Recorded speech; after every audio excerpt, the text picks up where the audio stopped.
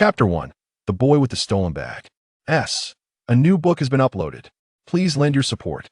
A town is akin to a woman. Its architectural visage encapsulates its identity, while its history, economy, and culture represent its dimensions.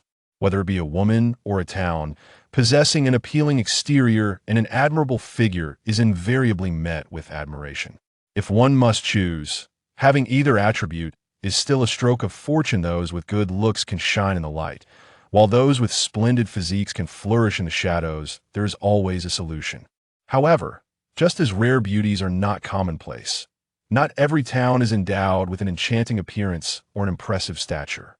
The city of Og in the Tian-Do Empire is one such third-rate town, lacking both beauty and substance.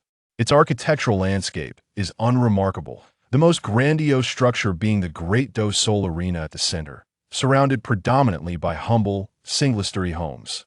3 centuries prior, Og was merely a barren wilderness, and thus, it lacks any significant historical narrative. With few local specialties, merchants seldom visit, resulting in an economy that is rather lackluster. The brief history has not yielded many cultural stories. There are hardly any notable soul masters, the most powerful being merely a soul sect, and even he is not a native but an imperial appointee. Yet, this does not render Og entirely devoid of value. The affluent and powerful disdain this third-rate town, while petty thieves flock to it like moths to a flame. Cities like Tian-Do, Xingluo, or Wuhan are akin to celestial beings, perpetually surrounded by gallant protectors. On the streets, one might encounter either nobles or soul masters. Without some skill, one would find it exceedingly difficult to thrive in such grand locales. In contrast, Og is a different story. Those with ambition have long since ventured out, leaving behind only the aimless, the elderly, the infirm, and the disreputable. Coupled with its lax and chaotic security, it has become a veritable paradise for the idle and the unscrupulous. Xiao Gao is one such rogue, traversing various small towns. He may not dare engage in grand crimes, nor possesses the wherewithal for it, but petty thievery is his forte. As Xiao Gao himself would say, working is out of the question, could never endure it in this lifetime. He must rely on trickery and deceit for his sustenance. Working is exhausting, and one must endure exploitation in this line of work. However, as different money comes swiftly, the effort is minimal, and one is spared the ire of others. The only drawback is its illegality. Should he be caught, a mild reprimand, or, in a more explosive situation, a fatal beating could ensue. Yet, Xiao Gao is unperturbed after all. As long as he is fed, his family goes hungry, and if he dies, the birds will simply fly to the heavens. He has no ties to bind him. Most importantly, Xiao Gao believes he is destined for this life. In this realm, everyone awakens their martial soul by the age of 6. Martial souls are categorized into beast souls and weapon souls. Those fortunate enough to be born with innate soul power can rise to become soul masters, enjoying a life free from worries, able to traverse the heavens and earth, revered by all.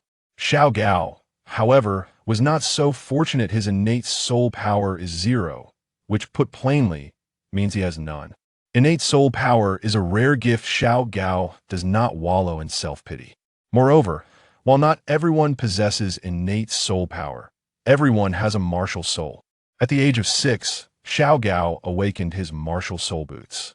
Although he lacks soul power, every time he summons his martial soul, he runs with extraordinary speed, earning him the nickname Little Flying Hero from a young age, which has served him well in his chosen profession.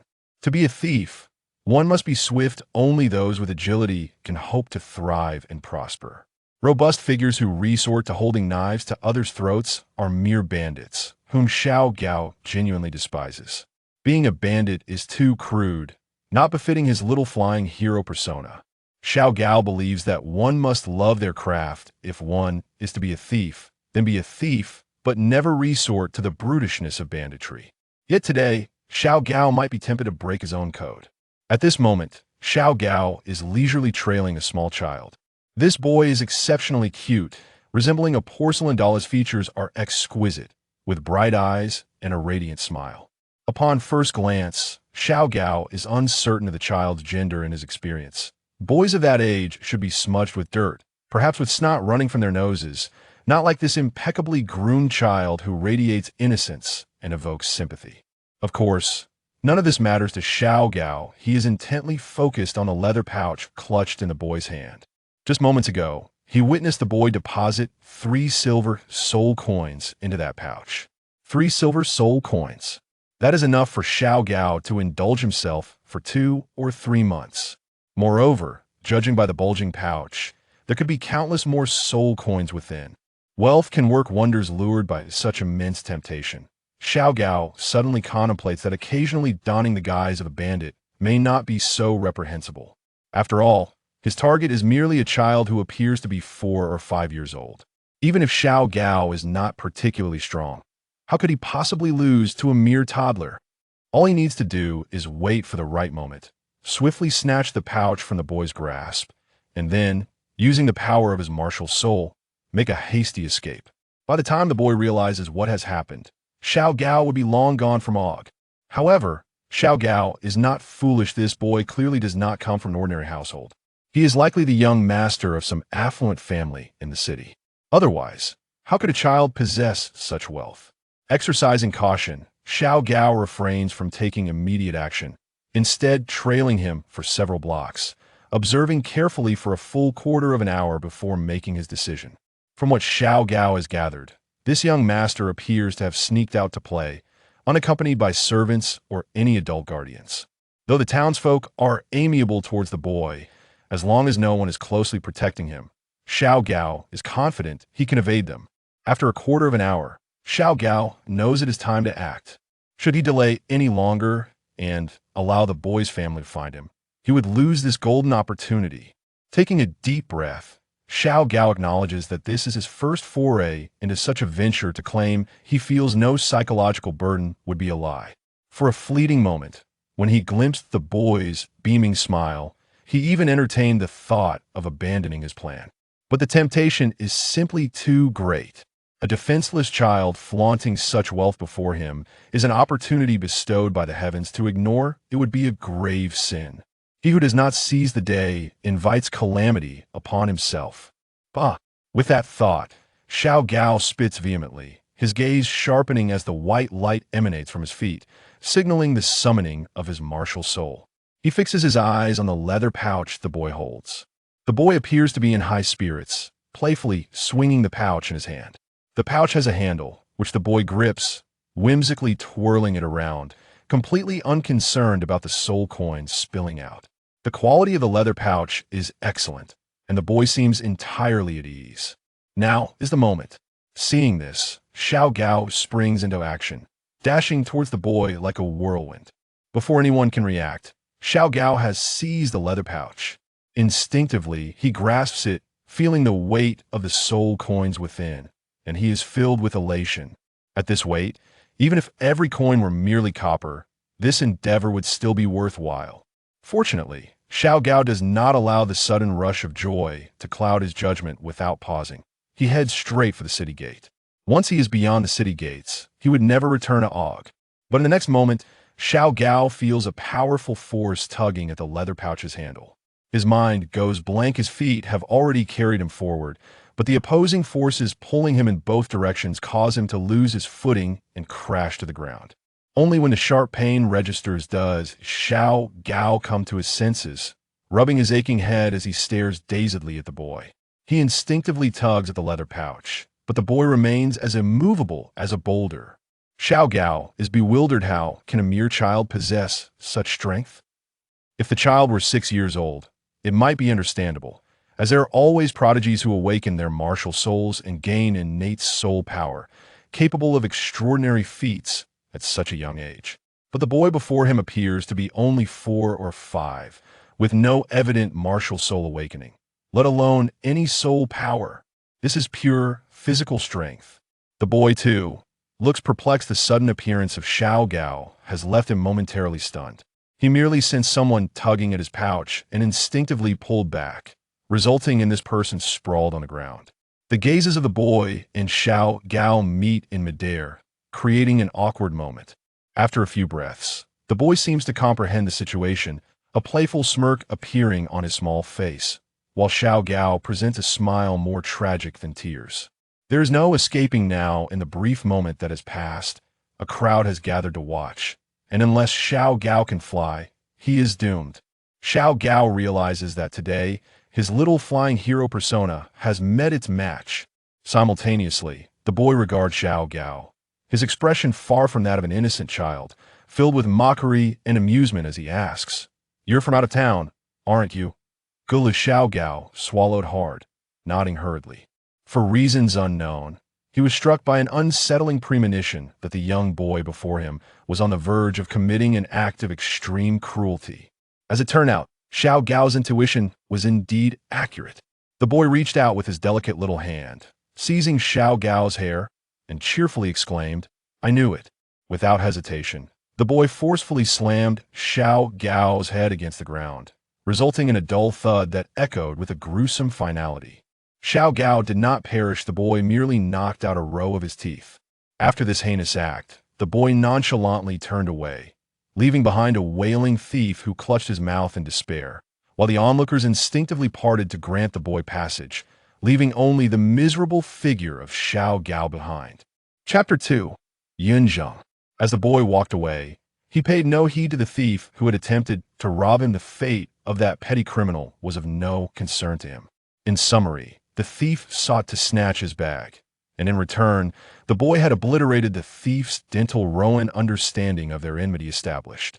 A mere ordinary individual, devoid of any soul power, was hardly worth the boy's remembrance. To the boy, that thief was merely a transient figure in the tapestry of his life. After their parting today, they would never meet again.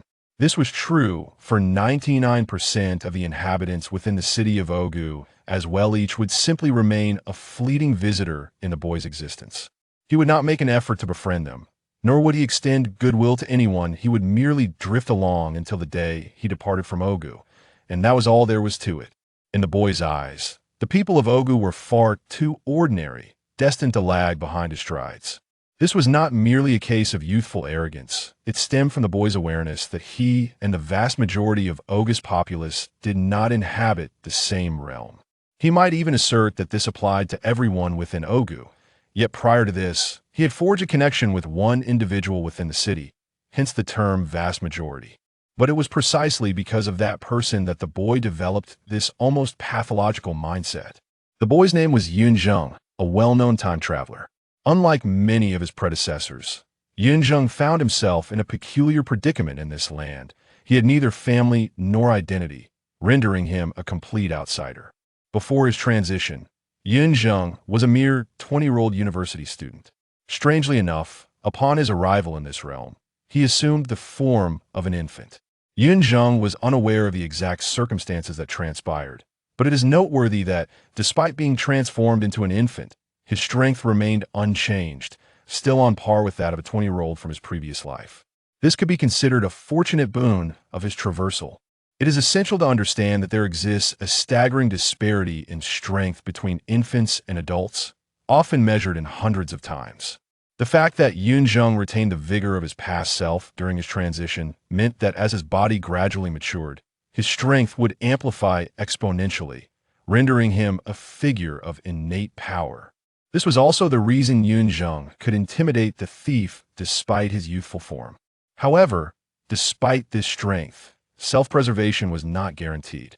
Though Yunzheng bore the strength of his former self, his body had undeniably reverted to that of an infant. With diminutive arms and legs, even walking was a challenge, and the infantile constitution could not withstand the exertion of excessive force. The bones of an infant were still developing, and should Yunzheng dare to engage in any reckless behavior at that time, he risked becoming the first time traveler to be undone by his own power. During that period, Yunzheng was indeed quite fearful, having traversed to a foreign realm. Grappling with a language barrier and physical limitations, survival itself became a daunting endeavor. The Douluo Continent was no paradise compared to Yunzheng's former life, particularly in a backward town like Ogu, where few benevolent souls would consider raising a discarded child. Ordinary people were barely scraping by, let alone the prospect of nurturing an additional child. Even if they could, there was no guarantee that this abandoned child did not carry some malady. Soul masters could theoretically care for Yunzheng, but they were accustomed to the harsh realities of life and death. Furthermore, those endowed with innate soul power were often driven by self-interest. Only children possessing innate soul power held any value for cultivation. A child like Yunzheng, casually discarded, was likely born to ordinary parents, and thus, the chances of possessing any talent were slim. Soul masters had no inclination to undertake such a thankless task. Reality often unfolds in such a manner in shallow waters. One finds an abundance of turtles. Soul masters in larger cities like Tiando City or Xinglua City may not possess such lofty standards. But in a small town like Ogu, they typically regarded all ordinary folk with disdain, even viewing them as mere monkeys. In retrospect, Yunzheng could understand their perspective. In an era of inadequate productivity, the struggles of the lower classes were frequently rife with tragedy, and this tragedy was steeped in darkness. This darkness-laden tragedy represented despair for Yunzheng at that time. Fortunately, fortune smiled upon him, and he was eventually rescued by someone. The one who rescued Yunzheng was an old beggar who, without much thought, simply felt pity for the child. The old beggar was untroubled by the possibility of any disease. He himself harbored a multitude of ailments. As for whether he could sustain Yunzheng, the old beggar had not contemplated this either. As long as he had a morsel to eat, Yunzheng would share the same. Whether they survived depended solely on Yunzheng's fate. Excessive and unnecessary, yet the old beggar could not achieve more. However, had it not been for the old beggar, Yunzheng would have succumbed to starvation long ago. The old beggar was not a benevolent soul, nor did he extend any special care towards Yunzheng. At most, he sheltered Yunzheng from the elements, occasionally procuring or scavenging a morsel to share, but even that was a meager offering. He was indifferent to whether Yunzheng found it sufficient, after all. It was merely fate that led an old beggar to take him in. Nonetheless, Yunzheng felt a familial warmth emanating from the old beggar. In times of utter despair, a person is often most susceptible to emotional resonance. Yet, in the 4th year of Yunzheng's journey in this new world, the old beggar passed away. His death was unremarkable, devoid of any profound adversaries or poignant last words. The old beggar had roamed the streets for a lifetime, accumulating various ailments that, with the gradual passage of time and a bout of harsh weather, ultimately culminated in his demise on the cold streets at dawn. On the day of the old beggar's death, Yunzheng felt a profound sadness. He was not surprised by the old man's passing, as even the beggar himself had long anticipated it. Both Yunzheng and the old beggar were prepared for this inevitability. Yunzheng, however, harbored a tinge of regret for not having studied traditional Chinese medicine in his previous life. He did not aspire to become a master healer, but merely wished to possess enough knowledge to alleviate ordinary ailments, if only to ensure that the old beggar's final moments were not fraught with suffering. Yunzheng incinerated the remains of the old beggar, carefully collecting the ashes and placing them in a box. The beggar had once confided in Yunzheng that he was born in a harsh, frigid land, and it was the unbearable cold and desolation that drove him to wander. Yet, he longed for a return to his roots. He expressed that upon his death, if Yunzheng truly cared, he should take his ashes back to the far north. Yunzheng took this to heart. Fortunately, at the tender age of 4, Yunzheng had acquired some measure of strength, no longer the helpless infant he once was, and managing to fend for himself was not an insurmountable challenge. In the Douluo Continent, there existed no laws to protect minors. Many merchants were eager to employ strong children like Yunzheng, willing to pay less for labor that far exceeded that of adults. Moreover, the innocent appearance of children often lured more patrons into their establishments, making it a mutually beneficial arrangement.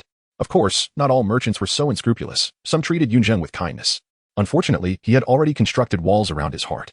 The events surrounding the old beggar intensified Yunzheng's fear of loss, leading him to the flawed conclusion that the best way to avoid losing something was to never possess it at all. This notion, while unreliable, stemmed from the mediocrity of the people in the city of Ogu.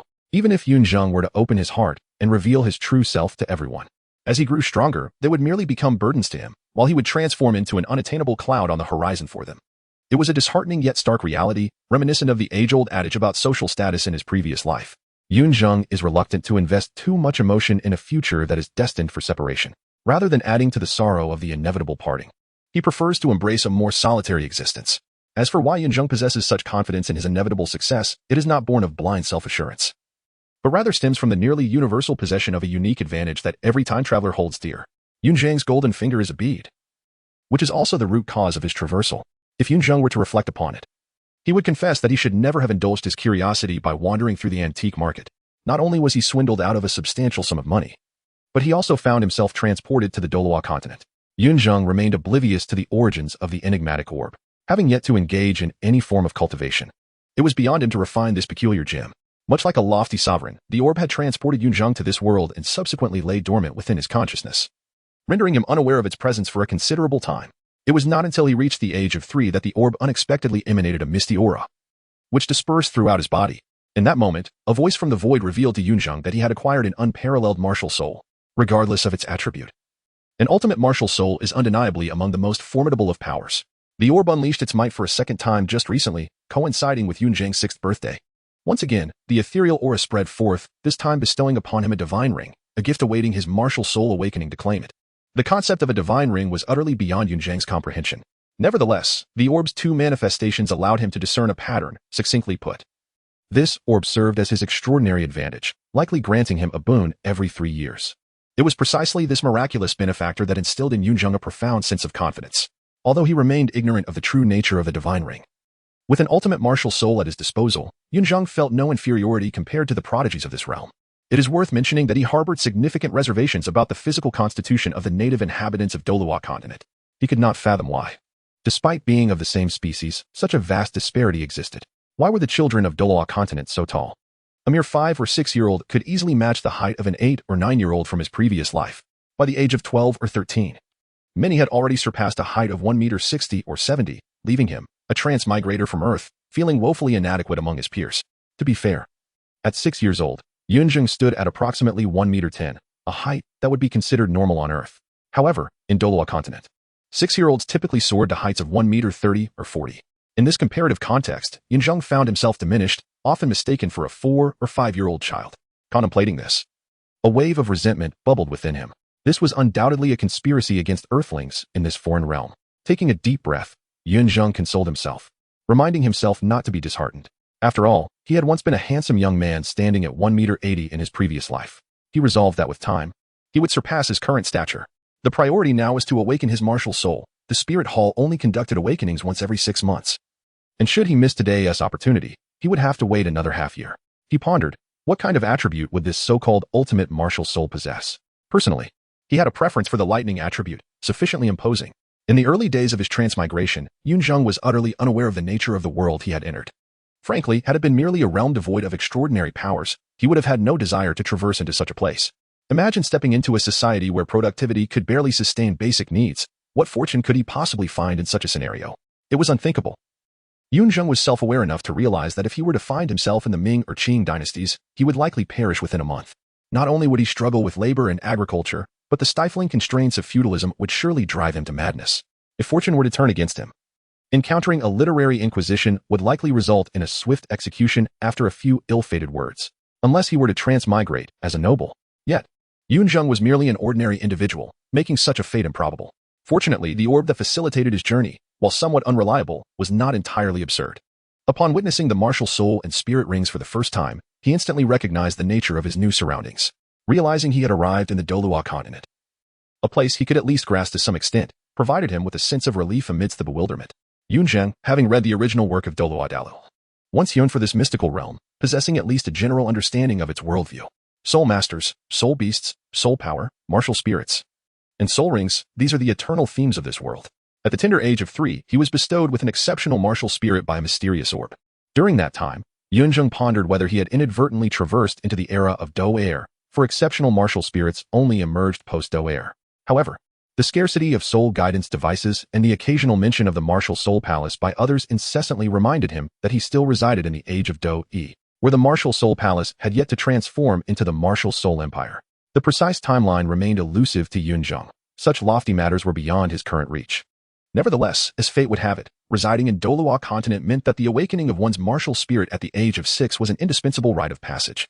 It could be said that nearly everyone on Douluo Continent would be classified into tiers at the age of 6. Those with higher innate soul power possessing superior martial spirits were destined for brighter futures. The choice of the word nearly rather than all is a consideration of that extraordinary individual who emerged after 10,000 years. Starting with an innate soul power of merely 1, yet ultimately ascended to divinity, a true embodiment of defying fate. Fortunately, Yunzheng's journey was not as arduous, thanks to that unreliable orb granting him an exceptional martial spirit. As a denizen of Earth, he was truly uncertain whether he possessed a martial spirit at all. Arriving in Douluo Continent without one would have been a most unfortunate jest. With a sense of relief, Yunzheng made his way to the Martial Soul Palace's branch in the city of Ogu, regardless of the role the Martial Soul Palace played in Douluo Continent. It must be acknowledged that, in terms of actions rather than intentions, the palace had indeed accomplished notable deeds. Although their ultimate aim was to recruit talents from across the land, they genuinely toiled to assist countless commoner soul masters in awakening their martial spirits. Even while they garnered support from the two great empires to attract soul masters below the soul sect level, they did not embezzle a single soul coin. Each coin belonged to its rightful owner. Despite the Martial Soul Palace's ambitious aspirations, it is undeniable that its existence has propelled the development of the continent. Alas, as power burgeoned, corruption began to fester within its higher echelons, threatening to erode the hard-won goodwill of the populace. The female pope, too, exhibited erratic behavior. Acting with undue haste, and coupled with the palace's domineering conduct, it incited righteous indignation among soul masters, culminating in a collective uprising that proved futile. After a moment of contemplation, Yunzheng shook his head vigorously, casting aside thoughts that were not meant for his current deliberation. He then strode boldly into the Martial Soul branch before him. There were a couple of days each year when the Martial Soul branch in Oga City allowed free entry. Thus no one impeded Yunzheng's passage, though he appeared to be under 6 years of age. It was only natural for a child to harbor curiosity about the awakening of their martial spirit. And the personnel of the Martial Soul Palace were unlikely to quibble with a mere child. Prior to Yunzheng's arrival, 9 other children awaited their turn, each accompanied by their parents, while Yunzheng stood alone. Yunzheng, however, held no particular thoughts on the matter. Yet the parents in front of him were keenly aware of his presence. Some whispered about his appearance, finding him endearingly charming. With a youthful visage that exuded an unusual gravitas, rendering him even more delightful, others speculated that he must have sneaked in, for he certainly did not resemble a mere 6-year-old child. Still, others recognized him and quietly pondered what type of martial soul he might awaken and how high his innate soul power would be. The city of Ogu was neither too large nor too small, and not everyone was acquainted with Yunzheng. But a child as extraordinary as he was bound to attract attention, independent, precocious, exquisitely formed, and endowed with innate strength. It was nearly impossible to forget him after just a brief glance. Those familiar with Yunzheng believed he was destined to become a soul master. For it would indeed be unjust if such a prodigious child lacked innate soul power. Regrettably, Yunzheng had been taken in by an old beggar. Many in Ogu had mused that had they been the ones to adopt him, they would now be living a life of ease in their later years. The murmurings around him reached Yunzheng's ears in their entirety, yet he did not even lift his eyelids. As previously stated, he had already closed himself off from these commonplace individuals, unaffected by their opinions whether they be flattering or infuriating. Of course, this was contingent upon their behavior. Should they cross the line, as that little thief had done earlier, Yunzheng would not hesitate to teach them a lesson. Returning to the matter at hand. As time gradually passed, the 9 children in front of him completed their martial soul awakenings one by one. Among them, 7 exhibited 0 innate soul power, disqualifying them from becoming soul masters. One had a first-level innate soul power, and another a third-level innate soul power, both belonging to the category of talents with limited future potential. Aside from the slight disappointment etched on the faces of a few parents and children, the members of the Spirit Hall remained unfazed, as if such outcomes were a common occurrence, their expressions numb and unchanging, even devoid of disappointment. After all, coming up empty-handed was the norm. Those assigned to the Spirit Hall in Ogu were either individuals who had fallen out of favor with their superiors or those seeking a quiet retirement, harboring no illusions of uncovering an extraordinary talent to aid in their advancement. Following the 9, it was Yunzheng's turn. Yunzheng approached the soul master, who was awakening her martial soul, with a charming demeanor, sweetly greeting her. "Hello, sister." The individual responsible for this generation's martial soul awakening was a middle-aged woman, a soul master of uncertain rank, whose martial soul manifested as a vibrant red flower. The reason Yunzheng chose to address her as sister rather than auntie was purely a matter of rational judgment. While he had closed off his heart, his mind remained astute. Sometimes, a touch of sweetness in his words could avert considerable trouble and even yield unexpected rewards. This was not the first time Yunzheng had employed such tactics. In previous endeavors, when seeking to earn a few extra coins and tips from older women, he had often resorted to this strategy, which, coupled with his innate advantages, proved invariably successful. In essence, Yunzheng had become quite adept at this. Indeed, the effectiveness of Yunzheng's approach was swiftly validated. Upon witnessing his innocent and soothing smile, the woman broke into her first smile, bending down to pinch Yunzheng's cheek. And in a tone reminiscent of coaxing a child, she inquired, "Little brother, do tell sister how you managed to sneak in?" Once again, Yunzheng found himself mistaken for someone under the age of 6. Upon hearing this, Yunzheng couldn't help but let out a sigh, struggling to free himself from the woman's grasp, and indignantly retorted, "I did not sneak in. I have come to awaken my martial soul." Unfortunately, Yunzheng's demeanor was evidently insufficient to intimidate the woman before him. She gently patted Yunzheng's head and replied, "Very well, very well. However, dear little brother, it seems that this year, I won't be able to assist you in awakening your martial soul. Perhaps we can try again next year?" Would it be alright if I personally help you awaken your martial soul then? Yunzheng felt a surge of anxiety. If it were truly due to his height and appearance that he was delayed for an entire year, he would surely weep. With this thought in mind, Yunzheng hastily clarified, Sister, please do not regard me as a mere child. I am already 6 years old. If you do not believe me, you may assess my bone age. This time, however, Yunzheng miscalculated. The woman was merely a soul master, completely incapable of discerning any bone age. Yet, she certainly would not admit her ignorance in front of a child. After a brief moment of hesitation, she could only respond with a beaming smile. All right, sister understands. It was clearly a perfunctory reply. Upon witnessing the scene, Yunzheng could only manage a bitter smile. Is this the malevolence of the world's will towards diminutive beings? Fortunately, at that moment, a father waiting behind Yunzheng could no longer bear to watch. This father, who was acquainted with Yunzheng, was well aware of his true age.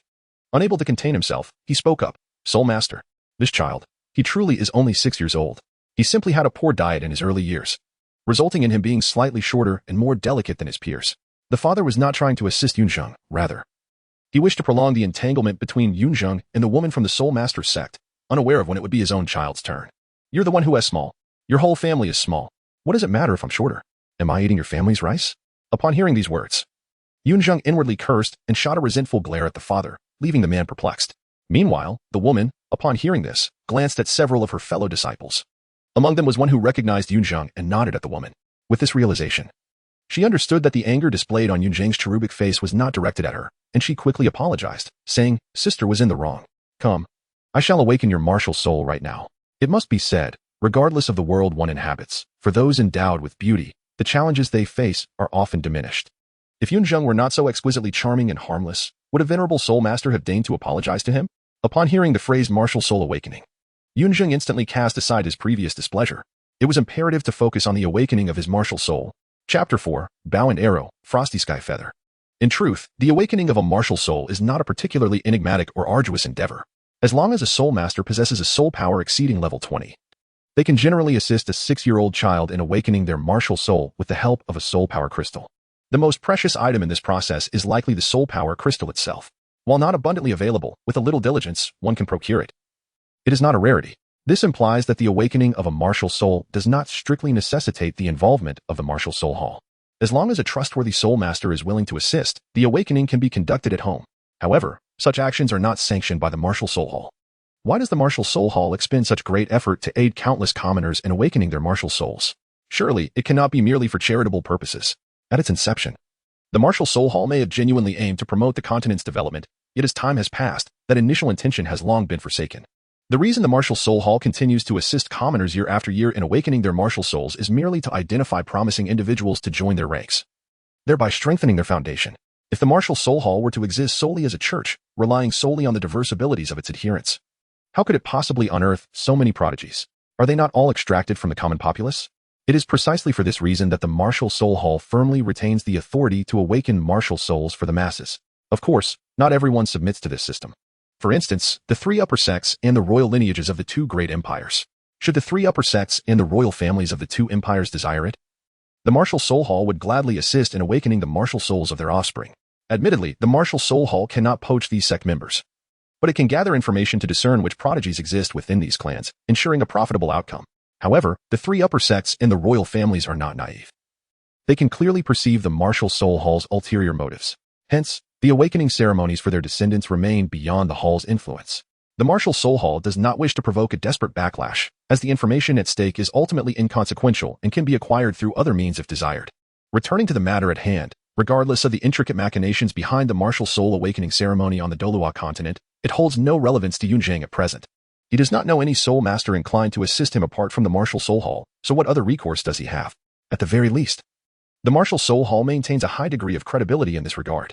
Under the guidance of the woman soul master, Yunzheng approached the soul power crystal. Truth be told, he felt somewhat anxious at that moment. Although Yunzheng possessed an exceptional martial soul, he was uncertain whether he possessed innate soul power. He understood his own circumstances. Having traversed from another world, he was not guaranteed to have such a gift.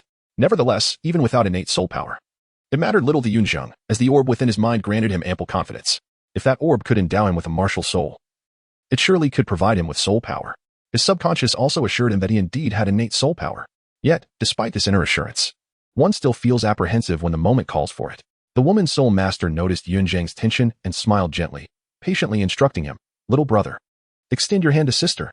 Yunzheng, heeding her words, extended his right hand and placed it in the palm of the woman soul master. Shortly thereafter, the woman soul master spoke. Next, Sister will enter your body. Do not be afraid. This process is quite pleasant. Sister will assist you in guiding the power within you to the surface. Upon hearing this, Yunzheng's clear eyes widened in silent inquiry. What kind of outrageous words are you uttering? However, at that moment, the soul power of the woman soul master had already flowed through Yunzheng's palm into his body, bringing a refreshing sensation that was indeed quite comforting. Soon after, the soul power emanating from the woman began to stir Yunzheng's dantian, as the essence of her soul power cascaded down, releasing an intensely cold aura that gradually spread outward from Yunzheng's center. Meanwhile, the woman's soul master involuntarily furrowed her brow. Yunzheng had merely just awakened his martial soul, and he had not even fully manifested it yet. Yet the chilling energy emanating from him was already making her feel the bite of cold. Yunzheng's martial soul is undoubtedly formidable. As the woman's spirit master contemplated this, a realization struck her. She might have encountered the so-called commoner genius. With renewed vigor, she channeled her soul power, stimulating the gradually awakening martial soul within Yunzheng. Under her diligent efforts, a shimmering ice blue light began to rise from Yunzheng's petite form. In that moment, Yunzheng's mind was devoid of thoughts. He instinctively extended his hands, and the light gracefully descended into his grasp. At that moment, the woman's spirit master exhaled a deep sigh, retracting her soul power. A flicker of fatigue crossed her face. Awakening a martial soul in one individual was far more exhausting than doing so for 9 combined. The icy aura that enveloped her left her flustered, and she had to ensure the success of the awakening without causing harm to Yunzheng. Truly, it was a taxing endeavor. However, the outcome was gratifying. She had personally awakened a powerful ice attribute martial soul, a significant fortune in her life. As Yunzheng's martial soul manifested, a delicate layer of frost formed beneath their feet. It was a meticulously crafted ice bow, splendid yet understated, its crystalline blue hue reminiscent of purest water. The bow appeared akin to a pair of frost-laden wings, with faint feather shapes discernible at the ends, flowing and natural in form. Its slender and resilient body, paired with a bowstring as pristine as snowflakes, rendered it a veritable masterpiece. This bow deserved to be enshrined in the Royal Museum of the Tiando Empire, rather than merely existing as a martial soul. With Yunzheng holding the bow, it seemed perfectly harmonious, bestowing him an ethereal quality, akin to a sprite from a dream. Frost Sky Feather. While the onlookers stood in stunned silence, Yunzheng gazed at the ice bow in his hands and softly mused, "Is this your name?" The ultimate ice. How splendid. The ultimate ice, bow and arrow, Frost Sky Feather. This was Yunzheng's martial soul. Though it was not the ideal ultimate lightning he had envisioned, the ultimate ice was still a powerful attribute, and Yunzheng felt no discontent. It was neither a dual martial soul nor an accompanying martial soul, but a singular entity, an ice bow manifest externally, with ice arrows concealed within. What shall this ice bow be called? After a few breaths, the onlookers regained their senses, and the woman's spirit master looked at Yunzheng, inquiring. Frost Sky Feather. Its name is Frost Sky Feather.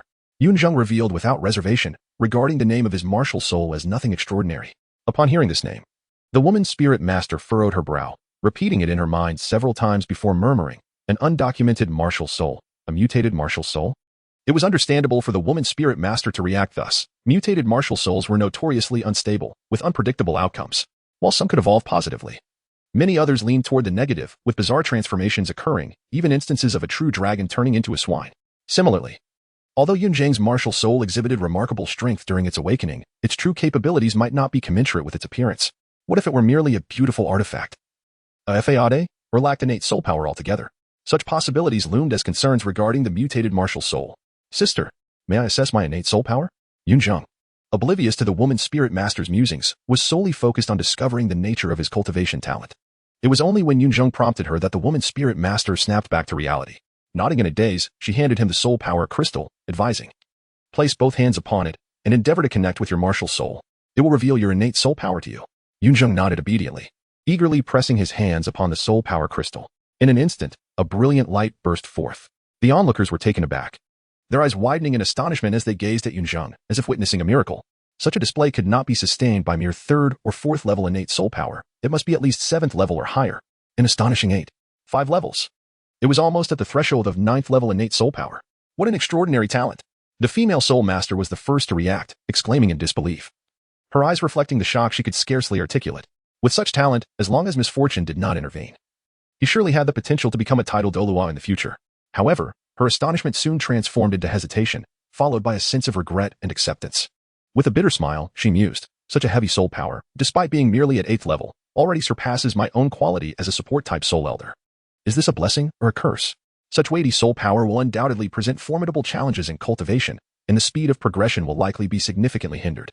It seems that this innate soul power, nearing 9th level, might not cultivate as swiftly as that of a 4th or 5th level innate soul power, burdened by its own heaviness. Alas, truly deserving of being called a mutated martial soul, the female soul master could never have anticipated that Yunzheng's mutated martial soul would ultimately manifest side effects. Yunzheng possesses an exceptionally high-quality martial soul, a fact that is palpable even to the female soul master present. Should the chilling essence of his martial soul fully manifest, even she, a soul master of considerable rank, would have to concede a measure of retreat. Furthermore, Yunzheng boasts innate soul power at an impressive level of 8.5, indicating that his ice bow, known as frost sky feather, is far from being a mere fade. His innate talent is indeed remarkable. Such a level of innate soul power surpasses that of at least 99% of soul masters on the continent. However, the female soul master did not anticipate that Yunzheng would be undermined by the very quality of his soul power. A slightly elevated quality of soul power is not inherently detrimental. In fact, in certain respects, it is a desirable trait sought after by many combat soul masters. Typically, the quality of soul power among combat soul masters tends to exceed that of their auxiliary counterparts of the same rank, enabling them to unleash a more formidable force during battle. Yet, as with all things, moderation is vital.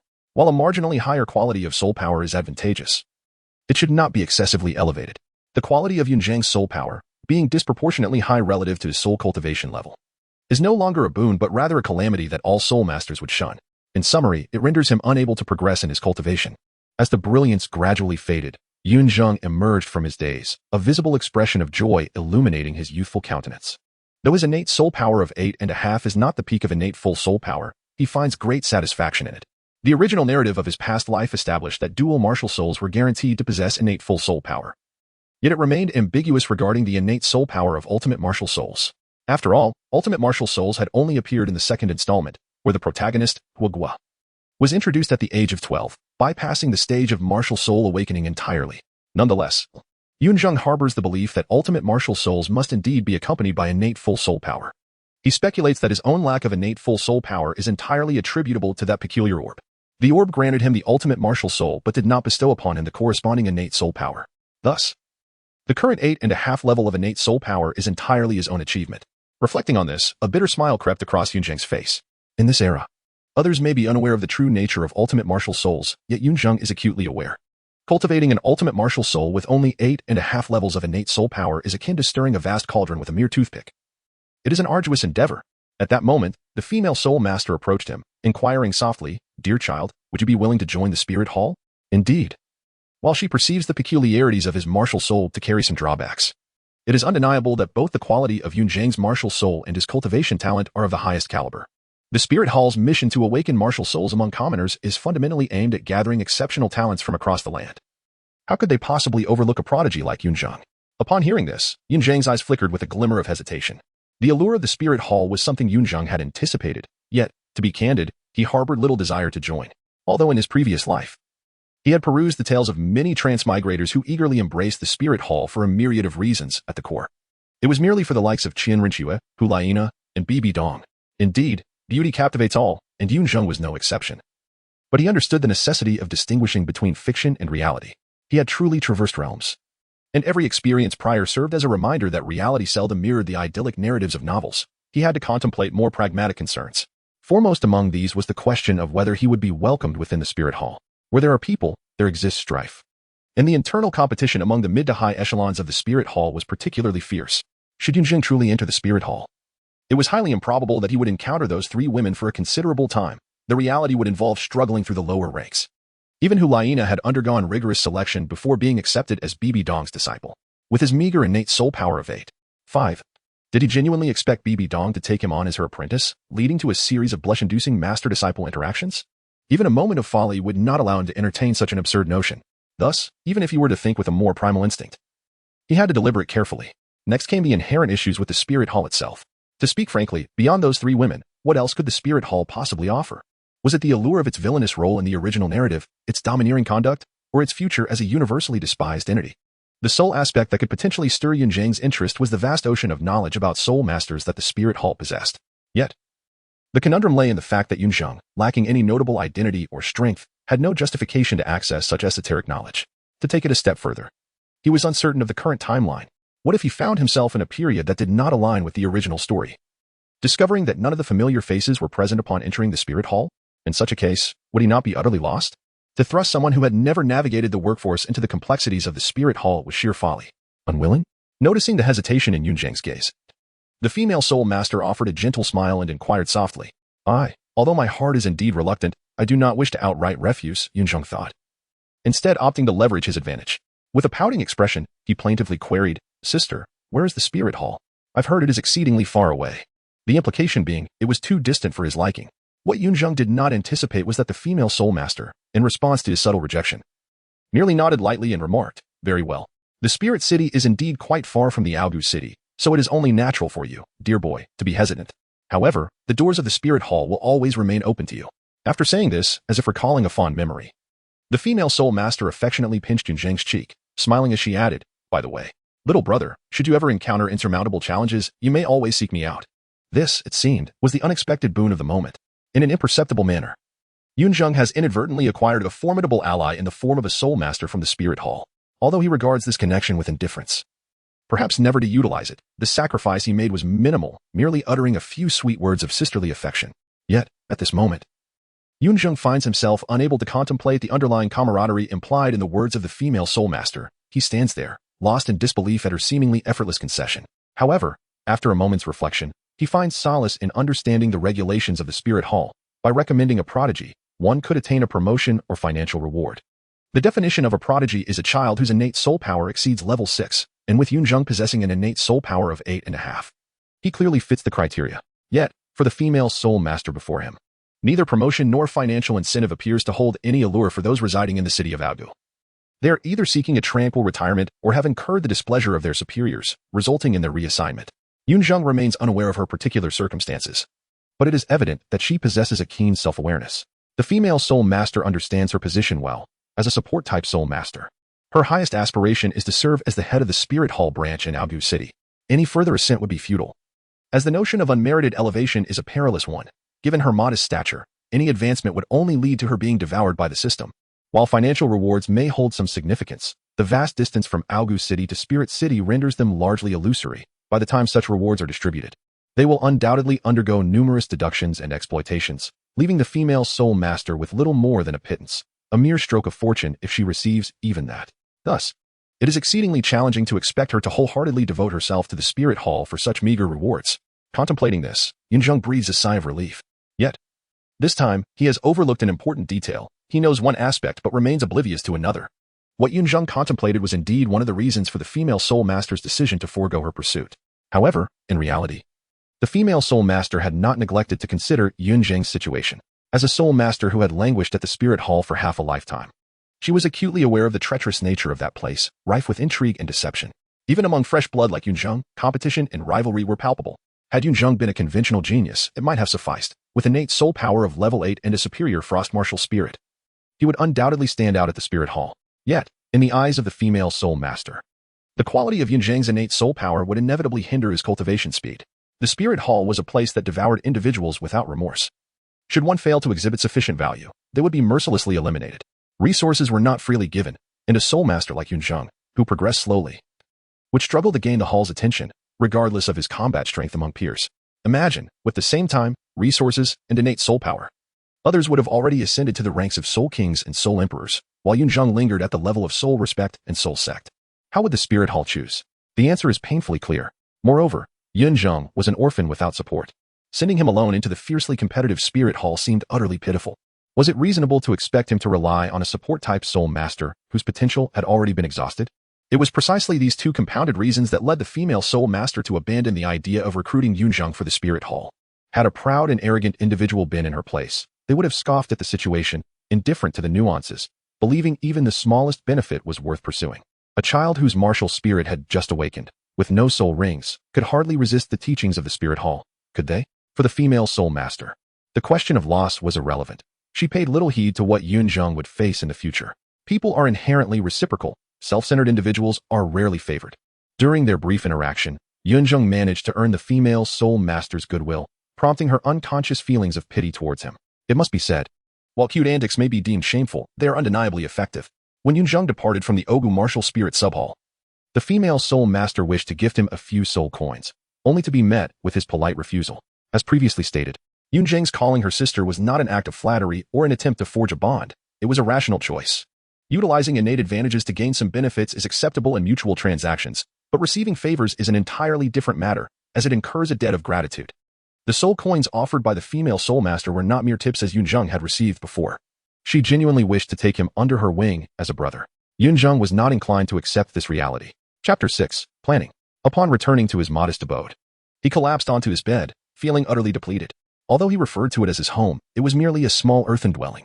Before the age of 4, Yunzheng had wandered the streets with a beggar, living a life of destitution, with the sky as his blanket and the ground as his bed.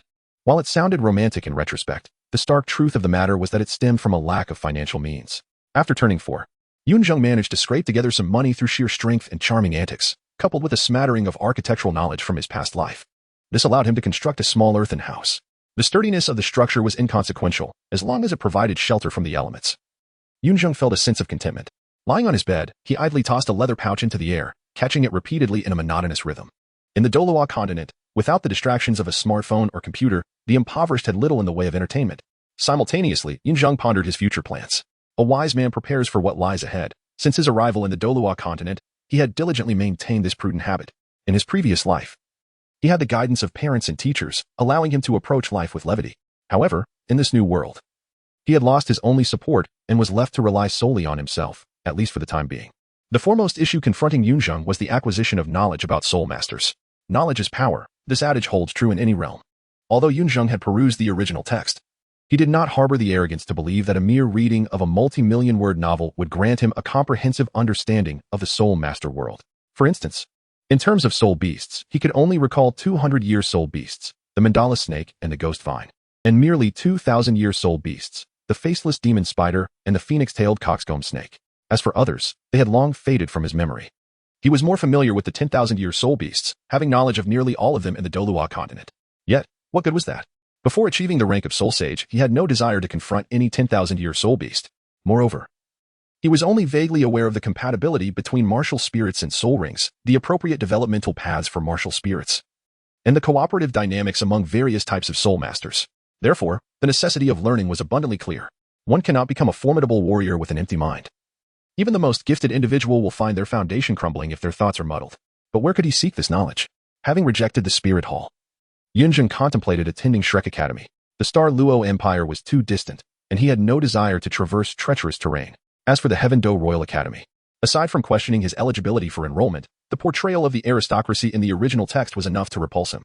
Anyone born under a red flag and nurtured in the spring breeze would likely harbor no fondness for those who considered themselves superior nobles.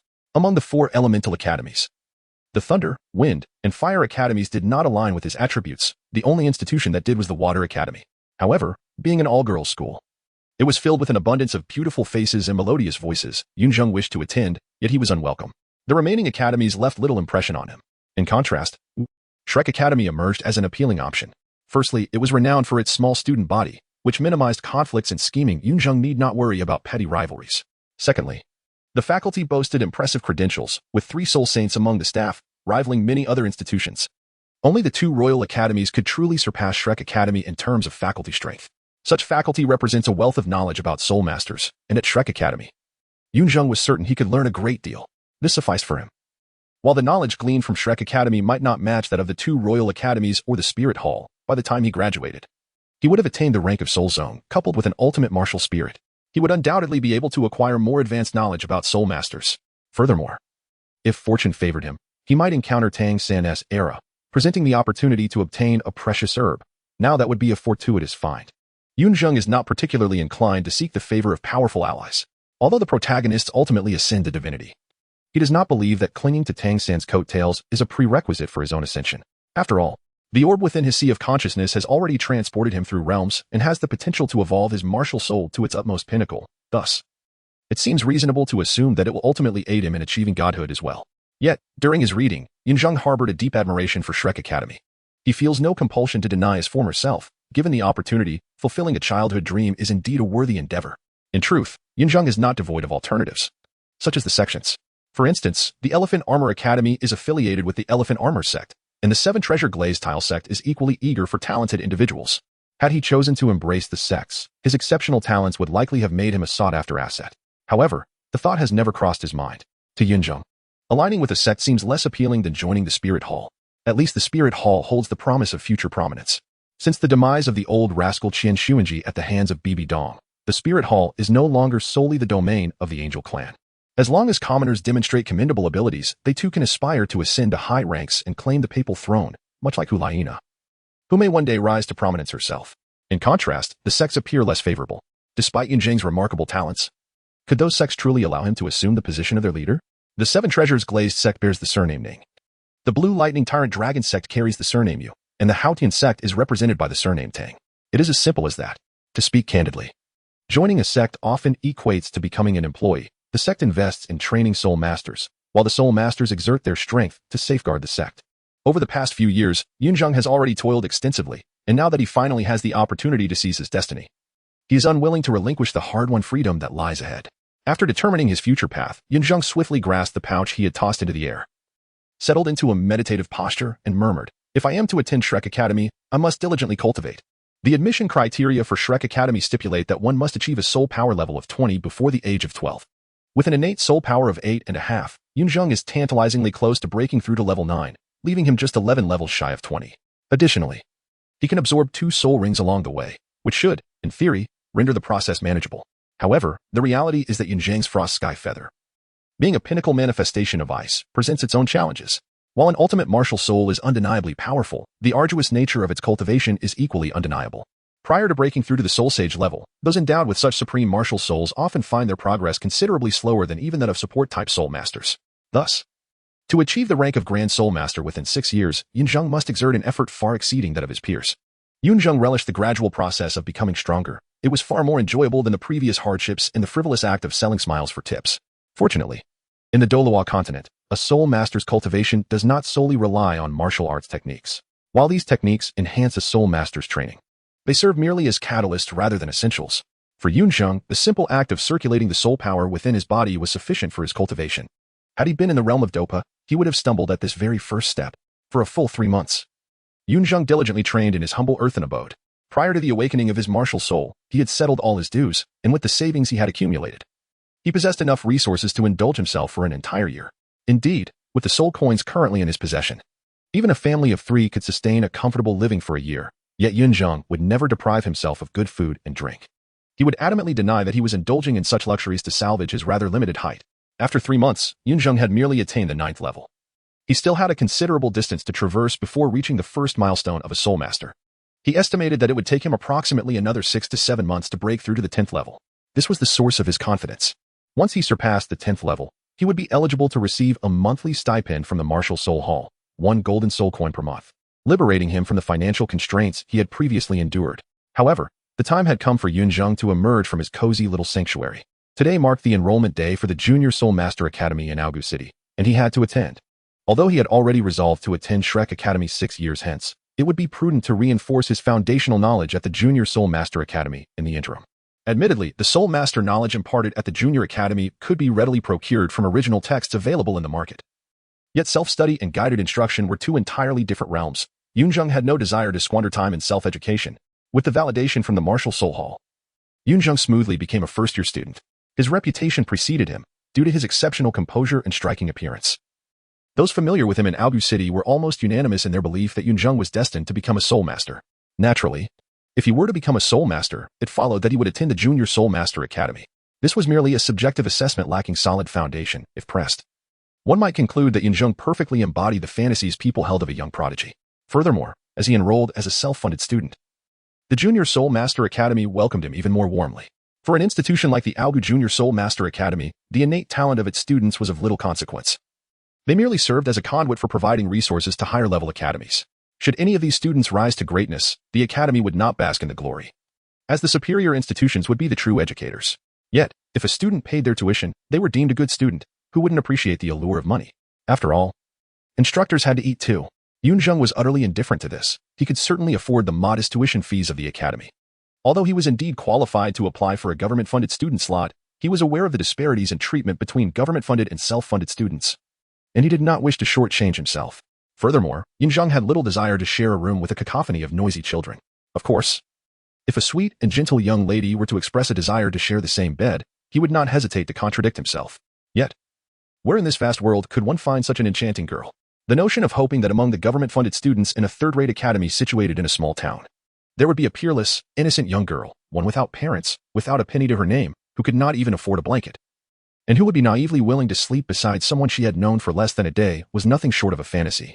Rather than entertain such unrealistic expectations, Yunzheng might as well join the spirit hall, hoping to catch the eye of Bibi Dong and be adopted as her son, subsequently arranging for the marriage of both Qian Rinxue and Hu Liena to himself. The odds of that scenario were not dissimilar, were they? Perhaps the latter even held a greater likelihood? After all, the latter scenario offered some room for maneuvering, whereas the former was a mere daydream. To return to the point, the Aogu Primary Soul Master Academy certainly did not have only Yunzheng as its sole student. There were over 90 peers in his cohort, divided into 3 classes, with Yunzheng placed in Class 1, the elite class among them. While it was designated as a key class, the only change was the teacher's title, elevated from Great Soul Master to Soul Sovereign. A city like Aogu could hardly conjure over 96-year-olds with innate soul power. However, there were nearby villages. Among those 90 students, only about 40 hailed from Aogu City, the rest were recruited from surrounding villages. Yet, Yunzheng paid little heed to all of this. As he had previously mentioned, the individuals within Aogu City were exceedingly mediocre, so much so that they failed to pique his interest. However, the moment he stepped into the classroom, he realized his judgment had been overly hasty. Some individuals are born to be the center of attention, even while merely seated. The gazes of others would inevitably gravitate toward them. At that moment, Yunzheng felt as though he had encountered just such a person. She was a delightful young girl, with bright, clear eyes and rosy cheeks that were utterly enchanting. Quietly gazing out the window, she exuded an aura of tranquility. Yet her presence seemed to illuminate the entire classroom, transforming the atmosphere entirely. If previously Yunzheng had perceived only noise and chaos, now he was enveloped in a sense of youthful, vibrant camaraderie. Without a moment's hesitation, Yunzheng took a seat beside the girl. Upon hearing the movement beside her, she turned her head, and upon seeing Yunzheng, she was momentarily taken aback. It was the first time she had ever encountered such a handsome boy. Upon gazing at the girl's countenance, Yunzheng found her undeniably charming. Her intricately braided long hair was playfully fashioned into 2 mischievous buns, and her deep, dark eyes sparkled with a captivating allure. The delicate, fair skin glowed under the sun's radiant embrace, seemingly emanating a soft luminescence. "Hello, I am Yunzheng," he said, naturally extending his hand in greeting. The girl paused momentarily, taken aback, but after a brief hesitation, she reached out her small hand and softly replied, "Hello, my name is Qing'e." There was a slight falter as she introduced herself before finally uttering her name. Yunzheng did not dwell on it. Their hands touched briefly, exchanging a simple greeting, and thereafter, there was nothing more. Yunzheng has never suppressed his yearning for beauty. To be candid, the reason he finds himself seated beside Qing'e is solely due to her enchanting appearance. There exists no other justification, frankly speaking, for a psychologically sound man. The choice between an exquisite and charming little girl and a noisy little brat is a no-brainer. The former is undeniably more appealing, bringing a sense of tranquility. Yet, that is where it ends. His admiration for Qing'e is purely innocent, devoid of any ulterior motives, and he harbors not even the slightest desire for deeper interaction. The concept of two-dimensional refinement can be interpreted as an innate fondness for adorable things. After all, who could possibly resist a soft, sweet child who coos in an endearing manner? In such instances, one may only smile indulgently at a screen or a piece of paper, indulging in personal fantasies that are universally understood. However, three-dimensional refinement is an entirely different matter. It borders on perversion, a crime deserving of societal condemnation. Returning to Yunzheng. After becoming acquainted with Qing'e, his life has taken on a monotonous and tedious quality. His daily routine has become a linear path between the academy and his cozy abode, where he dedicates himself to study and cultivation with unwavering resolve. Notably, the distinction between funded and self-funded students seems inherently antagonistic, leading to conflicts even in the city of Aogu. Nevertheless, Yunzheng chooses to remain uninvolved in such childish skirmishes. He would rather devote his time to his cultivation than engage in trivial disputes. Between Yunzheng and Qing'e, there were no charming little tales of delight, nor even the mundane coincidences of daily life. Their interactions resembled the same placid clarity as on the day they first met. Like Yunzheng, Qing'e felt a profound disconnect from the other children around them. They were invariably among the first to depart the academy after classes. And while they did not make a point of arriving early the following day, they had never been late. They refrained from initiating conversations with others. Although they had never deliberately distanced themselves from anyone, they undeniably drifted on the periphery of their class. For them, each other represented the closest companionship within the academy. Yet even so, they could scarcely be deemed friends in the conventional sense. They merely acknowledged one another, exchanged a few words, and their communication consisted of but a handful of sentences. There were no farewells at the end of the day, nor greetings at the start. Their relationship was starkly simple. This routine persisted for 6 months. On this particular day, the homeroom teacher summoned Yunzheng and Qing'e, addressing them. "Yunzheng, Qing'e, tomorrow marks the beginning of the holiday. The Academy has arranged an outdoor training session during the break, led by the Dean and 3 esteemed soul masters. To the nearby soul-hunting forest. Will you attend? Rest assured, it is merely a soul-hunting forest enclosed by the Empire, and with the Dean leading the expedition. There will be no danger. This is an excellent opportunity for you to broaden your horizons and witness genuine soul beasts. Turning to Yunzheng, the teacher added, Yunzheng, I encourage you to participate.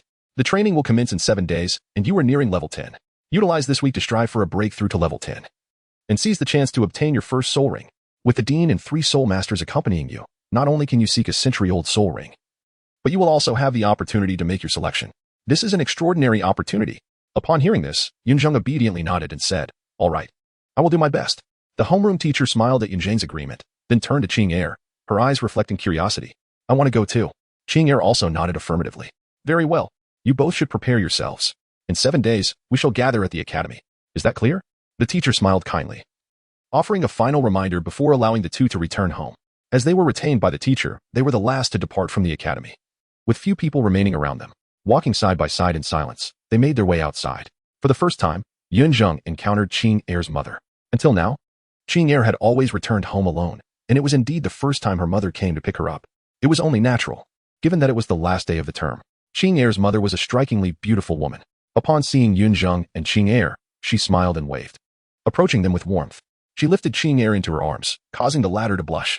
Though initially shy, Qing'er ultimately succumbed to her mother's affection, allowing herself to be embraced. Then, the mother turned her gaze towards Yunzheng, smiling gently as she said, You must be Yunzheng, how delightful. Qing'er has spoken of you. Thank you for being her friend. Mother. Hearing this, Qing'er immediately protested, playfully pouting as she jumped down from her mother's embrace and tugged at her to leave.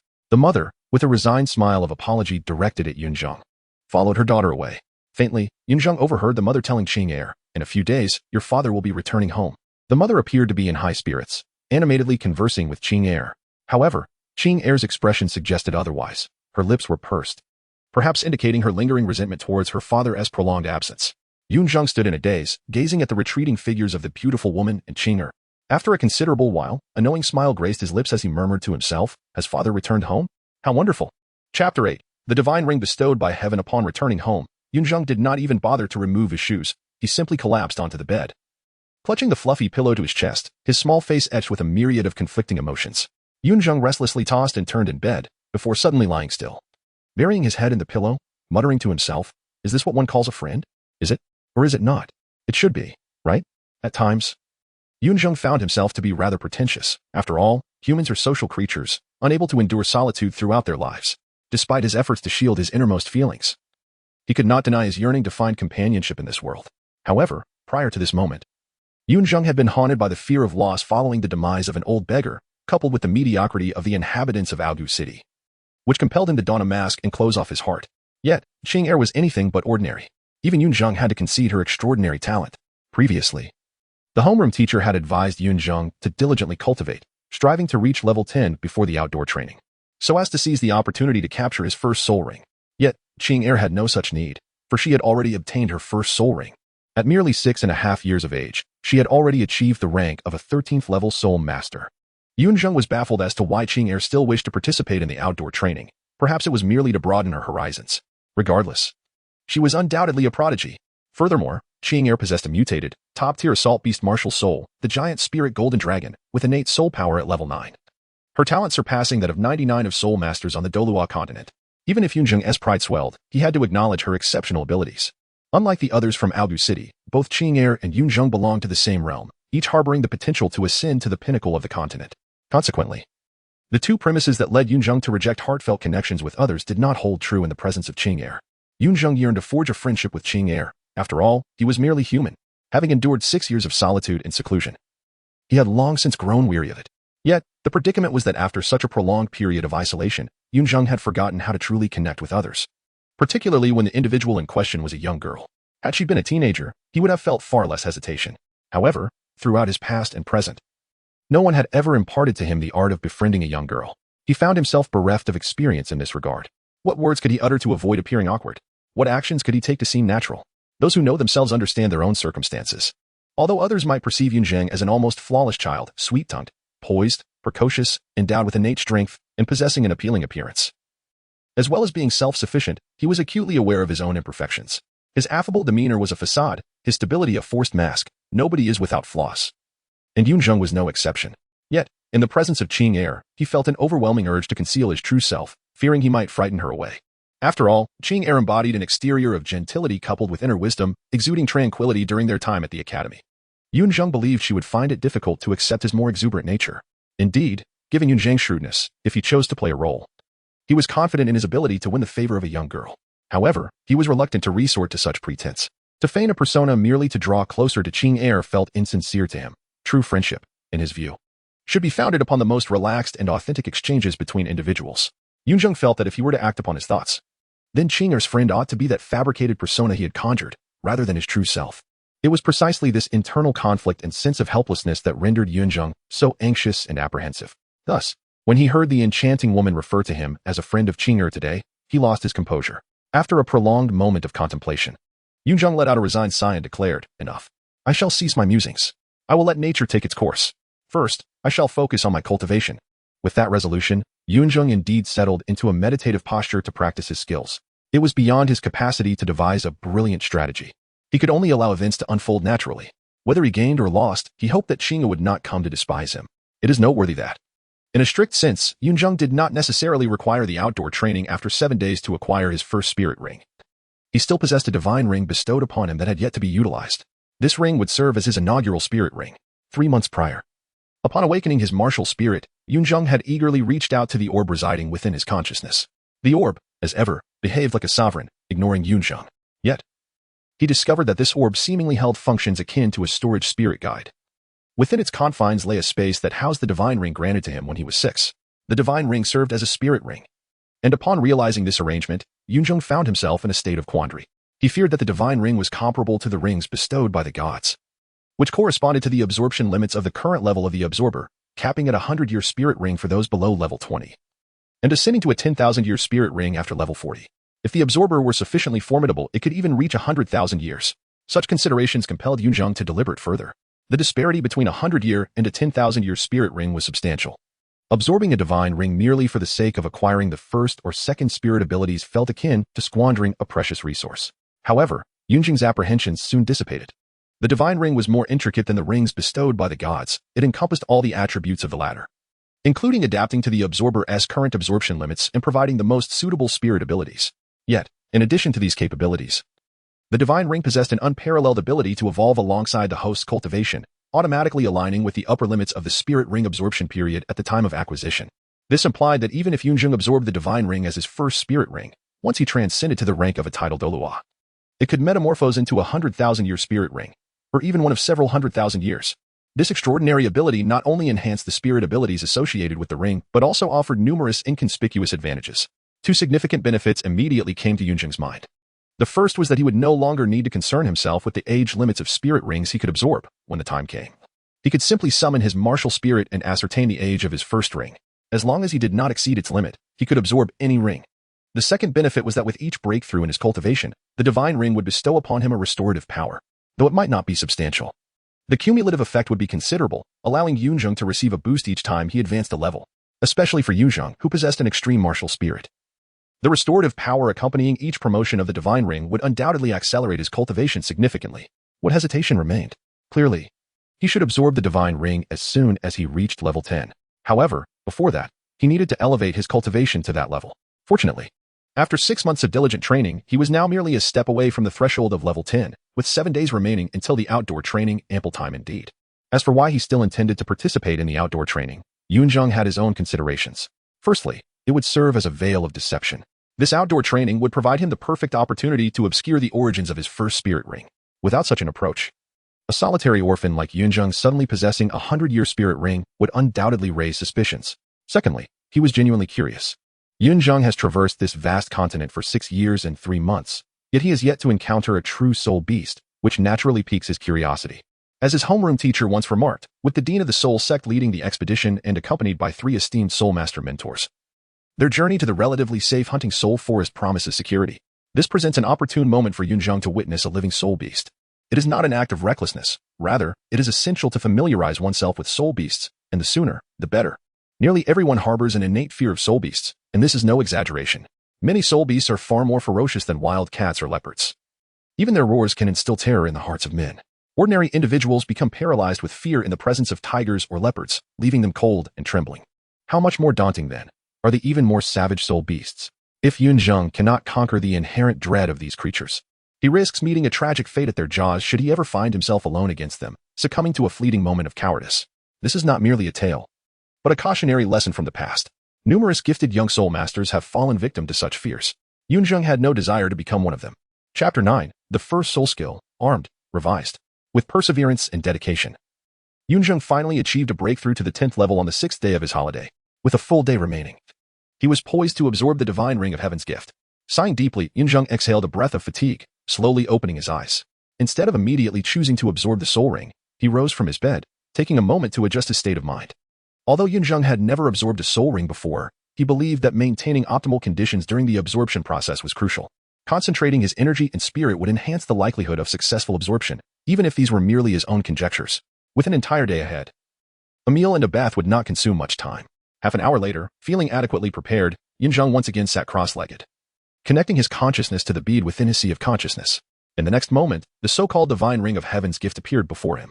The divine ring bore little resemblance to the ordinary soul rings Yunzheng had seen before. It was simply a circular ring, approximately 50 to 60 centimeters in diameter, devoid of any ornate patterns, and its color was a dull gray, appearing rather inconspicuous at first glance.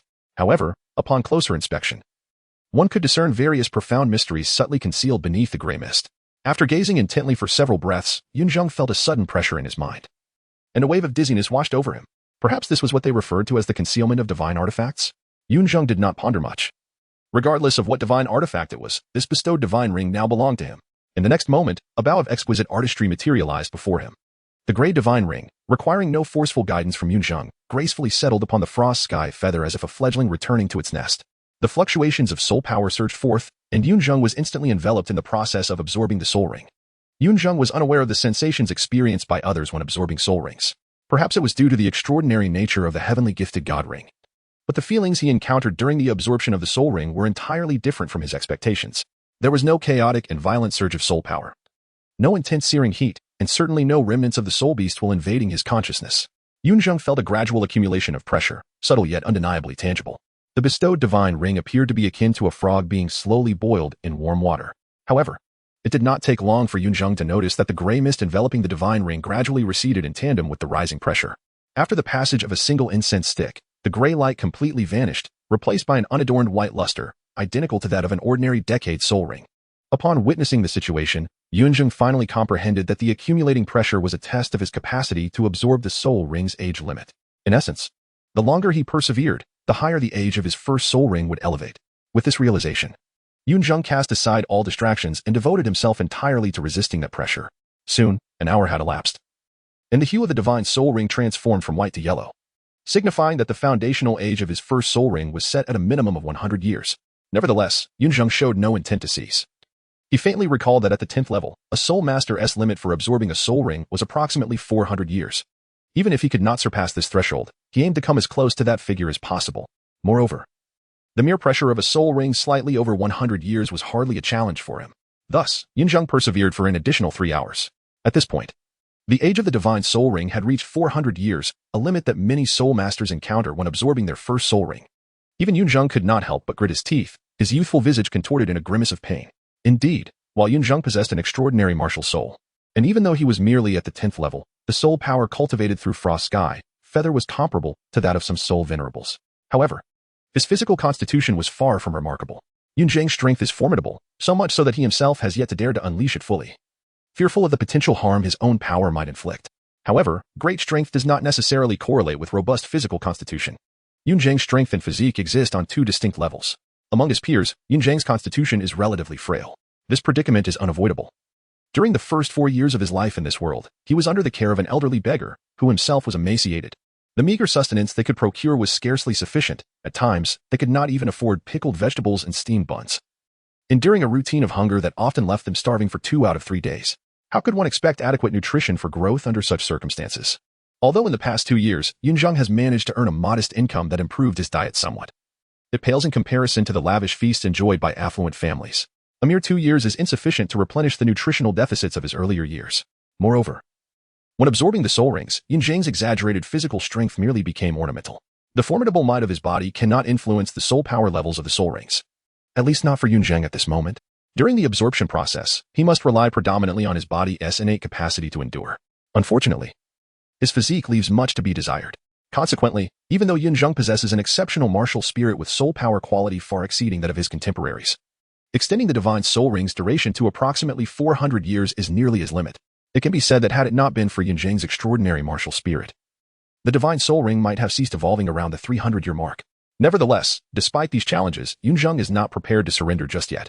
He feels that he should be able to extend the divine soul ring's lifespan just a bit further, perhaps not by much. But he is eager to ascertain where his limits lie. Thus, he gritted his teeth and persevered for over half an hour. At this moment, Yunzheng has grown numb. He can feel the overwhelming fatigue coursing through his entire being, even hearing the lamentations of his flesh and bones. Cold sweat poured down like rain. Yet he continued to endure. He has lost all sensation, relying solely on sheer willpower. Should that will falter, he would collapse immediately. Under these circumstances, Yunzheng believes he can endure for approximately another half hour. Although the disparity between a 500-year soul ring and a 400-year one may not be as vast as imagined, the initial step is crucial. However, to Yunzheng's surprise, the divine soul ring seemed unable to bear his struggle any longer, abruptly ceasing the accumulation of pressure. Following this, a wave of refreshing comfort enveloped him, akin to the transition from adversity to ease. A cool energy surged within Yunzheng, washing away all fatigue and tension, leaving behind an ethereal sense of liberation akin to the tranquility following a gentle rain in the serene mountains.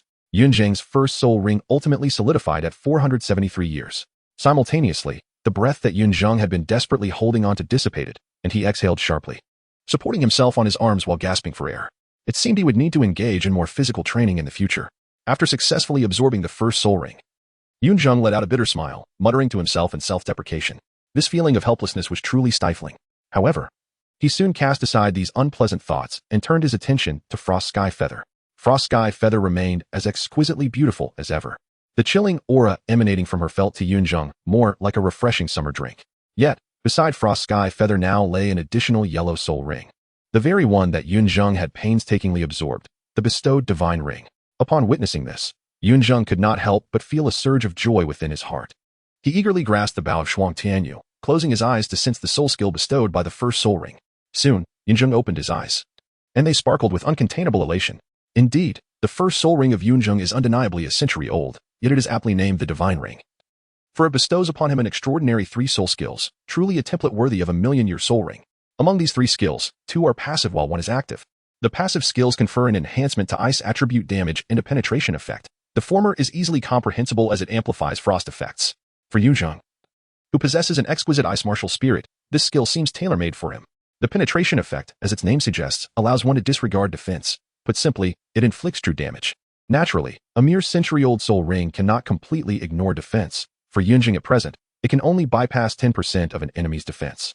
However, the remarkable aspect lies in its applicability against adversaries of any level. Furthermore, this disregard does not equate to a mere weakening. To illustrate, if Yunzheng were to engage a titled Douluo in combat, the latter standing still while Yunzheng unleashed his attack, a single arrow would ordinarily fail to breach the defense. Even when the titled Douluo's defense is minimized, to Yunzheng, he remains an insurmountable titan. Yet, with the penetration effect in play, if Yunzheng were to unleash 10 points of damage, even an enemy with absolute defense would inevitably sustain at least 1 point of damage. The enhancement to ice attribute damage operates on a similar principle, also providing a 10% increase. So long as Yunzheng's attack is of ice attribute, it enjoys a definitive amplification. Thus, if he delivers 10 points of ice damage, it escalates to 11, and if he inflicts 100 points, it burgeons to 110. Combat for Soul Masters, of course, does not exhibit the precise metrics akin to Yunzheng's previous life in online games. Yet the principle remains valid. Although 10% may seem modest, it is by no means the upper limit, akin to the Divine Ring. These 2 skills can also evolve as Yunzheng's cultivation advances. With each level he ascends, the ice attribute damage enhancement will increase by 1%, and the penetration effect will similarly rise by 1%. Thus, upon reaching the pinnacle of 100 levels, he shall attain a full 100%. This implies that when Yunzheng achieves 100 levels, each strike will yield critical damage alongside true damage. The third active soul skill is particularly intriguing, named Armed Transformation. It alters the form of the Frost Sky Feather from a bow into a halberd. While Yunzheng is still unfamiliar with its full array of capabilities, this skill does come with a cooldown. Currently, Yunzheng can utilize this skill for a maximum of 20 seconds at a time. Exceeding this duration triggers a cooldown of 180 seconds, rendering it unusable. Of course, like the preceding two passive skills, this active skill can also be upgraded. With each level of soul power Yunzheng attains, the cooldown diminishes by 2 seconds, while the adaptation duration increases correspondingly by 2 seconds. By the time he reaches level 100, he will be able to wield this skill without any cooldown whatsoever. Upon grasping this information, Yunzheng blinked in bewilderment. Has he transformed into a cooldown warrior?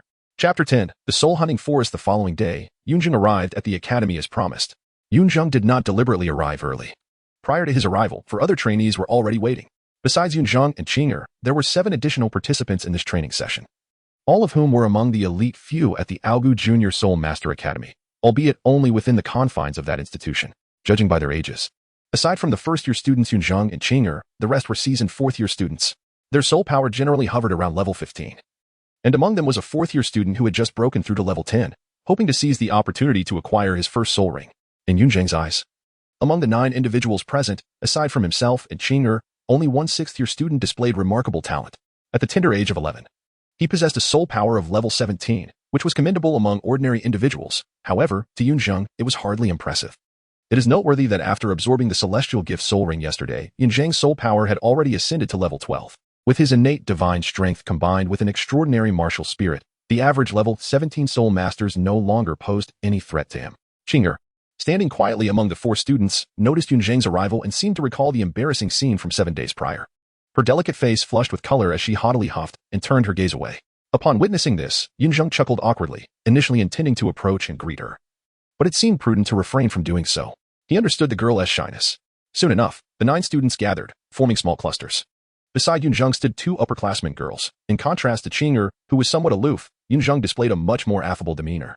With his charming appearance and graceful demeanor, he easily attracted the attention of the young ladies, which he welcomed with a warm smile. As the saying goes, appealing to others is a low-cost venture. The rewards are delightful, yet even in their absence, Yunzheng suffered no loss. Once all the students had assembled, the dean and 3 soul master mentors arrived. The trio consisted of 2 men and 1 woman, representing the sensitive attack, heavy attack, and control disciplines. The dean bore a striking resemblance to the scholarly figures from Yunzheng's previous life, with round spectacles perched on his nose and thinning hair atop his head, exuding a distinct leadership aura. During his 6 months at the academy, Yunzheng had yet to witness the dean in action, only knowing him to be a defensive soul master, while the specifics of his martial soul and soul ring configuration remained a mystery. After everyone was present, an extended motivational speech commenced. It appears that in any realm, leaders share a common trait prior to undertaking any endeavor. Their incessant rhetoric gives the impression that action cannot commence without it. Finally, enduring the dean's interminable discourse, the group of 13 boarded the carriage. Naturally, the fare was to be covered by themselves, as the quaint town of Augu possessed no dedicated soul-hunting forest, necessitating a journey to the neighboring town for their field training, which would not come cheaply when factoring in transportation and meal expenses. Aside from the dean, the remaining 3 mentors carried hefty packs. In this era, soul-guiding devices were a rarity. It was only by a stroke of fortune that the dean possessed one, while the other 3 soul master mentors lacked such a privilege. To Yunzheng's surprise, among the 9 students, Qing'er also appeared unburdened by a backpack, ready for action. It was improbable that she would venture into the soul-hunting forest without any provisions. Her lightness could only be explained by the possession of her own soul-guiding device. This revelation seemed to evoke a sense of curiosity among the other students, yet the mentors displayed no surprise, exhibiting neither greed nor astonishment. After a moment of contemplation, Yunzheng found himself at peace. Yunzheng has encountered Qing'er's mother. Although he is uncertain of the formidable prowess possessed by that enchanting woman, it is undeniable that Qing'er's mother is indeed a person of cultivation, surpassing even Yunzheng's soul-respected instructor in depth and mystery. Coupled with the capabilities of Qing'er's father, who can venture far and wide, it is hardly surprising that she possesses her own soul-guiding apparatus, free from the covetous eyes of others. In truth, Yunzheng could also embark on his journey unencumbered, though he lacks a soul-guiding device. The orb residing within his sea of consciousness offers functionalities akin to a storage soul-guiding apparatus. In fact, he has stowed away numerous emergency supplies within that orb's realm. However, Yunzheng is not foolish enough to reveal this extraordinary ability. Setting aside whether he could adequately explain the origin of the orb, he has no intention of divulging this matter to anyone for quite some time. This constitutes Yunzheng's most profound secret, until he attains absolute strength. He is determined to conceal his identity as a traveler from another world. Furthermore, with such a marvelous item in his possession, who can say whether someone might harbor intentions of wealth and malice? Yunzheng, a solitary orphan, found himself in a precarious situation. Even a seemingly ordinary soul guide device might not guarantee his safety, let alone a wondrous orb capable of melding with a soul master's consciousness. To avoid drawing attention, Yunzheng dutifully shouldered his pack, casting a glance of subtle envy towards the effortlessly cheerful Qing'er. much like the other students. Noticing the glance from Yunzheng, Qing furrowed her brows, her lips parting slightly as if she wished to speak, but she quickly shook her head in distress and turned her gaze towards the scenery. Yunzheng remained oblivious to Qing's subtle actions. Being the youngest and petite in stature, he was assigned to share a carriage with the girls. Seated beside him were several senior female students, and Yunzheng was doing his best to manage their attention. Originally, there were 13 of them for girls and 9 boys, but due to a rather robust male instructor, Yunzheng found himself in a less favorable position. Subsequently, everything progressed smoothly as they arrived at a neighboring town. After depositing some of their luggage, they entered the soul-hunting forest. Upon their arrival, the instructors began imparting their knowledge through both word and example. Children, do you understand how the strength of soul beasts compares to that of soul masters? One instructor inquired of the 9 children surrounding him. I know, exclaimed a boy with a towering ponytail, eagerly raising his hand.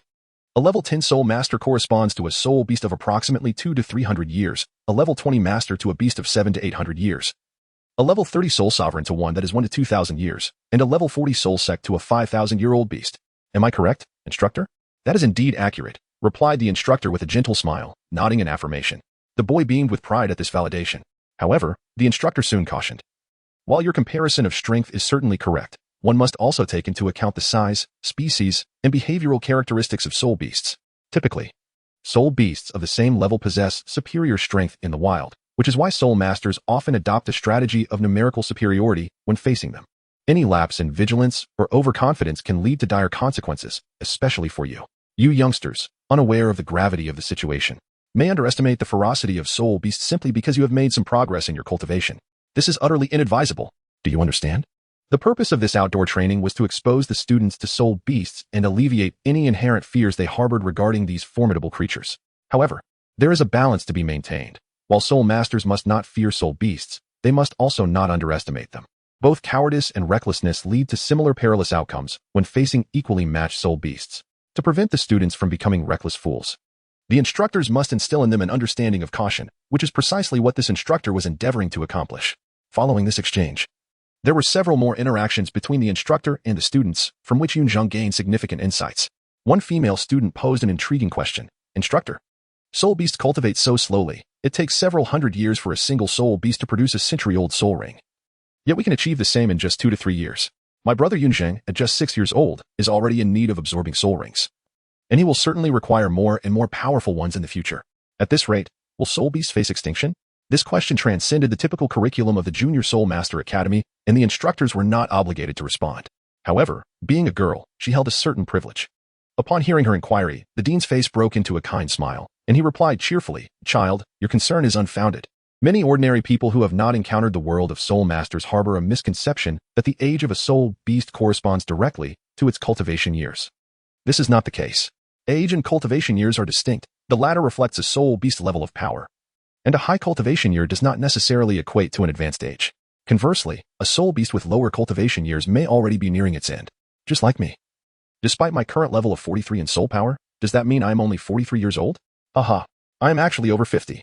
The dean, through his witty analogy, alleviated the female students' worries, making it easier for the group of preteens to comprehend. It is often said that wisdom comes with age. Yunzheng couldn't help but smile, yet he was acutely aware that the director's statement was rather biased. Indeed, for thousands of years, the population of spirit beasts remained abundant. However, the situation would drastically change after 10,000 years. In another 20,000 years, spirit beasts would indeed be on the verge of extinction. Meanwhile, at the heart of the soul-hunting forest, a colossal bear, as stout as a small hill, was snoring contentedly.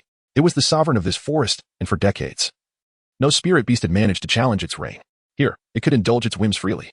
By the way, the silverback wolf clan seemed to possess 3 alpha wolves with 800 years of cultivation. The bear thought it prudent to find a time to assert its dominance over them. After all, a mountain cannot accommodate 2 tigers. This small soul-hunting forest clearly had no room for another 1,000-year spirit beast, let alone 3. However, the bear was not in a hurry. It was enjoying the afternoon sun. A true king must embody the demeanor of royalty. What need is there for haste? Unbeknownst to the bear, in the shadows not far away, 3 pairs of bloodthirsty eyes were fixated upon it, waiting for the night to descend. The silverback wolves, bathed in moonlight, would gain an upper hand. Chapter 11. Sudden Change. Yunzheng, what are your thoughts on this spirit beast? In the soul-hunting forest, the only female among the 3 mentors pointed towards a 200-year-old cold moon toad not far away, patiently squatting before Yunzheng and gently inquiring. To be honest, Yunzheng was somewhat susceptible to the charm of women. Among the 13 members, apart from Qing, His relationships with the other 3 females were quite amicable. Upon learning that Yunzheng required his first spirit ring, the sole female mentor eagerly assisted him in seeking suitable spirit beasts. As the saying goes, while it may be shameful to act cute, it can be beneficial. However, at this moment, Yunzheng followed the female mentor's finger to the cold moon toad, chuckled awkwardly, and instinctively took 2 steps back, saying, "No need. Thank you, mentor, but I am not particularly fond of toads." This statement was not feigned. Whether in his past life or this one, he had an innate aversion to such creatures, even when faced with wolves or leopards. Yunzheng merely felt trepidation rather than outright repulsion. If they were confined in a zoo, he would be more than willing to observe them. But toads were different. No matter the time or place, their mere presence could evoke an overwhelming sense of rejection within him. They were slimy, sticky, and rather unattractive. To ask Yunzheng to slay that cold moon toad was, to be honest, something he wouldn't even consider touching. Of course, if it became necessary. He would grit his teeth and comply, but that seemed quite unnecessary. Moreover, Yunzheng's first spirit ring was 470 years old. Although both the 470-year and the 200-year spirit rings fell under the category of century rings, there were still subtle differences. If possible, Yunzheng preferred to avoid any floss. Seeing Yunzheng's uneasy demeanor, the female mentor smiled kindly, refraining from elaborating further, simply stating, "All right then, let's continue our search." It was perfectly normal for children to have fickle preferences. The group lingered around the outskirts of the soul-hunting forest, although the dean led them and, according to local management, the strongest spirit beast in this forest was merely a 2,000-year-old earth-breaking bear. The dean's formidable strength allowed him to traverse the soul-hunting forest with ease. Yet, considering the presence of 9 children, it was wise to exercise caution. The other hunting teams avoided them, taking detours which spared them considerable trouble. However, due to their limited exploration of the forest perimeter, they encountered very few notable spirit beasts, with the strongest beast being only 2,000 years old. One could easily imagine the types of spirit beasts lurking in the outer areas, mostly those only a century or 2 old, alongside numerous 10-year-old beasts, while those exceeding 400 years were nearly non-existent. Nonetheless, the primary objective of this excursion was not solely to assist Yunzheng in finding a spirit ring, but to allow the students to witness spirit beasts, which sufficed for the day.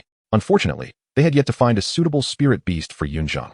Another 4th-year student, however, had a fortunate encounter, absorbing a spirit ring from a 200-year-old patterned wolf. For a spirit master with average talent and background, securing a century spirit ring was an exceedingly fortunate event, and the student appeared quite elated. This was also due to the fact that their martial spirit was merely a dagger, lacking any particular inclination. In contrast, Yunzheng was different. Cold ice attribute spirit beasts were relatively rare. After 2 hours of searching, the only suitable option remained that 200-year-old cold moon toad, while the others fell short of expectations. In truth, Yunzheng was not overly picky. After all, he had already acquired his first spirit ring. As long as he found a spirit beast with over 370 years of cultivation, he could pretend to absorb it, even if it were a plant-type spirit beast. It was merely a ruse to deceive others, not an actual absorption. However, it seemed that Yunzheng inadvertently raised the female mentor's favor to an unprecedented level.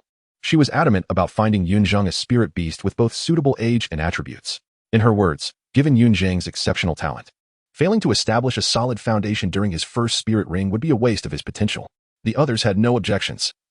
The purpose of this field training was indeed to guide the students in a circle around the outskirts of the soul-hunting forest, which was quite expansive. Moreover, the mentors intentionally slowed their pace to allow the students to better observe the spirit beasts. After 2 hours, they had only covered less than a quarter of the distance, and time remained on their side, so there was no rush. However, as the 2 hours passed, the sky gradually darkened. The group had gathered at the academy in the morning, listened to the dean's lengthy discourse, and upon reaching another town, it was already midday. After resting and adjusting for over an hour in the town, they finally entered the soul-hunting forest. After wandering for 2 hours, it was already nearing the hour of the dog. Venturing into the forest at night was a perilous endeavor. The dean, though entirely confident in his own safety, opted not to proceed any further. This field training simulated the scenario of a hunting team venturing out, and everything had to mirror their experience while ensuring safety. Thus, the dean refrained from leading the group back to town. For spirit masters, spending the night in the wilderness was an inevitable trial, just as with spirit beasts. Early exposure was beneficial. Similarly, it was impossible to light a fire, wash up, or indulge in anything more than simple rations. A single blanket was laid on the ground, topped with another, which would serve as their makeshift bed. For Yunzheng, this was hardly a challenge. He had endured far worse. At that time, having a blanket was already an unimaginable luxury. To him, the current situation barely qualified as a test. What surprised Yunzheng, however, was that although Qing'er found this environment somewhat uncomfortable, she did not complain like students from other academies. Instead, she quickly accepted the reality, which took Yunzheng aback. This little girl seemed quite different from his initial expectations. As for the night watch, it did not fall to Yunzheng and the others.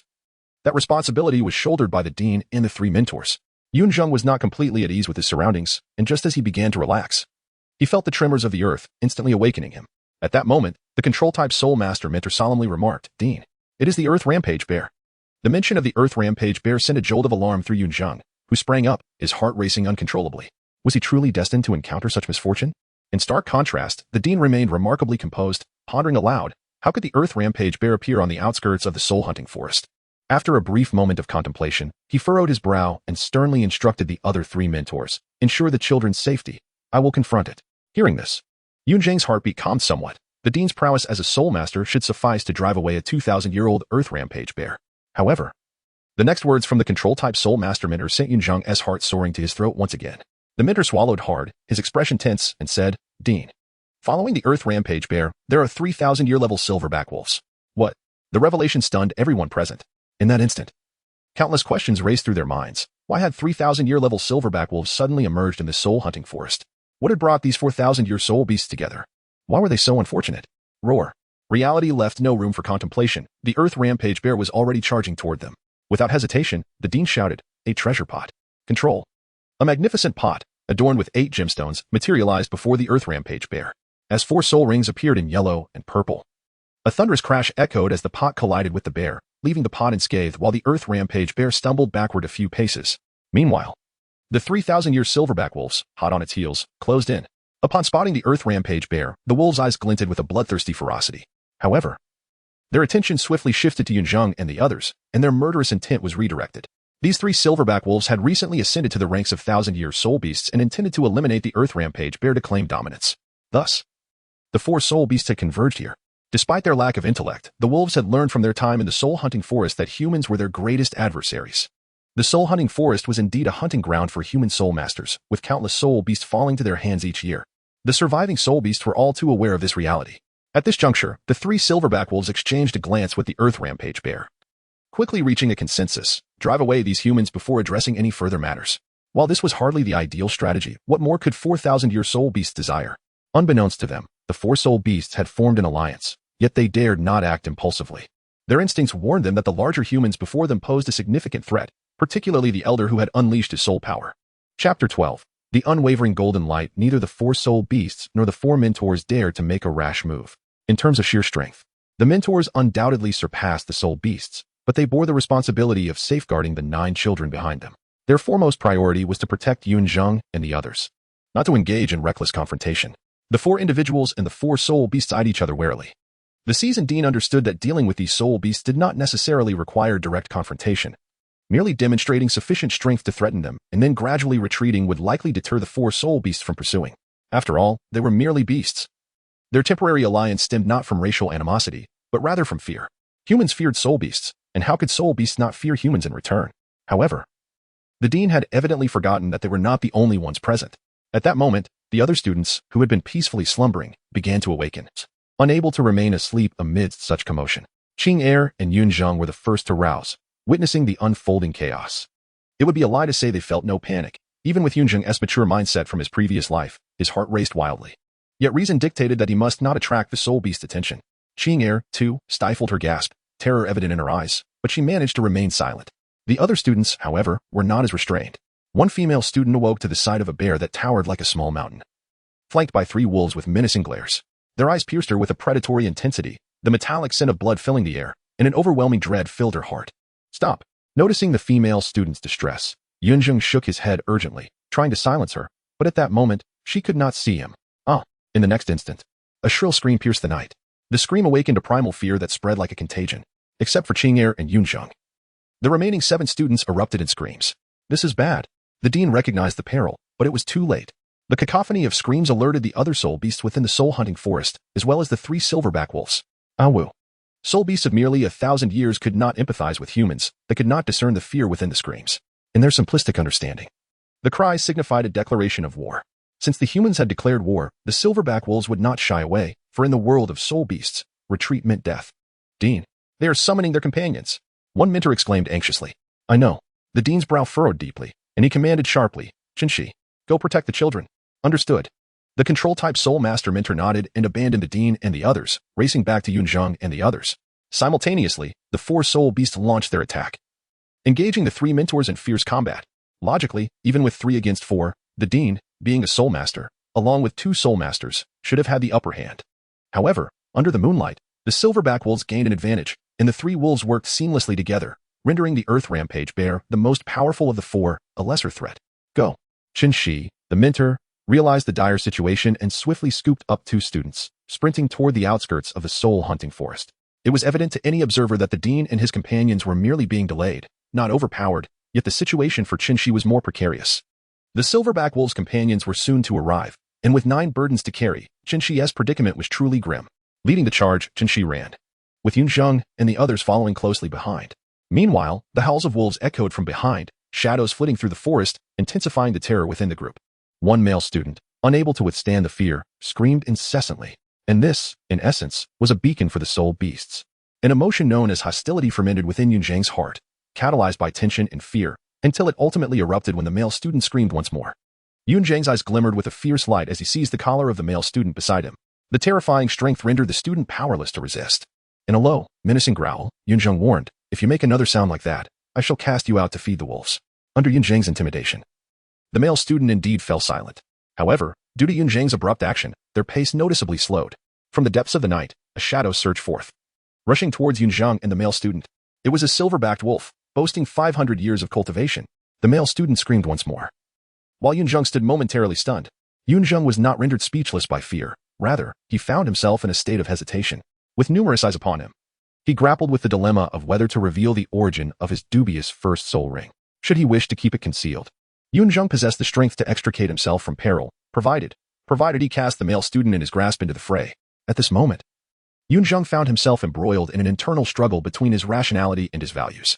For someone who has long been educated in the virtues of truth, goodness, and beauty, this choice was far from simple. Meanwhile, Qin Shi noticed the commotion behind him and cast a fleeting glance over his shoulder, a brief flicker of conflict crossing his eyes. However, after a moment of gritted teeth, he resolutely turned away and departed without looking back. Self-preservation is an inherent human instinct. Around Qin Shi, at least 7 or 8 formidable silver-backed wolves were in pursuit. Should he choose to remain, even as a soul master, the sheer number of wolves would likely overwhelm him. He could only console himself with the thought that he was prioritizing the safety of the other students. It is a natural human sentiment. The other students mirrored this sentiment. Some not even bothering to glance back, perhaps oblivious, or perhaps aware but recognizing that they were merely classmates in the same academy, strangers to one another. Even the instructor showed no intention of rescuing Yunzheng or the male student. Why should they sacrifice themselves for the sake of others? On the other hand, Yunzheng wrestled with numerous thoughts, yet in reality, only a fleeting moment had passed. Ultimately, he was but a mortal, and he made a rather selfish decision. He unleashed his first soul skill, Titan's Breath. Just as the situation reached a critical juncture, an unexpected sharp command pierced the air, followed immediately by a streak of blinding golden light. The golden light slashed through the left eye of the silver-backed wolf, sending a spray of blood forth. The wolf held in agony, collapsing to the ground in a pitiful whimper. In that instant, Yunzheng was truly taken aback. Simultaneously, Qing'er appeared before him. Observing his dazed expression, and urgently exclaimed, "What are you doing? Hurry and run." With that, she grasped Yunzheng's hand, intent on catching up with the fleeing group. However, when she turned to look back, there was no sign of Qin Shi or the others. Fleeing for their lives, their speed was undoubtedly swift. Upon witnessing this, a look of helplessness crossed Qing'er's youthful face. To make matters worse, the silver-backed wolf that she had injured was rising again, its wounds igniting a ferocious rage within. Its menacing fangs glimmered ominously under the moonlight, and the remaining eye glowed with a savage crimson hue. Without time to contemplate, Qing'er seized Yunzheng's hand and fled. As long as it was not in the direction of the academy's leaders, Yunzheng instinctively released the male student. A 10-year-old boy, terrified to the core, was surrounded by wolves, and his fate was all too predictable. In the aftermath, Yunzheng might feel remorse for this incident, but at that moment, his thoughts were far removed from the male student. Similarly, Qing'er was solely focused on rescuing Yunzheng. To be honest, she hadn't even noticed the boy just moments prior. At this very moment, Yunzheng's mind was consumed by a resolute golden light of righteousness, while Qing'er pondered how to escape the jaws of danger with her only 2 friends since childhood. Chapter 13, The Liberation of True Names. The Spear of Frosty Words. The injured silverback wolf pursued relentlessly, intent on revenge. Qing'er and Yunzheng ran ahead, with Qing'er gripping Yunzheng's hand tightly, seemingly worried that he might fall behind. It must be said that despite her delicate appearance, Qing'er possessed considerable strength. "Let us stop." After running for a minute, Yunzheng suddenly spoke. "What?" Qing'er, who was leading, blinked her beautiful eyes in disbelief, panting heavily as she questioned. "I said, let us stop. Continuing to run will only deplete our energy." After a brief moment of distraction, perhaps having found a certain conviction, Yunzheng appeared remarkably calm. He turned to gaze at the silverback wolf and explained in a low voice, "Our strides are too small, and we are running too slowly to outpace a four-legged creature like the silverback wolf. This soul beast is cunning. Your previous attack made it wary, preventing it from recklessly advancing. Instead, it has been deliberately trailing us, exhausting our stamina, and when we are spent, it will pounce." Indeed, while Qing'e was physically strong and Yunzheng possessed great strength, their bodies were still lacking in age. A 6-year-old child could only move so swiftly, no matter how hard they tried. Qing'e, being astute, grasped the gravity of the situation after hearing Yunzheng's explanation and instinctively asked, "What shall we do now?" "Counterattack." Yunzheng replied without hesitation, uttering those two words decisively. Then, sensing that Qing'e might lack confidence, he added, "This silverback wolf has merely 500 years of cultivation. Even with the moonlight's enhancement, it barely reaches 600 years of strength. Your martial soul exerts a deterrent effect on beasts. Together, we can prevail. Can we really?" Qing'e still hesitated, uncertainty clouding her thoughts. Yunzheng, unwavering in his resolve, articulated each word with conviction. "If we continue to delay, our chances of victory will only diminish. Comparing physical strength with a soul beast that roams the wild is, indeed, a foolish endeavor." "Very well," under Yunzheng's persuasion. Qing'e resolutely nodded, her brow flashing with a hint of valor as she proclaimed, "Your martial spirit is the ice bow, adept in long-range attacks. I will throw you out. Find a position to conceal yourself while I distract the silverback jackal. Seize the opportunity to strike." Clearly, Qing'e perceived Yunzheng as a fragile being in need of protection. This was not due to any disdain she harbored for him. After all, in her eyes, Yunzheng had yet to acquire even his first soul ring. With that, Qing'e unceremoniously hurled Yunzheng away. He attempted to explain, but she had already summoned the giant spirit golden dragon martial spirit. A resounding dragon's roar echoed, and a faint dragon breath left the century-old silverback jackal momentarily paralyzed, forgetting its intent to attack. Dragon-type martial spirits, especially those of the highest caliber, possess an innate ability to instill fear in soul beasts. Although Qing'e's giant spirit golden dragon was a mutated martial spirit, it remained among the pinnacle of dragon souls. Naturally, the mere silverback jackal dared not challenge it. However, this was merely intimidation. It could not compel the silverback jackal to flee, as Qing'e was a dragon martial spirit, not of dragon blood. After a brief moment of immobility, the silverback jackal realized it had been outwitted, its ferocity intensifying. Yet, for Qing'e, this posed no hindrance. She had already completed her martial spirit manifestation, golden dragon scales enveloping her arms like armor. Her originally dark eyes transformed into a brilliant gold. Standing at just over 1 meter tall, she exuded an aura reminiscent of a valiant warrior goddess. With her first soul skill, giant spirit breath, Qing'e acted without hesitation. Her mouth agape as golden light erupted like a blade. Being only at the 10th rank, with merely 1 soul ring, she possessed but this singular skill, placing all her hopes upon it. Unfortunately, the silverback jackal was no fool. Having been injured by this very skill before, it would not allow Qing'e to succeed again.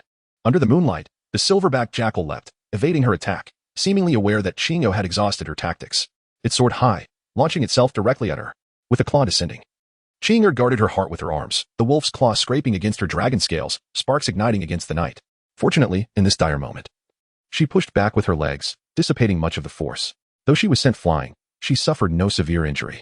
Yet, the silverback jackal, undeterred by its failed strike, sought to pursue her. Its claws had proven ineffective. Now, it aimed to crush her neck with its jaws. Faced with the oncoming silverback jackal, despair seeped into Qing'e's heart as that gaping maw drew ever closer. Never before had she felt death so near. But at that moment, a cerulean line cleaved through the dark at night, an arrow crafted purely from ice crystals striking the jackal's foul mouth with precision. Nearly all living beings possess 2 vulnerabilities, their eyes and throats. Yunzheng had awakened his martial soul for merely 6 months, dedicating this brief period solely to the practice of archery. Regardless of how extraordinary a prodigy one might be, it is implausible to achieve the precision required to strike swiftly moving beasts in the darkness after such a short span of training. While it is conceivable that such a genius could exist, it is evident that Yunzheng does not possess such extraordinary talent. Yunzheng could only aim for the throat of the silverbacked wolf. However, this arrow did not bring about the creature's demise. It howled in anguish once more, collapsing to the ground and whimpering. Yunzheng had anticipated this outcome long ago. As per his usual practice, he had not exerted his full strength with this shot. It was hardly surprising that it did not result in a fatal blow. After all, there was still an opportunity to deliver a finishing strike. Yunzheng leapt down from the canopy of trees, swiftly charging towards the silverbacked wolf. He seized the arrow and thrust it deep into the creature, piercing its throat and emerging through the crown of its skull before it could let out another mournful cry. Blood gushed forth, and a brilliant yellow soul ring ascended, leaving the silverbacked wolf in its final convulsions of muscle and nerve. Upon witnessing the soul ring, Qing'e and Yunzheng exhaled in unison, a wave of relief washing over them. Exhausted, Qing'e collapsed to the ground, her composure utterly forsaken. However, just as they believed the ordeal had concluded, a low growl from the shadows sent chills racing down their spines. Hardly had one wave subsided when another surged forth. A second silver-backed wolf was in pursuit. This formidable creature, 400 years old, was empowered to the strength of 500 years under the moonlight, far surpassing most spirit masters of the 10th level. Emerging from the darkness, the silver-backed wolf surveyed the lifeless body of its kin, its eyes glinting with a mixture of hatred and caution, recalling the fate of the one before it. It was clear that this wolf would not readily reveal its vulnerabilities. Yunzheng Qinggo called out softly, her voice trembling. The exertion from their previous sprint and the repeated use of her first soul skill had drained much of her stamina and soul power. Coupled with the claw strike from the earlier wolf, her arms were still numb, leaving her with little strength left to continue the fight. Yunzheng was undoubtedly aware of this, yet he did not surrender to despair. Instead, a wry smile graced his lips. Beneath the cloak of night, Yunzheng suddenly mused. First soul skill, armament, modification. With a series of crisp sounds, the exquisite frost sky feather bow re-emerged, its stunning icy form once again captivating Qing'er. However, this time, her gaze lingered more upon the yellow soul ring encircling the bow. As the ring illuminated, the frost sky feather bow in Yunzheng's grasp shattered into ethereal ice shards, which danced around him like butterflies. In that moment, he turned to Qing'er and gently reassured her, "Let it be known, I am no monster, I merely possess an innate strength." When confronted by a beast, turning away is a grave mistake, and the same holds true for soul beasts. In the instant that Yunzheng turned his head, the silver-backed wolf lunged at him, intent on delivering a fatal blow. Yet Yunzheng seemed oblivious, murmuring in a lyrical voice, "True name liberation." Frost speech. As his words echoed, the swirling ice particles around him momentarily reformed, and a magnificent halberd materialized in his grasp. Yunzheng possesses no mastery over the art of halberds, spears, staves, or clubs. He is endowed solely with raw strength. Yunzheng suddenly turned around, his great spear descending like a thunderous meteor, crashing heavily upon the head of the silver-backed wolf. A sound akin to a muffled thunder erupted, the wolf's eyes rolling back as its skull shattered into fragments. A yellow soul ring emerged, and the century-old silver-backed wolf was slain in a single blow by Yunzheng. This moment marked the first time since his arrival in this world that Yunzheng exerted his full strength. Witnessing the entire scene, Qing'er was momentarily entranced. The boy's youthful visage, imbued with an intensity and ferocity that belied his appearance, shone under the moonlight, exuding an ethereal purity. Though the spear in his hands was a weapon of destruction, it appeared as beautiful as a celestial artifact. His flowing hair and icy fragments danced in the air, crafting an exquisite tapestry. The sublime fusion of unparalleled strength and breathtaking beauty etched this moment deeply into Qing'er's memory. Chapter 14. The charming boy returning to half a day prior, within the confines of Aogu City, at Qing'er's home. Qing'er's mother, the beautiful woman Yunzheng had encountered earlier, awoke to find her daughter missing. Startled, she discovered a letter left behind by Qing'er, the uneven strokes unmistakably her handwriting. After reading the note, the mother let out a resigned smile, gazing out the window with a mix of longing and reproach. Though it was unclear to whom her feelings were directed. In the past, her daily routine revolved around caring for Qing'er, and now, with her daughter having fled home, she was at a loss for what to do. Time passed, and suddenly, strong arms enveloped her from behind, causing her to jump in surprise. Instinctively, she summoned her soul power, only to have it gently subdued by the person behind her, who spoke in a magnetic and affectionate voice. "Yun'er, it's me." At the sound of this longed-for voice, her body trembled as she turned to see a mature, resolute, and strikingly handsome face. Tears welled in her eyes as she melted into her beloved's embrace, her gaze shimmering with affection as she softly murmured, "Yulang." The man who had appeared was, of course, Qing'er's father. The long-awaited reunion felt as sweet as a newlywed couple, despite Qing'er being 6 years old. It was evident that the bond between the couple remained strong, as they could not resist sharing a tender kiss upon locking eyes. After their brief moment of intimacy, the man inquired, "Where is Qing'er? Is she not home?" Upon hearing his question, Qing'er's mother rolled her eyes playfully and chided, "Isn't it your fault?" He looked puzzled. Knowing you would return, Qing'er deliberately signed up for the academy's outdoor training, even keeping it a secret from me, sneaking out early this morning. She shot him a reproachful glance, her tone light yet exasperated. Sensing her husband's concern for their daughter's safety, she added reassuringly, "Do not worry. It is merely a soul-hunting forest populated by 2,000-year soul beasts, led by the Academy's principal, along with 3 soul venerables. There is no danger." Is that so? He pondered, understanding the significance of outdoor training as a soul master, yet he couldn't help but feel a twinge of guilt and melancholy. He felt remorseful for not being the father who should be present for such moments, and disheartened that Qing'er would rather conceal her activities from him than share them. Observing the subtle shift in her husband's expression, she gently caressed his cheek in a comforting gesture and said, "Do not overthink it. Qing'er is merely in a playful quarrel with you. She still cares deeply for her father." He absent-mindedly nodded. Determined, he resolved that upon Qing'er's return, he would devote time to his daughter. As for the sect, he scoffed at the notion. Once merely a 79th-level soul saint, he had been powerless to oppose the elders. Despite his exceptional talent, he had to yield for the sake of Qing'er and her mother. Now, as an 84th level soul Douluo, the gates of titles were wide open to him, and within the sect, who could compel him to do anything, aside from the old man? Returning to Yunzheng and Qing'er, under her astonished gaze, he extinguished the silver-backed wolf beneath a moonlit sky.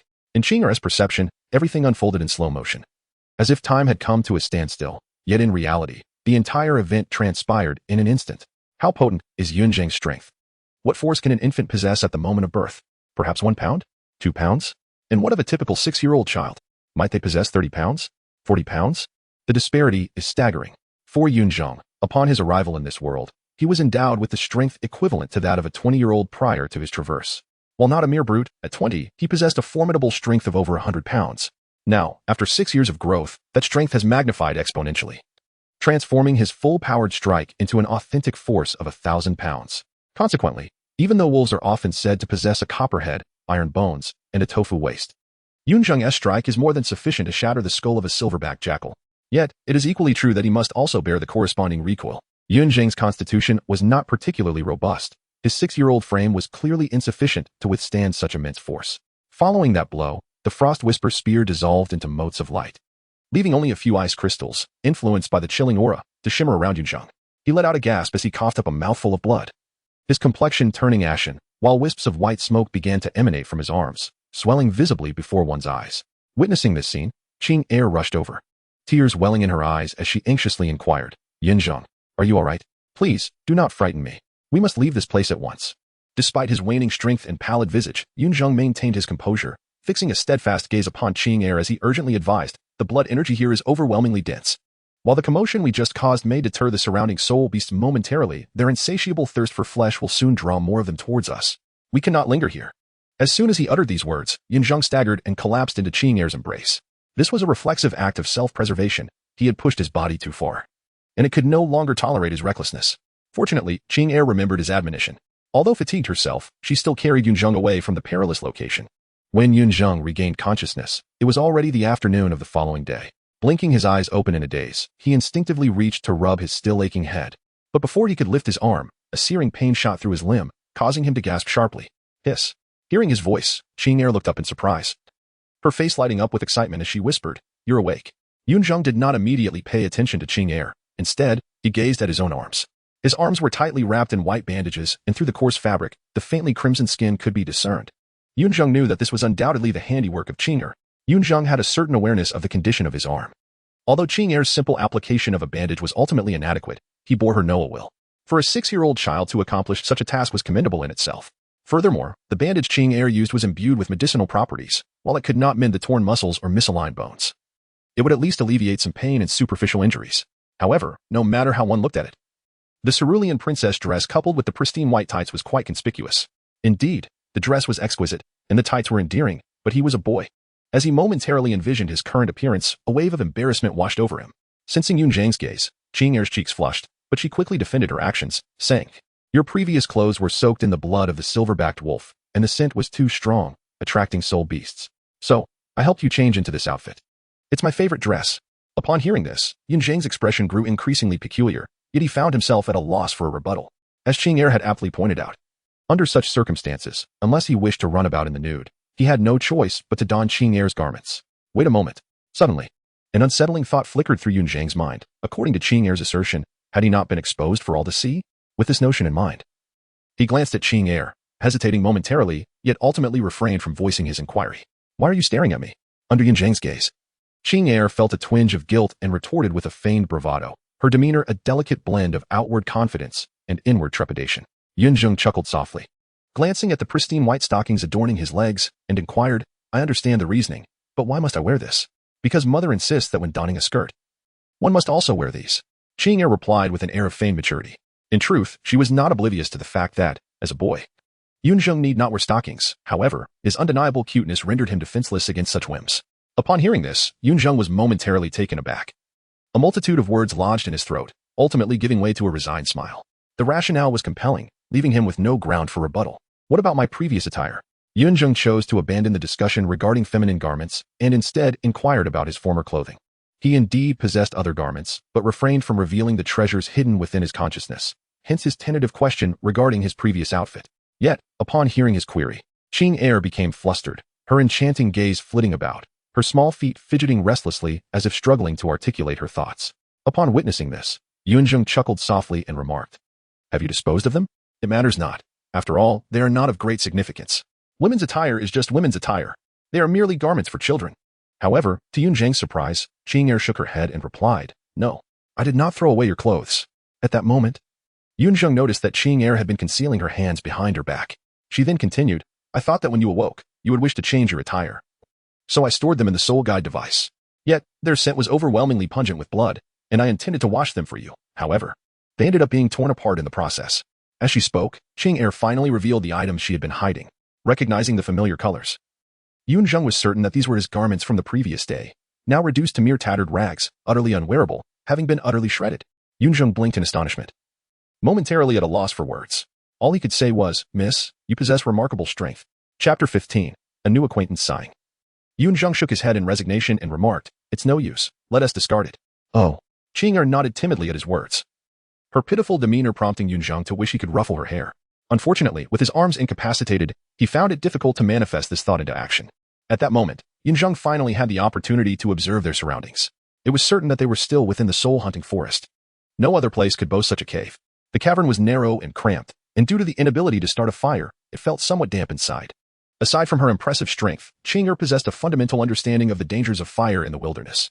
Although many soul beasts harbored a natural fear of flames, some were irresistibly drawn to light and warmth, and these creatures were generally quite ferocious. Nevertheless, despite these dangers, the spot where Yunzheng lay was dry, indicating that Qing Er had taken great care of him. This seemingly trivial detail warmed his heart. Additionally, the cave entrance was obscured by branches, casting a dim light within. To an average person, this might seem like a futile attempt to conceal their presence, akin to the saying of hiding silver, but in the soul-hunting forest, the primary threats they needed to evade were not human soul masters, but the soul beasts themselves. Those creatures had no concept of something unusual must be a cause for alarm. In truth, the cave was not an ideal refuge. It had its advantages, secrecy and protection from the elements, which, under certain circumstances, could even provide a semblance of home. However, its singular exit posed a significant risk. If discovered or blocked by a soul beast, escape would be impossible. Yet, it must be noted that Qing Er was merely a 6-year-old child, burdened with Yunzheng's weight. Could one truly expect her to excavate a fortress overnight? Moreover, in the soul-hunting forest, where could one find a place of absolute safety? What surprised Yunzheng the most was that Qing Er had not taken him directly out of the soul-hunting forest. Yunzheng recalled that their current location was not far from the exit of the Soul Hunter Forest, as they had been lingering around its periphery. In no more than a quarter of an hour, they could easily depart from the forest. This thought sent a jolt of anxiety through Yunzheng. Could it be that something unforeseen had transpired after he had lost consciousness last night? "Qing Er, you didn't encounter any danger after I fainted, did you?" he inquired with genuine concern for her safety. To his surprise, Qing Er merely gazed at him in confusion before responding, "No, not at all. I just carried you and ran. Eventually, I found this cave and took refuge here." Upon hearing this, Yunzheng blinked in confusion. "What's wrong?" Qing Er, equally perplexed, inquired. "It's nothing." Yunzheng shook his head and continued, "I thought we hadn't yet left the soul-hunting forest and wondered if you encountered some other threat afterward." However, as soon as he finished speaking, he noticed that Qing Er's delicate face turned crimson once more. After a moment of hesitation, she murmured in a barely audible voice, "Because we got lost." "Ah?" Yunzheng was immediately taken aback, looking at Qing Er in disbelief, instinctively exclaiming, "You can get lost even on the outskirts of the soul-hunting forest? I thought you were wise and capable. How could she seem so adorably oblivious now?" The entire soul-hunting forest essentially offers only two paths, either to venture deeper or to depart. Could one really go in circles? In truth, it is indeed possible. Observing the unusual expression on Yunzheng's face, Qing Er understood his thoughts and felt embarrassed. With a mix of anxiety and helplessness, she said, "I know I'm quite foolish. Please don't dislike me." Huh. Upon hearing this, Yunzheng was even more bewildered. When had he ever said he disliked Qing Er? No. When did I say I disliked you? Aren't we friends? He realized there must be some misunderstanding, and he quickly shook his head, his expression turning urgent. To admit a weakness, Yunzheng had already considered Qing Er as his first and only friend in this world, the most significant person in his life. Since the old beggar's passing, no one had ever been allowed into Yunzheng's heart, and Qing Er was the first after him. Especially after she selflessly intervened to save him from the silver-backed wolf last night, Yunzheng valued her even more. Otherwise, with Yunzheng's shrewd and self-serving nature, how could he have recklessly revealed his mysterious first soul ring before her, even risking injury to slay the second silver-backed wolf? Really? Upon hearing Yunzheng's denial, Qing Er blinked her enchanting eyes, a smile gracing her face, but it quickly dimmed as she softly said, "But at the academy, you can laugh and chat with the other students, While with me, we hardly speak. It's usually just a few words. I genuinely wish to share so much with you. As she spoke, her expression transformed into one of poignant grievance. Yunzheng was momentarily taken aback. Upon careful reflection, he recalled that during his time at the academy, he was indeed quite charming and adept at socializing.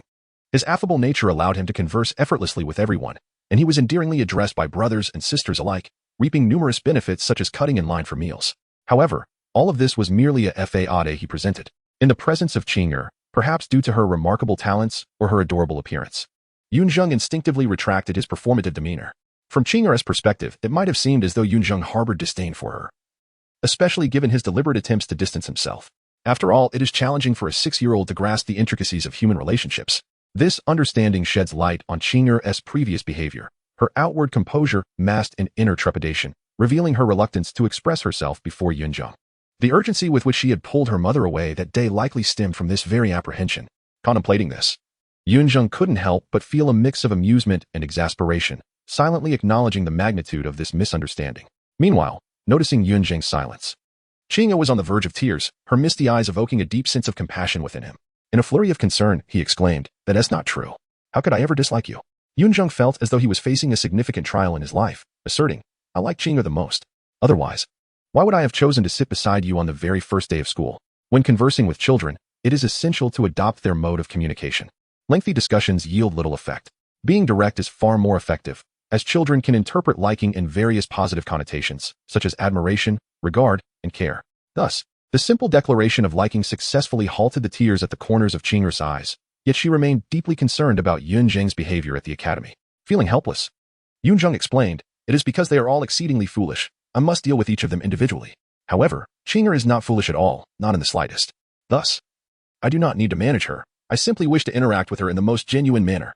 "Oh, you share the sentiment that they are rather foolish, do you not?" Just as Yunzheng finished his explanation, Qing'er, as if she had found a kindred spirit, exclaimed with excitement, "I also think they are incredibly foolish. Some of them are already 10 years old and have yet to acquire even the first soul ring, yet they all act as if they are quite formidable. It is so annoying. But why must we even deal with them? Would it not be better to simply ignore them?" Afterward, Qing'er furrowed her delicate brows in confusion and muttered to herself. Yunzheng was rendered speechless. He had not anticipated that he and Qing'er could reach a consensus on this matter. Perhaps this is the solitude of geniuses? The phrase "dragons do not share their lairs with snakes and rats" may encapsulate this sentiment. However, Yunzheng refrained from elucidating the reasons behind his need to cope, for he did not wish to present himself as a pitiable figure before Qing'er. He was determined not to elicit her sympathy. Yunzheng merely stated, "Now, the misunderstanding has been resolved. Allow me to reintroduce myself. I am Yunzheng. I am Qing'er. From this moment forth, we shall be good friends." Qing'er did not dwell on Yunzheng's unanswered question. Instead, she beamed with a radiant smile, exuding sheer delight. Yunzheng couldn't help but smile. "Hey, Yunzheng, as a friend, may I make a request?" After establishing their friendship, Qing'er was no longer as reticent as before. Her sparkling eyes fixed on Yunzheng. She sweetly inquired, "May I hug you?" Upon receiving a nod from Yunzheng, she was overjoyed, her charming face flushed with excitement. Yunzheng even glimpsed hearts in her eyes. "What? You are simply too adorable. That dress seems tailor-made for you." "No, I still have injuries. I will be careful. I won't touch your arms. No, don't come over. Don't be reckless. Hey, patting my head will stunt my growth." Chapter 16. A father's wife is not a mother. After a full quarter of an hour, Qing'er finally relented, releasing Yunzheng. On the other side, Yunzheng glanced at the wrinkled princess dress, wearing an expression of despair. If he were a girl, he would surely be unable to find a suitor now. If only his arms could still move, he wouldn't be in such a miserable state. But alas, his arms were injured. Moreover, Yunzheng's regrettable height made him appear quite diminutive in front of Qing'er, standing at a mere 1 meter tall. He was overshadowed by her towering stature of over 1 meter 30, making him look like a mere child, which only endeared him further to Qing'er, leading to his thorough torment for a quarter of an hour. However, Qing'er was cautious. She avoided touching Yunzheng's injured arms and refrained from any excessive actions. Simple gestures such as cheek pinches, hair strokes, and gentle embraces were all that transpired. This was the result of Yunzheng firmly refusing Qing'er's request to change outfits. Otherwise, who knows how much more she would have put him through. Yunzheng perceived that Qing'er likely regarded him as a mere plaything, akin to a doll. Her affections bore no malice, yet this fondness was somewhat overwhelming for him. Indeed, had Yunzheng wished to, with the chilling essence of ultimate frost and his own formidable power, he could have rendered it impossible for Qing'er to approach him, even without the use of his arms. However, he refrained from doing so. Firstly, such an action could inadvertently cause her harm, and secondly, they were friends after all. In any case, Yunzheng felt he had little to lose, considering it merely a playful indulgence for a child. Yunzheng silently vowed to himself that this would be the last time. Henceforth, he would never allow Qing'er to succeed again. Beside him, Qing'er giggled, as if her long-held wish had finally been fulfilled. She even stole a lingering glance at Yunzheng, but upon meeting his unspoken disdainful gaze, she merely stuck out her tongue and suppressed her impulsiveness. The little girl had an inherent weakness for adorable things, and despite her nature, Qing'er felt quite helpless. After a while, she turned to Yunzheng again and inquired, Yunzheng, may I ask you a question? No way. Yunzheng rolled his eyes, refusing without a moment's thought. Oh, come on. It's not that kind of question. Qing'er, visibly exasperated, stamped her foot and boldly declared, are you a transformed soul beast from 100,000 years ago? What nonsense is this? Yunzheng exclaimed, his eyes wide with disbelief. Qing'er, with her charmingly round eyes, earnestly insisted, just look. Before the holiday, you didn't even have your first soul ring, and now, within just 7 days, excluding last night and today, you not only obtained your first soul ring, but it's also of 100-year grade, comparable in quality to mine. Moreover, your strength is astonishing. I have never seen someone so powerful. The books state that 100,000-year soul beast transformation grants the ability to condense soul rings independently, along with various extraordinary traits and exceptional cultivation talent. It seemed to align perfectly with what the books described. As she spoke, Qing'er extended her delicate hand, counting off the points. Then, she leaned closer, nearly pressing against Yunzheng, her eyes sparkling with anticipation as she asked, is it true? It was evident that Qing'er had no comprehension of what being 100,000-year soul beast transformed entailed. Her curiosity and admiration were purely innocent. After all, 100,000-year soul beast sounded incredibly impressive. Qing'er, quite oblivious, inadvertently revealed much through her words. For instance, in the Douluo Continent, ordinary families lacked the records of soul beasts, and books detailing the transformation of 100,000-year soul beast were considered treasures. Such knowledge was beyond the reach of even soul kings and emperors without certain status. At merely 6 years of age, Qing'er not only possessed a soul guide but also had access to such literature, hinting at her extraordinary background. However, Yunzheng merely squinted, choosing not to delve deeper into these revelations. Yunzheng paid no heed to Qing'er's identity. She was his friend, and that sufficed. With this thought in mind, Yunzheng playfully bumped his forehead against Qing'er's. She let out a soft ouch and, feeling aggrieved, asked him, what are you doing? Yunzheng paid no heed to Qing'er's inquiry. Instead, he rolled his eyes and retorted, is this all derived from your readings? Indeed, Qing'er asserted confidently, nodding her head vigorously, hands firmly placed on her hips, her conviction unwavering. This is precisely what I gleaned from my books. How could it possibly be false? Then it stands to reason that you must not have been particularly meticulous in your reading. Yunzheng maintained his stance, locking his gaze onto Qing'er's eyes with certainty. How can you possibly know that? Qing'er exclaimed, her small face registering surprise as she instinctively questioned him. Yunzheng was not surprised, rather. He sighed in resignation and said, if it were a soul beast of 100,000 years undergoing transformation, its martial soul would undoubtedly be its original form. This is clearly stated in the texts, is it not? I believe so. Qing'er murmured, her certainty waning into confusion. Then what is my martial soul? The frost skybow. Yunzheng rolled his eyes and continued, even if it were a 100,000-year-old soul beast transforming, it must have something capable of cultivation, right? A soul beast should at least be a living entity. Do you truly believe that an icebow resembles a being that could cultivate for 100,000 years? Do you think I have transformed from an icebow? Faced with Yunzheng's relentless inquiries, Qing'er's prior confidence evaporated, replaced by a profound sense of self-doubt. What about your first soul ring? At this moment, Qing'er had begun to accept that Yunzheng was not a transformed 100,000-year soul beast. Yet her curiosity about the origin of his first soul ring remained. This question left Yunzheng at a loss for an answer. Ultimately, he steeled himself and said, if I were to claim that I encountered a critically injured 400-year soul beast during an outing and defeated it to obtain this, would you believe me? Upon uttering those words, even Yunzheng found them hard to believe. However, it seemed Qing'er sensed his predicament. After a moment of contemplation, she nodded and said sweetly, all right, I shall believe you for now. Qing'er's mother had once advised her that everyone harbors their own secrets, and probing into matters others are reluctant to disclose might incite animosity. Qing'er did not wish for Yunzheng to harbor any dislike towards her, and in the face of their burgeoning friendship, her curiosity diminished in importance. Upon hearing this, Yunzheng looked at Qing'er with surprise. After a moment, he sincerely expressed his gratitude. Thank you. You're welcome. Qing'er replied with a sweet smile, clearly delighted. She then inquired, since you already possess your first soul ring, why do you still wish to participate in the outdoor training? To broaden my horizons.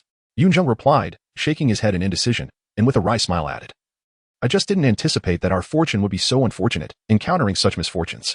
I do not consider this to be misfortune at all. Qing'er remarked earnestly, blinking at Yunzheng in response to his complaint. Yunzheng was somewhat perplexed.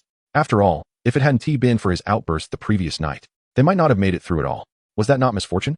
Observing the confusion on Yunzheng's face, Qing'er beamed at him and said, it is precisely because of what happened yesterday that we became such good friends. Yunzheng was taken aback by this feeling, which seemed almost surreal. He had been warmed time and again by a mere 6-year-old girl. Shaking his head, Yunzheng realized he could no longer allow Qing'er to dominate the conversation. If this continued, he might very well be moved to tears by her. But what about you?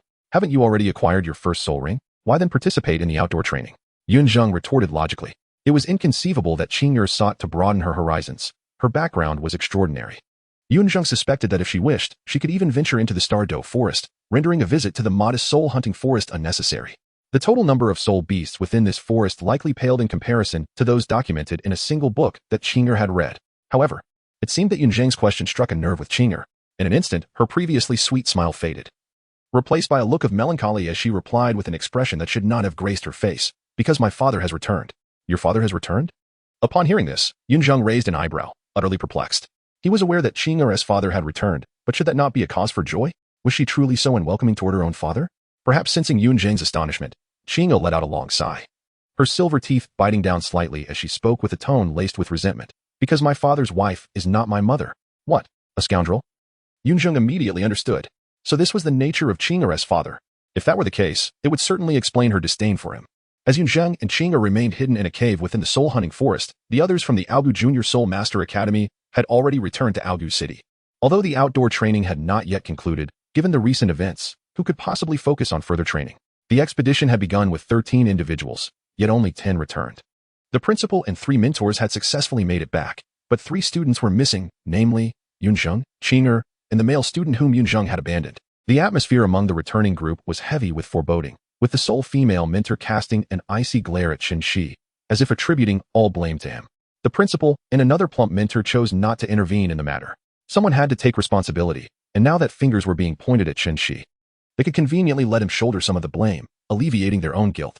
Qinshi endured the weight of it all until they reached the outskirts of Aogu City, where he finally snapped. He was acutely aware of the schemes in the hearts of the principal and others if he took the fall for this. He would never know peace in Aogu City again. With that thought, Qinshi erupted, directing his fury at the female mentor. Why do you look at me like that? Are you suggesting that this is all my fault? Let us not forget. Had I not detected the approach of the earth-shattering bear and the silver-backed wolf in advance, you all might have perished in your slumber. Huh.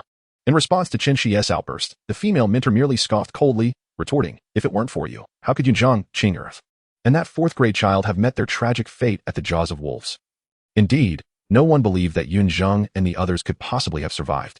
2 6-year-olds and a 10-year-old. Among them, 2 had just acquired their first soul rings, while Yunzheng hadn't even attained his first soul ring. How could they have evaded the encirclement of ravenous wolves in the soul-hunting forest? The female mentor cared not for whose fault it was. She simply believed Qinshi was responsible for Yunzheng's demise. Once a woman has made up her mind on something, reason often falls by the wayside. Is this my fault? Qinshi exclaimed. His rage ignited as he cried out. You 3 went off to deal with 1,000-year soul beasts while leaving the wolf pack to me alone, along with 9 children. How was I supposed to fend off the wolves while ensuring the safety of the children? At that moment, 3 of the children had already been targeted by a silver-backed wolf. If he turned back to save them, the 6 children standing here would also perish. I am merely a soul master, not a soul king or soul emperor. What could I do against a pack of 100-year silver-backed wolves pursuing me? What choice did I have? You. The female mentor, realizing her own culpability, snapped, her face contorting with frustration, ready to lash out. But at that moment, the principal interjected, enough. The situation has occurred. Now we must consider how to remedy it. The principal could not allow the female mentor to drive Qinshi away. He still needed Qinshi to take the blame. What remedy is needed? Qinshi scoffed. Fully aware of the principal's intentions, we had them sign a liability waiver before the training. We did our utmost to protect them. If misfortune has befallen them, they must bear the consequences of their bad luck. To be fair, this incident could indeed be chalked up to misfortune. First, the presence of those 3 silver-backed wolves was unknown even to the management of the soul-hunting forest. They had evidently ascended to 1,000-year soul beasts due to some recent fortuitous event. Second, it was nighttime, and the silver-backed wolf's strength was bolstered by the moonlight. Third, those 3,000-year silver-backed wolves were poised to attack the king of the soul-hunting forest, the earth-shattering bear, that very night, intending to usurp its reign. Fourth, those 4,000-year soul beasts just happened to cross paths with the group from the Aogu Junior Soul Master Academy. Fifth, it was essential that the silver-backed wolves, being pack hunters, had sufficient numbers to pursue Qinshi. All 5 of these conditions had to be met, if even one had not been satisfied. The events of that fateful night could not have transpired. To have all 5 conditions coincidentally aligned was nothing short of sheer misfortune. In truth, the principal shared this sentiment. One could not outsmart fate. Being a soul master was inherently dangerous, and absolute safety was an illusion. Any number of accidents could occur. even leading to a soul master's demise due to a lapse in cultivation. How much more so when faced with the jaws of a soul beast? Yet, despite this, the reality remained that 3 children had perished, and their parents would not share this perspective. The parents' fury demanded an outlet. They could not confront the soul beasts. And thus, the teachers responsible for the outdoor training, along with the entire Albu Junior Soul Master Academy, became a convenient target for their ire. However, the parents of the children demanded an explanation. Contemplating this, the principal cast a subtle glance at Qinshi and said softly, "What explanation is there to give?" Qinshi retorted with a mocking smile, "Yunzheng is merely a little beggar raised by an old beggar. He has no father, no mother, no kin to care for him. Who would notice if he perished? To whom should we account for this?" The 4th-grade child came from an ordinary family. Their parents are merely common folk. What right do they have to demand an explanation from us? Upon hearing this, a glimmer of insight flashed in the principal's aged eyes. Perhaps this was indeed the case. However, Qing'er's mother was a soul master of considerable rank, and her father was also a formidable soul master. The female mentor observed Qinshi speaking eloquently, particularly noting his disdainful demeanor towards Yunzheng, which filled her with loathing. Unable to restrain herself, she interjected sharply. Qinshi cast a scornful glance at her, cursing inwardly, his expression darkening as he deliberately articulated, "What of the Soul Sect? Our principal is also from the Soul Sect. Qing'er's mother is merely a support-type soul master. How much power can she wield? Are we, a distinguished academy of junior soul masters, to be intimidated by a single soul master?" As he continued, he sneered, "And what about Qing'er's father?" Just as Qinshi was about to utter something disrespectful, he suddenly found himself at a loss for words. The word father lodged in his throat, unable to escape his lips. In that instant, the very atmosphere seemed to press down upon him, the heavens darkening ominously, storm clouds swirling, and flickering blue arcs of electricity permeating the air. A formidable presence surged forth, accompanied by a divine figure descending from the sky, 8 soul rings ominously trailing behind. Yellow, purple, black, each ring signifying immense power. This figure embodied a perfectly configured soul Douluo, with a blue dragon shadow coiling around him, ominous thunder brewing yet untapped. Under this overwhelming pressure, the members of the Albu Junior Soul Master Academy were rendered utterly speechless. "Did you just claim that my daughter has no father?" The figure's gaze bore down on Qinshi, a raspy voice carrying an unmistakable scent of blood, cloaked in a palpable aura of murderous intent that drenched Qinshi's trousers in fear. "I seen your eye," Qinshi stammered, unable to form a coherent sentence. Trembling as he knelt, pleading for mercy, the figure, disinterested in his justifications, summoned a dragon of pure lightning from the storm clouds, striking down directly upon Qinshi. In the blink of an eye, where he once stood, only an ashen char remained, not a drop of blood left behind, a true obliteration. The figure then turned its furious gaze towards the others, eyes filled with wrath, crackling with blue lightning as the voice echoed once more, "If anything were to happen to my daughter, you all shall pay the price." With that, the figure soared towards the soul-hunting forest, unconcerned about their escape. In his power, slaying a few backgroundless soul masters was a trivial task. The principal, witnessing the retreating figure, collapsed in despair, muttering, "Blue electric Tyrannosaurus. So Qing'er's surname is you?" Chapter 18. Crisis re-emerges. Within the soul-hunting forest, Yunzheng noticed Qing'er was in a somber mood. Realizing he had misspoken, he sought ways to uplift her spirits. Fortunately, the emotions of children are often straightforward, and he managed to dispel her earlier displeasure with relative ease. After a light-hearted exchange, Yunzheng suggested, "Qing'er, we should leave this place. The cave is not safe, and waiting idly is not an option. I will lead the way. The soul-hunting forest is not vast, and there are few formidable soul beasts. Moreover, given the turmoil of last night, the soul beasts are likely disoriented, providing us an opportunity to escape this perilous land." Remaining in the cave offered no advantages to Yunzheng. He had no desire to guide a young girl through a wilderness survival challenge in a foreign realm. Furthermore, his arms were in dire need of treatment, which could only be found in a town, as the forest lacked adequate resources. This matter could not be delayed. Should his dislocated bones heal incorrectly, recovery would become exceedingly difficult. Previously, Qing'er had stumbled into the cave out of confusion. But Yunzheng was aware of how to discern directions, and he was eager to depart the cave without delay. Qing'er, having witnessed Yunzheng's prowess, did not underestimate him due to his injuries. Instead, she nodded seriously and said, "Do not worry. There are no powerful soul beasts nearby. The strongest among them is merely over 100 years old. However, beyond this place, I cannot say." Yunzheng was not surprised by this. He merely nodded in acknowledgement. Although they were to leave the soul-hunting forest, caution was paramount, and they needed to ensure they were in optimal condition first. Qing'er was relatively fine, having replenished her stamina and soul power, whereas Yunzheng felt both physically and spiritually drained. Upon awakening, he felt a throbbing in his head, an unsuitable state for travel. After about half an hour, having consumed some rations, Yunzheng regained his strength. With everything prepared, there was no reason to delay further. He and Qing'er cautiously emerged from the cave. Despite his arms being incapacitated, his legs were functional, allowing him to run albeit with a degree of awkwardness. Whether to characterize Qing'er as fortunate or unfortunate was debatable. She had led Yunzheng through the outskirts into the mixed zone without encountering any ferocious soul beasts. It was, indeed, a stroke of luck. Thanks to the residual chaos from the previous night's battle, most soul beasts in the soul-hunting forest had taken refuge, enabling Yunzheng and Qing'er to navigate through the mixed zone with relative ease. Upon reaching the perimeter of the soul-hunting forest, both Yunzheng and Qing'er exhaled deeply, instinctively relaxing a little. As the exit drew nearer, their excitement grew. They had narrowly escaped a dire situation. Two 6-year-old children had traversed the tumultuous soul-hunting forest unscathed for an entire day and night, a feat that would likely be met with skepticism if recounted. Their survival was attributed not only to luck but also to their inherent strength. Had they not been sufficiently strong, 200-year-old silverback wolves would have surely torn them apart. However, just as they believed success was within their grasp, a massive and woeful figure emerged before them, the earth-shattering bear. At this moment, the earth-shattering bear bore no resemblance to the apex predator of the soul-hunting forest. Its left eye had been gouged out, deep claw marks marred its face, extending from its brow to its chin. Its jaw was cracked, fangs broken, and blood oozed uncontrollably from its wounds. Patches of fur were missing, numerous injuries covering its body, with marks from both sharp instruments and the gnashing of teeth, accompanied by severe bruising. It was evident that the previous day had been far from kind to the earth-shattering bear. Though the earth-shattering bear was a 2,000-year soul beast, its power was significantly greater than that of 3 silverback wolves combined. However, in reality, the disparity in cultivation between soul beasts under 10,000 years of age was not as pronounced as one might assume. 2,000-year and 1,000-year soul beasts, akin to soul masters, possess strength at the soul sovereign level, while the earth-shattering bear could potentially unleash soul master-level power due to its racial advantages. The outcome was predictable when 3 coordinated soul sovereigns besieged a single soul master, especially considering the silverback wolves had been enhanced under the moonlight. The battles among spirit beasts, particularly territorial conflicts, are typically characterized by a relentless struggle to the death. However, last night, the earth-shattering bear, having faced the 3 silverbacked wolves alongside human spirit masters, was ultimately spared from annihilation. Though these bloodthirsty wolves inflicted severe wounds upon it, they chose to expel the bear rather than pursue total destruction.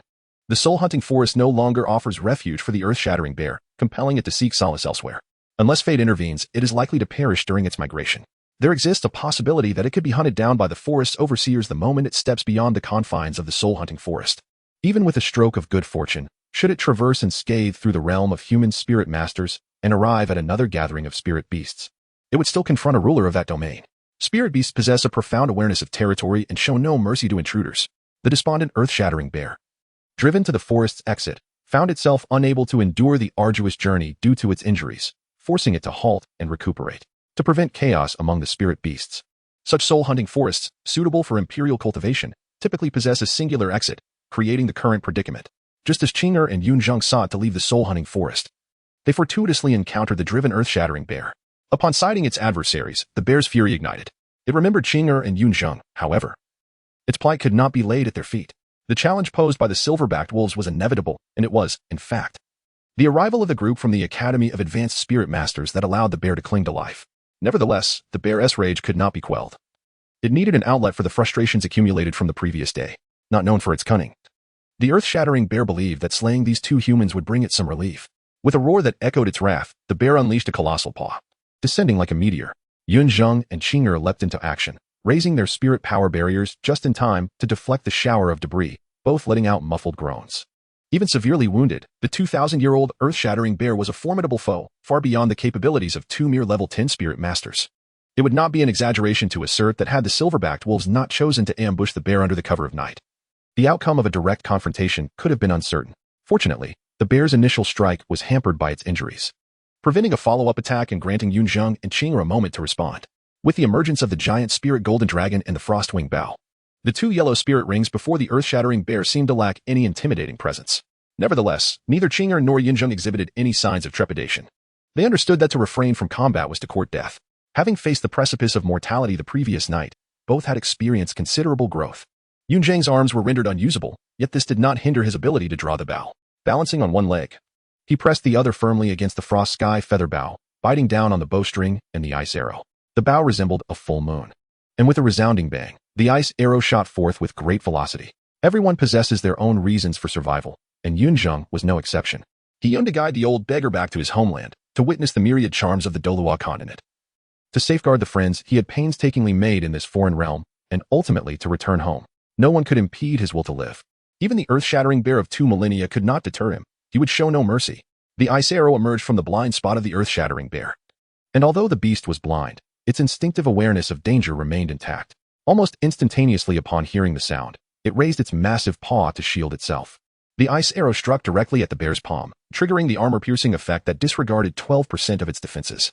Though the arrow failed to draw blood, the chilling essence of the extreme ice penetrated the bear's body, with the enhancement of the ice attribute's 12% damage bonus. A stunning blood-red ice flower erupted within the bear's paw. How could mere flesh withstand such an icy force? The earth-shattering bear let out a painful howl, but simultaneously, the agony ignited its nerves, and the terrifying strength of the beast began to thrash violently against the ground, causing tremors and cracks to spread across the earth. Yunzheng, precariously balanced on one leg, struggled to maintain his stance, but fortunately, Qing'er's quick reflexes allowed her to catch him. During this tumultuous moment, their arms inevitably brushed against each other, yet Yunzheng did not cry out in pain. Instead, he gritted his teeth and urged, "You take the bow. If you can strike its gouged left eye, we shall prevail." The eye was the closest point to the brain. If Yunzheng could hit the earth-shattering bear's eye, the 12% armor-piercing effect would enable the chilling essence to penetrate the bear's mind, freezing its rarely utilized brain in an instant with the power of extreme ice. However, this hinged on one condition: the ice arrow must be shot by Yunzheng, for only then could the first soul skill be activated. "All right," Qing'er replied, completely trusting Yunzheng. With a determined shout, she hoisted him onto her shoulder, drawing the bow with both arms and aiming for the bear's eye. Though her approach was somewhat reckless, Yunzheng could not afford to be concerned at that moment. Once more, he bit the string, and the ice arrow crystallized, shooting forth with fervor. Yet, it veered off course. Having never wielded a bow before, Qing'er struggled to maintain her aim. In a flurry of anxiety, she apologized profusely, feeling a deep sense of remorse. Yunzheng did not blame Qing'er, he calmly said. "Do not worry. Retreat to the left side of the earth-violent bear. Where it's left, I cannot see." He acknowledged his own responsibility for the previous arrow, having allowed another to wield the bow. Sometimes, 1 plus 1 does not necessarily equal 2. When the bow and arrow are separated, their power diminishes greatly. Much like a sword that does not draw blood or a blade that lacks a ring. If Qing'er and Yunzheng were truly in sync, it would not be impossible for them to shoot together, but at this moment, they had yet to achieve that profound understanding. "All right," Qing'er readily agreed, leaping swiftly into the blind spot of the earth-violent bear's vision. The bear's gaze could not catch up to them immediately, granting Yunzheng and Qing'er a fleeting moment to prepare. Yunzheng leaped down from Qing'er's shoulder, employing the same technique once more. Resting his foot against the bow's body, his teeth firmly gripping the bowstring and ice arrow, drawing it back until it resembled a full moon. His eyes sparkling like lightning as he aimed at the bear's eye socket. However, at that moment, the earth-violent bear discovered the whereabouts of the vanished Qing'er and Yunzheng. Upon sighting the ice spout, its beastly pupils narrowed in alarm. Though these two humans appeared feeble, that ice spout possessed a power that posed a genuine threat to it. Under the sun's radiance, the ice arrow shimmered with a chilling light, causing the bear to shudder involuntarily. Its primal instincts compelled it to raise its massive paw high, intending to smash it down to the ground. Witnessing this scene, Yunzheng felt a surge of alarm, squeezing out a few words through clenched teeth. "Hold on tight. Steady." Qing'er understood immediately. Without a moment's hesitation, she clasped Yunzheng tightly. The might of the giant spirit golden dragon surged forth, and her seemingly delicate feet sank firmly into the earth. Yunzheng felt as if he were being pressed into the ground, yet fortunately, he remained focused and undistracted. Boom. At that moment, the earth-violent bear's paw came crashing down. This strike, imbued with soul energy, created a tremor in the ground, but unlike the previous cracks, this time, only a single fissure, like a massive python, surged toward Yunzheng and Qing'er. Countless spikes erupted from the fracture. Should they strike Yunzheng and Qing'er, survival would be impossible. The earth-violent bear, named for the earth, if it could not harness the power of the terrain, would it not be merely a name without substance? Bang! A beam of ice-blue light streaked through the air, so swift that it left only a fleeting afterimage. Yunzheng found himself devoid of any opportunity for hesitation. His only slender chance of survival lay in striking the vital point of the earth-shattering bear before it could unleash its wrath. Yet, this arrow was fated to miss. Almost instantaneously upon release, a terrifying aura descended from the heavens, dark clouds coalescing in the sky. Fearsome thunder illuminated the overcast expanse, devoid of the warmth of sunlight, replaced instead by an icy chill and an ominous intent to kill. Soon after, a figure of divine and demonic proportions manifested, enveloped in crackling lightning. Akin to a thunder god descending upon the earth, proclaiming with authority, "You wretched beast, how dare you!" The swiftness of the lightning was beyond the comprehension of either Yunzheng or the 2,000-year-old earth-shattering bear. Before they could react, a blue bolt of lightning had already coalesced into a dragon, carrying an overwhelming force as it thundered down upon the earth-shattering bear. From a distance, the lightning dragon appeared majestic, but as it drew near, Yunzheng was struck by the revelation that this dragon was indeed several meters in diameter. In that instant of descent, the thunder erupted, and a multitude of electric arcs dispersed violently, a blinding white light drowning Yunzheng's vision and obliterating the ice arrow he had released. The earth-shattering bear's earth and spike attack was equally doomed. As everything within sight vanished into oblivion, following a resounding explosion, Yunzheng instinctively squinted his eyes. When the thunder subsided and the blinding light receded, he reopened his eyes to find a gaping pit left in the ground, utterly devoid of any remnants. No trace of the earth-shattering bear remained, not even a single fragment. Only a shimmering purple soul ring floated uncertainly at the pit's edge. Witnessing this scene, Yunzheng could not help but gasp in awe at such terrifying control. Yunzheng and Qing Er were not particularly close to the earth-breaking bear, yet the distance could hardly be considered vast. The might of the Thunder Dragon was something Yunzheng witnessed firsthand. It was no exaggeration to say that in that fleeting moment when the Thunder Dragon descended, he truly believed his end was nigh. However, once the Thunder Dragon landed, neither Yunzheng nor Qing Er felt even a flicker of electric arc. To be candid, Yunzheng felt a twinge of envy. If he possessed such control, how could he have rendered his own arms nearly useless? Although Yunzheng possessed considerable strength now, he was akin to a child wielding a massive hammer, lacking the grace and ease that comes with true mastery. At that moment, a sudden figure approached. The surrounding thunder dissipating, yet the martial soul and soul rings had not yet been retracted. Only then did Yunzheng discern the identity and strength of the newcomer, a blue electric Tyrannosaurus Rex martial soul. Boasting a full 8 rings, a soul Douluo hailing from the prestigious blue electric Tyrannosaurus sect of the upper 3 sects. Indeed, while Yunzheng had never encountered the blue electric Tyrannosaurus Rex martial soul before, it was clear that among the dragon martial souls capable of wielding lightning, it could only be the blue electric Tyrannosaurus. Coming to his senses, Yunzheng did not hesitate to express his gratitude. Bowing respectfully, Junior Yunzheng expresses his heartfelt thanks for your assistance, esteemed elder. It was only right to convey his appreciation, considering the gravity of the situation. However, to his surprise, before he could even bend down, Qing Er swiftly pulled him back, letting out a haughty huff as she exclaimed in a rather peculiar tone, "Humph." No need to acknowledge him. Yunzheng was momentarily taken aback, staring blankly at Qing Er, at a loss for words. Dear aunt, your origins are extraordinary, while I, Xiao Yunzi, am a genuine representative of humble beginnings. Before me stands the sole Douluo of the blue electric tyrant sect. My frail form cannot withstand such formidable winds and waves, let alone confront them. However, the scene that unfolded next rendered Yunzheng utterly speechless. Upon hearing Qing Er's deliberately aloof words, the sole Douluo of the blue electric tyrant sect not only refrained from anger, but even displayed a charming smile, cautiously approaching Qing Er, with a mixture of anxiety and relief. He inquired, "Qing Er, are you unharmed? At last, I have found you. You truly frightened your father." His expression betrayed a profound concern as he continued. "If anything were to happen to you, what would your mother and I do?" This demeanor was a far cry from the imposing figure that commanded lightning just moments ago. Yunzheng stood in stunned silence, realizing that Qing Er's father was indeed the sole Douluo of the blue electric tyrant sect. No wonder she had the audacity to speak so boldly. The scoundrel had been located. As she felt her father's concern, a flicker of grievance and guilt crossed Qing Er's eyes, though it quickly vanished, replaced by a fade of icy indifference. The shift in her gaze was strikingly evident, even to Yunzheng, let alone to the astute sole Douluo who had been closely observing her. It is only natural to consider that, in the lives of both boys and girls, a father often emerges as the first superhero, the initial object of admiration. Every child inherently yearns for a father's love, and Qing Er is no exception. However, her family situation is somewhat intricate. This Sea King appears to have resolved issues within his own household yet has failed to earn his daughter's acceptance. Thus, despite sensing the deep-seated dependence Qing Er had on him, his expression remained dimmed. Nevertheless, he did not succumb to despair, as he had anticipated such a reaction. Qing Er exhibited an unmistakable disregard for him, and understanding her well, he knew that this was not the moment to provoke her. Hence, he shifted his strategy and turned his attention to Yunzheng, attempting to display a friendly demeanor as he gently asked, "Little girl, are you all right?" Upon hearing those words, Yunzheng's small face instantly stiffened. At this moment, a curse lingered on Yunzheng's lips, leaving them in a quandary of whether to utter it or not. Chapter 20. Finally, I can return home. Who says that only girls can wear princess dresses? Who claims that a delicate appearance is exclusively for girls? Such notions are clearly the prejudices of society. It is unexpected that this formidable sole Douluo before me has also fallen into such a trap. How the morals of humanity have deteriorated and societal values have declined. Yunzheng harbored a myriad of thoughts, yet considering the prowess and stature of the individual before him, he ultimately restrained his words. After all, Yunzheng was no mere girl. Fortunately, at that moment, Qing Er spoke up in defense of Yunzheng, prompting the sole Douluo to recognize his blunder.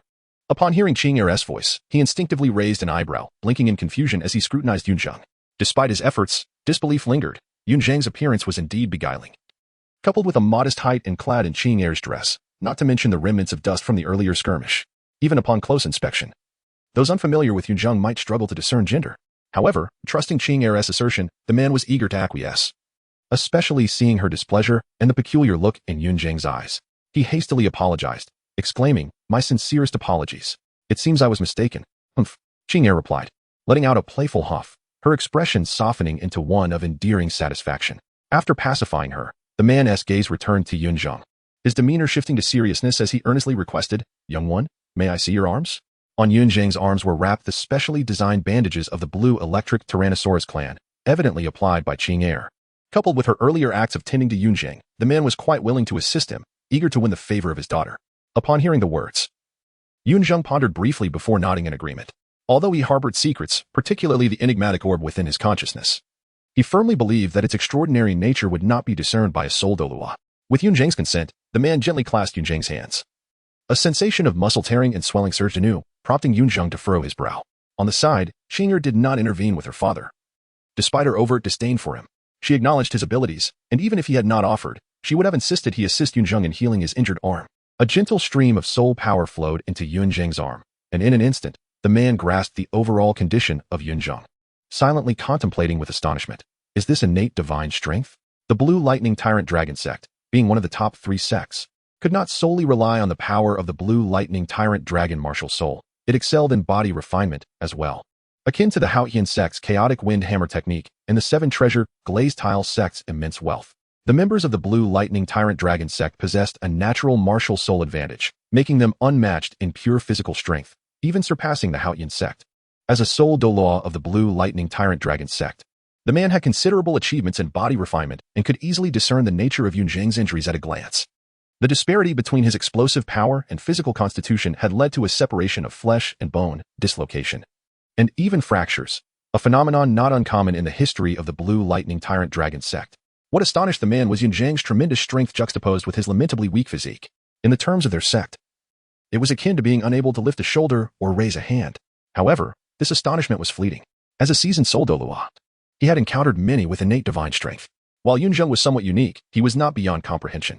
Yet, the thought of Yunzheng remaining composed while contending with a 2,000-year-old earthquake bear elicited a sense of admiration from the man. With this consideration, he instinctively deepened the infusion of soul power. At that moment, a chill emanated forth. Although it could not disrupt the man's soul power, it imparted a trace of coldness. This revelation piqued the man's interest. This chill surpassed even the natural ice and snow of the extreme northern lands, attesting to the strength of Yunzheng's martial soul. However, the man's expression soon shifted to one of intrigue and understanding. The female soul master who awakened Yunzheng's martial soul had noticed it, so it was unreasonable for him, a distinguished soul Douluo, to remain oblivious. He was not surprised. In the Douluo Continent, genius talents were predominantly monopolized by sects and noble families. If one's parents lacked exceptional aptitude, it was nearly impossible for their offspring to defy fate. Occasionally, powerful mutated martial souls emerged, but they often bore side effects. This was the norm on the continent. Speaking of mutated martial souls, was not the man's subordinate the most typical example? A true dragon transformed into a mere pig, losing even the semblance of a dragon and becoming the laughingstock of the sect. Recalling his subordinate, the man instantly lost his enthusiasm. He retracted his soul power, suppressing the negative emotions that had surfaced, and turned his gaze back to Yunzheng, asking, "Young one, do you fear pain?" Upon hearing this, Yunzheng understood the man's intentions. Taking a deep breath, he nodded earnestly, his young face resolute as he replied, "Thank you for your concern, senior." The man, both surprised by Yunzheng's wisdom and impressed by his determination, nodded appreciatively before seizing Yunzheng's hands with sudden force. Blue arcs of electricity enveloped Yunzheng's arms, bending them at an exaggerated angle, resulting in the complete fracture of his upper arm bones. Yunzheng was unaware of how Lord Guan managed to maintain his composure during his own excruciating ordeal of bone scraping. Previously, he had merely considered it a tale, but now he felt a genuine admiration. The sudden, searing pain contorted Yunzheng's features into a grimace, and a piercing scream erupted from his lips, as torrents of cold sweat cascaded down his brow. Even as a bystander, one could palpably sense the anguish emanating from him. Seeing this, Qing'er gasped in shock, exclaiming, "Father, what are you doing?" In her moment of desperation, her call pierced the man's heart, but he could not afford to be distracted. He responded with a grave tone, "Qing'er, your friend has sustained injuries from his own power. His arm muscles are torn, and the bone is severely damaged, particularly the upper arm, which is fractured and misaligned. This is the only way I can assist him in restoring his arms. I believe you would not wish for your friend to endure lifelong deformity, would you?" Having lived in the Blue Electric Tyrant Sect for some time, Qing'er understood the gravity of the situation. Upon learning the reason, she quickly stepped aside to avoid disturbing Yunzheng and the man. "Yunzheng, you must hold on," she prayed fervently, watching him anxiously, feeling that was all she could do at that moment. Perhaps within Yunzheng's perception, this process felt interminable. Yet the man was no ordinary soul master. He had mastered body refinement and swiftly aligned Yunzheng's bones in just a few fleeting moments. But that was not the end. He retrieved a jade box from his soul guide and extracted a bomb resembling congealed fat, applying it evenly to Yunzheng's arms. He then wrapped them with specially designed bandages from the blue electric Tang Sect. Yunzheng felt a chilling sensation. The previous fiery tearing pain was immediately subdued. Although it still hurt, there was a semblance of relief. After completing the treatment, the man cautioned Yunzheng, for the next month, refrain from exerting your arms. Ensure you maintain a nutritious diet, consuming plenty of meat and bone broth to aid in your recovery. Thank you, senior. Yunzheng replied sincerely, disregarding the cold sweat on his face. The value of the bomb alone must be considerable, and he felt compelled to remember this kindness. There's no need for such gratitude. The man waved his hand dismissively, indicating that Yunzheng need not dwell on it. Indeed, the man had no familial ties to Yunzheng and could have chosen to assist him half-heartedly, but given Yunzheng's importance to Qing'er, he found it insignificant to extend such care. After resolving Yunzheng's arm injuries, the man inquired about the events of the past few days. Qing'er, feeling proud, refrained from speaking, prompting Yunzheng to act as the narrator, recounting the occurrences without embellishing any danger they faced. This approach kept the tale from seeming too fantastical and alleviated the man's concern. However, Yunzheng underestimated a father's instinct. Upon learning that the silver-backed wolves had endangered Qing'er, the man swiftly made his way into the depths of the soul-hunting forest. From a distance, Yunzheng and Qing'er witnessed the once lush greenery transform into a tempestuous sea of lightning, as azure lightning dragons roared in fury, threatening to obliterate the entire forest. It was likely that the silver-backed wolves had been exterminated. Within their lair, the man discovered a spiritual plant, though its fruit had already been devoured by the wolves, who had relied on its power to achieve their millennium of cultivation. Regrettably, the wolves lacked an understanding of sustainable growth, having drained the plant dry. Otherwise, the man would have gladly cultivated a pot of spiritual flora for Qing'er. Once all was settled, the man prepared to return to Aogu City with Qing'er and Yunzheng. Initially, Qing'er hesitated. But when the man mentioned that her mother was worried in Aogu City, she reluctantly acquiesced. Yunzheng had fortuitously hitched a ride, and in less than a quarter of an hour, he found himself back at the entrance of the ancient city. At that moment, the dean of the ancient Junior Soul Master Academy and 2 Soul Respect mentors remained in a state of shock, waiting anxiously.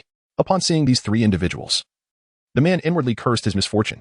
To avoid revealing his more ferocious side to Qing'er, he chose to set her and Yunzheng aside for the moment and address the 3 individuals first. Should anything happen to Qing'er, these 3 would undoubtedly meet their demise, and the entire ancient Junior Soul Master Academy would suffer the consequences. However, as Qing'er was unharmed, the man felt less inclined towards violence. He had no intention of taking their lives. After all, if Qing'er were to discover the truth, it would not bode well for her. He wished to shield her from the dark and primitive aspects of the Soul Master world for as long as possible. Chapter 21. Do not depart. Qing'er expressed her discontent over her father's sudden departure once again, huffing in displeasure. If the man were to vanish without a word once more, the fragile image he had painstakingly built in Qing'er's eyes might come crashing down once again. Yunzheng had already discerned the man's intentions. As he caught sight of the director and others from a distance, he had surmised the situation to some extent. However, since the man was reluctant to allow Qing'er to be involved, Yunzheng deemed it inappropriate to interject. He sought a plausible excuse to take his leave, anticipating that the ensuing moments would be dedicated to family bonding for Qing'er and her kin, and thus decided not to intrude. Yet, when Qing'er realized Yunzheng intended to depart, she unexpectedly grasped his arm. Yunzheng blinked in confusion and turned his gaze towards Qing'er. Under Yunzheng's scrutiny, a bashful crimson hue spread across Qing'er's delicate face at an observable pace. Avoiding eye contact with Yunzheng, she stammered, the skirt. Upon hearing this, Yunzheng was momentarily taken aback, but soon understood. Although he instinctively felt a hint of strangeness, he nodded and replied, after I clean up, I shall give it to you. Only then did Qing'er let out a soft whimper, releasing her hold on Yunzheng. Yunzheng departed ahead of others, and this experience in the soul-hunting forest made him acutely aware of the frailties of his physique. Just as the man had jested, turning the large bones into broth would somehow transform him into light. However, after several setbacks due to his physical limitations, Yunzheng realized that the enhancement of his constitution must take precedence on his agenda. After Yunzheng departed, the man returned. Upon seeing her father's return, Qing'er couldn't help but reveal a fleeting expression of joy, which she quickly concealed. She marched away, her petite legs moving with determination, head held high. The man, observing this, had no choice but to follow her. The father and daughter maintained a standoff until, unable to hold back any longer, Qing'er feigned indifference and asked, How long do you plan to stay this time? She yearned for her father's presence. This time, I shall heed your wishes, the man replied with a gentle smile. Really? At this affirmation, Qing'er's delight was palpable. She momentarily forgot her pretense and turned to look at her father in surprise. However, she quickly became aware of her lapse, her cheeks flushing a deep crimson. With a huff, she shot him a glare and disdainfully remarked, in any case, it can't be more than 10 days. You will ultimately return to that woman. Hearing this, the man could only chuckle helplessly but replied, "She is my legitimate wife and your aunt. She deserves my respect." Humph. In response, Qing Er merely made a dismissive sound, neither affirming nor denying his statement. Noticing her discontent, the man sighed inwardly and proposed, "How about I accompany you and your mother for 20 days this time?" "Ah, as if I care." Qing Er shot him a glare and scoffed before continuing forward. Despite her outward indifference, her light steps betrayed her true feelings. The man exhaled, relieved.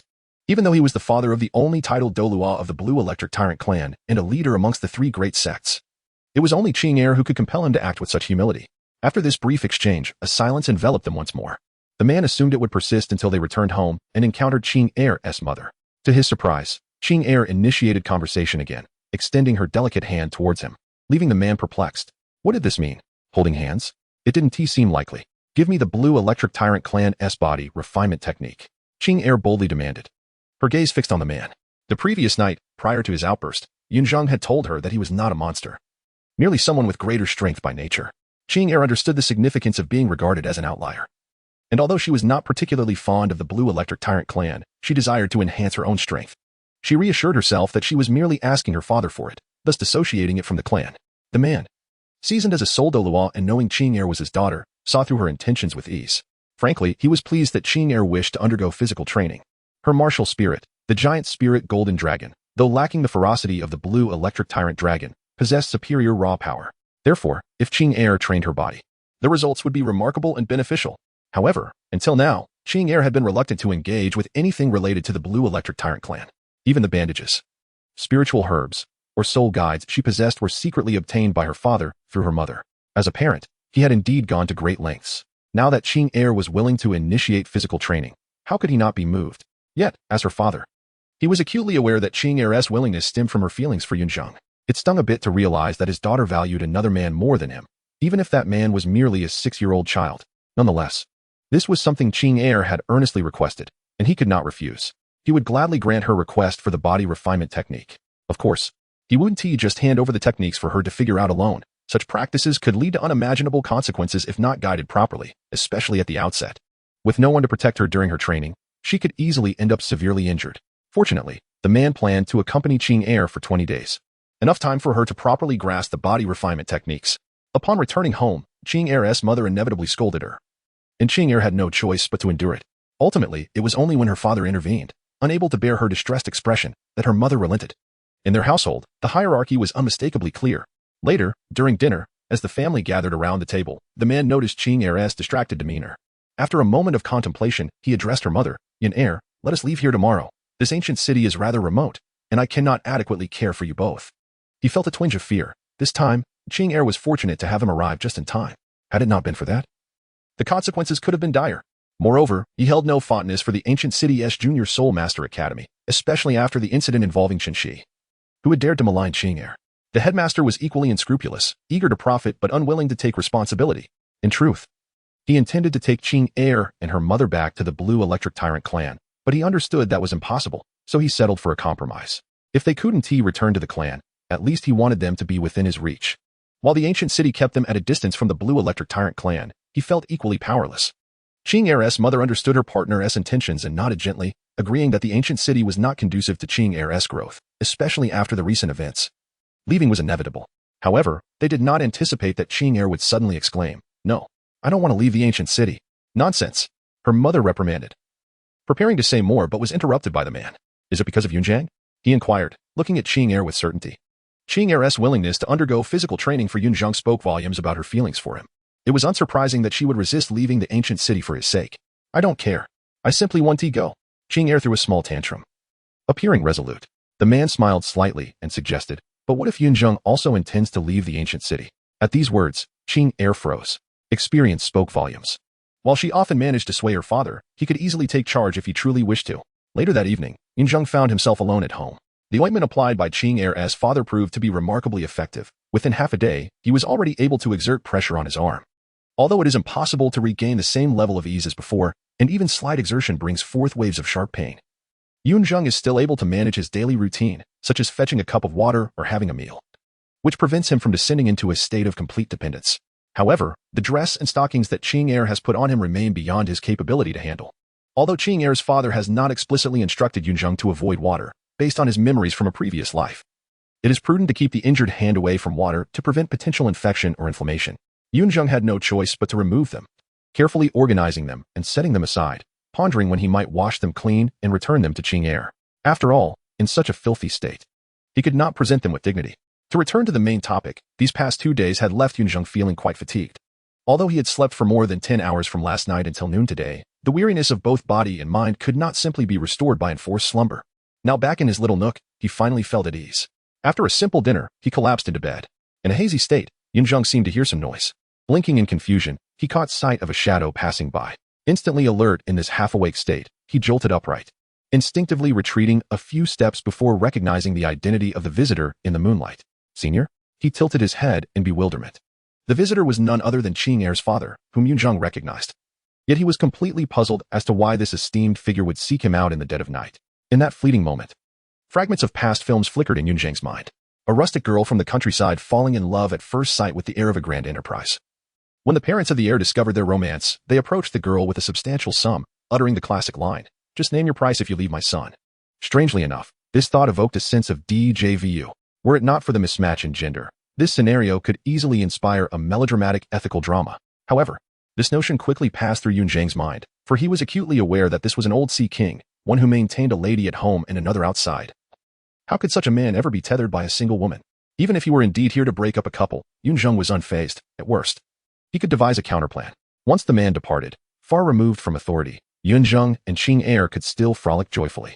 On the other hand, upon realizing that Yunzheng had noticed him, the man was not surprised. He had not concealed his presence intentionally and had entered with an air of confidence.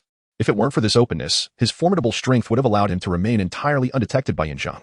Observing the bewilderment on Yunzheng's face, the man offered a benevolent smile, scanning the surroundings with a glimmer of pity in his eyes. When he first encountered Yunzheng, he recognized the boy's extraordinary nature. Aside from knowing that Yunzheng possessed innate strength and a powerful mutated martial soul, he had little understanding of the child. The man believed that a child with such an exceptional demeanor must have received remarkable upbringing, hence he had not delved deeper. However, the afternoon and evening had provided him with ample information about Yunzheng through Qing'er's eager revelations. The two had effortlessly engaged in discussions primarily centered around Yunzheng. Upon learning about Yunzheng's background, the man felt astonishment followed by a profound pity. An orphan child living alone in the city of Agu, relying solely on himself for survival after the first 4 years spent with an old beggar, one could only imagine the hardships endured. Moreover, the man gleaned much more. From Qing'er, he learned that Yunzheng was astonishingly astute, nearly beyond reproach. Yet, he was merely a 6-year-old child. A tender age when one should be frolicking under parental protection. Yet he grasped complexities of human interaction that eluded many adults. This was undoubtedly a misfortune rather than a stroke of luck. Additionally, the man discovered that Yunzheng maintained a distant demeanor towards all residents of Agu City. On the surface, he appeared to converse amiably with everyone, winning the affection of many older sisters due to his outward charm. However, in essence, Yunzheng had never truly integrated. He always lingered on the periphery. In Qing'er's words, aside from her, Yunzheng merely tolerated everyone else. The man was not particularly sentimental, but upon hearing Qing'er's account, her mother couldn't help but feel a pang of compassion for Yunzheng. In her eyes, the burdens placed upon a child were unreasonably cruel. Nevertheless, this revelation did ease the man's concerns. At least he need not worry that Yunzheng had ulterior motives for befriending his daughter. Sighing at this thought, the man, under Yunzheng's confused gaze, suddenly spoke in a solemn tone. "Let us speak plainly. Yunzheng, would you be willing to take me as your master?" "What?" The man's sudden inquiry struck like thunder on a clear day, leaving Yunzheng's mind blank, utterly unprepared for this unexpected turn of events. A visit in the dead of night to accept a disciple? Perhaps sensing the abruptness of his approach, the man did not mind Yunzheng's astonishment and simply waited for the boy to process his words. After a considerable pause, Yunzheng finally regained his senses but did not immediately bow in submission. Instead, he regarded the man with a mix of hesitation and intrigue, cautiously inquiring, "Senior wishes to take me as a disciple?" It was not that Yunzheng lacked appreciation or respect for the man's status as a sole Douluo. Rather, he believed that reverence must be accorded to the divine, and while he could disregard the heavens and the monarch, the bond between kin and master was sacred. Perhaps it was a somewhat antiquated perspective, but Yunzheng firmly held that to take a master was akin to acknowledging a father. Thus, the title of master was not one to be uttered lightly. Yunzheng's hesitation was anticipated by the man. In response to Yunzheng's inquiry, the man neither evaded nor concealed the truth, boldly stating, "Indeed. Firstly, your extraordinary talents qualify you to be my disciple. Secondly, your close relationship with Qing'er, who is reluctant to leave the ancient city for your sake, compels me to take you along, so that she may have a companion." To be frank, the man's candor greatly pleased Yunzheng. At the very least, the man approached him with sincerity, rather than seeking to exploit him for ulterior motives. Nevertheless, Yunzheng subtly declined the man's offer, saying, "I apologize, esteemed elder, but I currently have no intention of joining the Blue Electric Tyrant Sect."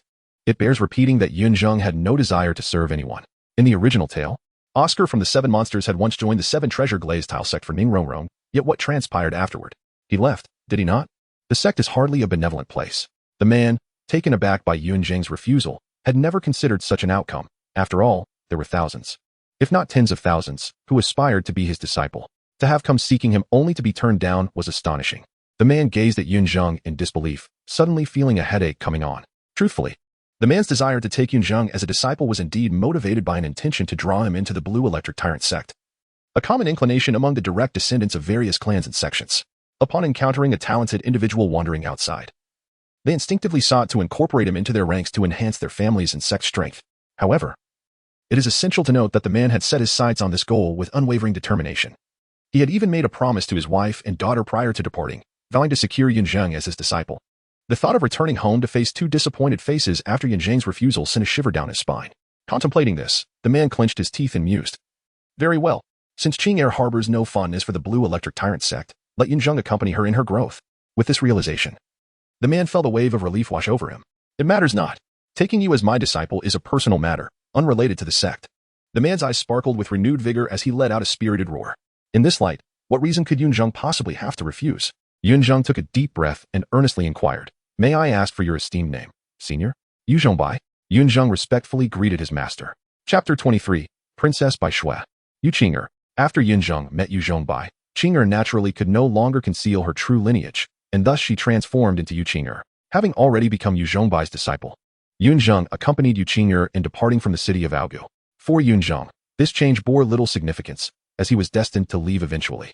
It was precisely because he was aware of this inevitability that he had maintained such a reclusive demeanor prior to meeting Yuqing'er. In Yunzheng's eyes, the only possession of true value he had left was the ashes left behind by the old beggar. Carrying them along was hardly a burden of immovable property. As for the small earthen house where he had resided for 2 years, Yunzheng was not one to dwell nostalgically on the past. Yunzheng accompanied Yuqing'er and her family to the more prosperous Tianding city. Of course, this prosperity was only relative to the more desolate Aogu city. Compared to imperial cities like Tiando and Xingluo, it still fell significantly short. In Tianding city, Yunzheng experienced the most leisurely and joyful 3 years of his life on the Douluo Continent. Here, he no longer had to deal with anyone else. Completely free to express his emotions and attitudes without the need for calculated diplomacy, while basking in the warmth of family, Yuzhongbai remained as he always was, spending most of his time at the Blue Lightning Tyrant Dragon Sect. However, his visits to Yuqing'er noticeably increased. This was partly because Tianding City was a choice made by Yuzhongbai himself, conveniently located not far from the main sect, allowing him, as a sole Douluo, to travel with ease.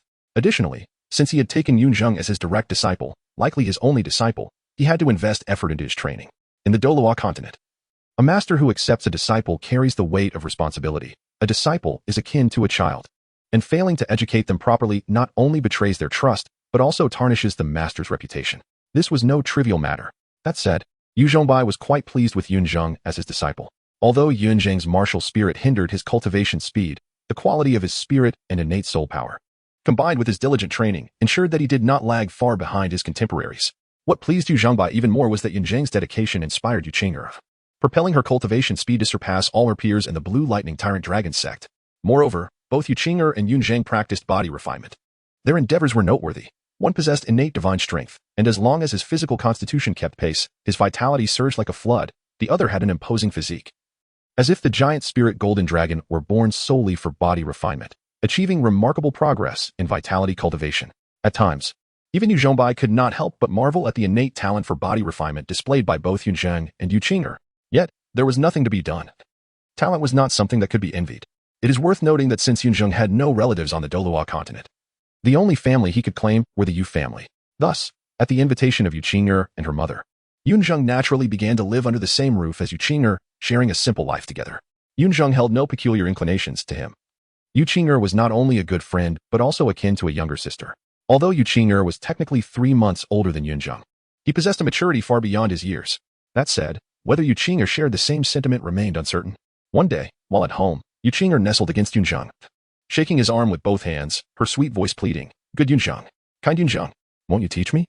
Her voice was soft enough to turn hardened steel into a gentle embrace, Any ordinary person would have immediately acquiesced to her request without a moment's thought. But Yunzheng was not an ordinary person. After 3 years of living together, he had long since discerned Yuqing's intentions and was not easily fooled. With a furrowed brow, he remained unmoved, huffing slightly as he replied, "I've already taught you 13 times. You still haven't remembered. I seriously suspect that you are merely toying with me." "No way," Yuqing exclaimed in protest, her large, watery eyes filled with grievance as she pitifully declared, "I swear, I truly listened attentively. But this knowledge, it just won't stick in my head." Upon hearing the words, Yunzheng turned to Yuqing and, after a few breaths, let out a helpless sigh. He believed in what Yuqing had said. After all, in his previous life, he too was a diligent student. Throughout his many years of study, he encountered several classmates who listened intently during lectures, filled their notebooks to the brim, and maintained tidy textbooks. They exuded the aura of exemplary students, yet their exam results were consistently disappointing. Such classmates were often referred to as the Princess of White Learning or Prince of White Learning by Yunzheng. Unfortunately, Yuqing was one such Princess of White Learning. It was only during the past 2 years that Yunzheng discerned this trait in her. Indeed, with the personal guidance of Yunzheng Bai, there was no necessity for Yuqing and Yunzheng to attend a Soul Master Academy. However, Yuqing's mother believed that being too unconventional would hinder their growth. To ensure a more rounded childhood for both, they complied with her wishes and entered a Junior Soul Master Academy. After 2 years, a written examination was introduced. Although personal strength is paramount for Soul Masters, not all can become powerful. At this juncture, various forms of knowledge would showcase their value. For many noble science, exam results became a means of comparison. Yuqing, of course, had no need to compete with others, yet she was reluctant to let anyone know of her ignorance.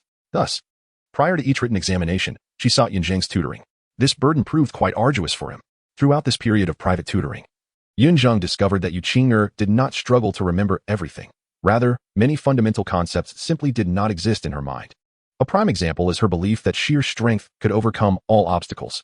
According to the common understanding in the Soul Master world, offensive Soul Masters found themselves in a rather precarious position. When facing other types of Soul Masters, agility and defense each had their merits, and it was often a matter of personal capability. However, in the closed-loop food chain of agility countering control, control countering defense, and defense countering agility, offensive Soul Masters were predominantly countered by control-type Soul Masters, often left frustrated with their prowess going to waste.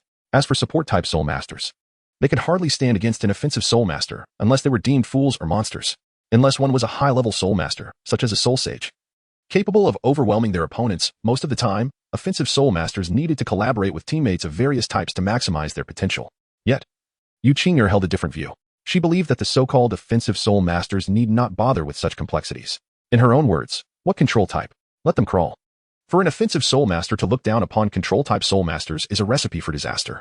Strangely enough, none of her peers among control-type Soul Masters had ever managed to best her. Yuqing's second soul skill, Konglong Lin, derived from a rare soul beast. The golden armored dragon lizard, aged 670 years, did not enhance her attributes, nor did it possess offensive or defensive capabilities. Its sole effect was immunity to control effects. When Yuqing activated this skill, a golden dragon avatar would emerge, safeguarding her from control techniques. Unless someone could deplete all her soul energy in one blow, it was nearly impossible to control her. This meant that until Yuqing exhausted her soul energy, she could completely disregard the control techniques of her peers. Who could argue against that? Fortunately, Yunzheng was not a control-type Soul Master. Otherwise, just the thought of facing Yuqing would likely extinguish any fighting spirit. The greatest advantage a control-type Soul Master has against an offensive Soul Master lies in their myriad control methods, rendering the latter's strength utterly useless and ultimately leading to attrition. Yet, for Yuqing, the moment she activated her second soul skill, she would recklessly charge at her opponent, relying on her overwhelming vitality to deliver a crushing blow, swiftly ending the battle. While she could not accept the knowledge offered by the Junior Soul Master Academy, which catered to the majority of ordinary Soul Masters, the instructors at Tianding Junior Soul Master Academy were not inclined to tailor their teaching methods. They merely recited their lectures. This led to Yuqing becoming a proud princess of white learning. Regrettably, Yuqing was unwilling to let others discover this flaw, especially Yunzheng Bai. Thus, the formidable task of tutoring Yuqing naturally fell upon Yunzheng's shoulders. Upon seeing the glimmer of tears welling in Yuqing's enchanting eyes, Yunzheng's heart softened, and he feigned sternness as he declared, "This is your last chance. I knew you were the best." Yuqing exclaimed in delight, affectionately rubbing her cheek against Yunzheng's, her joy stemming either from the prospects of the upcoming exam or from Yunzheng's indulgence. 2 hours later, Yunzheng finally elucidated the content for tomorrow's written examination to Yuqing. It was no small feat. As for how Yunzheng and Yuqing acquired the exam questions, it was, of course, provided by their instructor. Had it not been for this, Yuqing's identity as the Princess of White Learning would have been revealed long ago, as it was always Yunzheng who requested the materials. The instructor had no reason to refuse, given that both Yunzheng and Yuqing were the academy's top students. Intelligent, talented, and the Tianding Junior Soul Master Academy hoped to gain rewards by nurturing them for higher institutions, much like the system of the Martial Soul Hall. As long as a lower-level academy could cultivate and transport geniuses to higher institutions, they would receive generous rewards. It was akin to a buyout. You provide me with talented students, and I will furnish you with resources. From that point on, the achievements of those students would no longer concern you. Furthermore, the instructor believed that given Yunzheng and Yuqing's usual dedication to their studies, they would undoubtedly perform well regardless of the exam questions. Rather than allowing these two prodigies to squander time on revision, it was more prudent for them to invest their efforts in cultivation. A perfect misunderstanding. Yunzheng let out a long sigh of relief. He felt that each written examination was not a test of Yuqing's comprehension and memory, but rather a challenge to his own teaching abilities. Thanks to Yuqing, Yunzheng could now undoubtedly be regarded as an exceptional educator. Yunzheng mused that if he were to assume the role of a mentor at the academy now, he would likely be quite popular, albeit only among the Junior Spirit Master Academy. Yunzheng lay sprawled on the bed, devoid of any semblance of dignity. Previously, he had been oblivious to the fatigue, but now he truly comprehended that teaching was far more exhausting than learning. Grateful, he mused upon the profession of a teacher. Yuqing, observing Yunzheng's weary state, recognized the toll it had taken on him. With a playful pout, she gently prodded him and, in a charming manner, said, all right. I know that Yunzheng is the best. Yunzheng remained unmoved, lazily sprawled on the bed, stretching with a yawn, uttering not a word. Yuqing was well aware of Yunzheng's intentions. He merely wished for her to massage his shoulders, with no inclination to refuse, whether out of gratitude towards Yunzheng, playful banter, or her own volition. Yuqing was inclined to oblige. Yet, just as she was about to act, a sudden thought crossed her mind, and a mischievous smile graced her delicate face. Retracting her outstretched hands, she instead perched herself upon Yunzheng's waist, her petite foot extending to press gently yet firmly against his back. Sensing the unusual sensation behind him, Yunzheng immediately understood Yuqing's playful intentions. His body stiffened, as if he wished to articulate something, yet ultimately remained silent, folding his arms beneath his head and burying his face within the crook of his elbow. After tentatively stepping a few times and realizing that Yunzheng did not resist, Yuqing felt a rush of delight. With a soft, secretive giggle, she grew bolder. Truth be told, Yuqing herself felt a tinge of shyness, but who could blame her? Yunzheng had a penchant for such antics. Over the past 3 years, it was not only Yunzheng who had come to understand Yuqing, she too had taken the time to learn about him. From her observations, she had drawn a conclusion. Yunzheng was a rather repressed individual with peculiar inclinations. He was infatuated with feet and legs, favoring well-shaped, long thighs and delicate, exquisite feet over a mere pretty face. What could Yuqing do but cater to his peculiarities? After all, even if Yunzheng were eccentric, it was a quirk that only pertained to her. One should not underestimate the children of Douluo Continent, perhaps due to developmental factors. Children in this realm matured at a markedly accelerated rate compared to those in Yunzheng's previous life. Consequently, these children exhibited a greater precocity. Take, for instance, some familiar figures. Oscar's parents had begun their family life at an early age, and Ma Hongjun, with a martial spirit imbued with wicked fire, had already engaged in dubious pursuits since the onset of his training. Thus, it was not surprising that Yuqing possessed such advanced thoughts in the realm of Douluo. Her reflections were quite normal. Yunzheng, however, likely remained unaware, believing it was merely a fleeting whim of Yuqing. A quarter of an hour later, as Yuqing lost herself in thought, she suddenly recalled something and gently tapped Yunzheng's concealed head, declaring, to celebrate your birthday, Mother has prepared a special gift for you. Mother's gift? Yunzheng paused, momentarily taken aback before the realization dawned upon him. Long ago, Yuqing had inquired about his birthday, but Yunzheng had chosen not to disclose the date from his past life, instead opting to regard the day he arrived in Douluo as his birthday. Today marked the 9th anniversary of his arrival in this realm. This meant that tonight, he would receive his third extraordinary gift. With this thought, Yunzheng felt a surge of excitement. Meanwhile, noticing Yunzheng's indifference, Yuqing let out a playful huff. Placing her foot atop his head and teasingly commanded, open your mouth. Startled by the gentle pressure of Yuqing's foot, Yunzheng turned his head, obediently parting his lips. With a pout of annoyance, Yuqing retaliated by shoving the pill she held into his mouth. Yunzheng instinctively bit into the elixir in his mouth, and the sweet flavor, reminiscent of candied fruits, spread throughout his palate. Blinking in confusion, Yunzheng gazed at Yuqing, pondering whether to voice his thoughts. Indeed, the taste was undeniably delightful. Yet one couldn't help but wonder if it was somewhat juvenile for his mentor, a renowned soul master, to gift him a mere candy on his birthday. Noticing the look in Yunzheng's eyes, Yuqing proudly exclaimed, isn't it delicious? This is the dragon yang pill meticulously crafted by my mother just for you. As you know, your constitution is rather frail, so she prepared a dragon yang herb to enhance your physique. However, she mentioned that the herb itself is rather bitter. Hence she transformed it into this sweet dragon yang pill. What do you think? The flavor is quite delightful, isn't it? I never received such treatment. Upon hearing this, Yunzheng initially felt a warmth in his heart, a gentle smile gracing his lips. His master's wife still cherished him. Yet, in the next moment, his eyes widened in alarm as he anxiously inquired of Yunzheng, "Dragon Yang grass?" Indeed, Yunzheng nodded, as if it were a matter of course, retorting, "What else could it possibly be?" In an instant, the medicinal properties of dragon yang grass flashed through Yunzheng's mind. This herb, known for its heat-inducing qualities, possesses the ability to enhance the physique of the consumer and replenish their vital energy. To put it plainly, it serves to invigorate one's vitality. As the attributes of dragon yang grass flickered in his thoughts, Yunzheng felt a sudden heat enveloping his entire being, his breath quickening. A fire seemed to ignite in his lower abdomen, and before him, Yunzheng radiated an irresistible allure. The innocent charm on her lovely face stirred a tempest within him. Combined with the deliberately cultivated atmosphere of intimacy, Yunzheng found himself overwhelmed by primal urges, losing all semblance of reason in an instant. With a swift movement, he flipped over, pinning the unsuspecting Yunzheng beneath him, his hands gripping her wrists tightly as he gazed intently into her eyes. To be fair, Yunzheng possessed considerable strength, yet even in his frenzy, his physical limitations prevented him from unleashing his full power. Yunzheng, having undergone body refinement and possessing robust vitality, was not without her own advantages. Had she truly desired to resist, she could have easily broken free. However, in the chaos of the moment, the thought of struggle slipped her mind, and a flush of crimson crept onto her cheeks, leaving her utterly powerless beneath Yunzheng's fervent gaze. Yunzheng's labored breaths brushed against Yunzheng's face, and she seemed to anticipate what was about to transpire. Whether it was fear or expectation that gripped her heart, she shyly closed her eyes. In that fleeting moment, however, Yunzheng suddenly sprang up as if jolted by an electric shock, awkwardly exclaiming, I need to cultivate." With that, he dashed out the door as if fearing he would be unable to escape. Concurrently, Yunzheng watched Yunzheng's flustered retreat. A flicker of disappointment flashing in her enchanting eyes, swiftly followed by a sense of bewilderment. After a prolonged pause, she finally revealed a knowing smile, mischievously murmuring, "So, it seems that consuming the Longyang pill can lead one to be forthright." Yunzheng was evidently unaware that today's event seemed to have activated some peculiar switch within Yunzheng. Chapter 25, The External Soul Bone. The Evil Spirit Bone Tale. Until nearly the hour of high, Yunzheng finally returned to his chamber, still trembling from the day's occurrences. After considerable effort and meditation to dissipate his excess energy, he found himself utterly exhausted. Yet, he felt a profound relief that, at the last moment, the chains of reason had firmly restrained the beast known as desire. Otherwise, the consequences would have been unimaginable, not to mention whether Yu Zhongbai would have devoured him alive. Even Yunzheng himself would not have forgiven his actions. Yunzheng has always believed that a man's inclination towards lust is perfectly natural.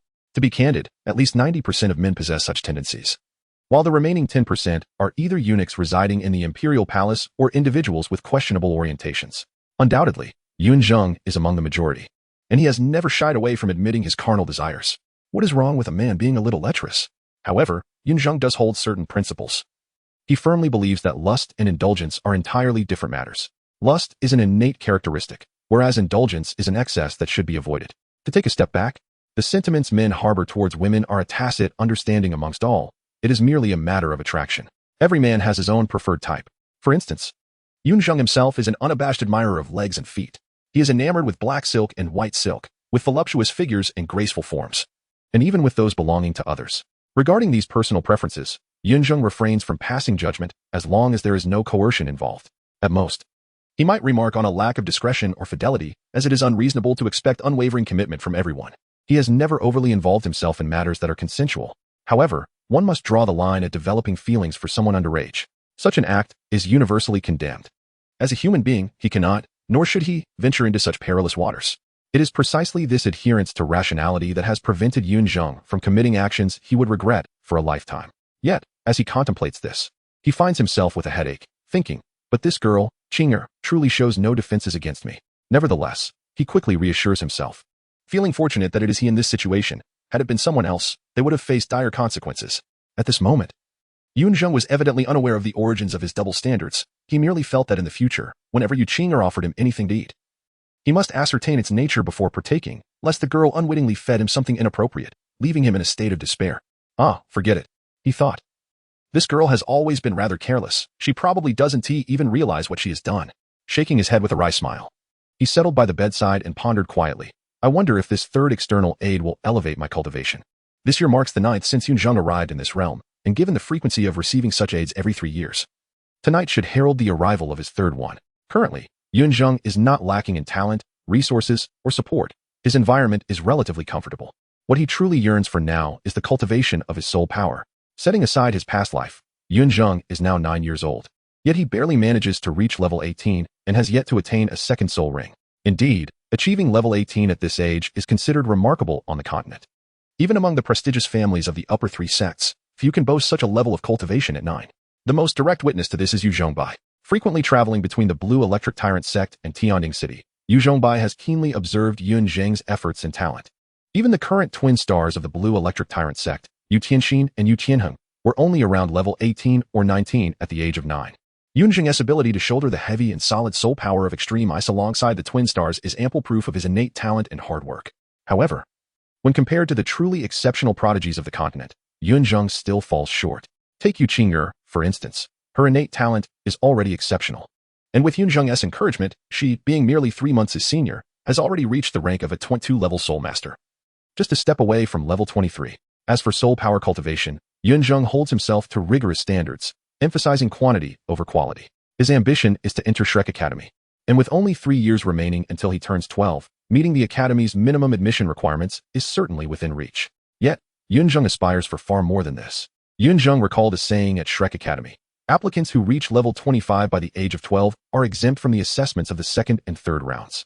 In the original work, Tang Sect and his companions all possessed a cultivation level above 25, and Yunzheng certainly did not wish to be overshadowed. However, despite the truth of this statement, reality does not bend to Yunzheng's desires. The fact remains that he still faced a daunting gap of 7 levels to reach 25.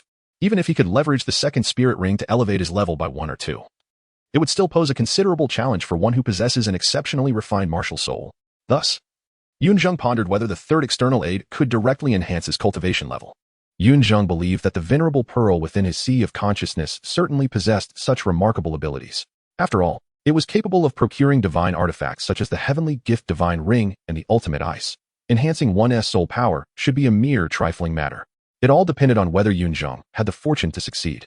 With a heart brimming with excitement, he quietly settled at the head of his bed, practicing his cultivation while awaiting the arrival of his external enhancement. The venerable pearl did not keep Yunzheng waiting for long. By the time he returned, it was already approaching midnight. Within mere moments, a misty aura began to swirl within his sea of consciousness. As the familiar sensation enveloped him, Yunzheng promptly opened his eyes. As per usual, the venerable pearl maintained its aloof demeanor after a brief moment of disturbance. It returned to its tranquil state as if nothing had transpired. Yet, in the depths of his being, Yunzheng heard a voice that revealed to him that his third external enhancement was an attached soul bone known as the evil spirit bone tail. Yunzheng was filled with immense joy. The external spirit bone, a coveted treasure ranked second on the Spirit Master's wish list, is second only to the 100,000-year spirit ring. The external spirit bone exists completely independent of the 6 fundamental spirit bones and can potentially serve as the 7th or even 8th spirit bone for a spirit master. For an ordinary spirit master, the significance of an external spirit bone may not be particularly profound, as most possess few spirit bones. Thus, acquiring an additional external spirit bone bears little distinction from acquiring another limb bone. However, for a titled Douluo endowed with complete spirit bones, an external spirit bone can indeed tilt the scales of victory. Moreover, the most extraordinary aspect of the external spirit bone is its ability to evolve in tandem with the spirit master's growth. Initially, upon acquisition, the external spirit bone may possess merely a millennium or even a century's worth of age, yet upon the spirit master's ascension to title Douluo, the quality of the external spirit bone could potentially surpass that of a 100,000-year spirit bone.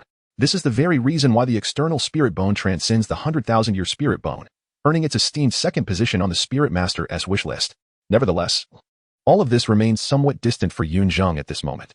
Yunzheng possesses not a single soul bone, and his cultivation level is a mere 18. Contemplating further is futile. He cannot immediately harness the full potential of the external soul bone. For Yunzheng at present, the most alluring aspect of the external soul bone undoubtedly lies in its regenerative power.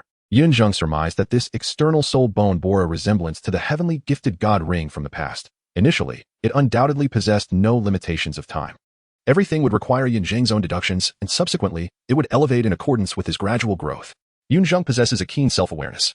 Although the challenge of absorbing a soul bone is considerably less daunting than that of assimilating a soul ring, the notion of directly absorbing a 10,000-year grade external soul bone is nothing short of a delusion. He estimates that a few thousand years would likely be his utmost limit. Regardless of whether the external soul bone is merely 1,000 years old, its restorative power is sufficiently potent to propel Yunzheng to new heights. If he could attain a cultivation level exceeding 3,000 years, the restorative energy could even elevate him directly to the 20th level. The mere thought of this fills Yunzheng with an uncontrollable excitement. How could he possibly find sleep in such a state?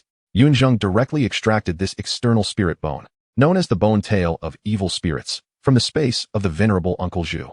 True to its name, this bone resembles a cow's tail. However, unlike the latter, this external spirit bone is entirely obsidian in hue, with the tip as sharp as an arrowhead, instantly evoking the image of a demon from Yunzheng's past life. Just before the pointed end, there are several layers of a jade-like exoskeleton, its surface smooth and lustrous like black jade, adorned with enigmatic patterns. Much like the previously encountered divine ring of heaven's gift, it too is shrouded in a veil of gray mist, concealing its divine essence and rendering it seemingly mundane. Yunzheng took a deep breath, cautiously infusing his soul power into it. A resonant hum filled the air, accompanied by a tingling sensation that enveloped his entire being, akin to the shock of electricity coursing through him. In the next moment, a searing pain radiated from his tailbone. This sensation felt as if his very bones were being melted away. Yunzheng did not howl. Instead, he calmed himself, closed his eyes, and directed his soul power to exert full control over the external spirit bone. However, Yunzheng miscalculated this time, believing that the external spirit bone would apply pressure similar to the heavenly gift divine ring, gradually accumulating. The reality, however, was starkly different. Compared to the heavenly gift divine ring, the trial of the external spirit bone was far more brutal and unexpectedly fierce. Chapter 26. Yunzheng as passed early the next morning, Yu Zhongbai returned. It had been nearly 6 months since his last visit to Tianying City. Yet even Yunzheng bore no significant resentment towards his prolonged absence. Had Yu Zhongbai been ensnared in the comforts of the Blue Lightning Tyrant Dragon Sect, oblivious to the plight of the mother-daughter duo in Tianying City, he would have found the doors barred today. However, this time, Yu Zhongbai was truly preoccupied with serious matters. Half a year ago, Yu Zhongbai had already attained the rank of 89 as a soul Douluo, and during this interval, he had been striving to break through the formidable barrier of the 90th level. His return now signified his ascension to the rank of title Douluo. It must be said that cultivation is indeed a profoundly metaphysical endeavor, particularly as one's rank ascends, the demands on a cultivator's mental state become increasingly stringent. This is especially true for soul masters above the rank of soul sage. Should their thoughts be clouded, even the most extraordinary talent may yield only meager results, with years passing without any progress. Conversely, a clear and focused mind can facilitate rapid advancements. 3 years prior, Yu Zhongbai was merely an 84th level soul Douluo, yet he managed to break through 6 minor ranks within that time. Apart from Yu Zhongbai's innate talent, significant credit also belonged to Yunzheng and Yunzheng. It is worth noting that the youngest title Douluo recognized on the continent is Tang Hao, who vanished 9 years ago after breaking through at the age of 44, an unprecedented achievement. Yu Zhongbai, now 50, achieved his title Douluo status just 6 years later than Tang Hao, marking him as one of the rare prodigies of this era. In fact, in this time, only a handful of individuals such as Bibi Dong and Tang Hao could be compared to Yu Zhongbai. This breakthrough in cultivation naturally elevated Yu Zhongbai's status within the Blue Lightning Tyrant Dragon Sect. A few years ago, his influence within the clan was still modest, after all. Despite being a soul Douluo, he still faced limitations imposed by the elders of the clan, who wielded their authority under the guise of filial piety and age, enacting countless grievances in the name of clan welfare. Yu Zhongbai was no exception. He rarely spoke of the Blue Lightning Tyrant Dragon Sect to Yunzheng, and Yunzheng remained tight-lipped about her past there. However, over the course of 3 years, Yunzheng gleaned fragments of their history, contrary to his initial assumptions. Yu Zhongbai was not a heartless scoundrel. Rather, he was quite the devoted individual. Approximately a decade ago, he met and fell in love with Yunzheng's mother. And 9 years ago, they welcomed Yunzheng into the world. This could have been a heartwarming tale, but alas, Yu Zhongbai, as the son of the sect leader, was bound by the expectations of his lineage, while Yunzheng's mother was merely a common auxiliary spirit master, lacking both strength and status. Their mismatched love was destined to be tragic. After Yunzheng's birth, Yu Zhongbai naturally introduced her and her mother to his father, marking the beginning of their misfortunes. The inherent arrogance of the Blue Lightning Tyrant Dragon Sect rendered them unable to accept a woman of such humble standing as their daughter-in-law. This disdain trickled down through the ranks, leading to widespread disapproval of Yunzheng and her mother. The children of the sect, emulating their elders, often acted out their disdain, isolating Yunzheng and even derogatorily labeling her as a mongrel. Yet, during that time, Yu Zhongbai was still the most celebrated genius of the Blue Lightning Tyrant Dragon Sect.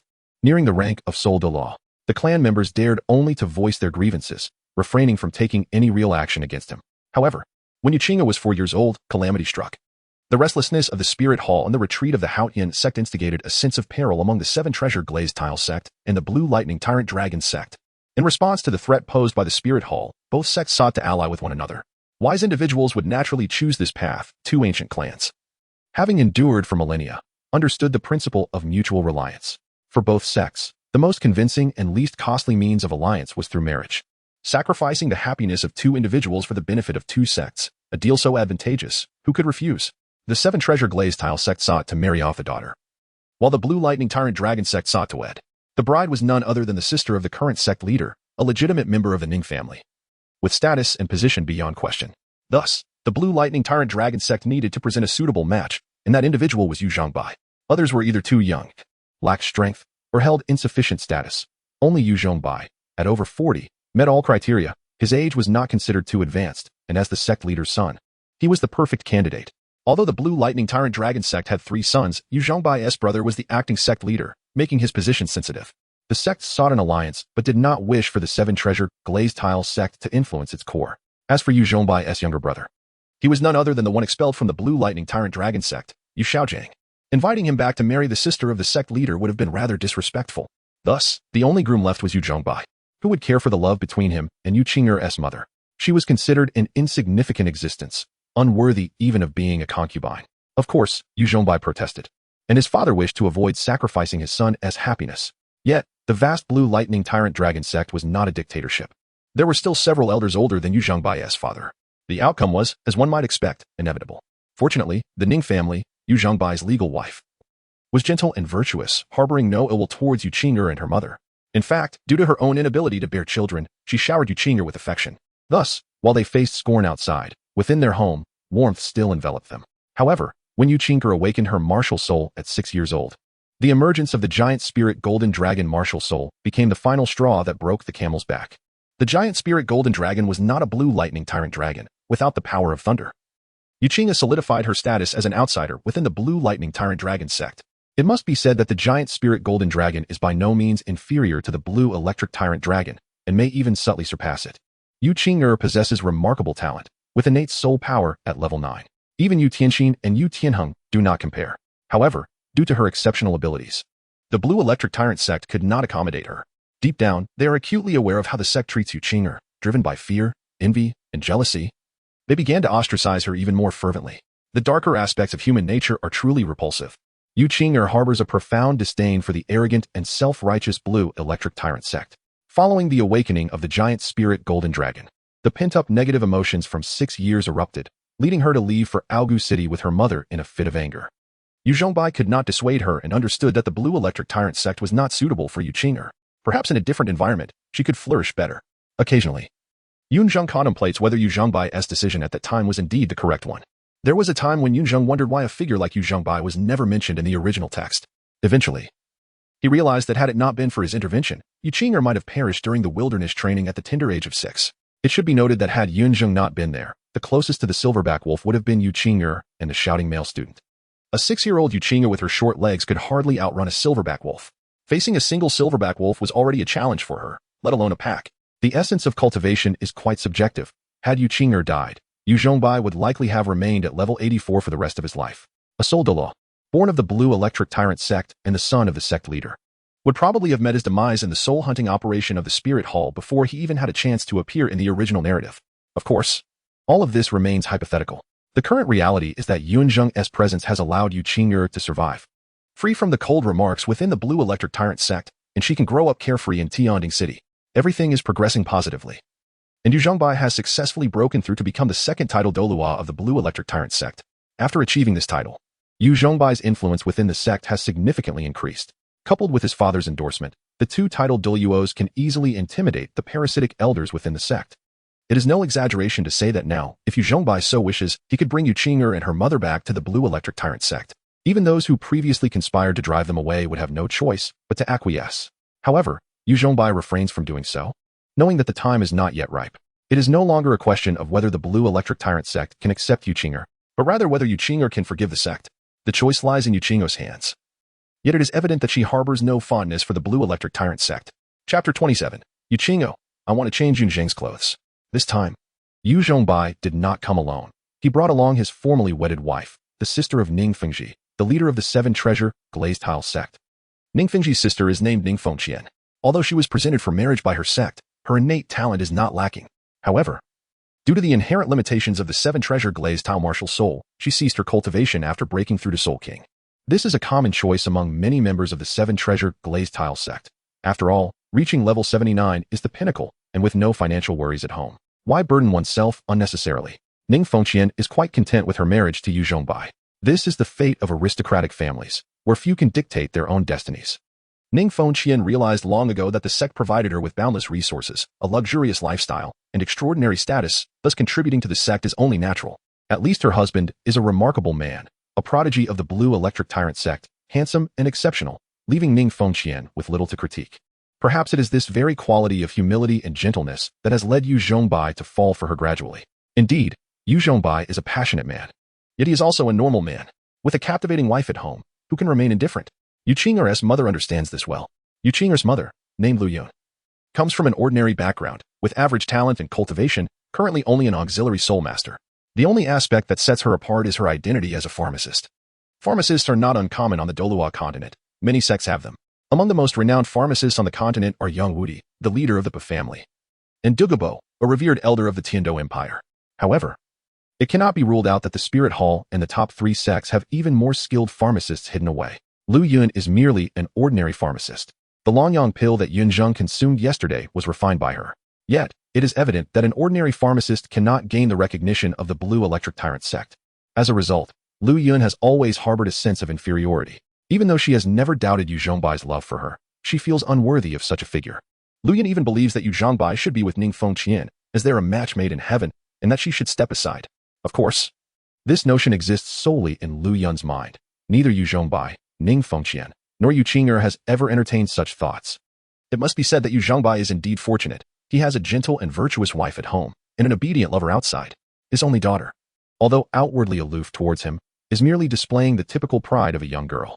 He has taken on a disciple who is extraordinary, and he has now successfully broken through to the tidal Douluo realm, truly enjoying the fruits of his labor. Returning to the matter at hand, upon arriving in Tianding City, Yu Zhongbai and Ning Fengqian found Yu Qing'er intending to scold Yu Zhongbai for missing Yunzheng's birthday. However, upon seeing Ning Fengqian, she reluctantly hid behind her mother. Feeling somewhat lost, Yu Qing'er's feelings towards Ning Fengqian are quite complex. On one hand, she resents Ning Fengqian for taking her mother's husband and is unwilling to call her mother. On the other hand, Ning Fengqian has genuinely treated them kindly. Lu Yun and Ning Fengqian appear to be good friends, leaving Yu Qing'er unsure of how to face Ning Fengqian. As previously mentioned, due to her own circumstances, Ning Fengqian is unable to bear children, thus she is exceedingly tolerant of Yu Zhongbai and regards Yu Qing'er as her own.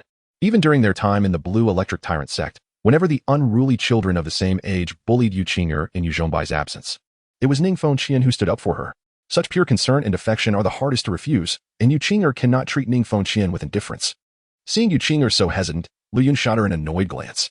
Yu Qing'er pouted her little face and finally emerged shyly, calling out, "Mother, Father."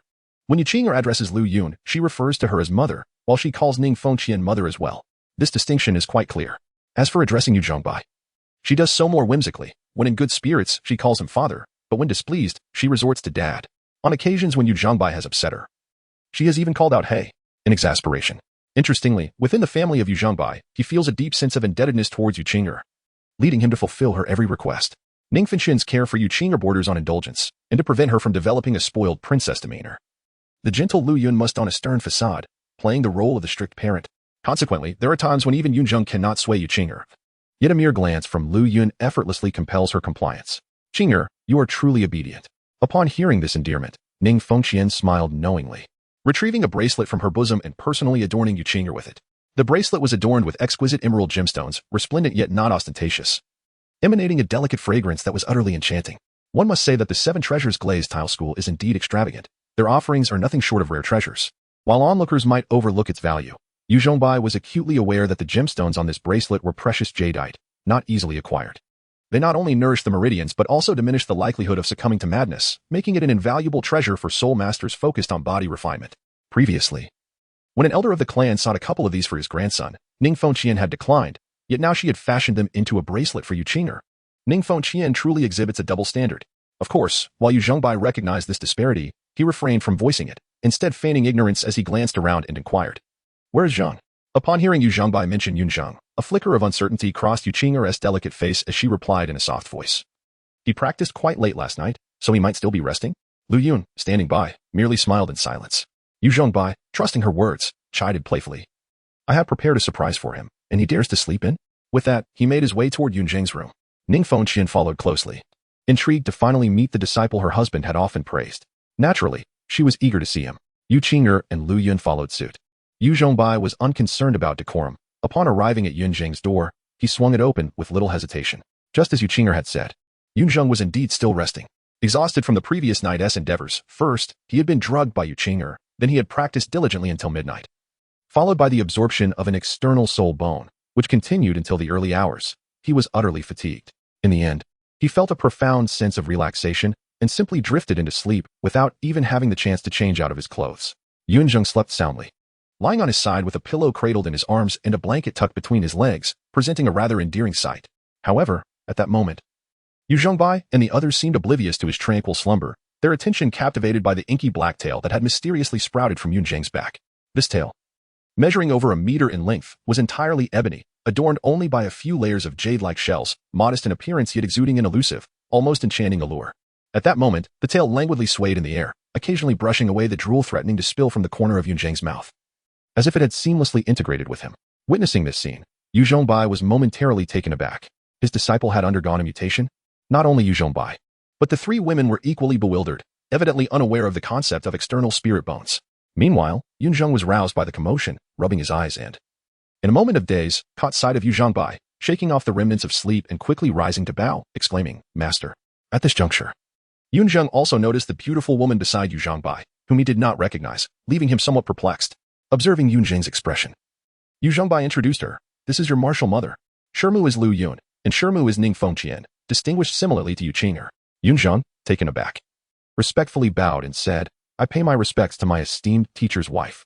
Before Ning Fengqian had a chance to respond, she heard Yu Zhongbai inquire, "Do not rush to pay your respects just yet, Yunzheng. Could you elucidate what lies behind you?" Upon hearing this, Yunzheng was momentarily taken aback, and only then did he realize that his external soul bone had been exposed. Yunzheng instantly stiffened, and even the ominous bone tail behind him began to twitch nervously. After a few breaths, he finally managed a sheepish smile and awkwardly explained, "Master, if I were to say this is a recently acquired external soul bone, would you believe me? External soul bone?" Upon hearing this term, Yu Zhongbai's brows furrowed, realizing that the tail behind Yunzheng indeed conformed to the concept of an external soul bone. However, he was puzzled as to where Yunzheng had obtained such a soul bone. Just as Yu Zhongbai pondered this, a sharp voice broke through the tension. Yu Qing'er stepped forward, confidently asserting, "It is indeed an external soul bone. I found it alongside Yunzheng."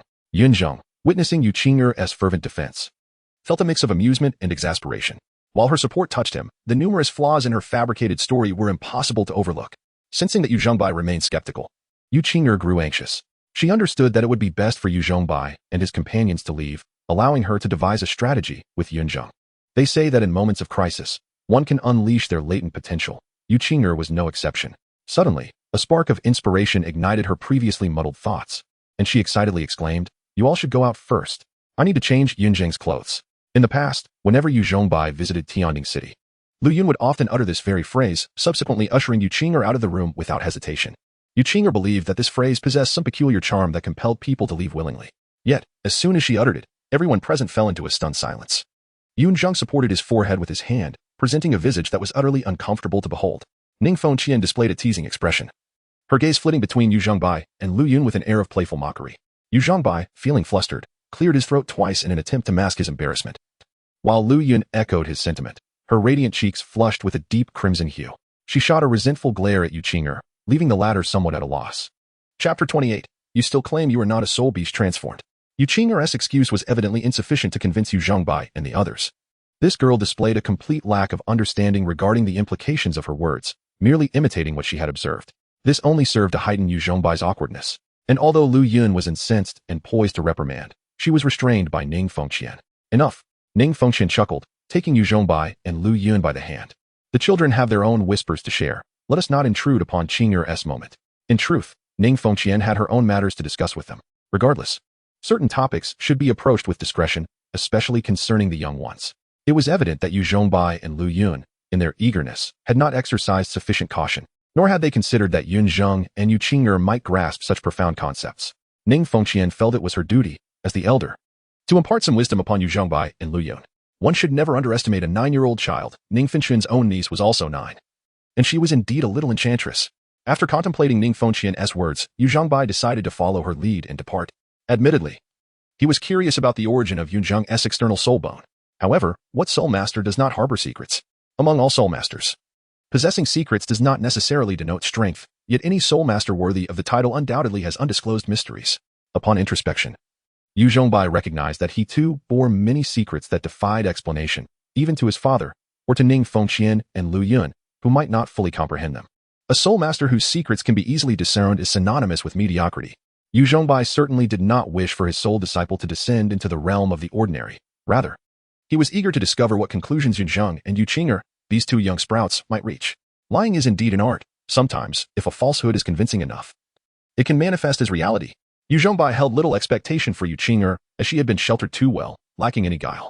His anticipation lay with Yunzheng. He yearned to see if this astute and worldly young lad, who had been wise beyond his years since childhood, could provide him with a satisfactory explanation. It need not be the truth, but it must be coherent. With this thought in mind, Yunzheng smiled faintly, taking Lu Yun's hand as they followed Ning Fengqian away. Yunzheng and Yuqing'er watched as Yunzheng and the others departed. It was only after observing Yunzheng close the door that Yuqing'er suddenly rushed towards Yunzheng, seizing his tail as if she had uncovered some incriminating evidence. Suppressing her excitement, she whispered teasingly, "Naughty Yunzheng, you still claim you are not transformed from a soul beast. A typical soul master would never possess a tail." Upon hearing this, Yunzheng's expression darkened instantly. This girl still remembers that incident. Yunzheng felt a twinge of headache as he yearned to reclaim his tail. Yet this was an irrefutable piece of evidence in Yuqing'er's hands, and she would not easily relinquish it. There stood Yuqing'er, clutching the bone tail tightly, even cradling it close to her chest. One might mistakenly believe it to be her external soul bone. Upon witnessing this, Yunzheng could only manage a wry smile and allow Yuqing'er to embrace him. In truth, much like the ears of a rabbit or the whiskers of a cat, Yunzheng's tail was equally sensitive, and it was not something to be casually touched by others. Otherwise, he would experience an odd sensation akin to being tickled. However, observing Yuqing'er's current demeanor, it was evident that if she were aware of this peculiar feeling, she would not only refuse to let go, but would likely become even more exhilarated.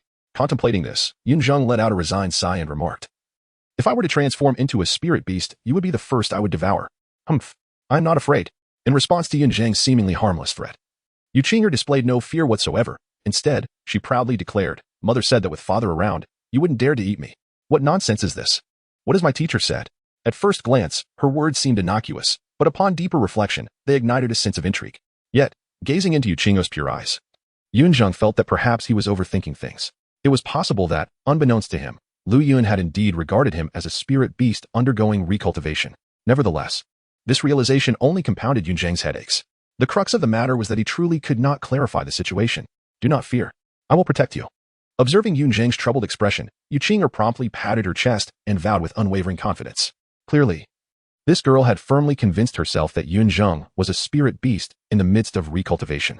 Having been raised in the Blue Lightning Tyrant Dragon Sect, Yuqing'er, despite not being favored by those around her, possessed the most formidable support. Her grandfather was the sect leader, the only title Douluo of the Blue Lightning Tyrant Dragon Sect. Her uncle served as the acting sect leader, and her father was a prodigy within the sect. Even though she struggled to find playmates among her peers, she had unrestricted access to the sect's vast library. Within the archives of the Blue Lightning Tyrant Dragon Sect, there were detailed records regarding the recultivation of spirit beasts. Although Yuqing'er had not perused the text with great diligence, merely skimming through them, she understood that a spirit beast aspiring to recultivate must possess at least 100,000 years of cultivation. For spirit masters, 100,000-year spirit ring and the inevitable emergence of 100,000-year spirit bone were treasures that few could resist. Thus, Yuqing'er was acutely aware of Yunzheng's desire to conceal his identity, as well as the perilous predicament he currently faced, which prompted her to speak such words. At this moment, Yunzheng found himself at a loss, unsure whether to feel touched or to indulge in a bitter smile. He was certainly not a soul beast undergoing reincarnation. However, what was urgently required was a meticulous plan, an astutely devised strategy. Upon finishing her statement, Yuqing'er donned an expression of utmost seriousness, deeply contemplating the matter at hand, while simultaneously musing to herself, "Father and the others are not easily deceived." Upon witnessing this, Yunzheng could not help but let out a sigh, inwardly contemplating, "So be it. A misunderstanding is a misunderstanding. This girl is in such a daze, in any case. I cannot clarify the situation, so let it be as it is." Yunzheng harbored no concerns regarding Yuqing'er posing any threat to him. After all, this young lady had spent the past 3 years harboring suspicions about her own identity as a soul beast. Despite this, she exhibited neither distance nor greed towards him, a testament to the significance he held in her heart. Contemplating this, Yunzheng found himself enlightened. "Yuqing'er, listen to me. I will explain everything to our master. When the time comes, remember to act accordingly," Yunzheng said earnestly, gazing at Yuqing'er. She blinked in surprise, staring blankly at him before breaking into a smile. "I knew you had a scheming mind," she teased. Yunzheng, taken aback, found her words less than flattering. In any case, after refining their script, Yunzheng and Yu Qingde stepped out of the room. Upon seeing them emerge, Yu Zhongbai offered a non-committal smile and inquired, "Have you figured out how to explain?" Under the penetrating gaze of Yu Zhongbai, Yunzheng felt a slight wavering of confidence. Nevertheless, he steeled himself and revealed his true self. As our master observed, "This is my external soul bone, obtained 3 years ago in the soul hunting forest during the acquisition of my first soul ring. At that time, I was unable to tame it, and it lay dormant within me, beyond my summons, until recently when I finally gained the capability to control it." Yunzheng became a disciple of Yu Zhongbai 3 years ago in the soul hunting forest, a fact that Yu Zhongbai was unaware of in detail. Furthermore, Yunzheng possessed the remarkable ability to absorb external soul bones, thus he could only state that it was acquired 3 years prior. As for other matters, Yunzheng remained silent, encapsulating his thoughts in 3 words. "I do not know." After all, he was merely 9 years old, hardly capable of comprehending such complexities. Indeed, I can attest to this. At that moment, Yu Qingde stepped forward, speaking with righteous conviction. Yu Zhongbai and his companions observed Yunzheng and Yu Qingde with keen interest, nodding in tacit approval. After a prolonged pause, Yu Zhongbai finally spoke in a deep voice, expressing mild satisfaction with Yunzheng's explanation, deeming it relatively coherent for a child of his age. As for the truth of the matter, Yu Zhongbai was indifferent. After all, it was beneficial for his disciple to possess external soul bones. Why delve deeper into the specifics? However, as a mentor, Yu Zhongbai subtly remarked, "Yet, Zheng, your progress in cultivation has been rather swift of late. The last time I saw you, you had just reached level 17, yet now you have ascended to level 20. The surprise I prepared for you has become unnecessary." This statement bore 2 meanings, literally. That the birthday gift Yu Zhongbai had intended for Yunzheng was now irrelevant, and as a hint that Yunzheng's fabricated tale contained inconsistencies. If he truly acquired the external soul bone 3 years ago, why had his cultivation not significantly advanced until now? Chapter 29. A soul master can only trust their own martial soul. Yunzheng naturally discerned the implied meaning behind Yu Zhongbai's words, and felt somewhat embarrassed at once. In Yunzheng's subconscious, he believed that deceiving his master was inherently wrong. However, revealing the secret of Uncle Zhuzi was equally unacceptable. He found himself in a predicament.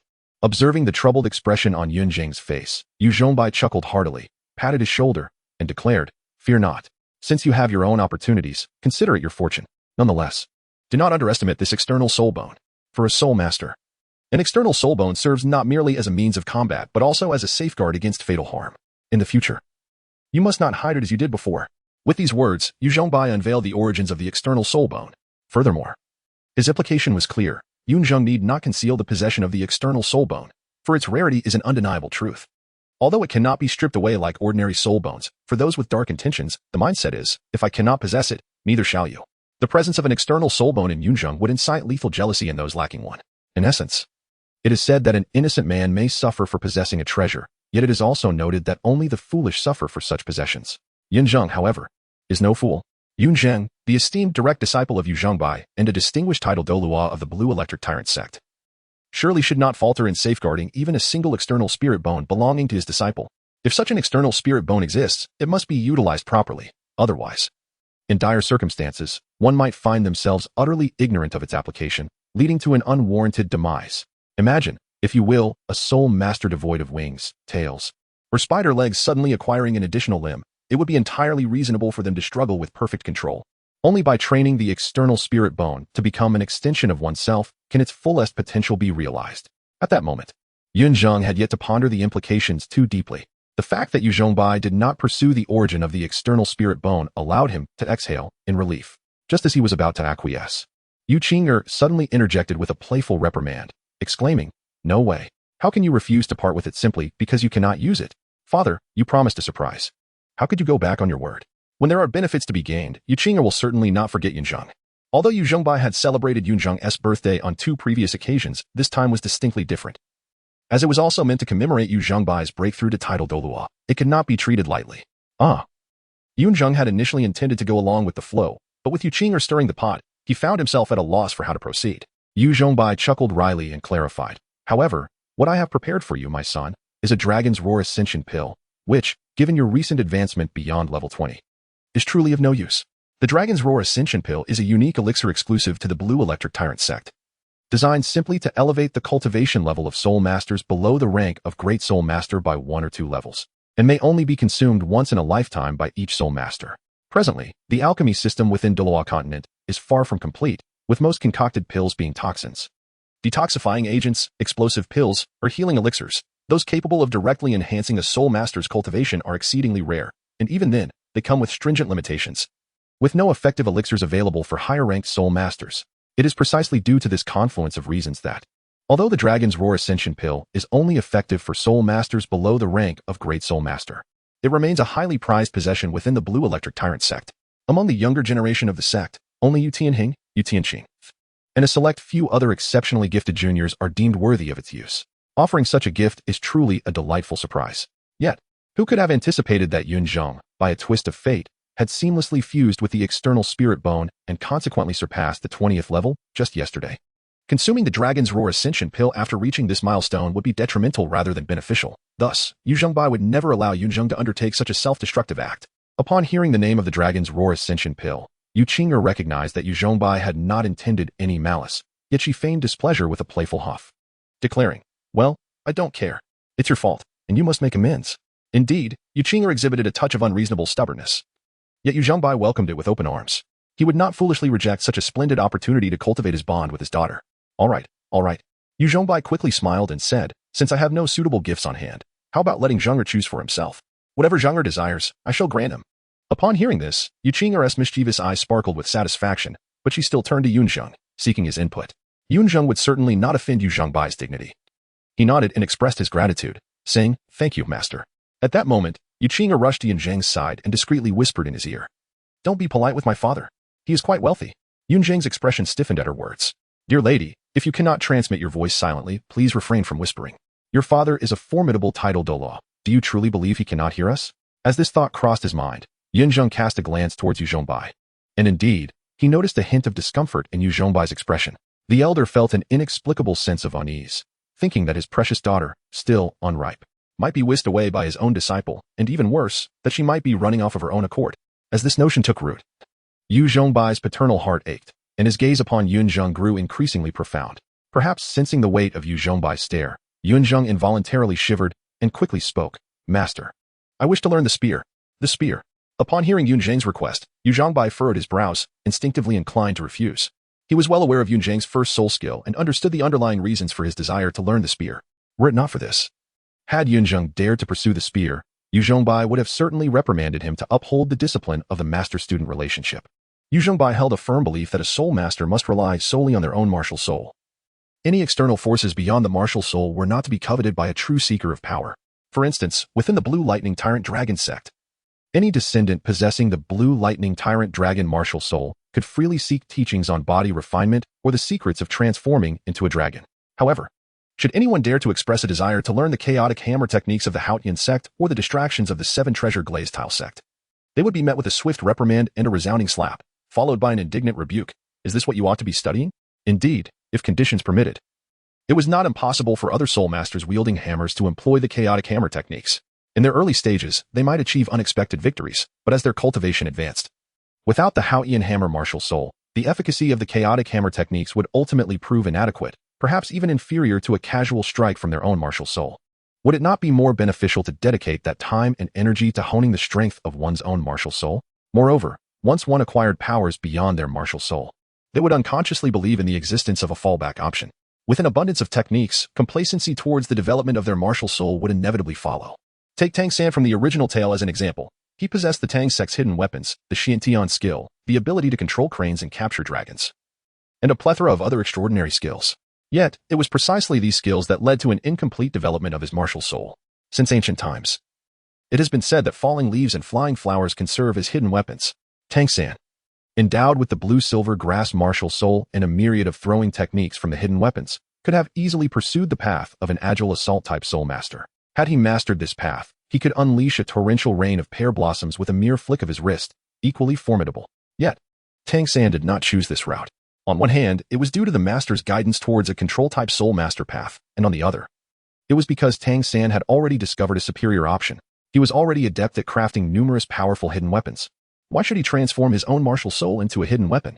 Thus, while Yunzheng could comprehend Yunzheng's desire to learn the spear and archery, should Yunzheng dare to pursue sword techniques, knife techniques, or hammer techniques, Yunzheng would not hesitate to allow him to experience the full weight of a master's authority. Returning to the matter at hand, Yunzheng's wish to learn the spear was, in fact, anticipated by Yunzheng. 3 years prior, Yunzheng had broached the subject. But at that time, Yu Zhongbai felt that Yunzheng's active use of his first soul skill was still too brief. And his conventional technique remained the frost sky feather bow. Furthermore, the spear was a heavy weapon. Without sufficient strength to wield it, one could not engage in battle effectively. Considering these two factors, Yu Zhongbai had declined Yunzheng's request to learn the spear 3 years ago, advising him to focus on strengthening his physique. He suggested waiting until the active use time of his first soul skill increased and his body could adequately support his energy before contemplating the spear. Initially, Yu Zhongbai intended to use the same reasoning to reject Yunzheng's current request. However, upon reflection, he realized that Yunzheng had now reached the 20th level, with the active use time of his first soul skill extending to 40 seconds. Additionally, his body refinement had shown some progress, making the acquisition of the frost language spear for explosive techniques seem increasingly imperative. Yet, this predicament left Yu Zhongbai somewhat troubled. The crux of the matter was that he himself had never wielded a spear.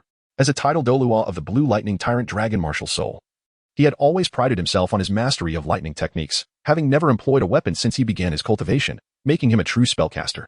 When had he ever learned to wield a spear? The Yu Zhongbai, as Yunzheng's master, had indeed made preparations to study the spear in advance to better guide his disciple. He had not anticipated the rapid progression of Yunzheng. Back when Yunzheng was merely at the 15th or 16th level, Yu Zhongbai had remained unhurried. Even half a year ago when he prepared to enter seclusion for advancement, Yunzheng had only just reached the 17th level.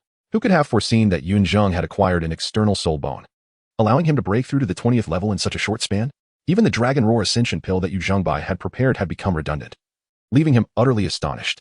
They had clearly agreed that the path to solidifying soul power was arduous and slow. Clearing his throat to mask his embarrassment, Yu Zhongbai feigned a cough and adopted a contemplative demeanor, as if weighing the pros and cons of Yunzheng learning the spear at this juncture. Yunzheng felt a twinge of anxiety.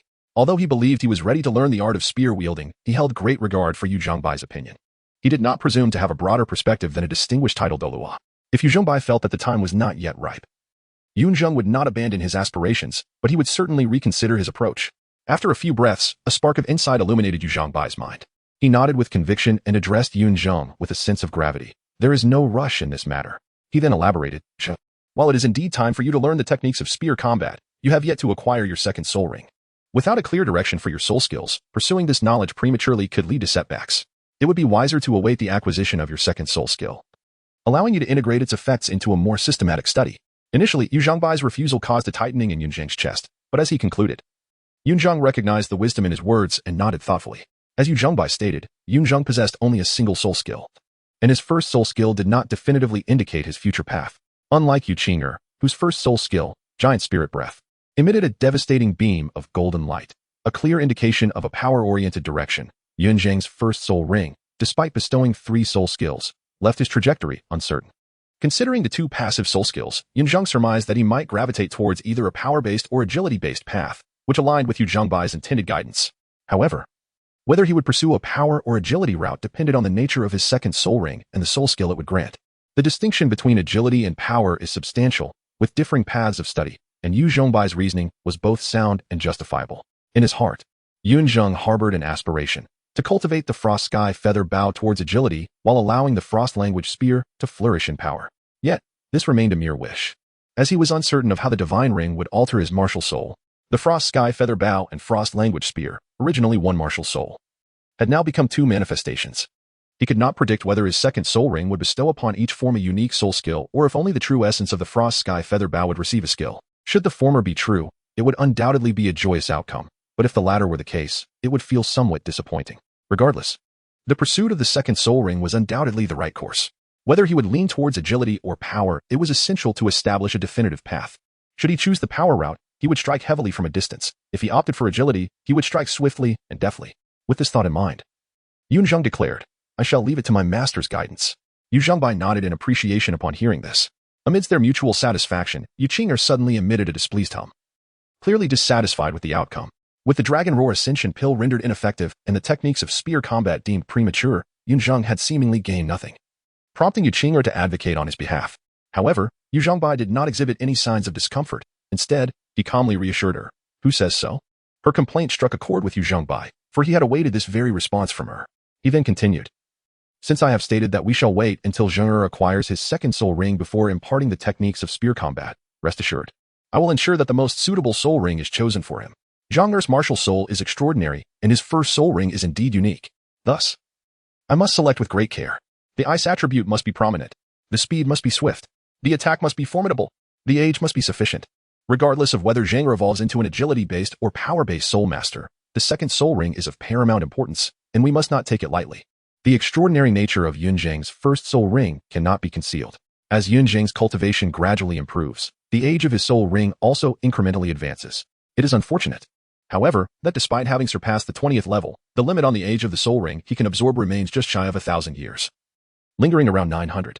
If Yunzheng were willing to endure, it would merely be a matter of time before he could elevate the age limit of his absorbed soul rings beyond 1,000 years through enhancements to his physical constitution.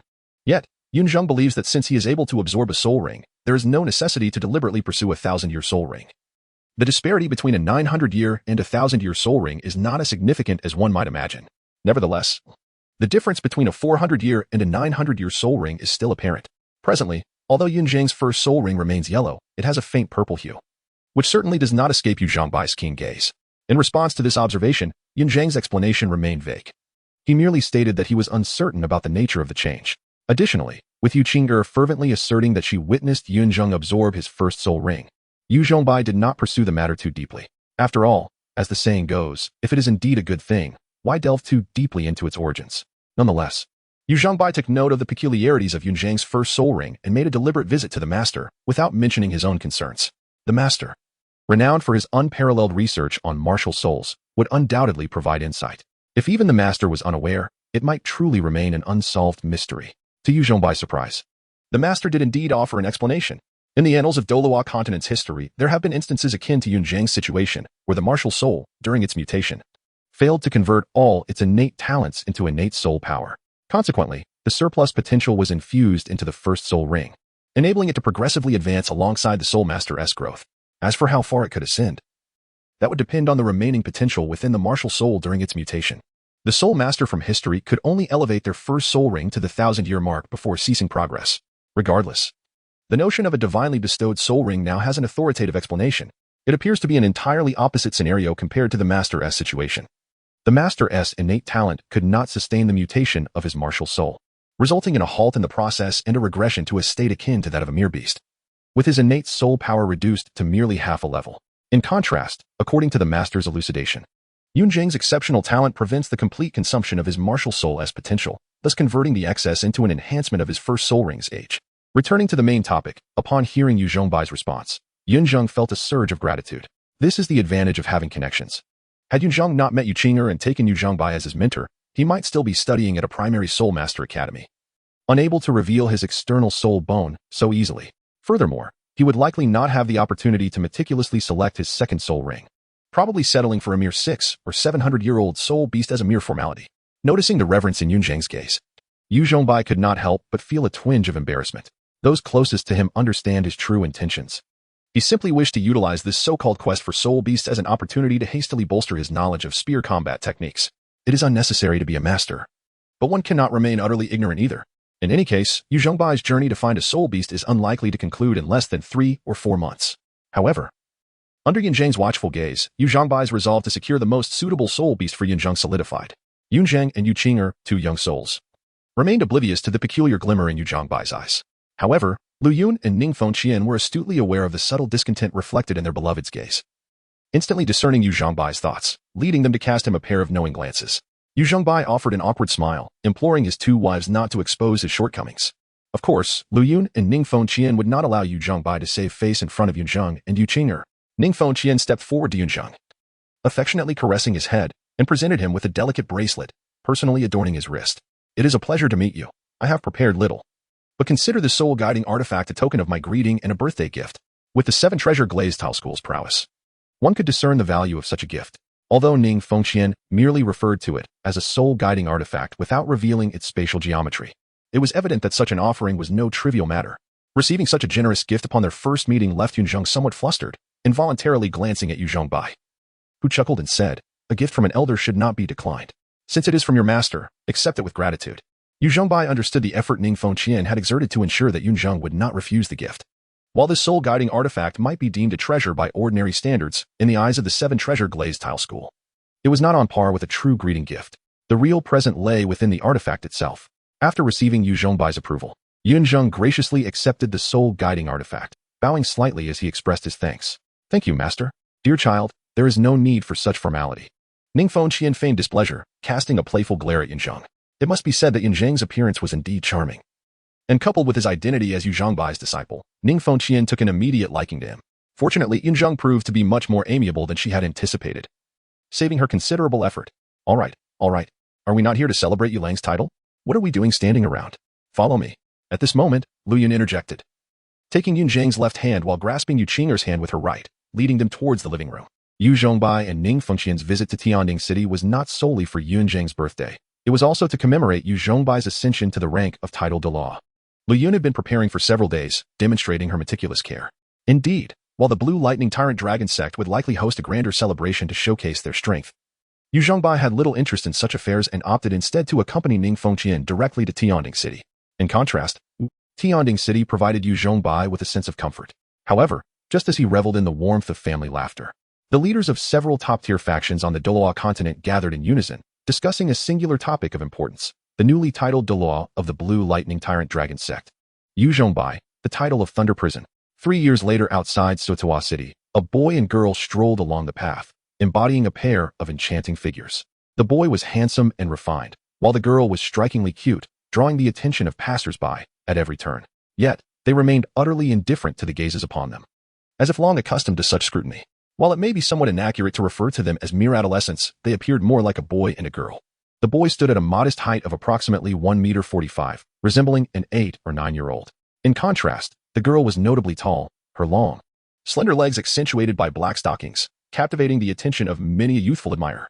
Yet, any lingering gaze that exceeded 5 seconds would be met with an icy chill, silently warning onlookers that this boy and girl were far beyond their reach. This aura of superiority deterred many who might have entertained improper thoughts towards the siblings. It was clear that they were high-ranking soul masters, dressed as if they had emerged from a prestigious clan, and any ordinary person would be foolish to provoke them. What was perplexing, however, was how the seemingly elder sister displayed an expression of deep affection, tightly holding her brother's hand, occasionally neglecting the path ahead as she playfully implored him to carry her. The shorter brother, though exuding a sense of helplessness, indulged her whims, casting glances around to identify any overly bold onlookers. Indeed, the boy and girl in question were none other than Yunzheng and Yu Qing'er. As for why the 12-year-old Yunzheng was perceived as an 8 or 9-year-old, one might consider, is a height of 1.45 meters truly deemed short on Earth at that age? Yunzheng is of average stature, however. It is unfortunate that his peers in the Douluo Continent seem to grow at an astonishing rate. By the age of 12, many stand at heights of 1.7 to 1.8 meters, while Yunzheng, at a mere 1.45 meters, appears to possess the stature of an 8 or 9-year-old child in this realm. Fortunately, he has observed that the native inhabitants of Douluo Continent merely develop at an earlier age, and their height limitations are not excessively outrageous. The average commoner typically ranges from 1.7 to 1.8 meters, while the heights of nobles and clan offspring are somewhat greater, yet still within the bounds of normalcy. Most natives cease to grow by the ages of 14 or 15, lacking further development, allowing Yunzheng the opportunity to eventually surpass them. In summary, the future is indeed promising. However, for the time being, Yunzheng can only bear the title of a young boy. Returning to the matter at hand, as they traversed the path, Yunzheng led the way, and Yu Qing'er, without a care in the world, followed closely behind him, radiating joy. Why not allow Yu Qing'er to take the lead? After all, someone who could easily lose her way even at the outskirts of the soul-hunting forest, wandering into the mixed zone, was someone Yunzheng could not trust to guide them. Yunzheng, why do you insist on attending Shrek Academy? Although I have heard from my father that this academy is rather unique, it does not even possess the qualifications to participate in the continent-wide Soul Master competition. Why venture so far just to enroll? Perhaps out of boredom, Yu Qing'er playfully swung Yunzheng's arm, her curiosity unrestrained. Upon hearing Yunzheng's words, a faint smile graced her lips as she replied, "Let me ask you this. If one day you awaken to find yourself in the realm of Snow White, what would you wish to do?" Over the past 6 years, whenever Yunzheng felt exasperated by the incessant chatter of Yu Qing'er, he would regale her with tales from his former life. However, due to the ambiguity surrounding Tang Sect's origins, being another traveler, Yunzheng could not ascertain whether he hailed from Earth or which era he belonged to. To safeguard his identity, he confined his narratives to foreign fairy tales and stories like Calabash Brothers, avoiding any mention of Journey to the West. The tale of Snow White was the first story he shared with Yu Qing'er, and it quickly became her favorite. The inception of this misunderstanding was rooted in Yunzheng's initial reluctance to narrate such tales. It happened one day during Yu Qing'er's tutoring session that he inadvertently uttered the phrase, "By Shui Gongzhu, White Snow Princess." Although Yu Qing'er was oblivious to its meaning, her intuition suggested it was far from a compliment. To unravel the mystery behind By Shui Gongzhu, She resorted to various means of persuasion, including threats and even attempts at drugging him. Ultimately, Yunzheng had no choice but to clarify with the story of Snow White. This led to a delightful misconception on Yuqing's part, as she naturally assumed the identity of Snow White due to Yunzheng as prior reference. The thought that she was perceived by him as the most beautiful girl in the world filled her heart with sweetness. This was precisely why she adored the tale of Snow White so fervently. When Yunzheng realized her misunderstanding, he found himself in a rather amusing predicament. Yet he remained prudent and chose not to reveal the truth, which he would keep buried deep within. I don't want to. Yunzheng was taken aback when Yuqing faced his question with a resolute shake of her head. Why not? Aren't you the one who loves Snow White the most? He inquired, blinking in confusion. Yuqing gazed intently into his eyes and earnestly replied, because you wouldn't be there. I don't want to be apart from you. Without you, nothing holds any meaning. As her words settled in, Yunzheng stood momentarily stunned. Yuqing had a knack for stirring the tender emotions within him, infusing her warmth into his heart, all while remaining blissfully unaware of the impact she had. After a few breaths, he regained his composure. A smile unconsciously creeping onto his lips, and gently asked, then what if I were to accompany you? What would you wish to do? Isn't it obvious? We would vanquish the wicked queen, shatter the magic mirror, and ensure that Snow White lives a life of happiness, she exclaimed, her enthusiasm palpable and devoid of hesitation. However, Yunzheng mused, yet, the world of Snow White is vast, encompassing not only a single kingdom but also deep forests inhabited by dwarfs, along with many others in need of aid. Why fixate solely on Snow White? This question momentarily stumped Yuqing, her brows furrowing as she pondered. But if we journey to Snow White's world and do not meet her, then why go at all? Indeed, that's precisely the point. Yunzheng chuckled heartily, teasing her with a playful laugh. Yunzheng's laughter left Yuqing even more perplexed. With a puzzled expression, she inquired, but what does this have to do with our arrival at Shrek Academy? Just as Yunzheng was about to elucidate, a sudden chill swept through his gaze, and he emitted a cold snort. Without any visible movement, 2 soul rings, one yellow and one purple, flashed behind him. A beam of ice blue light sliced through the air, only to vanish moments later. In the next instant, a piercing scream echoed through the streets. Passers-by instinctively turned toward the source of the sound, only to witness a man with an ice blue arrow protruding from his right leg, blood gushing uncontrollably. The onlookers were aghast. Among the crowd were not just ordinary individuals, but also several soul masters. Yet, even they could not comprehend the sequence of events. They recognized that Yunzheng had unleashed a soul skill, but all they saw was a fleeting flash of ice blue light before the man was struck. What transpired in between remained a mystery. The arrow seemed to have transcended space itself, directly piercing the man's leg. In that moment, a collective instinct compelled everyone to avert their gazes. They clearly recalled that the man had just cast a lewd glance at Yuqing, and now he had been grievously injured by Yunzheng's arrow. They had no desire to share his fate. Yuqing, too, heard the anguished cry and instinctively turned to look. However, Yunzheng suddenly grasped her hand, urging her to move forward swiftly, intent on shielding her from the grim scene. The arrow shot by Yunzheng was indeed rather ruthless.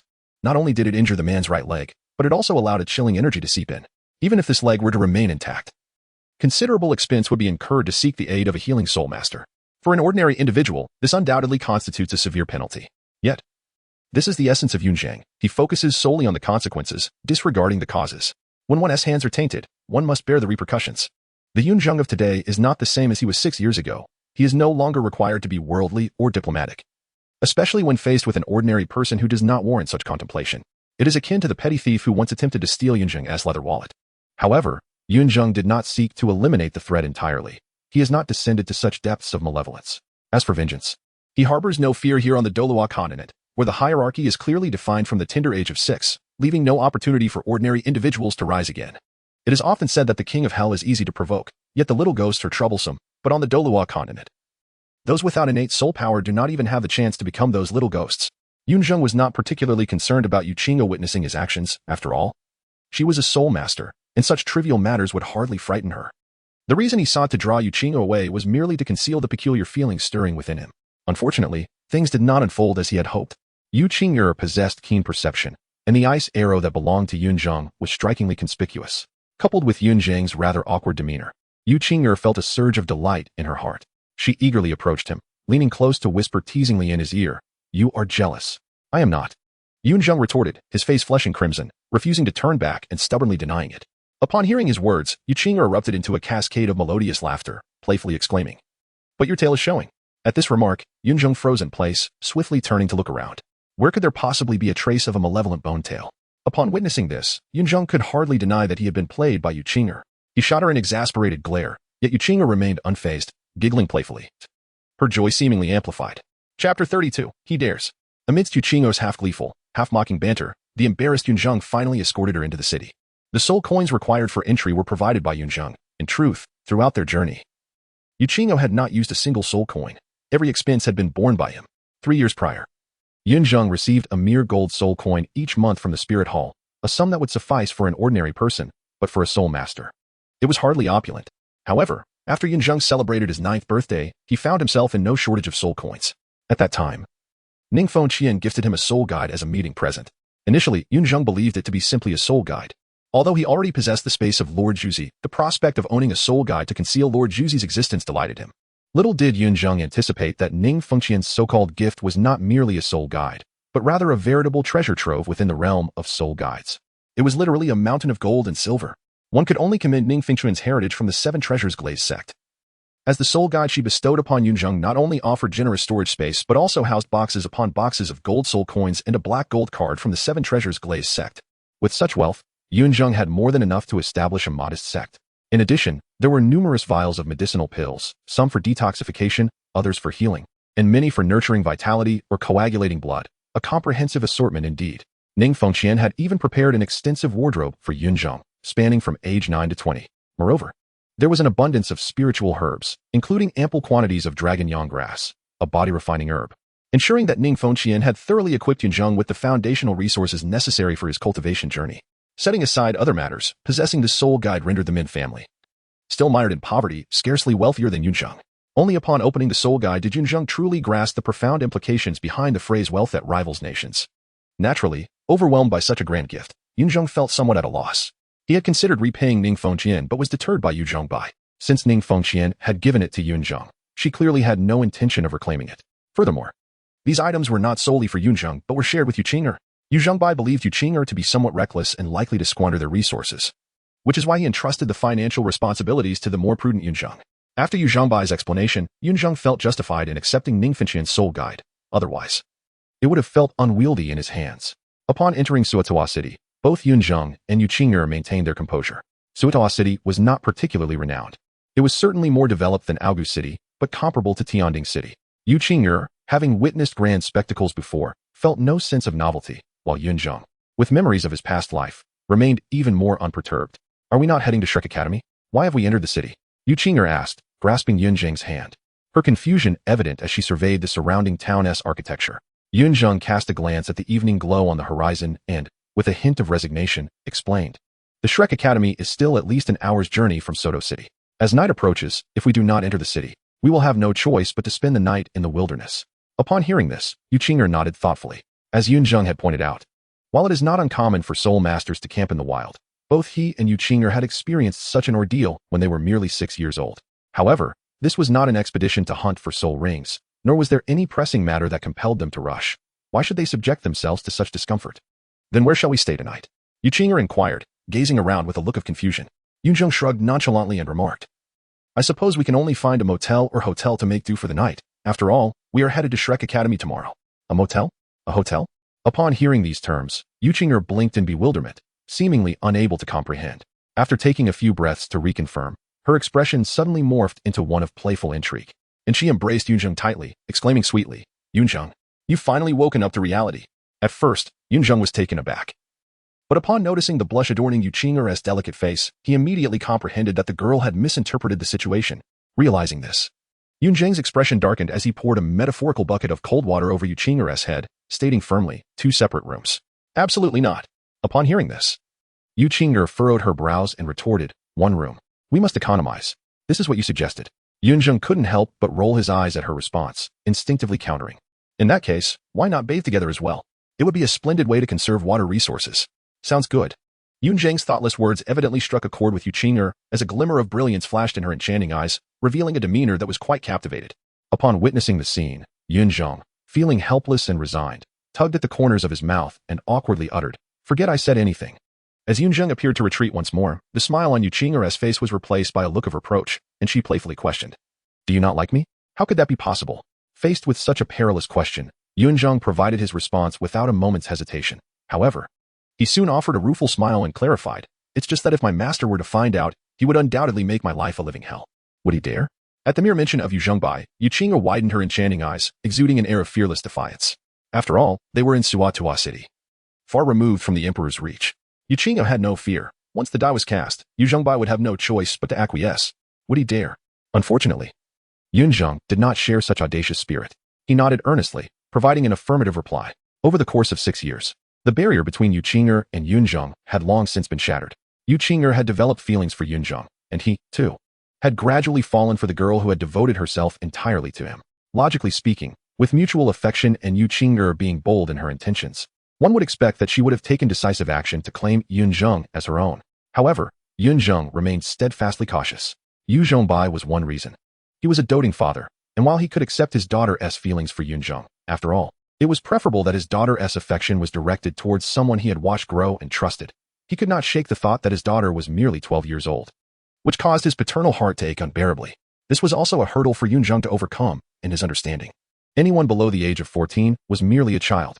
The notion was overwhelming. To put it another way, as a native of the Douluo Continent, Yunzheng did mature more rapidly, and at 12, she nearly resembled a charming young lady of 17 or 18 from Yunzheng's past life.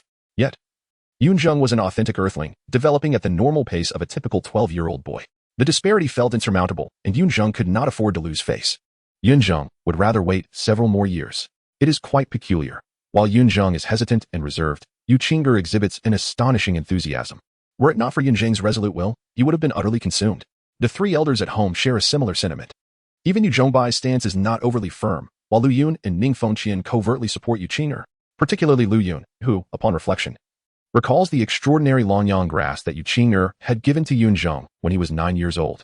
Although Yunzheng may be unaware of the medicinal properties of the dragon herb, how could Lu Yun, a seasoned alchemist, be oblivious? Nevertheless, Lu Yun did not disclose anything to Yunzheng. Instead, she entrusted her with the longyang pill, allowing it to be delivered to Yunzheng through her. Such thoughts are indeed chilling. In the words of Lu Yun and Ning Fengqian, a person of striking appearance and exceptional talent, especially one who is a cherished childhood companion, should be secured early on. Otherwise, they are easily whisked away. The possibility of Yunzheng being abducted remains a subject of debate. However, it is undeniably true that Yunzheng has been led astray by them. It is important to note that it was the dragon yang pill that triggered an unusual switch within Yunzheng. Since then, she has developed an intense enthusiasm for administering drugs to Yunzheng, seemingly believing that such actions would render him more candid. Between the ages of 9 and 12, Yunzheng himself is aware of 11 instances, 8 of which he successfully thwarted, while 3 times he inadvertently fell victim to her schemes. Fortunately, the potency of the substances employed by Yunzheng is not excessively strong. With the chilling essence of the ultimate ice and his own willpower, Yunzheng managed to suppress the malevolent flames within him. Yunzheng has come to realize this, and she is no longer satisfied with merely the dragon yang grass. Yunzheng witnessed Lu Yun handing her a packet of potent aphrodisiac just the other day. Yunzheng now refrains from consuming anything that Yunzheng offers him, fearful that he might find himself in dire straits. Chapter 33. Rest. Yunzheng harbored his own concerns, yet Yunzheng remained unperturbed. Regardless of Yunzheng's rejection, she felt discontent. Observing Yunzheng's pitifully tearful visage, even though he was aware that it was a mere act, Yunzheng found himself softening, letting out a resigned sigh. Very well. Aside from matters unsuitable for children, whatever you desire, I shall acquiesce. This was precisely the affirmation Yunzheng had been awaiting.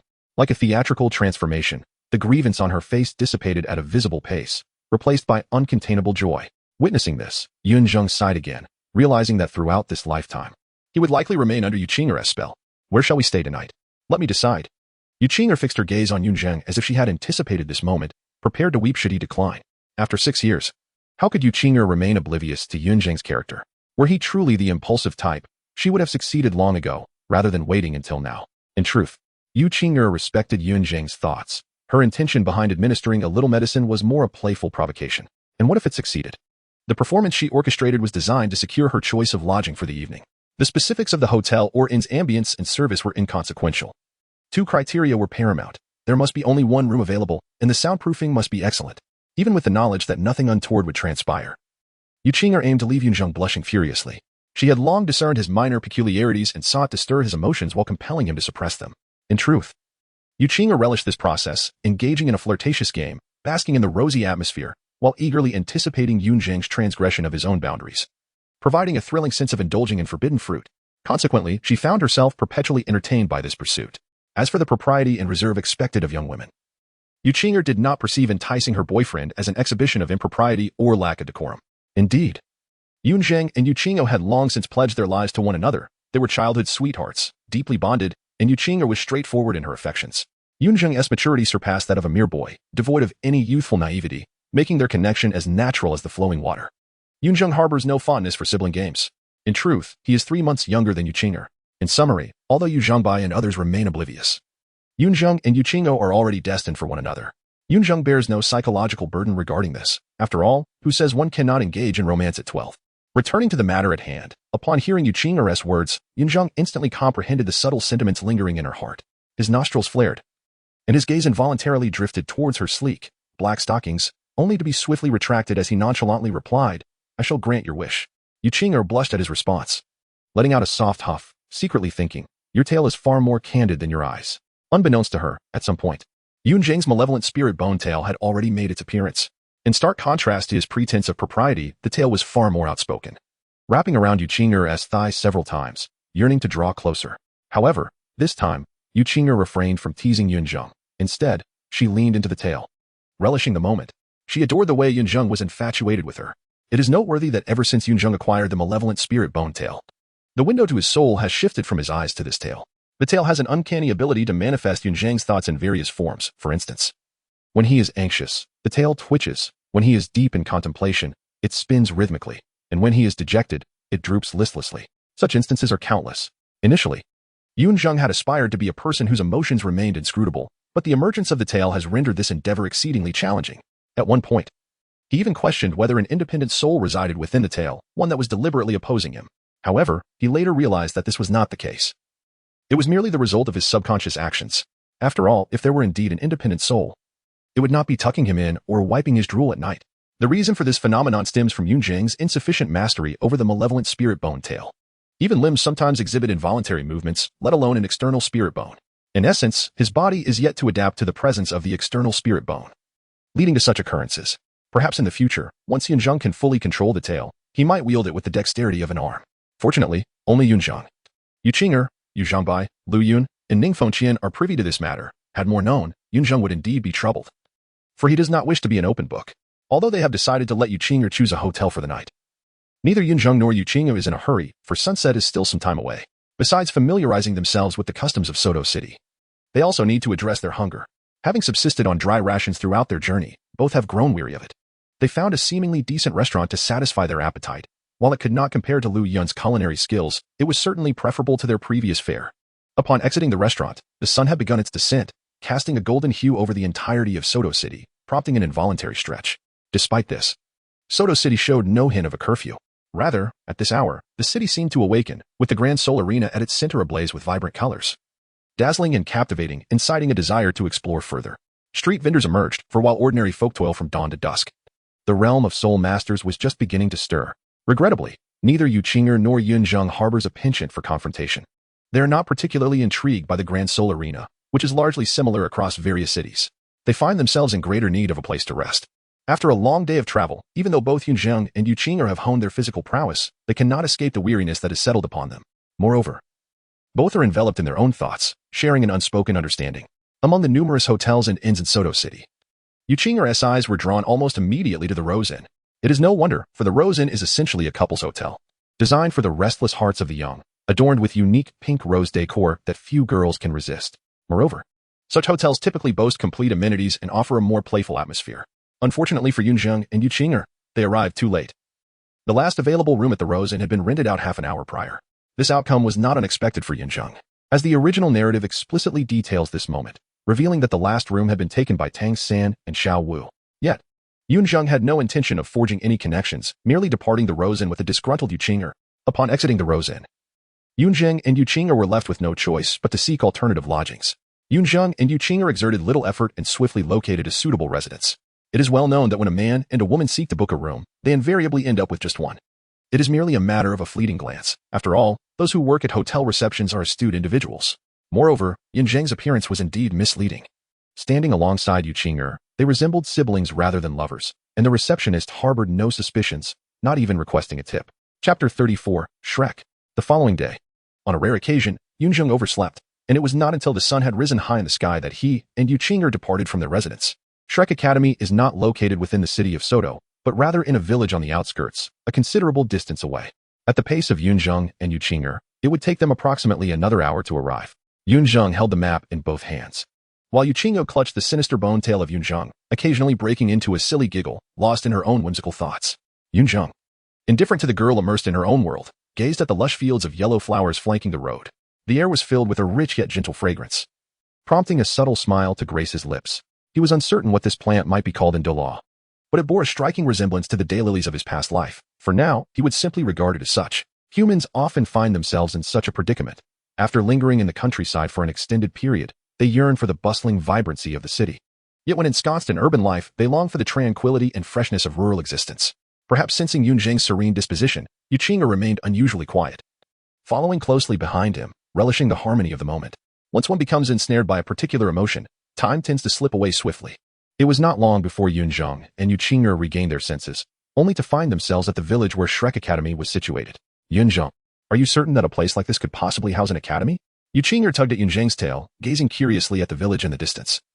Her expression adorably innocent as she inquired. Yunzheng followed the gaze of Yunzheng and couldn't help but chuckle softly. It was no surprise that Yunzheng reacted this way. The village where Shrek Academy was located was indeed in a state of disrepair, hardly resembling a place conducive to quality education.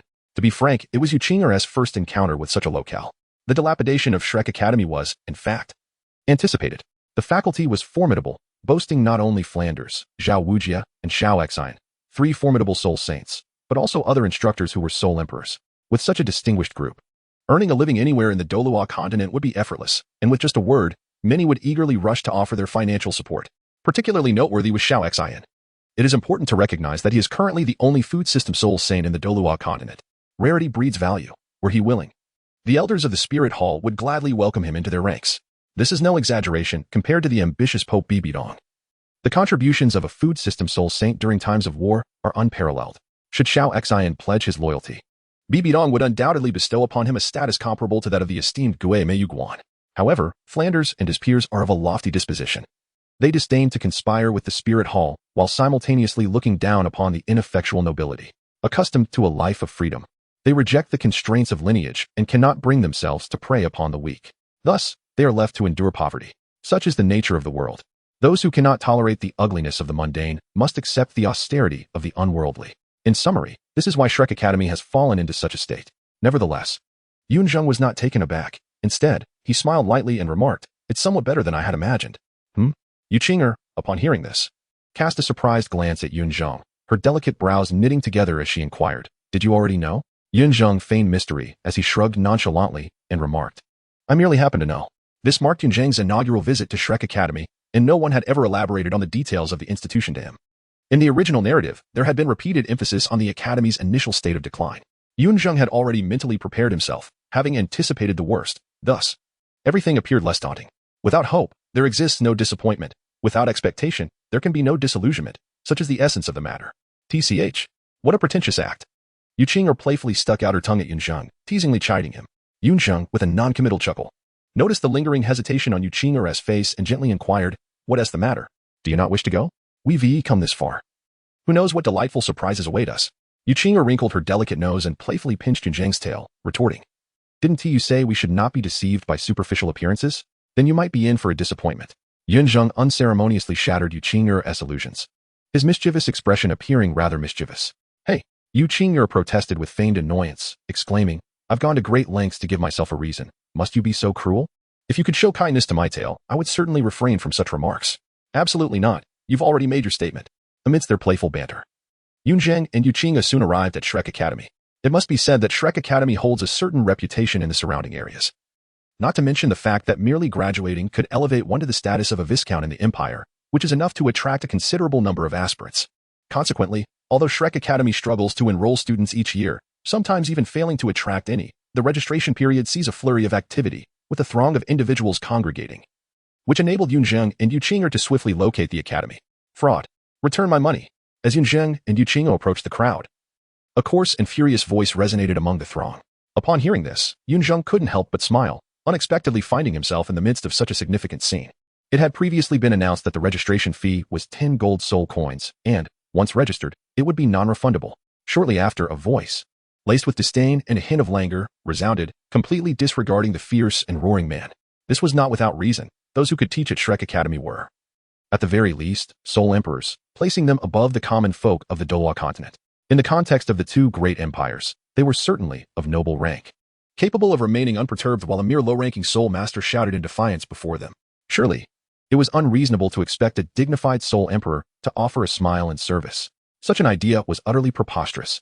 However, this voice evidently incensed the man, who retaliated with an even louder tirade. No way. You must refund my money. This is outright robbery. 10 gold soul coins are at stake here. And your actions are no different from those of mountain bandits. TSK.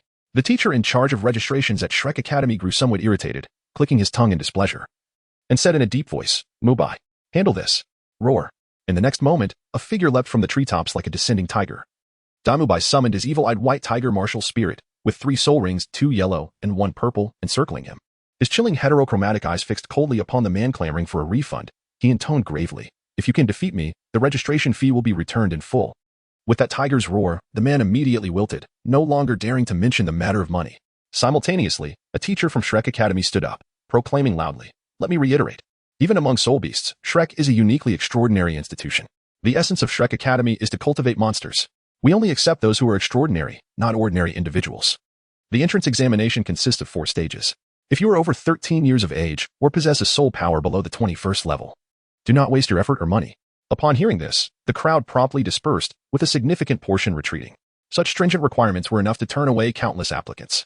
Witnessing this scene, the teacher of Shrek Academy nodded in satisfaction. He was not like the avaricious Flinder, who would want to meticulously scrutinize each individual. With this single announcement, dozens of unqualified candidates were sent packing, lightening his burden considerably. He could only wonder if Flinder would be furious upon witnessing this scene, as this announcement had not only driven away the unworthy, but also cost the Academy hundreds of gold soul coins and potential income. This outburst had compounded the financial strains already faced by Shrek Academy.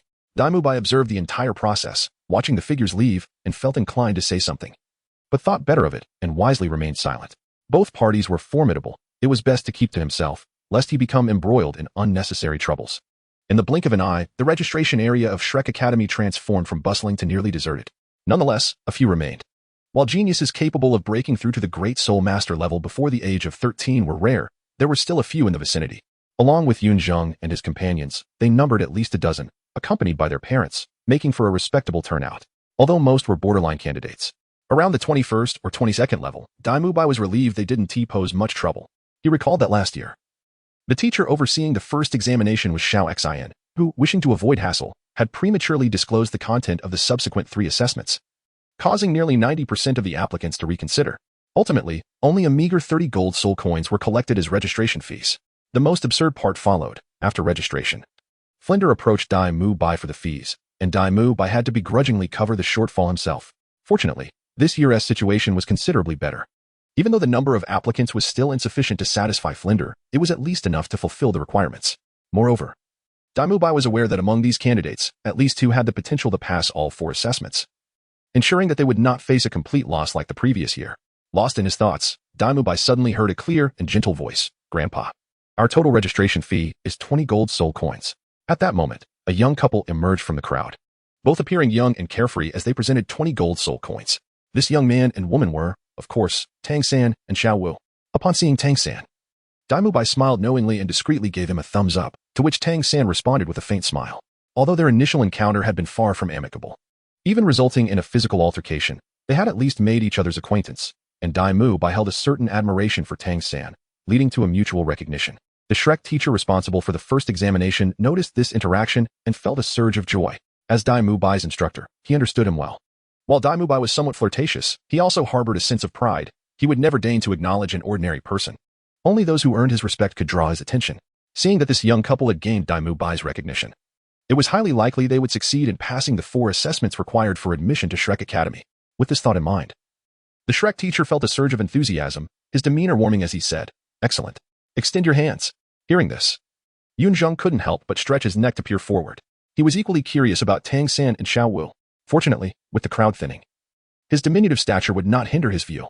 Yunzheng was unable to see her face directly, only 2 glimpses of her profile.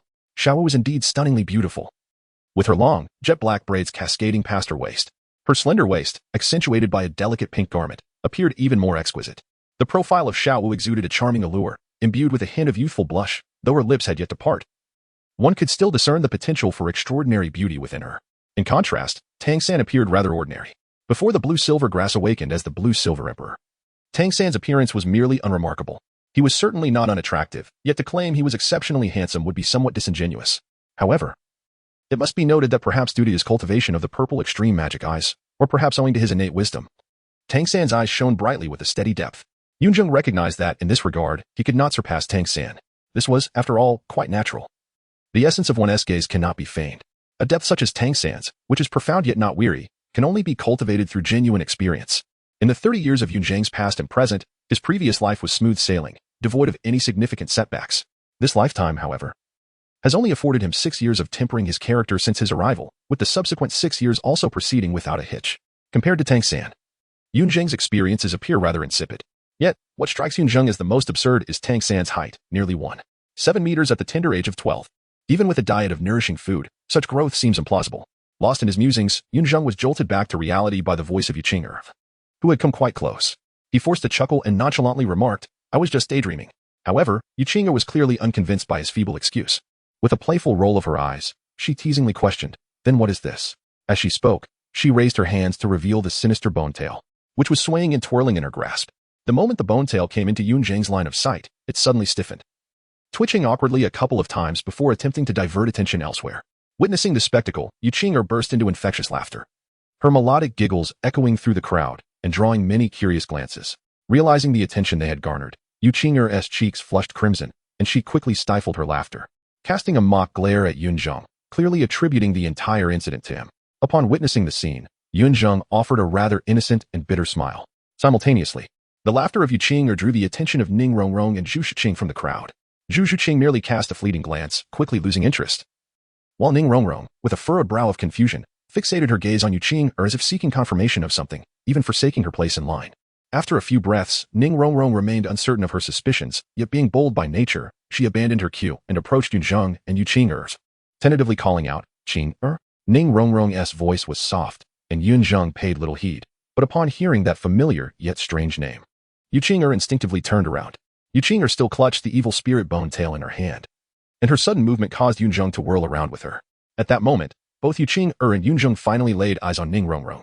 True to her status as the little princess of the Seven Treasure Glazed Tile School, Ning Rongrong was adorned with accessories in her hair, at her neck, on her wrists, and around her waist, all reflecting her noble lineage and the prominence of her family.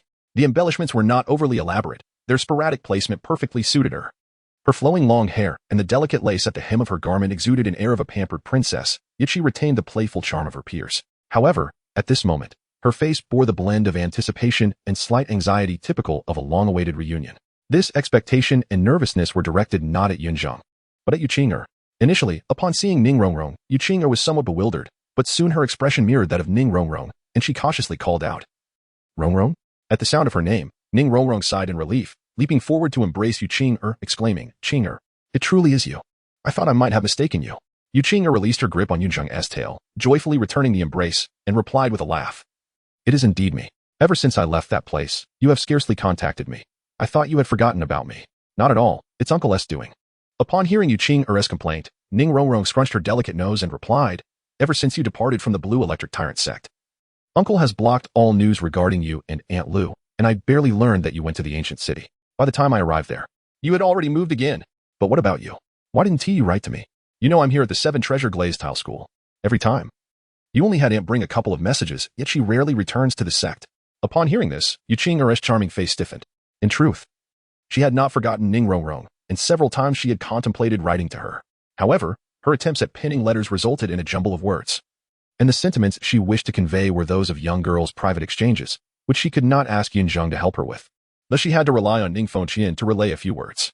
Reflecting on this, Yunzheng felt a twinge of shame, though the truth was difficult to express. Her cheeks flushed slightly as she almost blurted out, "It's all my father's fault." To the side, Yunzheng, upon hearing Yunzheng's blame, couldn't he help but feel sympathy for his master. Truly, Yu Zhongbai had never hindered Yunzheng from writing letters. Yet, Yunzheng was not foolish. Exposing Yunzheng at this moment would certainly lead to her wrath. Thus, out of survival instinct, he reluctantly allowed Yu Zhongbai to take the blame. Chapter 36. Is this really 12 years old? Indeed, witnessing the camaraderie between Yunzheng and Ning Rongrong, appearing as close friends, left Yunzheng somewhat bewildered, as Yunzheng had never mentioned anything about Ning Rongrong to him. However, upon further contemplation, he realized there was nothing particularly strange about it. After all, Yu Qing'er was the daughter of Yu Zhongbai, and Ning Rongrong's aunt was Ning Fengqian, who was married to Yu Zhongbai, forming a bond between the Seven Treasure Glazed Tile School and the Blue Electric Tyrant Sect, whether through familial ties or mutual interests. It was only natural for Ning Fengqian to maintain a good relationship with Yu Zhongbai, making it inevitable for her to occasionally visit with her daughter. Thus, it was only reasonable that Ning Rongrong and Yu Qing'er became acquainted. Strictly speaking, even Yunzheng could be considered a peer of Ning Rongrong. Reflecting back, it made sense that Yu Qing'er had mentioned Ning Rongrong to Yunzheng, given that he was a stranger to her. And which girl would casually speak of her dear friend in front of someone she held dear? Yunzheng, allow me to introduce you. This is my only and first friend from the Blue Electric Tyrant Sect, Ning Rongrong. At this moment, Yu Qing'er eagerly led Ning Rongrong to Yunzheng, enthusiastically making the introduction. Yunzheng? Before Yunzheng could respond, Ning Rongrong furrowed her brow. Initially, she had assumed Yunzheng was Yu Qing'er's younger brother. But it now appeared she had made an error. Yunzheng did not share the Yu surname. Yunzheng remained oblivious to the subtle shift in Ning Rongrong's expression, merely offering a polite greeting. Hello. Subsequently, Yu Qing'er began to introduce Yunzheng to Ning Rongrong, saying, Rongrong, this is Yunzheng, he is. Just as she was about to elaborate, she suddenly faltered. Ning Rongrong cast a puzzled glance at Yu Qing'er, while Yunzheng raised an eyebrow in curiosity. In contrast, Yu Qing'er's cheeks flushed crimson, and after a moment of composure, she boldly proclaimed, he is my father's direct disciple and my boyfriend. Upon uttering these words, Yu Qing'er instinctively wrapped her arms around Yunzheng's, as if to validate her claim. This was the first time Yu Qing'er publicly acknowledged her relationship with Yunzheng, and it was even more embarrassing than she had anticipated. Yunzheng, feeling somewhat awkward, scratched his face as he observed Yu Qing'er's bashful demeanor, which in turn made him feel a bit shy as well. Yet, Ning Rongrong, witnessing this scene, was momentarily taken aback. After blinking in surprise, she scrutinized Yunzheng for a moment, then revealed a knowing smile, playfully pulling Yu Qing'er aside and teasingly saying, Qing'er, so you fancy this type, huh? A young boy in the making, you certainly know how to play. Ning Rongrong, the little enchantress of the Seven Treasures Glazed Tile School, possessed a breadth of knowledge far beyond Yu Qing'er's comprehension. At first, Yu Qing'er did not immediately grasp the implication of Ning Rongrong's words. It was only when she noticed the teasing smirk at the corner of Ning Rongrong's mouth that she finally understood, causing her face to flush with embarrassment. What are you saying? Yu Qing'er retorted, shooting Ning Rongrong a glare. Yunzheng is not a young boy. He simply develops at a slower pace. He is my age. Not some sort of project. It turned out that when close friends gathered, the topics of their conversation could be even more scandalous than outsiders might imagine. Yu Qing'er's remark successfully shattered Ning Rongrong's initial impression of Yunzheng.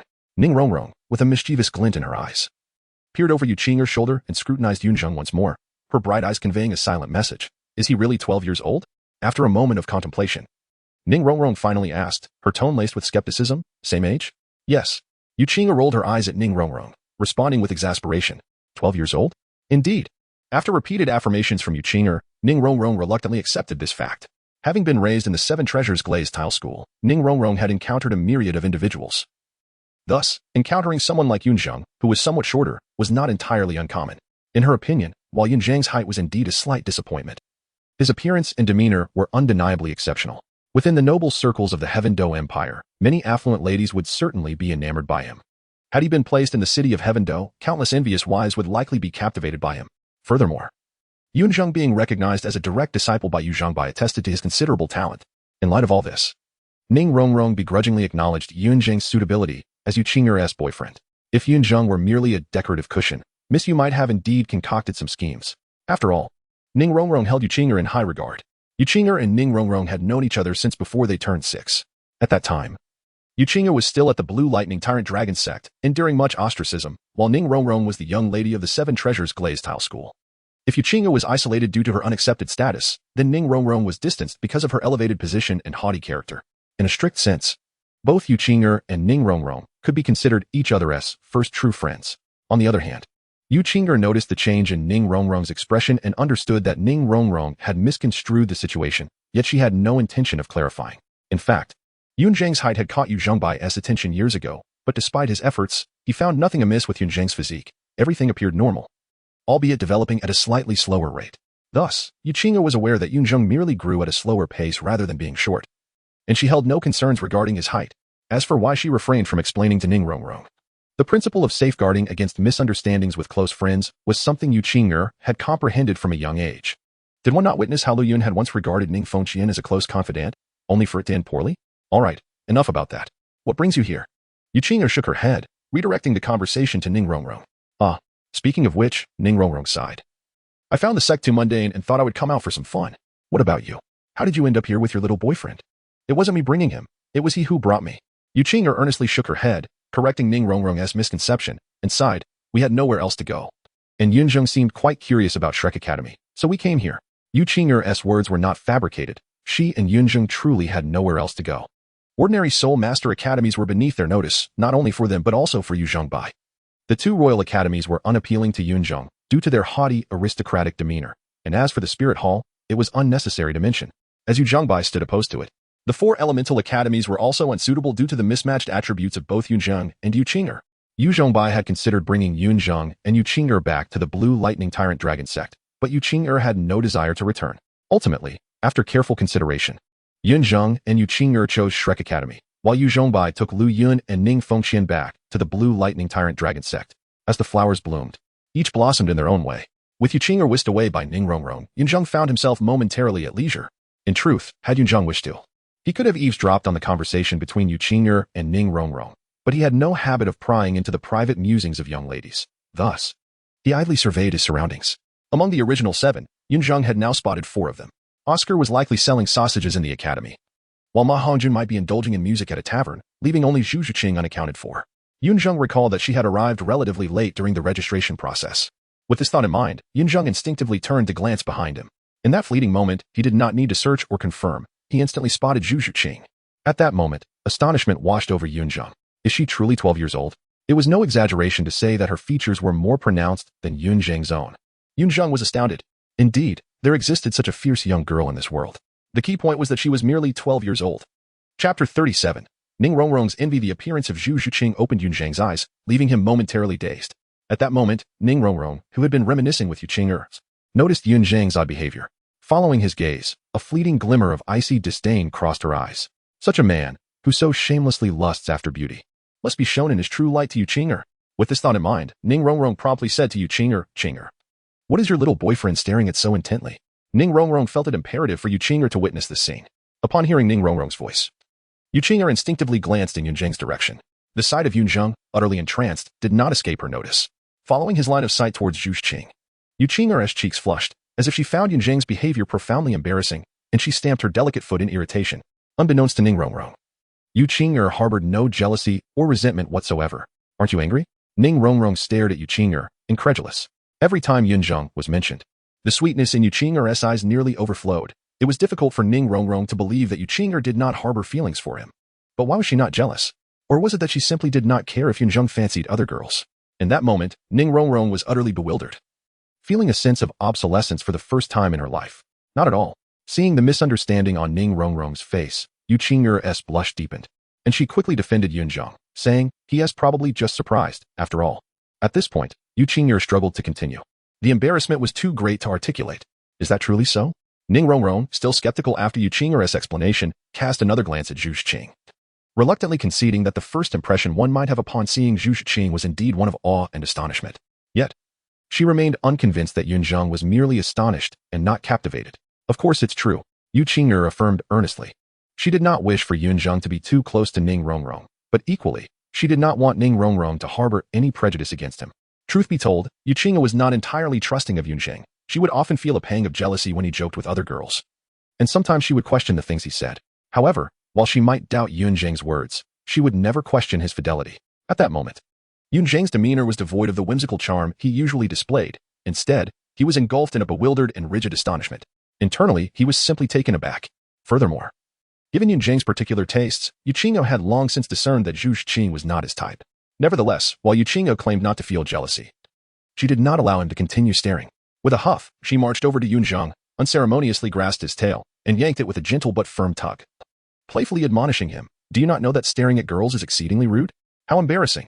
A sharp pain shot through Yunzheng, and he could hardly comprehend Yunzheng's words, his immediate response being a plea for mercy. Ouch.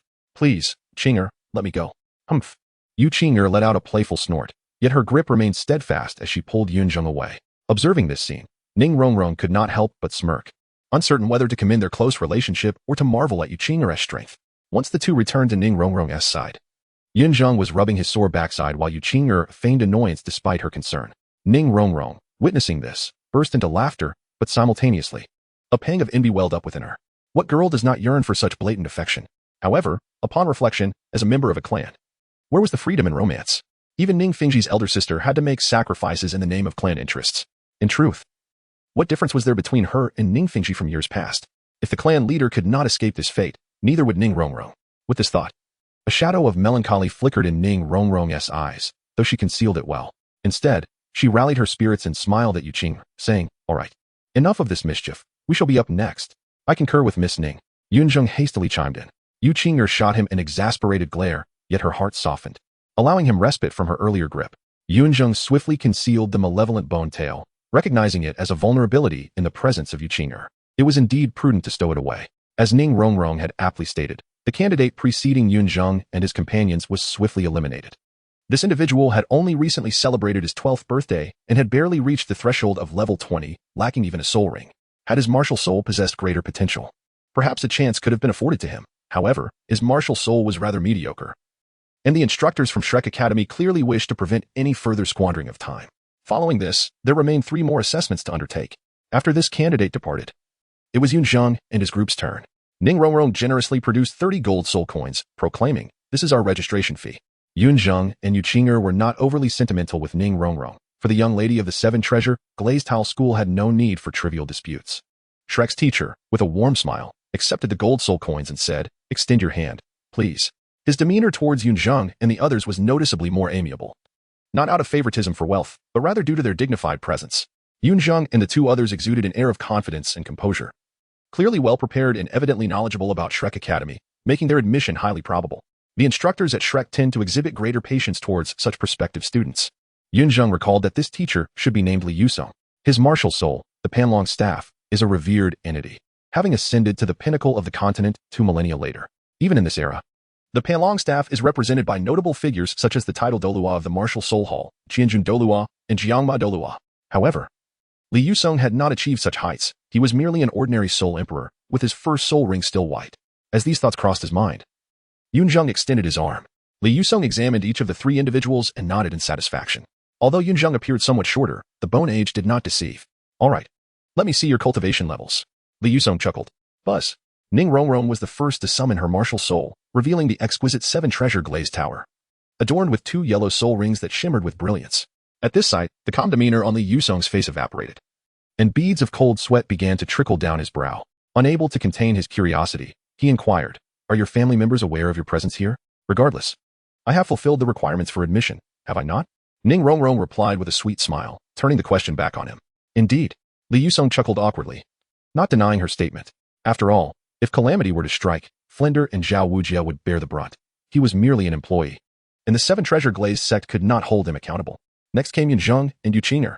2 buzzing sounds echoed as the frost skybow and the colossal golden dragon manifested. Li Yusong's heart, which had only just calmed, surged with anxiety once more.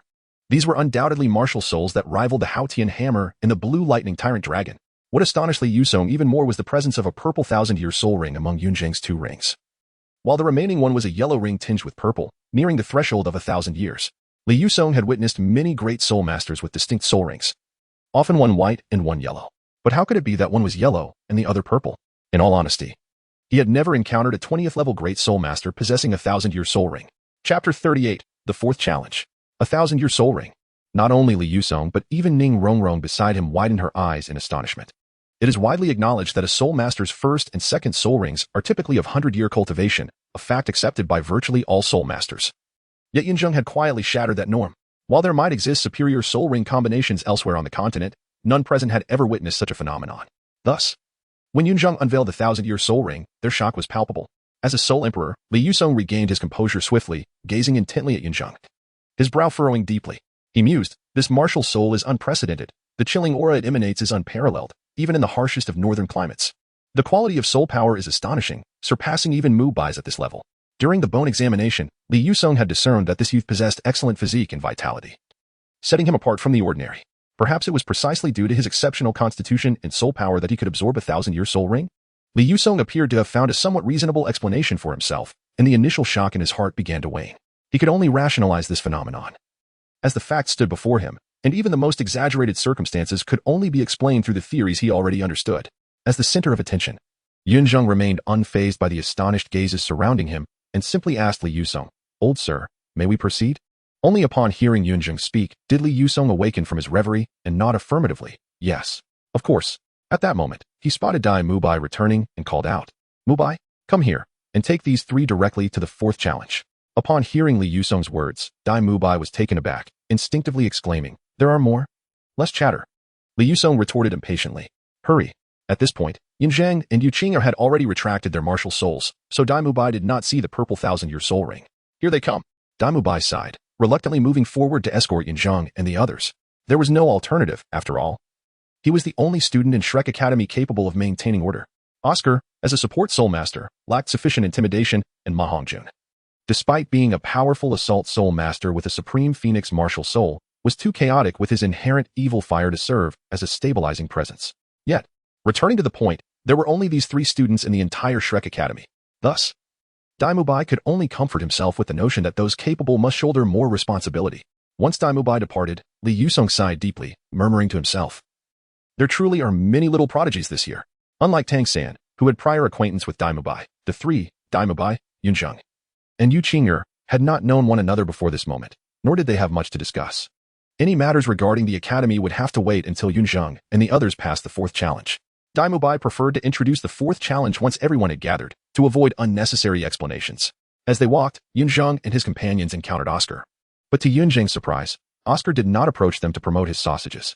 In truth, Oscar had contemplated it, but after being reprimanded by Dai Mubai earlier, he felt somewhat disgruntled. Seeing Yunzheng and the others accompanied by Dai Mubai, he wisely chose to avoid confrontation. Moreover, for reasons unknown, upon catching sight of Ning Rongrong, Oscar felt as though the flowers of spring had bloomed anew for him. To avoid startling the beauty, he prudently opted to retreat, especially since his current appearance was rather disheveled. With Oscar's distraction absent, Dai Mubai quickly led Yunzheng and the others to reunite with Tang Sect and Xiao Wu. Following this, Dai Mubai hurriedly made his way back. He had just spotted Zhu Shuqing in the crowd and felt compelled to meet his nominal fiancée. Tang Sect and Xiao Wu were equally surprised to discover 3 registrants who had surpassed 25 levels before the age of 12. Their faces displayed a fleeting look of astonishment. But out of courtesy, Tang Sect nodded towards Yunzheng and his companions. Yunzheng and his companions nodded in acknowledgement. After that, there was no further communication. Regardless of the nature of their future relationship, they were merely strangers at present. Superficial intimacy often leads to awkwardness. Tang Sect and Xiao Wu stood together, while Yunzheng and his companions formed their own distinct group, maintaining a clear boundary and not intruding upon one another. Nonetheless, the atmosphere did not descend into an uncomfortable silence. Xiao Wu always had an abundance of words to share with Tang Sect, while Ning Rongrong remained preoccupied with Yunzheng's Millennium Spirit Ring, persistently inquiring about it. Rongrong, it's not as exaggerated as you think, chuckled Yuqing, interrupting Ning Rongrong's curiosity. In fact, Yunzheng's first spirit ring was initially only 400 years old. It gradually ascended to a Millennium Spirit Ring. The spirit ring can actually be upgraded? Ning Rongrong exclaimed in astonishment. Indeed, according to my father, during the mutation of Yunzheng's martial soul, not all of his innate talents were fully activated. The excess potential manifested after he absorbed the first spirit ring, resulting in an increase in its age. As she spoke, Yuqing wore a proud expression, lifting her head like a swan, and added, in simpler terms, Yunzheng's martial soul cannot accommodate all of his innate talents. To be fair, Yuqing was indeed a true daughter of destiny, yet standing beside Yunzheng, her brilliance was often overshadowed, causing others to inadvertently overlook her. Just like during the first round, whether it was Ning Rongrong or Li Yusong, they had only noticed Yunzheng's consolidated spirit power and Millennium Spirit Ring, failing to recognize that Yuqing's spirit power was actually superior to Yunzheng's. Yet, Yuqing harbored no resentment about this. In fact, she found joy in praising Yunzheng even more than in receiving compliments herself. Is that so? After hearing Yuqing's explanation, Ning Rongrong felt quite ignorant. Of course. Yuqing nodded emphatically. Meanwhile, in the office of the Shrek Academy's principal, despite its title, it was merely a modest brick house. Hardly a fitting residence for a soul sage. After reading the letter in his hand, Flender chuckled heartily and addressed the imposing figure before him. Old Zhao. This year, we have 6 little prodigies who advanced directly from the 1st to the 4th round. It seems we need your personal intervention. Upon hearing Flender's words, Zhao Wujing snorted dismissively. Do you take me for a fool? Don't think I don't know that among these 6 prodigies is the sole daughter of the 7 treasure glazed tile school. She is the cherished jewel of both Bone Douluo and Sword Douluo, the treasure of the entire 7 treasure glazed tile school. If anything were to happen to her under my watch, wouldn't I be in for a beating from those 2 titled Douluos? TSK. Flender clicked his tongue, chiding Zhao Wujing with a tone of exasperation. You are the vice principal of the academy. You are still the principal. Zhao Wujing remained resolute. In terms of title, you outrank me. So why don't you take on the task yourself? Old Zhao, what are you afraid of? You are the unmoved king. Even the 16 soul emperors of the spirit hall couldn't manage to do anything to you. How can a few little children intimidate you? Flinder pretended to scoff. Besides, I'm just asking you to serve as an examiner, not to act as an assassin. Are you really going to engage in a serious fight with a few kids?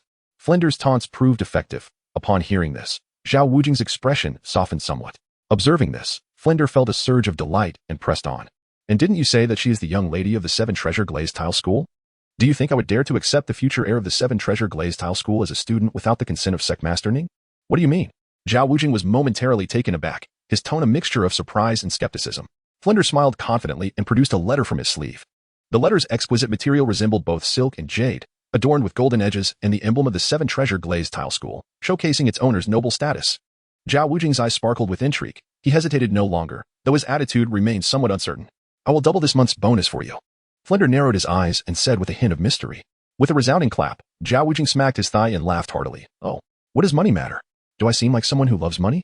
My main concern is to alleviate the principal's burdens and inject fresh blood into the academy.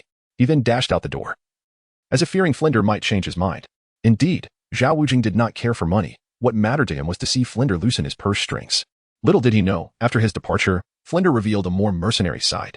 Zhao Wujing, clearly misunderstanding the phrase wealth to rival a nation, did not realize that his measly bonus was but a mere trifle compared to the substantial scholarship fund provided by the 7 Treasure Glazed Tile School. Chapter 39. The Unmoved King. Not long after, Dai Mubai brought Zhu Zhuqing along.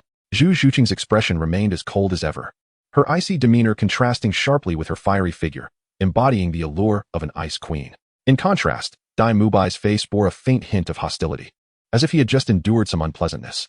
It was evident that the reunion between Dai Mubai and Zhu Zhuqing was far from joyous. Fortunately, Dai Mubai managed to control his emotions, refraining from expressing his frustration. Upon seeing Yunzheng and the others, he approached with a smile, stepping past the group to declare, "All right, now that everyone is gathered, we can commence the assessment for the 4th round. What about the others?" Tang Sect furrowed his brow and instinctively inquired. He recalled that many had been queuing for the 2nd and 3rd rounds. They've all been eliminated. Dai Mubai responded curtly, his mood evidently sour. Offering a dismissive remark without looking back, Dai Mubai's response wasn't entirely an act of favoritism, having been at Shrek Academy for many years. He could already discern who would pass and who would not. By the 2nd round, he had recognized that only these 6 individuals had the potential to join the academy. Tang Sect, perceptive as ever, noticed Dai Mubai's discontent and chose not to press further. However, Ning Rongrong had no such reservations. Unfamiliar with Dai Mubai and as a princess of the 7 Treasure Glazed Tile School, she felt no obligation to consider his feelings. She boldly asked, "May I inquire what the assessment for the 4th round entails?" Simple. Dai Mubai laughed heartily, seemingly having emerged from his earlier displeasure, deliberately avoiding Zhu Zhuqing's gaze. He turned to Ning Rongrong and stated, "The 1st round tests talent, the 2nd tests potential, and the 3rd tests temperament. Besides the 1st round, you have all implicitly passed the remaining 2 rounds. The 4th round, however, assesses your combat ability as spirit masters. As spirit masters, they would inevitably face a multitude of battles, and Dai Mubai was confident that they could comprehend this. Upon hearing his words, Yunzheng and the others nodded in agreement. "And who will be our examiner for this round?" Ning Rongrong inquired, seeking practical information. "That would be me," Dai Mubai replied, a devilish grin spreading across his face, his confidence radiating. "You." Ning Rongrong's delicate face was filled with astonishment as she instinctively covered her mouth, letting out an exclamation. "You are a teacher from Shrek Academy. So young." As the future heir of the 7 Treasure Glazed Tile Sect, Ning Rongrong had long been prepared. Having decided to attend Shrek Academy, she could not possibly plunge in without any preparation. Before departing from the sect, she had diligently researched Shrek Academy. Although she could not uncover every detail, she was well aware that the most enticing aspect of the academy, apart from its distinctive motto, was its formidable faculty. The weakest of the instructors at Shrek Academy was at least a Soul Emperor. Even the newest teachers would likely start at the rank of Soul King. Upon observing Dai Mubai, who, despite his striking demeanor, appeared to be merely 15 or 16 years of age, Ning Rongrong was taken aback by the notion of a 15 or 16-year-old Soul King. This was certainly more impressive than the prodigious first spirit ring of Yunzheng. However, before Ning Rongrong could ponder further, she heard Xiao Wu's disdainful scoff. With her pinky raised and tongue sticking out in mockery, she looked at Dai Mubai and said, "You're just boasting without a script. You're only in your 30s, and you're acting all high and mighty as a student." Clearly, Xiao Wu was still brooding over the conflict between Dai Mubai and herself from the previous day. Dai Mubai, amused by her remarks, retorted, "Who says a student cannot be an examiner? I refuse to believe that, unless you provide evidence." Xiao Wu stood defiantly with her hands on her hips, glaring at Dai Mubai. Meanwhile, Yunzheng found himself in an awkward position. He had been fixated on Yunzheng, who, although silent, must have sensed his infatuation from his dazed expression. At that moment, Yunzheng felt uncertain about how to face Yunzheng.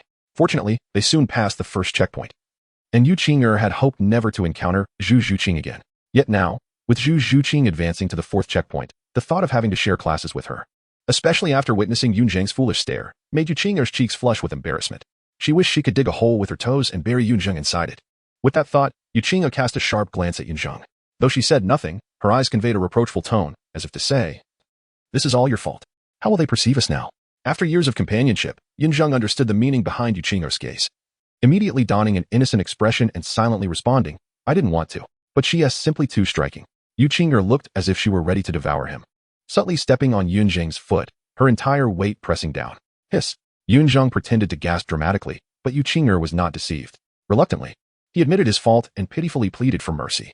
Only then did Yunzheng relent, offering a final warning with her eyes. "If you dare to look at other girls again, I will administer the strongest medicine and inform my father that you deceived me, leaving you with no way to escape." Yunzheng understood Yunzheng's actions were not driven by affection, yet the situation warranted a response, and she felt entitled to experience a twinge of jealousy. If every girl could maintain absolute rationality in the presence of their beloved, the world would not be filled with so many lovesick souls driven to madness by love. Previously, Yunzheng had refrained from voicing her feelings, partly to spare Yunzheng's dignity and partly to avoid appearing unreasonable. Otherwise, she would have been indifferent to Yunzheng's opinions on their relationship. What Yunzheng did not anticipate was Yunzheng's bewildered expression, his large eyes brimming with confusion. In his eyes, Yunzheng seemed to convey, "Your gaze is too complex. I cannot comprehend it." Humph. Yunzheng felt a mix of embarrassment and annoyance, letting out a huffy sound as she stomped on Yunzheng's foot again, her pretty face expressing her displeasure. Yunzheng was utterly bewildered. He merely spoke the truth, yet who could exhibit 3 or 4 emotions with just a glance? Yunzheng genuinely could not comprehend it. One could only say that a woman's heart is as elusive as a needle in the ocean. However, Yunzheng could not afford to disregard Yunzheng's little emotional upheaval. He had no choice but to approach her, just as he was about to offer comfort. A voice, as coarse and thunderous as a drum, suddenly boomed. "No need to bicker. I shall join you for a bit of fun. Is that not fair enough?" The crowd turned in the direction of the voice and beheld a figure as robust as a small mountain, with muscles that glinted like steel under the sun, each hair standing upright in a disciplined fashion, enhancing his formidable presence. Teacher Zhao. Upon seeing the newcomer, Dai Mubai gasped, his previously charming demeanor instantly replaced by tension as he exclaimed, "Teacher Zhao, were you not meant to be the examiner for the 4th trial? Your personal appearance here seems rather harsh." "I am willing." Zhao Wuzhe grunted dismissively, not sparing Dai Mubai a glance. This response left Dai Mubai feeling utterly speechless. Knowing Zhao Wuzhe's determination, Dai Mubai sighed heavily and gravely addressed Tang San and the others, saying, "We are in trouble now. What level of soul master is this teacher Zhao?" Tang San inquired, his heart sinking at the implication. Dai Mubai gazed deeply at Tang San, and after a moment of contemplation, he solemnly stated, "To put it plainly, teacher Zhao is a formidable soul sage of level 76. With the martial spirit of the great strength Diamond Bear. It is said that when the 16 soul emperors of the Spirit Hall once banded together to besiege him, Zhao Wujie broke through their encirclement and achieved fame in a single battle. At that time, he was merely a soul emperor, and now he has ascended to soul sage. I cannot even fathom his current strength." The mere mention of soul sage sent a shiver down Tang San's spine.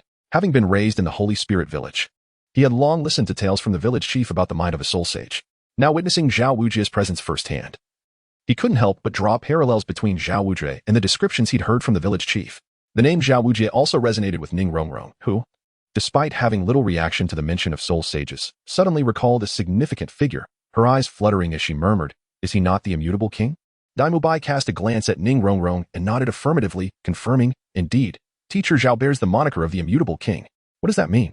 Confused by the exchange between Ning Rongrong and Dai Mubai, Yunzheng furrowed her brows and inquired. She was not alone. Xiao Wu and the others also looked at Ning Rongrong and Dai Mubai with puzzled expressions. Under the scrutiny of the group, Ning Rongrong did not shy away. She looked solemnly at the approaching Zhao Wujie and stated emphatically, "If he truly is the immutable king, then we are indeed in for a challenge. My father once sought to recruit the immutable king. Although he was refused, my father still held him in high regard." In his words, although the immutable king is a soul sage, even an ordinary soul Douluo may not stand a chance against him. With the resources of a sect to aid his cultivation, it is entirely possible for him to reach the rank of a titled Douluo. Can it really be so exaggerated? Yunzheng questioned, skepticism lacing her voice. In her mind, Yu Zhongbai's power was unparalleled, and since Yu Zhongbai was a titled Douluo, she clearly did not believe Zhao Wujie could compare. Yet, Ning Rongrong could only shake her head in helplessness. In all honesty, Had Zhao Wujie not possessed the potential to become a title Douluo, he would not have garnered Ning Fengxi's attention. Meanwhile, the gravity of the situation deepened in the eyes of Tang San and the others. Indeed, within Ning Rongrong's words, Tang San discerned numerous other implications, such as Ning Rongrong's background and the formidable sect she represented. Nevertheless, at this moment, the most valuable and direct information for Tang San was that Zhao Wujie possessed combat prowess on par with a soul Douluo. It was already daunting enough to confront a soul sage. The thought of facing a soul Douluo was beyond their wildest imaginations. If one could defeat a soul Douluo, what need would there be for the likes of Shrek Academy? At that moment, Zhao Wujie approached the group, noticing the solemn expressions on their faces, and laughed heartily. Do not be anxious. I will not bully you with my cultivation. You may all come at me together. As long as you can withstand my presence for the duration of a burning incense, you shall pass. Rest assured, if even one of you endures until the end, all of you will succeed. Upon hearing this, the group did not appear to be relieved. This was not merely a matter of numbers. In the face of absolute power, quantity held no significance. Fate is in our hands. Regardless, we have come this far. We cannot surrender without a fight. At this point, Yunzheng stepped forward, a light laugh escaping him, his eyes blazing with fervent battle spirit as he gazed at Zhao Wujie. Besides, I refuse to believe that the illustrious immutable king would truly engage in earnest against a mere group of adolescents. An assessment is an assessment. There must be a way to pass.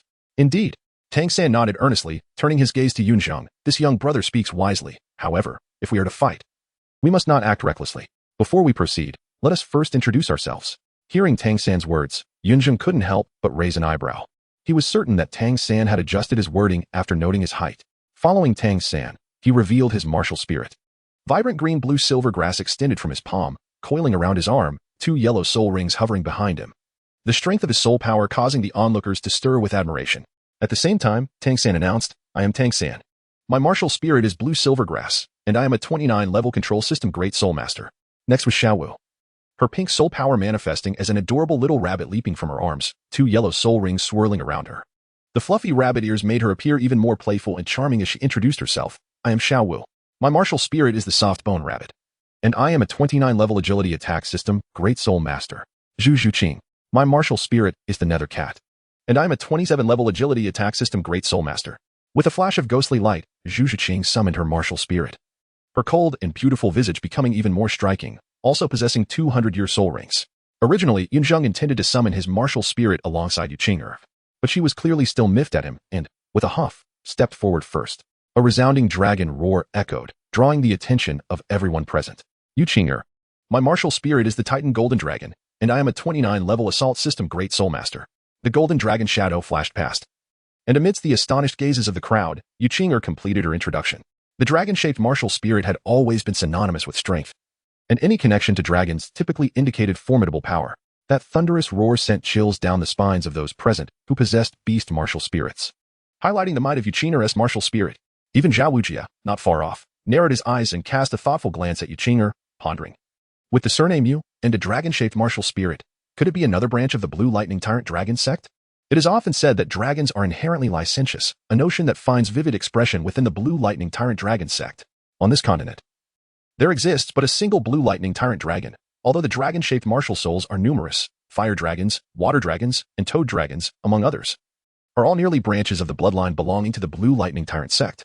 The specifics of these branches, however, are not for outsiders to discern. The inherent arrogance of the Blue Lightning Tyrant Sect leads them to deny the identities of those with non-Blue Lightning Tyrant Dragon martial soul bloodlines. To put it bluntly, they refuse to acknowledge those who have put on trousers without recognizing their kin, merely biological progenitors without any sense of responsibility. This arrogance has resulted in the emergence of many soul masters with jade surnames and dragon-shaped martial souls across the continent. Yet in truth, their connection to the Blue Lightning Tyrant Sect is tenuous at best, if not entirely non-existent. Only upon breaking through to the Soul King realm can they earn a modicum of recognition from the Blue Lightning Tyrant Sect. And it is only by reaching the Soul Sage realm that they might be acknowledged as direct descendants of the sect. If one were to speak candidly, Flanders is acquainted with a member of the Blue Lightning branch who has indeed attained the Soul Sage realm.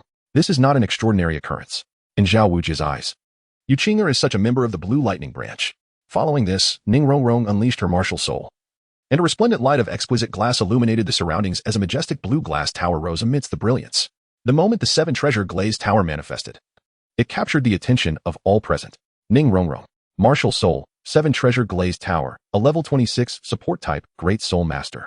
As she announced this, she playfully winked and smiled charmingly at the crowd, saying, I hope everyone will take good care of me. At this moment, even the usually stoic Zhu Qing could not help but glance sideways, while Zhao Wujie squinted his eyes, an inexplicable gleam flickering within them. In Zhao Wujie's perspective, Yuqing's identity was indeed remarkable, perhaps even possessing ties to the Blue Lightning Tyrant Sect, yet she remained an unacknowledged branch, a polite term for an outsider. But in less flattering terms, merely an illegitimate child. Ultimately, it bore little significance. Apart from Yuqing's biological parents, it would be difficult to find anyone within the vast Blue Lightning Tyrant Sect willing to support her. Conversely, Ning Rongrong is distinctly different. She is the legitimate daughter of the Seven Treasure Glazed Sect, the sect leader's own child, and a treasure jewel to two titled Douluos. Frankly, Zhao Wujie dares not offend this young lady. Despite Ning Rongrong's playful remarks about Zhao Wujie's impressive stature, even rejecting the advances of Ning Fengji, she does so with the confidence derived from her own lineage. An honorable gentleman may indeed be deceived by virtue. Had Gu Rong or Chen Xian personally approached, Zhao Wujie might have readily acquiesced. Indeed, it is the Seven Treasure Glazed Tower. This promises to be a spectacle. Upon seeing the Seven Treasure Glazed Tower, Tang San's lips curled into a slight smile, fully aware of the formidable support effects it possesses. With Ning Rongrong's involvement, his confidence soared. Brother, her martial soul is so beautiful, Xiao Wu whispered, drawing close to Tang San. This martial soul is far more than mere beauty, Tang San chuckled lightly. Choosing not to elaborate further, after Ning Rongrong, only Yunzheng remained. Yunzheng, without any pretense of mystery, summoned the frost sky featherbow with utmost confidence. An aura of frigid air enveloped the surroundings as the ice-blue radiance illuminated the scene, revealing a bow so exquisitely crafted that it resembled a work of art. The bow, transparent like crystal, refracted a spectrum of colors under the sun's rays, while two soul rings, one yellow and one purple, floated behind Yunzheng, captivating the onlookers. Yunzheng, with the martial soul of Frost Sky Featherbow, is a level 27 dual attribute soul master specializing in agility and attack. He introduced himself with a gentle smile.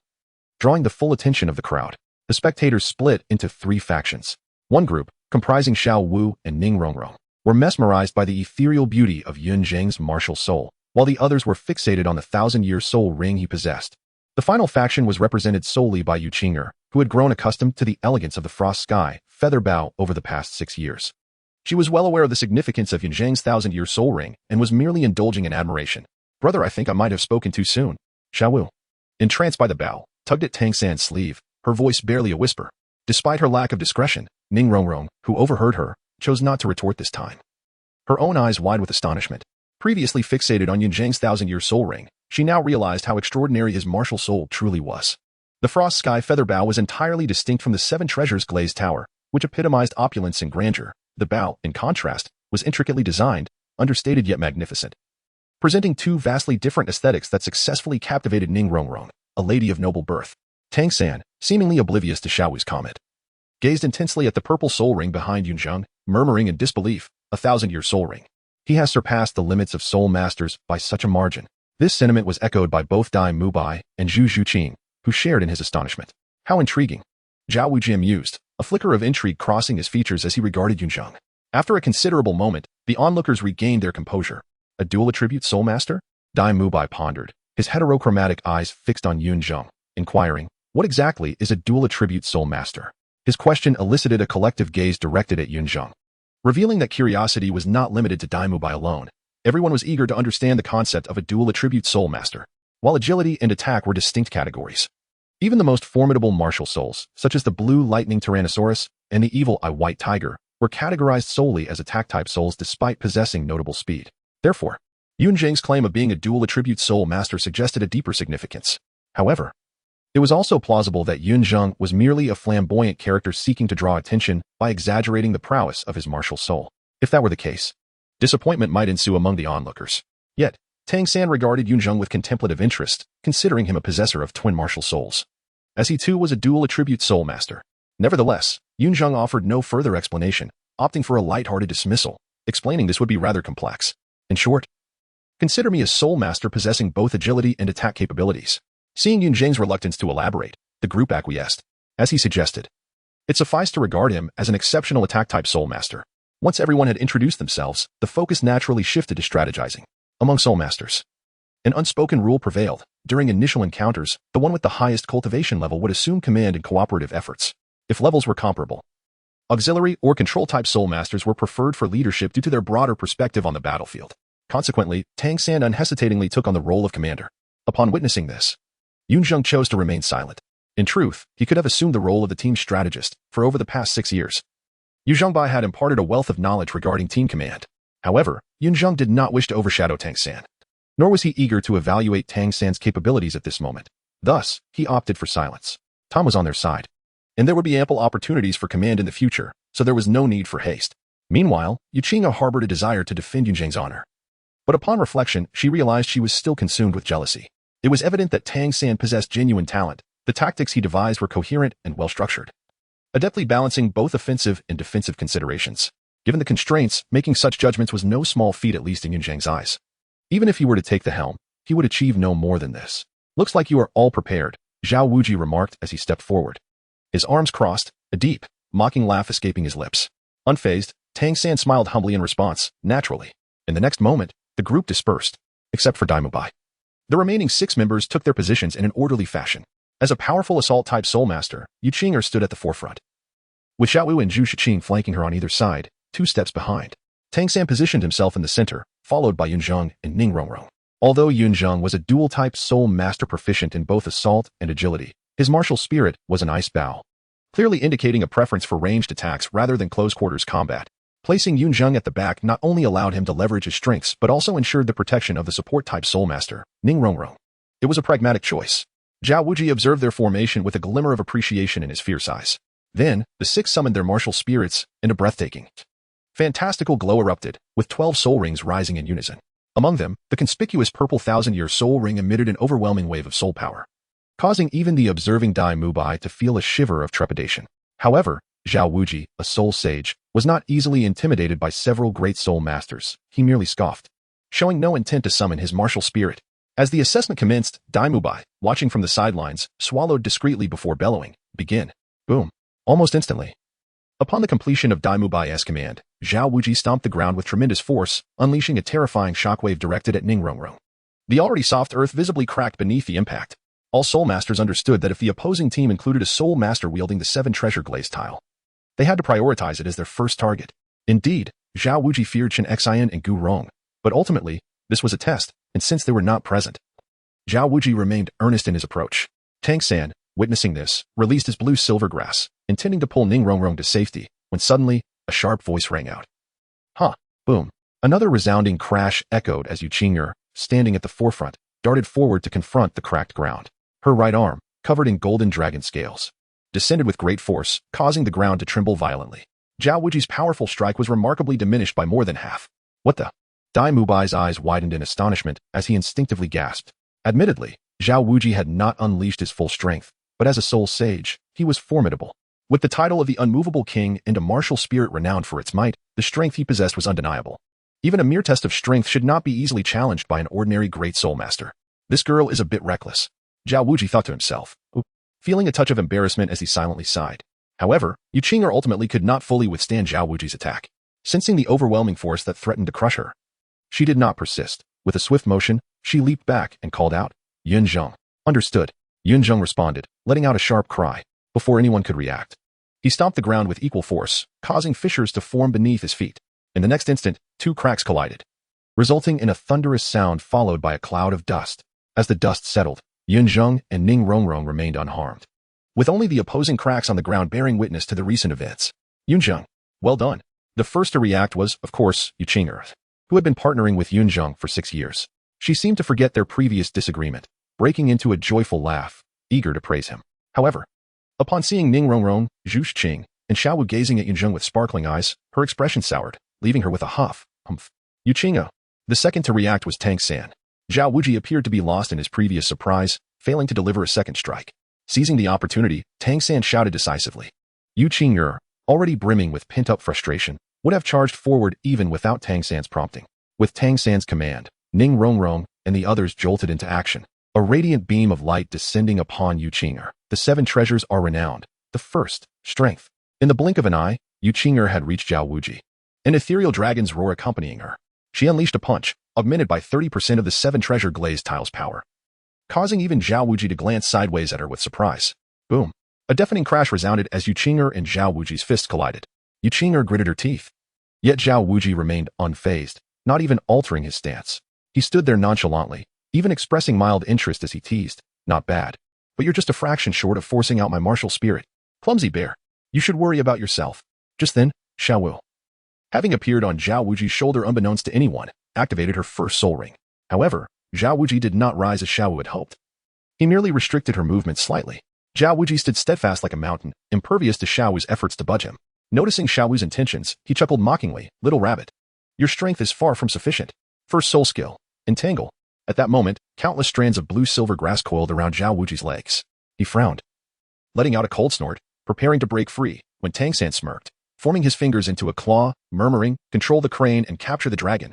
Utilizing the force against him, Zhao Wuji suddenly felt his feet lift off the ground and was unexpectedly flung away. Witnessing this scene, Yunzheng, and Yunzheng's eyes lit up. First soul skill, giant spirit breath. Second soul skill, air leap killing arrow. First soul skill, netherworld stab. The 7 treasures are renowned. The first, strength. The second, speed. For powerful voices resonated simultaneously as 5 soul rings illuminated, and 3 luminous figures surged towards Zhao Wuji.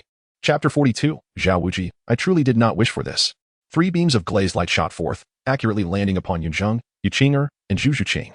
Yunzheng and Yunzheng received an augmentation of strength, while Zhu Zhuqing experienced an enhancement in speed. Zhu Zhuqing transformed into a shadowy wisp, striking with lethal precision, while Yunzheng unleashed a golden ribbon of energy. Finally, Yunzheng made his move, drawing the frost sky feather bow to its full moon arc, releasing an ice arrow that sliced through the air with a resounding crack, only to vanish into the void, leaving Dai Mubai momentarily stunned. To be frank, even when suspended in midair, facing 6 adversaries, and with 3 attacks directed towards him, Zhao Wuji remained utterly unperturbed. His calmness was no mere pretense. Zhao Wuji, after all, was a formidable, unmoving king, renowned even among soul saints. He had once withstood the combined might of 13 soul emperors from the Spirit Hall, and today, facing 6 great soul masters, he was hardly in danger of faltering. This was merely a test, a deliberate act of restraint on his part. If he truly engaged, Yunzheng and his companions would scarcely have a moment to strike. This was not an exaggeration but an undeniable fact. In this fleeting moment, Zhao Wuji even found the leisure to assess his challengers. From his perspective, Zhu Zhuqing was merely competent. Her speed was commendable, yet as an agility-oriented soul master, she could only be deemed adequate. Xiao Wu did not exhibit any particularly striking performance, yet her mastery over her soul power and techniques was undeniably exceptional. Devoid of any superfluous movements, efficient and precise. Ning Rongrong, an auxiliary soul master and bearer of the 7 treasures glazed tile pagoda, was inherently extraordinary due to her lineage, and thus required no further commentary. The remaining trio, Tang Sect and Yunzheng, were of a similar caliber. Honestly, Tang Sect's martial spirit was rather unimpressive. Blue silvergrass was synonymous with weakness. Nevertheless, his cultivation was commendable, showcasing his remarkable talent.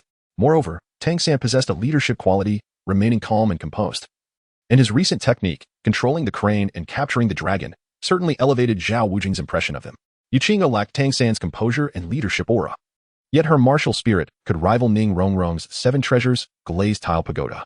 With her cultivation at the 29th level, she stood shoulder to shoulder with Tang Sect and Xiao Wu. Furthermore, her earlier display of halting the ground fishers and delivering a powerful punch greatly appealed to Zhao Wuji. Lastly, Yunzheng existed in a league of his own. Admittedly, his cultivation was not the most remarkable among them, but the chilling aura he exuded and the dense, formidable soul power he commanded were impossible to overlook. Yunzheng embodied the steadiness of Tang Sect and the strength of Yunzheng, further enhanced by his Millennium Soul Ring, which undoubtedly earned him the highest regard in Zhao Wuji's mind. As these thoughts crossed Zhao Wuji's mind, he instinctively turned his gaze towards Yunzheng. Noticing the luminous yellow soul ring, he blinked in astonishment, murmuring, "This lad's Millennium Soul Ring is actually his first soul ring." As for the attacks from Yunzheng and his companions, Zhao Wuji paid them no heed. What piqued his interest the most was Yunzheng's second soul skill, aptly named Void Leap Killing Arrow. The ability to vanish into thin air without Zhao Wuji's awareness was a testament to Yunzheng's prowess as an agility-oriented soul master. Being an agility-type soul master is not solely about speed. Within a team of soul masters, they are akin to assassins, tasked with cutting through the back line and delivering decisive strikes. It is not merely about quickness. The ability to act without detection is paramount. Yunzheng's second soul skill was, in essence, a masterstroke of stealthy assault. The suddenly disappearing ice arrow would leave those unfamiliar with Yunzheng utterly defenseless. However, it must be said that despite this, Zhao Wuji was a soul saint, the unmoving king, and he possessed his own confidence. Even if he stood there, allowing Yunzheng and his fellow great soul masters to bombard him relentlessly, he would sustain no injury whatsoever. To put it bluntly, even a bathhouse attendant could scrub layers of grime off him. Yet Yunzheng and his companions might struggle to breach his defenses, perhaps sensing Zhao Wuji's disdain. Yunzheng's lips curled into a silent smirk, a glimmer of mischief dancing in his eyes. Yunzheng now stood at the 27th level. and his first soul ring bestowed upon him an exquisite enhancement of 27% in ice attribute damage, as well as a similar percentage in armor-piercing effects. With a single arrow loosed, whether human or ghost, blood would inevitably be drawn. Not even Zhao Wujie would be spared, even if Qian Daolu were present. He too would succumb to the chilling onslaught.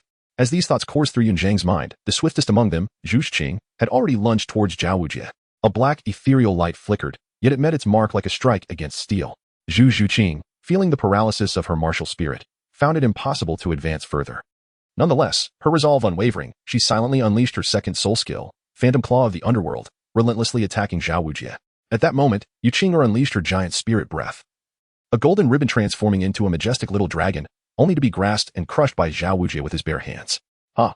Zhao Wujie bellowed, as his first century-old soul ring ignited amidst the dust, activating the unmovable king body. Witnessing this, the onlookers collectively gasped, their pupils contracting in disbelief. Daimu Bai could only manage a wry smile, feeling both helpless and resigned. Teacher Zhao is truly serious now. In that instant, an ice arrow shot forth from the air, near arm's length from Zhao Wujie. Such proximity rendered the robust yet slow Zhao Wujie unable to evade. Yet he had no intention to dodge. With a cold snort, he unleashed a massive bare paw, intent on shattering Yunzheng's ice arrow as he had done before. As it turned out, Zhao Wujie succeeded. Yunzheng's ice arrow was indeed crushed by Zhao Wujie's formidable grasp. However, at the moment of its shattering, Zhao Wujie found himself grunting as the icy essence infiltrated his being. His brows knitted in surprise. He cast a scrutinizing glance towards Yunzheng, who wore a light smile in return. Good lad. Zhao Wujie grinned, his fierce eyes a mix of irritation and grudging admiration. With another thunderous roar, his soul power surged forth, sending Zhu Xuqing flying and forcing Yuqing'er and the others several steps back. Meanwhile, aware that Zhao Wujie could not be allowed to gain the upper hand, Yunzheng's expression grew serious as he loosed 3 more arrows. Having already been calculated by Yunzheng once, Zhao Wujie was not one to be fooled a second time. He glared at Yunzheng, poised to act.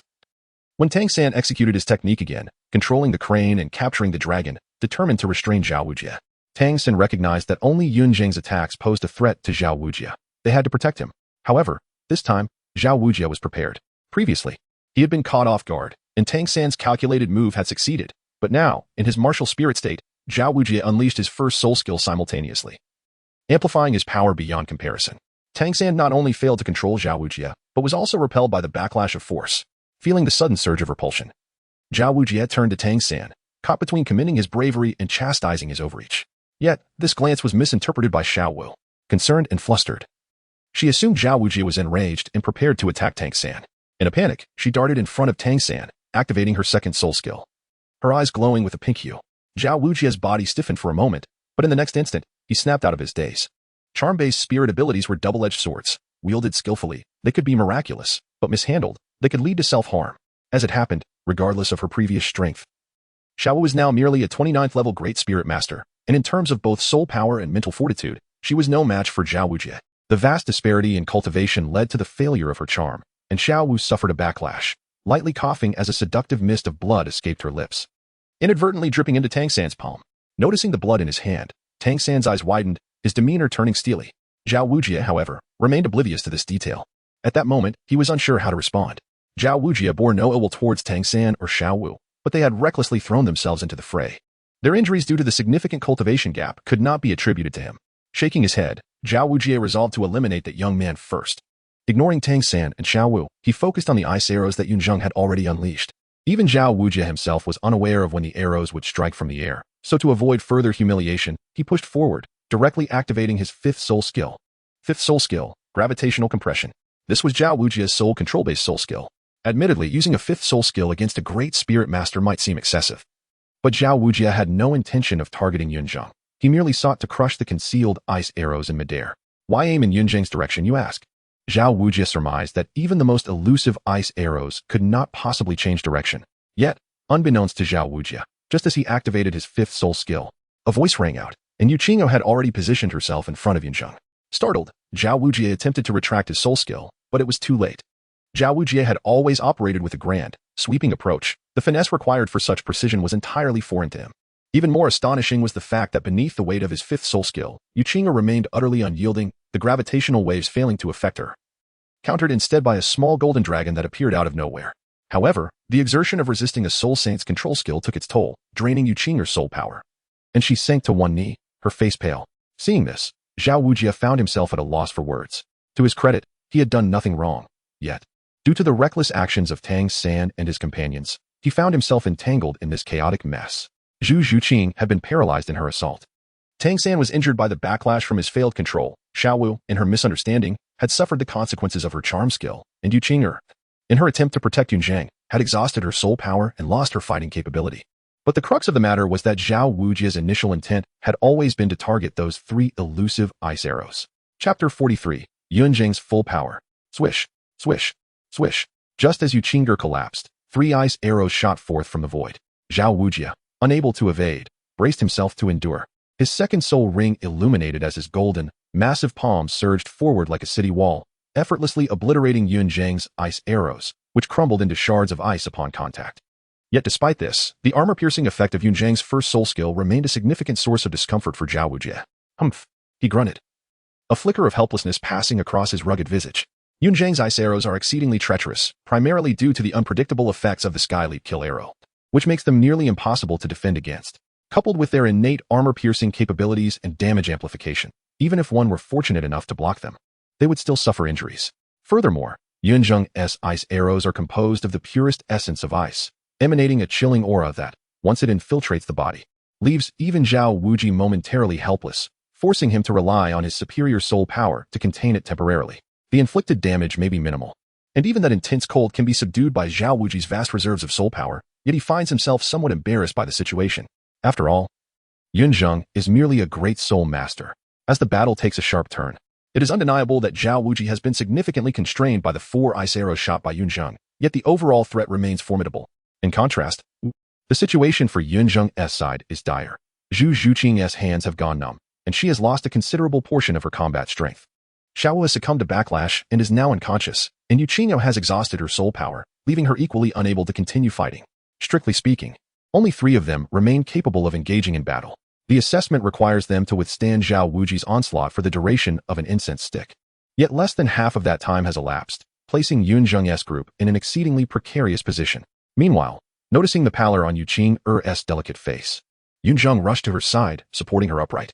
Upon realizing that she had merely exhausted her soul power without any other injuries, he let out a sigh of relief. Expressing both concern and reproach, "You foolish girl, it was clearly stated that this is an assessment. How could Elder Zhao not understand the stakes? Why would you recklessly charge into danger?" Upon hearing this, Zhao Wuji felt an immense relief. Finally, there was someone who understood. Yu Qing'er, initially delighted by Yunzheng's concern, felt a pang of grievance when he began to chastise her. She shot him an indignant glare, huffing, "Umph. You needn't worry about me. Go find your ample-chested sister." Taken aback by her words, Yunzheng burst into laughter. All right. I acknowledge my mistake. There won't be a next time." He found himself pleading, recognizing that apologies were more effective than reason at this moment. "You only know how to appease me." Yu Qing'er retorted, her mood visibly lifted, though she maintained her feigned haughtiness. Observing the entire exchange, Zhao Wuji rolled his eyes and bellowed, "Kid, you haven't forgotten that you're still in an assessment, have you? Or do you intend to waste time like this?" Upon hearing this, Yunzheng offered a detached smile and promptly instructed Yu Qing'er, "Go to Miss Ning's side." Perceiving the indifference in Yunzheng's eyes, Yu Qing'er nodded innocently and obediently made her way to Ning Rongrong. Meanwhile, Yunzheng approached Zhao Wujin with measured steps, clasping his hands in a formal salute. And spoke in a deep voice, "Senior Zhao, I seek your guidance." Taken aback by these words, Zhao Wujin pointed incredulously at himself and inquired, "Are you asking to spar with me alone?" Indeed, Yunzheng stood resolutely, offering no further clarification. Upon hearing this, Zhao Wujin regained his composure, casting a penetrating gaze at Yunzheng before cheerfully asking, "What? Are you feeling defiant?" In the face of Zhao Wujin's slightly mocking inquiry, Yunzheng did not flinch. Meeting his gaze with fervent intensity, he articulated each word with deliberate clarity. "In all matters, one must observe the outcome without questioning the cause. Regardless of whether it was intentional or accidental, you have harmed Qing'er, and that is an undeniable fact. You have injured her, hence I shall retaliate." This declaration sent a tremor through the gathered crowd, and Zhao Wujin narrowed his eyes, his voice growing icy as he asked, "Can you truly accomplish that?" "Let us see." Yunzheng assumed a combat stance, a yellow and purple soul ring swirling ominously in the air above him. Simultaneously, the sinister tail of the evil spirit bone unfurled, its inky black appendage manifesting. The onlookers furrowed their brows in confusion. Yet they understood that this was not the moment for inquiries, suppressing their curiosity as they awaited Yunzheng's actions. "Humph. You are merely courting disaster," Zhao Wujin bellowed, disregarding Yunzheng's intentions, and unleashed a powerful punch, intending to shatter all defenses. Surely, a mere soul master could not withstand the might of a soul sage's strike. Could he? Yet in the next instant, The obsidian protrusion on Yunzheng's tail radiated an enchanting crimson glow, and as the tip of his tail swept before Zhao Wujin, an astonishing scene unfolded. Zhao Wujin stood as if ensnared by a spell, his fist suspended in midair, unwilling to descend. This moment was fleeting, merely a heartbeat, but when Zhao Wujin's gaze returned to Yunzheng's position, he was astonished to find him vanished as if he had evaporated into thin air. First soul skill, armament, transformation. Following this, Yunzheng's voice resonated from above Zhao Wujin. The frost sky featherbow disassembled midair, fragments of icy blossoms refracting radiant light under the sun. With a resonant hum, a similarly exquisite frost great halberd gradually materialized, accompanied by Yunzheng's melodic incantation, true name release. Frost whisper halberd. When did he ascend into the air? Zhao Wujin's pupils constricted sharply, involuntarily exclaiming in astonishment. Not only Zhao Wujin, but also Dai Mubai and the others were equally perplexed, questioning how Yunzheng had managed to ascend so effortlessly. Even Yu Qing'er shared this sentiment. The 7 treasures are renowned. First, strength. Second, speed. Fortunately, at this moment, Ning Rongrong, possessing the qualities of a supporting family, did not falter. Observing Yunzheng's offensive, she swiftly released her first and second soul skills, 2 beams of amplifying light enveloping Yunzheng, elevating his prowess to an entirely new echelon. TSK. Zhao Wujin clicked his tongue, remaining unyielding as he unleashed a palm strike. Though not a soul skill, it was imbued with immense force. Zhao Wujin, despite being an examiner, was not devoid of temper. A great soul master challenging him directly ignited a flicker of ire within him. Zhao Wujin did not intend to inflict harm upon Yunzheng, but wished to impart the lesson of respecting one's elders. Boom. The clash of halberd and palm echoed deafeningly, causing the ground beneath Zhao Wujin to cave in. A look of astonishment flickered in his eyes, as the mockery and disdain he had harbored previously evaporated, replaced solely by awe. Yunzheng, endowed with innate strength, once refrained from unleashing his full power due to his physical constitution not being able to keep pace. Now, under the rigorous training of Yu Zhongbai, he has made modest advancements in his vitality and blood energy. Although he cannot yet unleash his strength without restraint, a single swing of his arm still embodies a force of thousands of pounds. When both arms are combined, it escalates to 2,000 or 3,000 pounds. Augmented by the power of the 7 treasures glazed tower, this thrust from Yunzheng could spell disaster for many high-ranking soul masters. Furthermore, with the ice attribute enhancement and armor-piercing effect bestowed by his first soul ring, coupled with the ultimate ice martial spirit, even Zhao Wujing, who has manifested his martial spirit and entered the immovable king state, can only feel his internal organs quaking and his blood flow stifled. He even sensed a sweetness in his throat, and had he not swallowed it back, the illustrious reputation of the immovable king would have been tarnished in that moment. It is worth noting that even many soul emperors would struggle to endure such injuries as Zhao Wujing. The force is commendable, yet it still lacks a touch of finesse. Though astonished internally, Zhao Wujing would not dare to display his unease outwardly. With a booming voice, he seized the moment when Yunzheng's previous strength had not yet dissipated and his new strength had not yet fully formed, launching another palm strike. Having witnessed Yunzheng's might, Zhao Wujing slightly increased the power of his strike, wary of overestimating himself. However, just as Zhao Wujing's palm was about to connect with Yunzheng, the latter's tail shimmered with an enigmatic light. In an instant, Zhao Wujing found his strike landing on nothing but air. Intriguing. A glimmer of insight flashed in Zhao Wujing's eyes, and as he regained his focus, he quickly located Yunzheng, remarking with approval, the combination of illusion techniques and rapid movement is an impressive synergy of soul skills. At this moment, Yunzheng's left arm trembled slightly as he forced a smile, saying, "Senior, you flatter me. However, you were a tad slow." Zhao Wujia's gaze fell upon Yunzheng's left arm, and with a hint of regret, he remarked, "Your skills are still lacking, causing you to embarrass the senior." Upon hearing this, Yunzheng let out a bitter laugh, not denying his own mistake. As Zhao Wujia pointed out in that fleeting moment, Yunzheng indeed lagged just a bit, leading to the airwave Zhao Wujia unleashed, striking his left arm and dislocating it. Yet, this could hardly be blamed on Yunzheng. The illusionary soul skill was granted to him by an external soul bone, while the rapid movement technique, named Xuanbu, was bestowed upon him by Uncle Zhu when Yunzheng was merely 12 years old. He had only acquired this soul skill a few months prior, making it somewhat unreasonable to expect him to flawlessly integrate it into his tactics in such a brief period. It is noteworthy that when Yunzheng was 12, Uncle Zhu provided him not only with Xuanbu, but also an unnamed technique that accelerated his cultivation speed, which I shall refrain from elaborating on here. See, you are quite impressive. At your age, I was being chased and beaten by my master.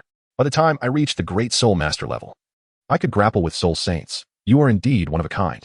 Zhao Wujia waved his hand dismissively at Yunzheng's modesty, showering him with praise. Chapter 44. About you are remarkable, but have you considered that in your haste, your soul power may deplete too rapidly to last through this incense stick's duration? Zhao Wujia scrutinized Yunzheng, narrowing his eyes and inquiring further, or do you truly intend to defeat me? The previous strike had piqued Zhao Wujia's admiration for Yunzheng, and he was keen to discern his true intentions. Hearing Zhao Wujia's words, Yunzheng could only muster a resigned smile. He too wished to prolong the encounter, but circumstances did not permit. The active duration of his first soul skill barely spanned 54 seconds if he did not seize the moment. He might revert to the state of the Frost Sky Feather Bow before he could execute a few more attacks. Truth be told, the Frost Sky Feather Bow was not devoid of offensive capability when combined with the effects of the Sky Leap Kill Arrow and Xuanbu. Yunzheng could certainly vex Zhao Wujia endlessly. However, that would merely be akin to a light massage for Zhao Wujia, which was not the outcome Yunzheng desired. Naturally, under the current circumstances, he would not willingly expose his weaknesses. In response to Zhao Wujia's query, Yunzheng merely shrugged and replied nonchalantly, "If the senior wishes. You could easily eliminate us all." Upon hearing this, Zhao Wujia was momentarily taken aback, but Yunzheng soon added with a playful tone, "Of course. The precondition is that you can pass the trial of Dean Flinder." Upon uttering these words, Zhao Wujia's expression stiffened, and after several breaths, he shot Yunzheng a fierce glare, scolding, "Kid, do you not realize that sometimes being too clever can lead to a lack of friends?" Looking beyond the surface to grasp the essence, when Zhao Wujia arrived as the examiner for the fourth trial, Yunzheng and his companions had already successfully passed the entrance examination of Shrek Academy.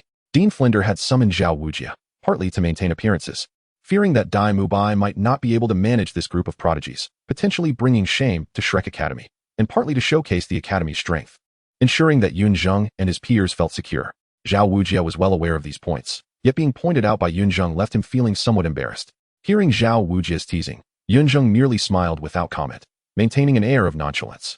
Seeing Yunzheng's relaxed demeanor, Zhao Wujia felt a surge of irritation and snorted, mockingly stating, "Initially, given your impressive talents, I intended to let you pass the fourth trial without contest.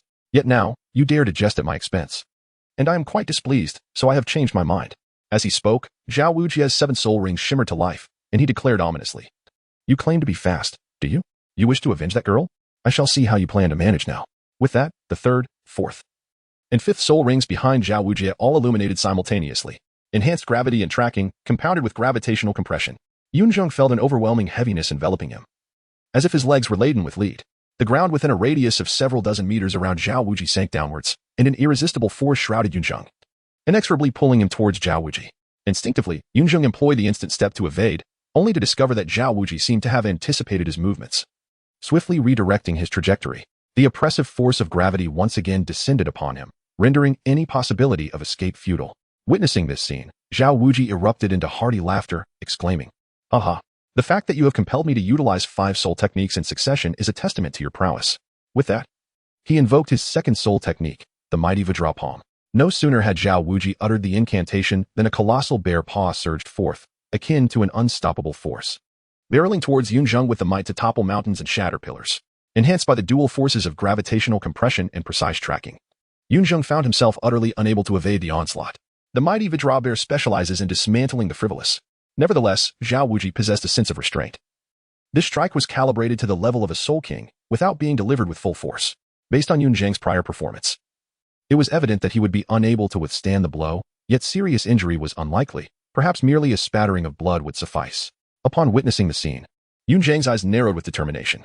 Realizing evasion was futile, he resolutely decided to confront the challenge head-on. With fierce resolve, he reattached his dislocated left arm, wielding his spear with both hands.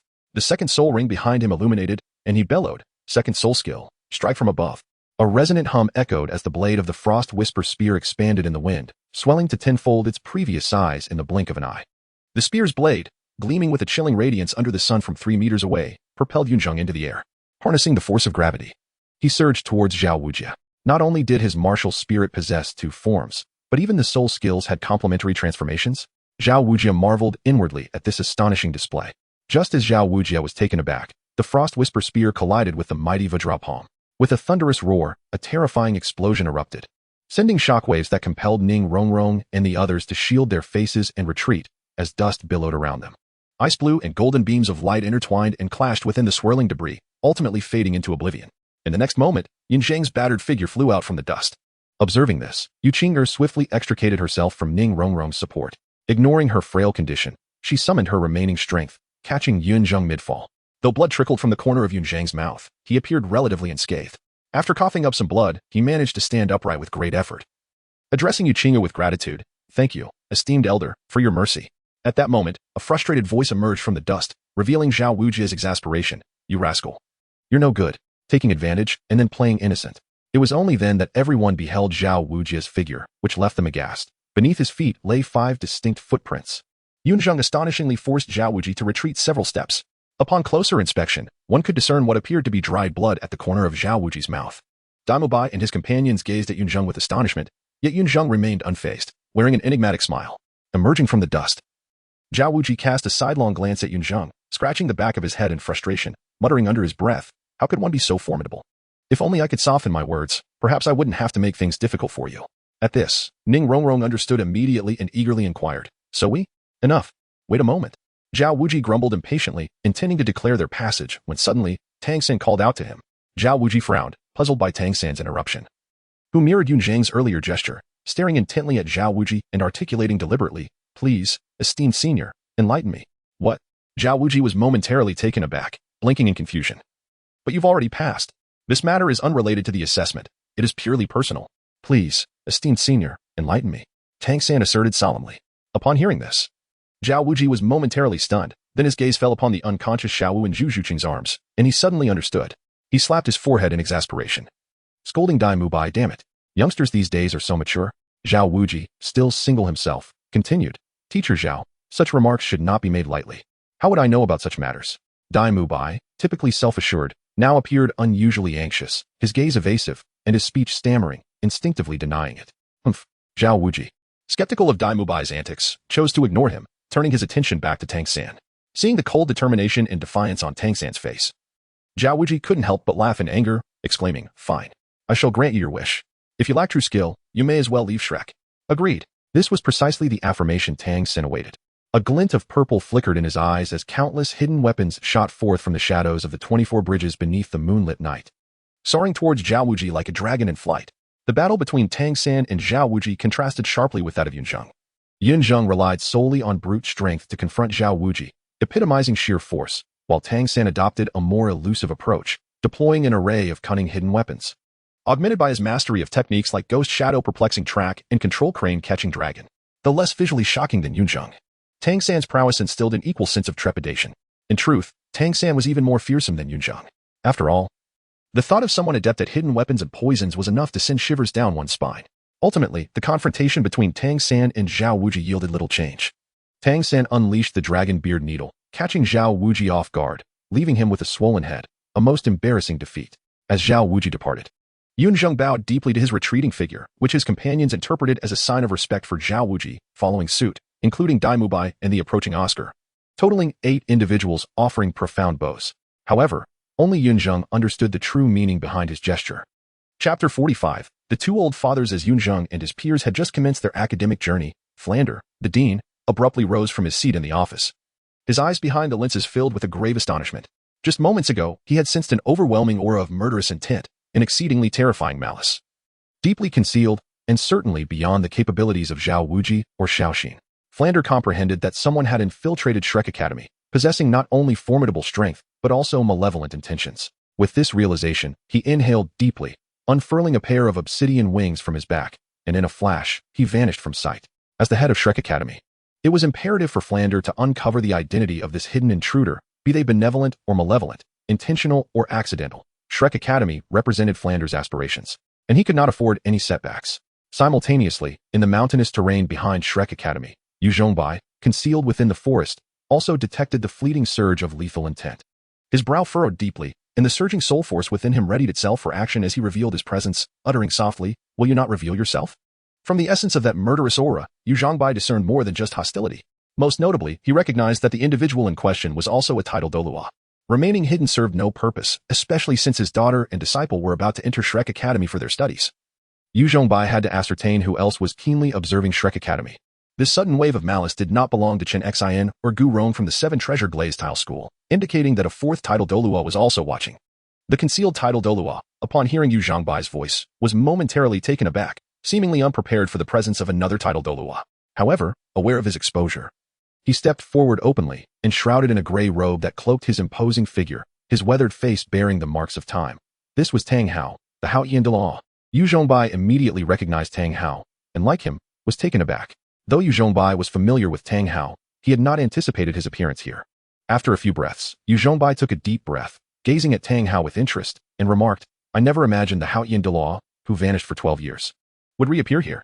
I did not foresee the illustrious Lei Douluo making an appearance in such a humble village, Tang Hao replied, his gaze fixed on Yunzheng.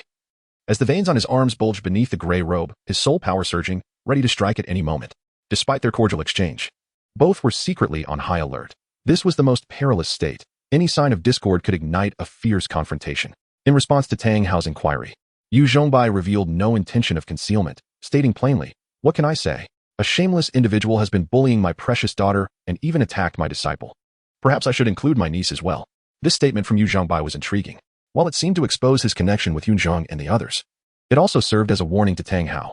Yunzheng aimed to convey that regardless of Tang Hao's intentions, he should keep his distance from Shrek Academy, lest he, along with the Blue Electric Tyrant Dragon Sect and the 7 Treasure Glaze Tile School, would not hesitate to oppose him. Moreover, Tang Hao was currently a wanted man by the Spirit Hall, and Yunzheng possessed several cards that could jeopardize Tang Hao. Among adults, conversations are often laden with profound implications. Tang Hao undoubtedly grasped Yunzheng's intentions, yet what Yunzheng did not expect was that upon hearing this, Tang Hao appeared momentarily stunned, then, as if comprehending Yunzheng's meaning, relinquished the almost palpable hostility, stating in a deep voice, "Someone has harmed my son." "Your son?" Upon hearing this, Yunzheng's immediate reaction was one of confusion. However, he quickly regained his composure, regarding Tang Hao with a knowing smile, and remarked, "Tang-san." "Tang Hao. Blue Silvergrass. So it is. It seems we share a common purpose in our presence here." Tang Hao neither confirmed nor denied this assertion. He did not ask Yunzheng for assistance in concealing his whereabouts. Such a request was unnecessary, as intelligent individuals understand the appropriate course of action. From Yunzheng's perspective, he would certainly not divulge Tang Hao's whereabouts to the Spirit Hall, as it would be of no benefit to him. The Blue Electric Tyrant Dragon Sect was inherently adversarial to the Spirit Hall. Thus, the enemy of my enemy is my friend, a principle Yunzheng could not possibly overlook. Moreover, it appeared that Tang San and Yunzheng would be classmates for several years, even for the sake of his disciple and daughter. Yunzheng would not proactively seek trouble with Tang Hao. Both Tang Hao and Yunzheng understood this unspoken agreement, rendering further discussion unnecessary. However, upon discovering that Tang San was indeed Tang Hao's son, a peculiar smile crept onto Yunzheng's lips as he playfully remarked, "I am quite curious about how His Excellency Hao Yan views the little rabbit by his legitimate son's side." Boom. Just as Yunzheng's words fell, so too did the Haotian hammer. The weighty Haotian hammer, exceeding 1,000 pounds, struck the ground, causing the entire mountainous region behind Shrek Academy to tremble violently, creating a deep pit that seemed unfathomable, altering the very essence of Tang Hao's aura. The crimson glow ignited in Tang Hao's eyes, and a torrent of murderous intent surged forth, akin to the wails of vengeful spirits echoing in Yunzheng's ears. A tangible, blood-red mist enveloped the surroundings, transforming Tang Hao into a veritable reaper returned from the abyss, poised to devour. It was widely said that Tang Hao had triumphed over the trials of the City of Slaughter. It appeared to be true. Yunzheng's pupils constricted, a quiet lament echoing in his heart. "I can slay Qian Xuanji, and I can slay you," Tang Hao warned Yunzheng, his eyes gleaming with ferocity, enunciating each word with gravity. "Do not test my limits." Yunzheng's body crackled with arcs of electricity, his eyes transforming into silver-white lightning as he fixed his gaze upon Tang Hao, slowly articulating, "Calm yourself. I hold no prejudice regarding your family's choice of companions. But you must understand, that is a 100,000-year soul beast. If her existence poses a threat to my daughter or disciple, I shall not be so accommodating. Heroes do not dwell on past glories. How you escaped the pursuit of the Spirit Hall is a matter you are well aware of, and I shall not reopen old wounds. But you must understand, the Blue Electric Tyrant Dragon Sect has carved its place among the top 3 sects through bloodshed. Do not say I did not forewarn you." Boom. Roar. As Yunzheng's words echoed, the 2 titled Douluos summoned their martial spirits, the majestic Blue Electric Tyrant Dragon soaring forth from the tempest of thunder, letting out a resounding roar, while the Haotian hammer, imbued with boundless might, descended. The 2 forces collided, silver-white lightning intertwining with crimson malice, cleaving the heavens as the entire mountain range began to tremble, on the brink of collapse. In that moment, 18 soul rings hung suspended in the sky, the resplendent crimson 10,000-year soul ring radiating like the moon amidst a constellation of stars. Certainly, both individuals exercised restraint, engaging solely within their respective domains, without causing any disruption within the Shrek Academy. Tang Hao's form was shrouded beneath a gray robe, rendering his expression inscrutable, while Yunzheng felt a solemn intensity within. Ultimately, despite Yunzheng having attained the rank of titled Douluo only 3 years prior, his soul rings notwithstanding, merely reaching the 93rd level, Tang Hao had already ascended to the ranks of Super Douluo. Both men, being possessors of the continent's paramount martial spirits, would evidently yield no advantage should a conflict arise. Nevertheless, Yunzheng harbored little trepidation. Even in defeat, he could withdraw. Backed by the formidable Blue Lightning Tyrant Dragon Sect, and a significant faction of the Seven Treasure Glazed Tile Sect. Tang Hao would surely hesitate to reveal his whereabouts to the Haotian sect. Both Yunzheng and Tang Hao were proud individuals, locked in a standoff. Resolution would require one to concede or risk an all-out battle. Yet, fate intervened, depriving them of the opportunity to determine a victor, just as they were poised to engage. An unexpected figure burst onto the scene. Upon witnessing Yunzheng and Tang Hao, particularly the 18 soul rings, the newcomer was struck with shock. Hastily clasping his fists and speaking with utmost caution, "Flander greets both your excellencies. May I inquire as to your purpose in visiting Shrek? Should it be within my means, I would gladly offer my assistance." Flander's sudden arrival interrupted the tension between Yunzheng and Tang Hao. They exchanged a glance and, in unison, retracted their dissipating energies, turning their attention to Flander. In that instant, Flander felt as though he were enveloped by boundless thunder, as if 1,000 daggers were poised at his back. A silver gaze and a crimson glare fell upon him, causing cold sweat to cascade down his spine, saturating his back in an instant. Flander had encountered but a handful of tidal duos in his lifetime. And never had he stood face to face with two at once, one a blue lightning tyrant dragon and the other a Haotian hammer. Particularly one adorned with a 100,000-year soul ring. He dared not draw a breath. Flander had surmised the identities of Yunzheng and Tang Hao, yet he refrained from voicing his thoughts. Fortunately, neither Yunzheng nor Tang Hao harbored intentions of intimidation. Tang Hao straightforwardly declared, "The unmoved king bullies the weak, having harmed the young. Now, I have come forth to confront him. Is this a problem?" Yunzheng, with a smirk, added, "Zhao Wujie has wronged my daughter and harmed my disciple. What do you think I am here for?" Upon hearing this, Flander understood the gravity of the situation. He had initially believed that among the current students, Ning Rongrong was the one to be approached with caution, only to discover that a cadre of noble heirs had arrived. Even Zhu Zhuqing was a member of the great aristocracy of the Star Luo Empire. "Your Excellencies, old Zhao was merely performing his duties, harboring no intentions of bullying. Your esteemed identities, 2 against 1. Would that not be underestimating old Zhao?" Flander, being a close friend of Zhao Wujie and the one who appointed him as an examiner, took a risk in pleading for Zhao Wujie's case before Yunzheng and Tang Hao. 2 against 1? Tang Hao coldly laughed, responding, "Isn't Zhao Wujie fond of facing multiple opponents? Today, I shall grant him an opportunity to make a name for himself." This statement left no room for ambiguity. Defeating both Tang Hao and Yunzheng would undoubtedly elevate Zhao Wujie's fame, yet the reality was that he could not prevail. However, facing both Yunzheng and Tang Hao simultaneously was indeed a unique honor. With a sigh, Flander turned towards Yunzheng, hoping he would show leniency towards Zhao Wujie. Yet, he observed Yunzheng raising an eyebrow in playful challenge, teasingly remarking, "Not fond of 2 against 1? Old Zhao is truly unworthy of the personal guidance from both your excellencies." Flander, forcing a smile, nodded vigorously. "Very well." Yunzheng chuckled, adding, "If 2 against 1 is undesirable, then let it be 2 against 2. You shall join as well, lest others accuse us of bullying the outnumbered." As soon as Yunzheng finished the first part of his sentence, Flander had already begun to smile. However, upon hearing the latter part, his expression turned pale. Chapter 46. Breakthrough. The first order of business upon enrollment was, of course, the allocation of dormitories. Like the original storyline, Tang Sect shared a room with Oscar, while Yunzheng had no choice but to room with Daimubai. Ma Hongjun, however, was rather independent and typically did not spend the night at the academy.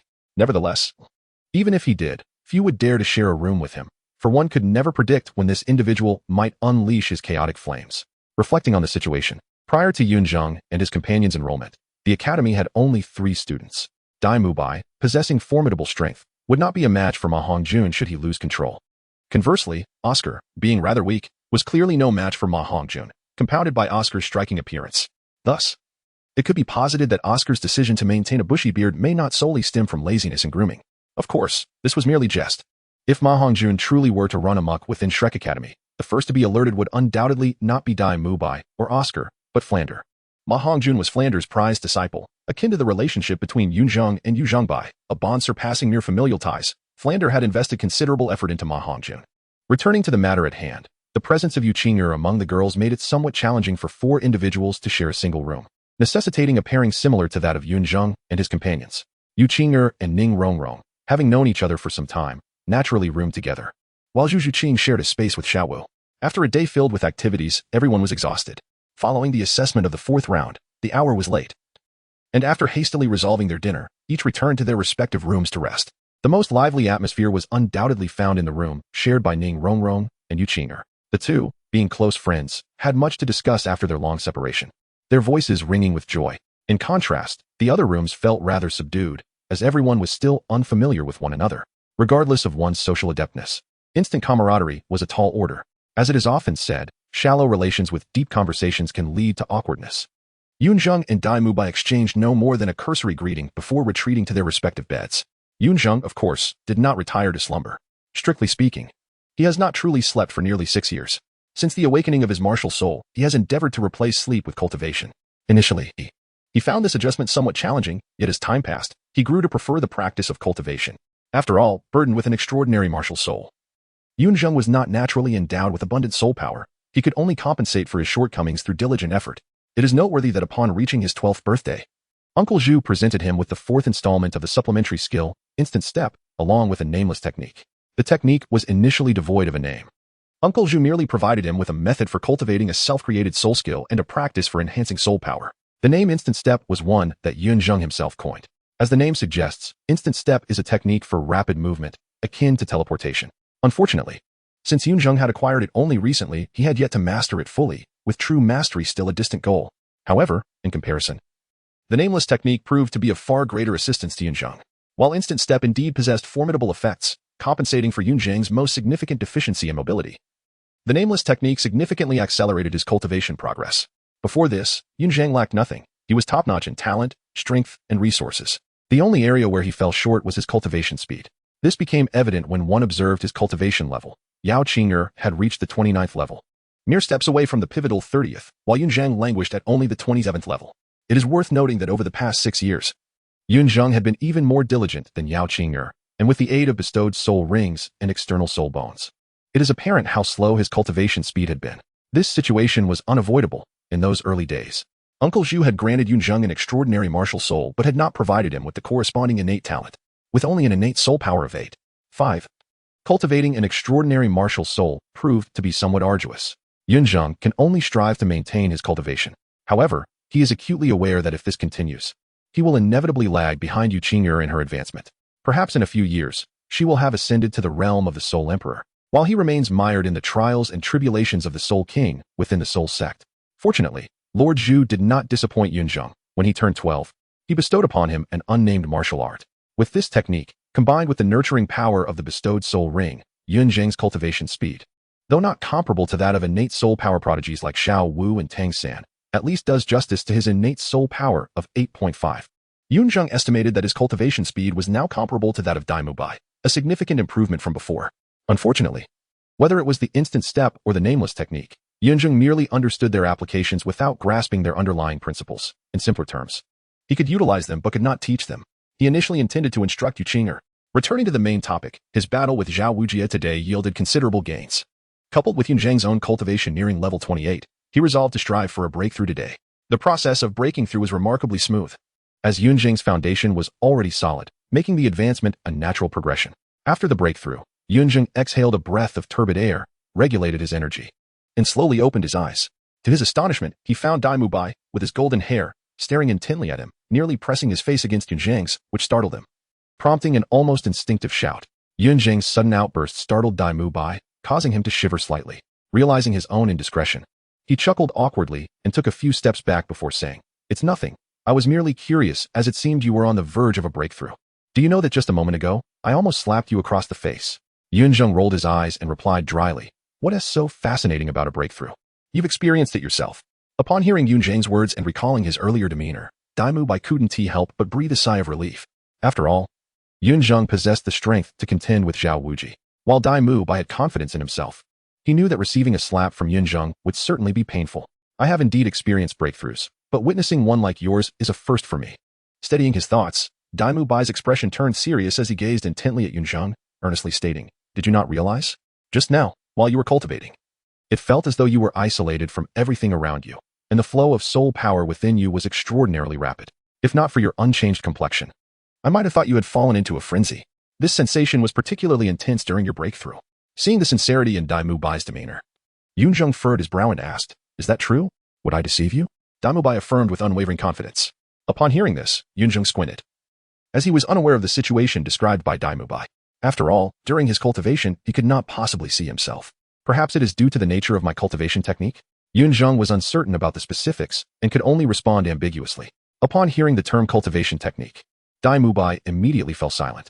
As a member of the Star Luo royal family, he understood the significance of such opportunities among soul masters. Although cultivation techniques are rare in the Douluo Continent, nearly all soul masters who possess them regard their techniques as precious secrets. Even more so than their martial spirits and soul abilities, for rarity breeds value. Directly inquiring about the intricacies of a cultivation technique is not only considered highly impolite in the Douluo Continent, but can also easily lead to misunderstandings from others. Dai Mubai clearly did not wish for Yunzheng to misconstrue his intentions, which is why he chose to remain silent. By the way, what about the tail on your back during the day? Unable to suppress his curiosity, Dai Mubai inquired about Yunzheng's tail. Are you referring to this? Yunzheng readily revealed his evil spirit bone tail, since it had already been exposed. And considering that he and Dai Mubai would be sharing a dormitory for a substantial period, it was only a matter of time before Dai Mubai would find out. Moreover, Yunzheng had no intention of concealing it. Indeed, what exactly is this? Upon seeing the evil spirit bone tail, Dai Mubai's unusual eyes slightly narrowed as he pressed for clarification. It's an external soul bone. Yunzheng shrugged and admitted candidly, although Dai Mubai had already harbored suspicions. Hearing confirmation from Yunzheng made him involuntarily gasp in surprise. As a prince of Star Luo, Dai Mubai was certainly aware of the existence of external soul bones. Regardless of his standing, aren't you afraid that I might become envious? Dai Mubai took a deep breath and asked Yunzheng with a knowing look. Dai Mubai was perplexed as to whether Yunzheng was truly devoid of scheming or if he had faith in him, despite Yunzheng's seemingly innocent and harmless demeanor. His earlier behavior suggested he was no fool. However, it was puzzling why Yunzheng would trust him so readily, considering they had only just met. In response to Dai Mubai's question, Yunzheng chuckled lightly and countered, if you would feel jealousy, then why ask at all? The reason Yunzheng trusted Dai Mubai was twofold, his confidence and the fact that he had read the original work. Of course, Dai Mubai was unaware of Yunzheng's thoughts. Upon hearing Yunzheng's response, Dai Mubai was taken aback for a moment. After a few breaths, he regained his composure and let out a wry smile, lamenting, there is some truth in what Teacher Zhao said. Sometimes, being too clever makes it difficult to find friends. To this, Yunzheng merely responded with a non-committal chuckle. Perhaps it was Yunzheng's trust in himself, or perhaps it was simply a case of immediate rapport. But Dai Mubai still cautioned Yunzheng. It would be wise to exercise caution. External soul bones tend to attract calamity. Let them come then. Yunzheng did not take Dai Mubai's warning to heart, stretching lazily and speaking with an air of nonchalance. He understood the principle of bearing the burden of possessing precious things, but the reality was that he had Yunzheng Bai backing him, the illustrious Thunder Prison Douluo. How could he possibly be afraid? As for those of lesser strength, Yunzheng regarded them merely as opportunities to gain experience. And those significantly more powerful than him would have to carefully consider whether they could withstand the wrath of the Thunder Prison Douluo before making a move against him. Chapter 47. Yunzheng's Peculiarities S1. Seeking Everything. PS2. As a significant portion of the next chapter contains descriptions from the original work, I will provide an additional update today. Yunzheng responded with an ease that stirred tumultuous waves within Dai Mubai's heart. From Yunzheng, Dai Mubai perceived an unwavering belief and tranquility that he had long since lost. He found himself bewildered by the source of Yunzheng's confidence. Yet he was acutely aware that these were qualities he had once possessed. Driven away from the Star Luo Empire by Davis, Dai Mubai had framed it as a strategic retreat to bide his time, yet deep down, he recognized it as a manifestation of his own fear. The crushing blow to his self-assurance rendered him unable to hold his head high before Davis, compelling him to abandon the Star Luo Empire. Although the two were not to be compared, Dai Mubai was undeniably awestruck by Yunzheng's vibrant spirit. As he opened his mouth, intending to voice something, he was interrupted by the exuberant call of Yunzheng from outside. Yunzheng, it's time to rise. The sun is already shining. Upon hearing her voice, Yunzheng paused, glancing out the window at the brilliant sunlight, murmuring to himself, has it already reached this hour? Remembering that Yunzheng awaited him outside, he promptly shouted, coming. Without delay, Yunzheng hastily tidied up and rushed out. Yunzheng and Ning Rongrong stood waiting for him outside, while Dai Mubai, observing Yunzheng's departing figure, pondered what choices Yunzheng might have made had he assumed his former position. A perceptive individual capable of discerning the intricacies of human nature, and an outwardly indifferent yet inwardly assertive person, Dai Mubai found himself momentarily lost in thought. After a considerable pause, realization struck him, and he suddenly exclaimed, damn it, that fatso. With that, he dashed towards the dining hall. As he sped past Yunzheng, he couldn't resist advising, if you don't want to go hungry this morning, you'd best hurry to the dining hall. Ning Rongrong and Yunzheng exchanged puzzled glances, evidently unsure of Dai Mubai's meaning, while Yunzheng remained unfazed, leisurely continuing his morning routine.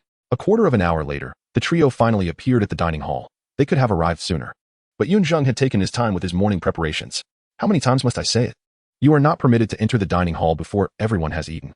Why did you arrive so late? As Yunzheng and his companions approached the cafeteria, they were met with the frantic shouts of Dai Mubai and an unfamiliar yet audacious voice.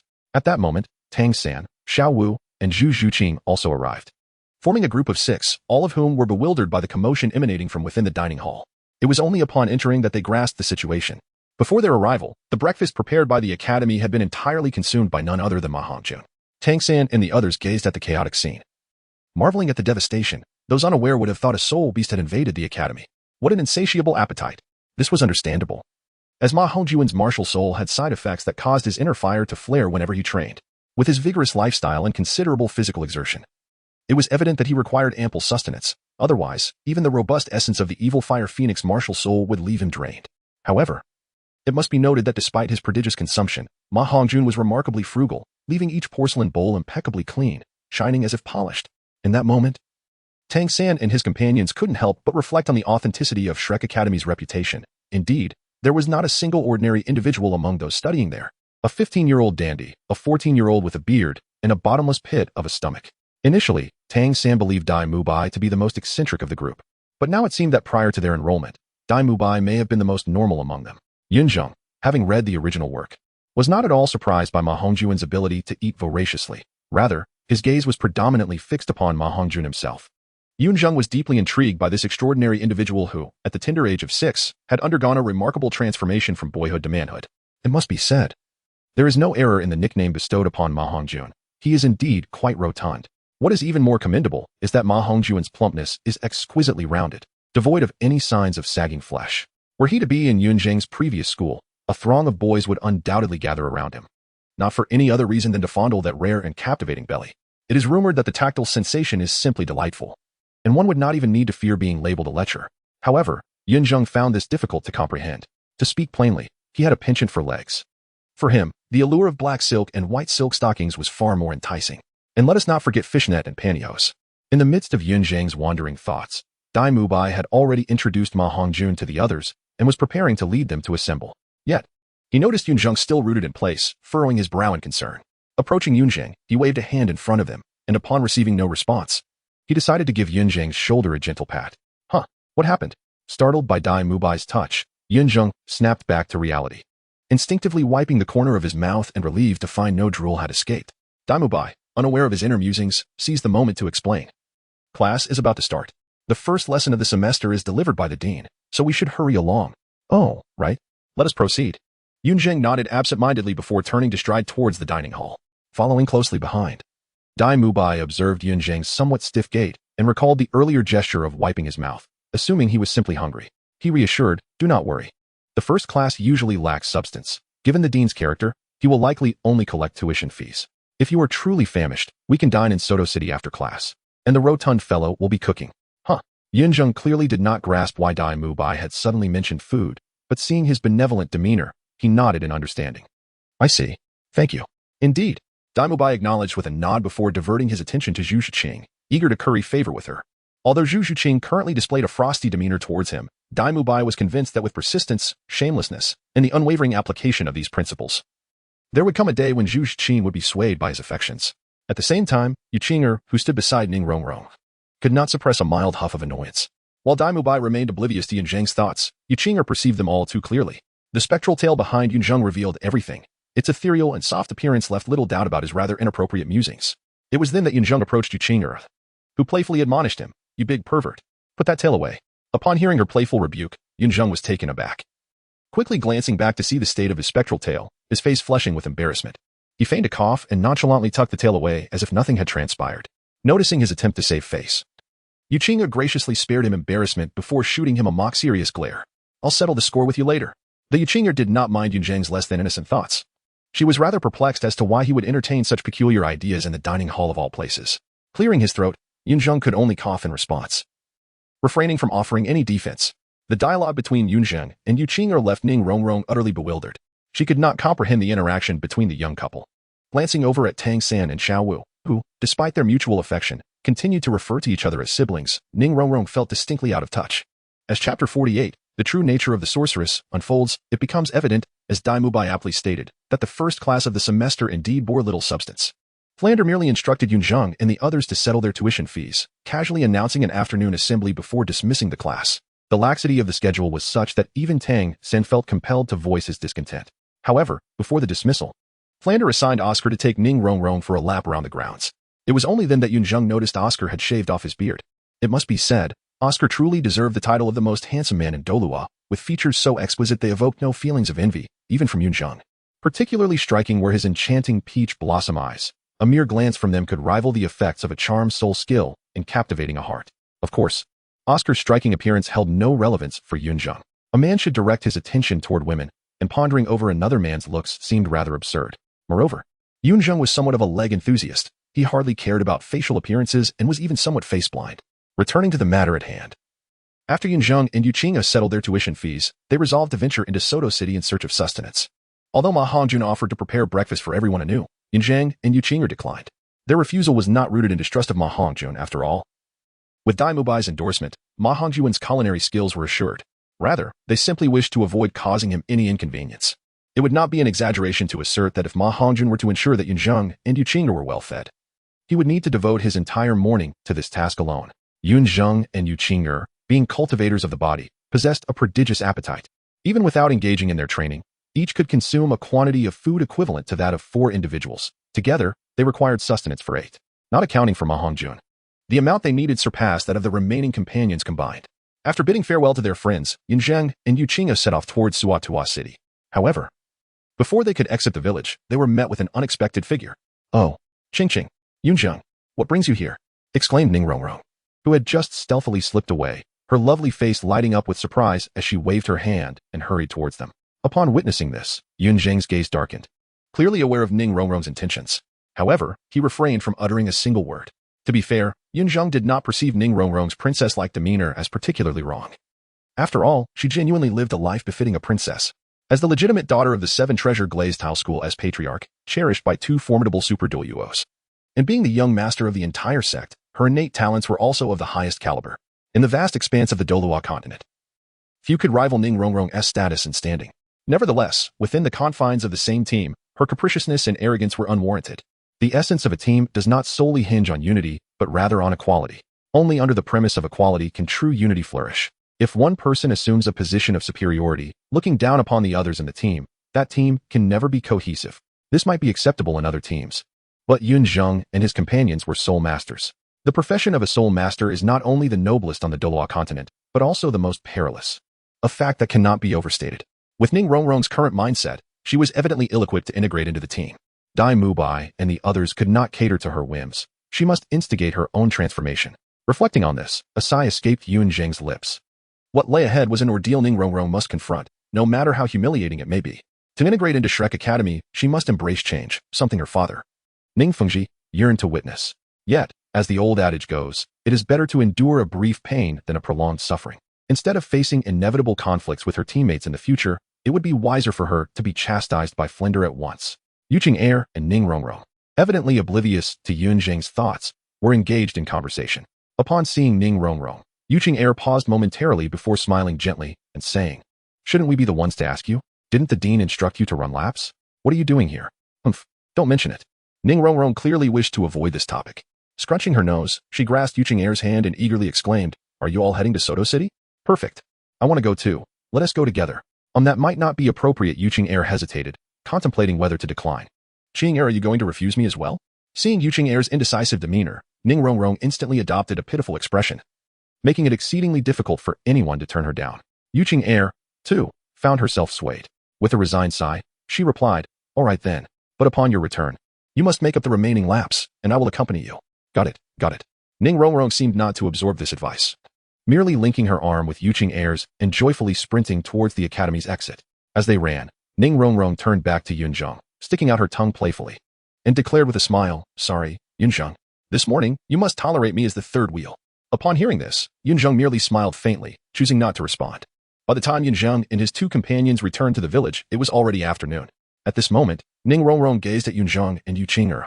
Her eyes filled with a mix of astonishment and curiosity. She simply could not fathom how these 2 had managed to consume so much. Were their stomachs like soul guide devices? And why was it that they could indulge without gaining a single ounce? Under Ning Rongrong's scrutinizing gaze, Yuqing, feeling slightly embarrassed, playfully nudged her and chided, "Oh come on, Rongrong. You've been staring the whole way. If you keep this up, I might just get annoyed. I'm merely curious." Ning Rongrong replied, a coy smile gracing her lips. "What is there to be curious about?" Yuqing shot her a glance, then continued, "Let us not forget. You still owe the dean several laps." At the mention of this, Ning Rongrong's cheerful demeanor faded, her fair face displaying a clear reluctance. I fear it may be too late. Just then, Yunzheng's indifferent voice rang out ahead. Yuqing'er and Ning Rongrong instinctively turned their attention towards him. Yunzheng chuckled lightly and stepped aside, revealing that Dai Mubai and the others had already gathered, with a hint of embarrassment. Yuqing'er and Ning Rongrong stuck out their tongues and steeled themselves to approach the group. Dai Mubai and the others nodded in acknowledgement, while Flanders merely cast them a sidelong glance. At that moment, Oscar came running from outside the village, looking utterly exhausted, drenched in sweat, creating a stark contrast to the relaxed Ning Rongrong beside Yuqing'er. Oscar, have you finished your laps? Upon seeing Oscar, Flanders' gaze flickered as he inquired in a tone devoid of emotion. Oscar, just returning, was momentarily taken aback, then instinctively glanced at Ning Rongrong, gritting his teeth. He lowered his head slightly and replied firmly, yes, I have completed them. I was asking about you all, not just you. Flanders seemed to have anticipated Oscar's answer. Placing a hand on Oscar's shoulder and sealing his soul power, he then reiterated, I will ask you once more, have you completed your laps?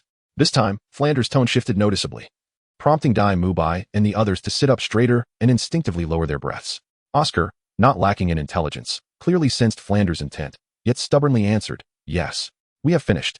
Such team spirit. Hearing Oscar's response, Flanders inexplicably smirked, patting Oscar's shoulder meaningfully before stating coldly, regardless, a lie is a lie. Moreover, such a clumsy one at that. I have sealed your soul power. You are to run another 20 laps. You may not rest until they are completed. Oscar was not surprised by Flanders' punishment. He merely glanced at Ning Rongrong and, without a word, dashed off. Flanders disregarded Oscar further, turning his attention to Ning Rongrong and blandly asking, tell me, have you completed today's lesson? Faced with Flanders' inquiry, Ning Rongrong adeptly adopted a timid demeanor, replying softly. The distance was too great, and since I hadn't eaten breakfast, I couldn't manage. So you decided to accompany Yunzheng and Yuqing'er to Soto City for a grand feast, only returning just now, correct? Flanders was not swayed by Ning Rongrong's excuse. His expression darkened as he glared at her, raising his voice in question. You were spying on me. Ning Rongrong's brows furrowed, her temper flaring as she ceased her pretense and retorted sharply. I was merely fulfilling my duty as a teacher, supervising my students and completing their tasks. Flanders narrowed his eyes, an invisible pressure weighing down on them, silencing Ma Hongjun beside him, who dared not breathe.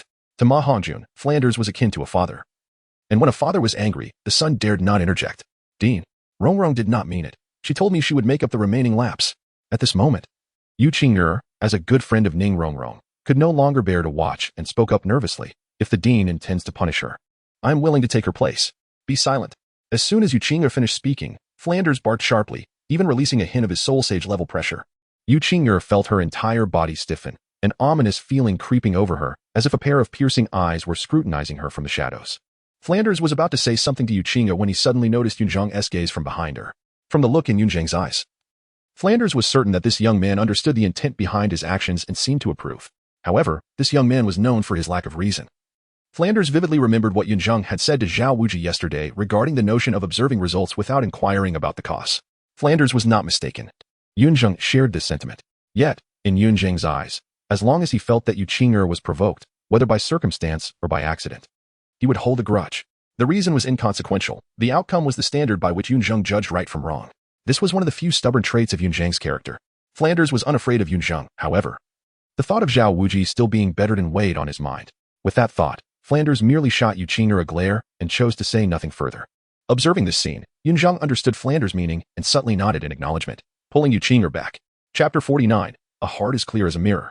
After Yunzheng pulled Yuqing'er back, Flanders turned his gaze towards Ning Rongrong, letting out a cold snort.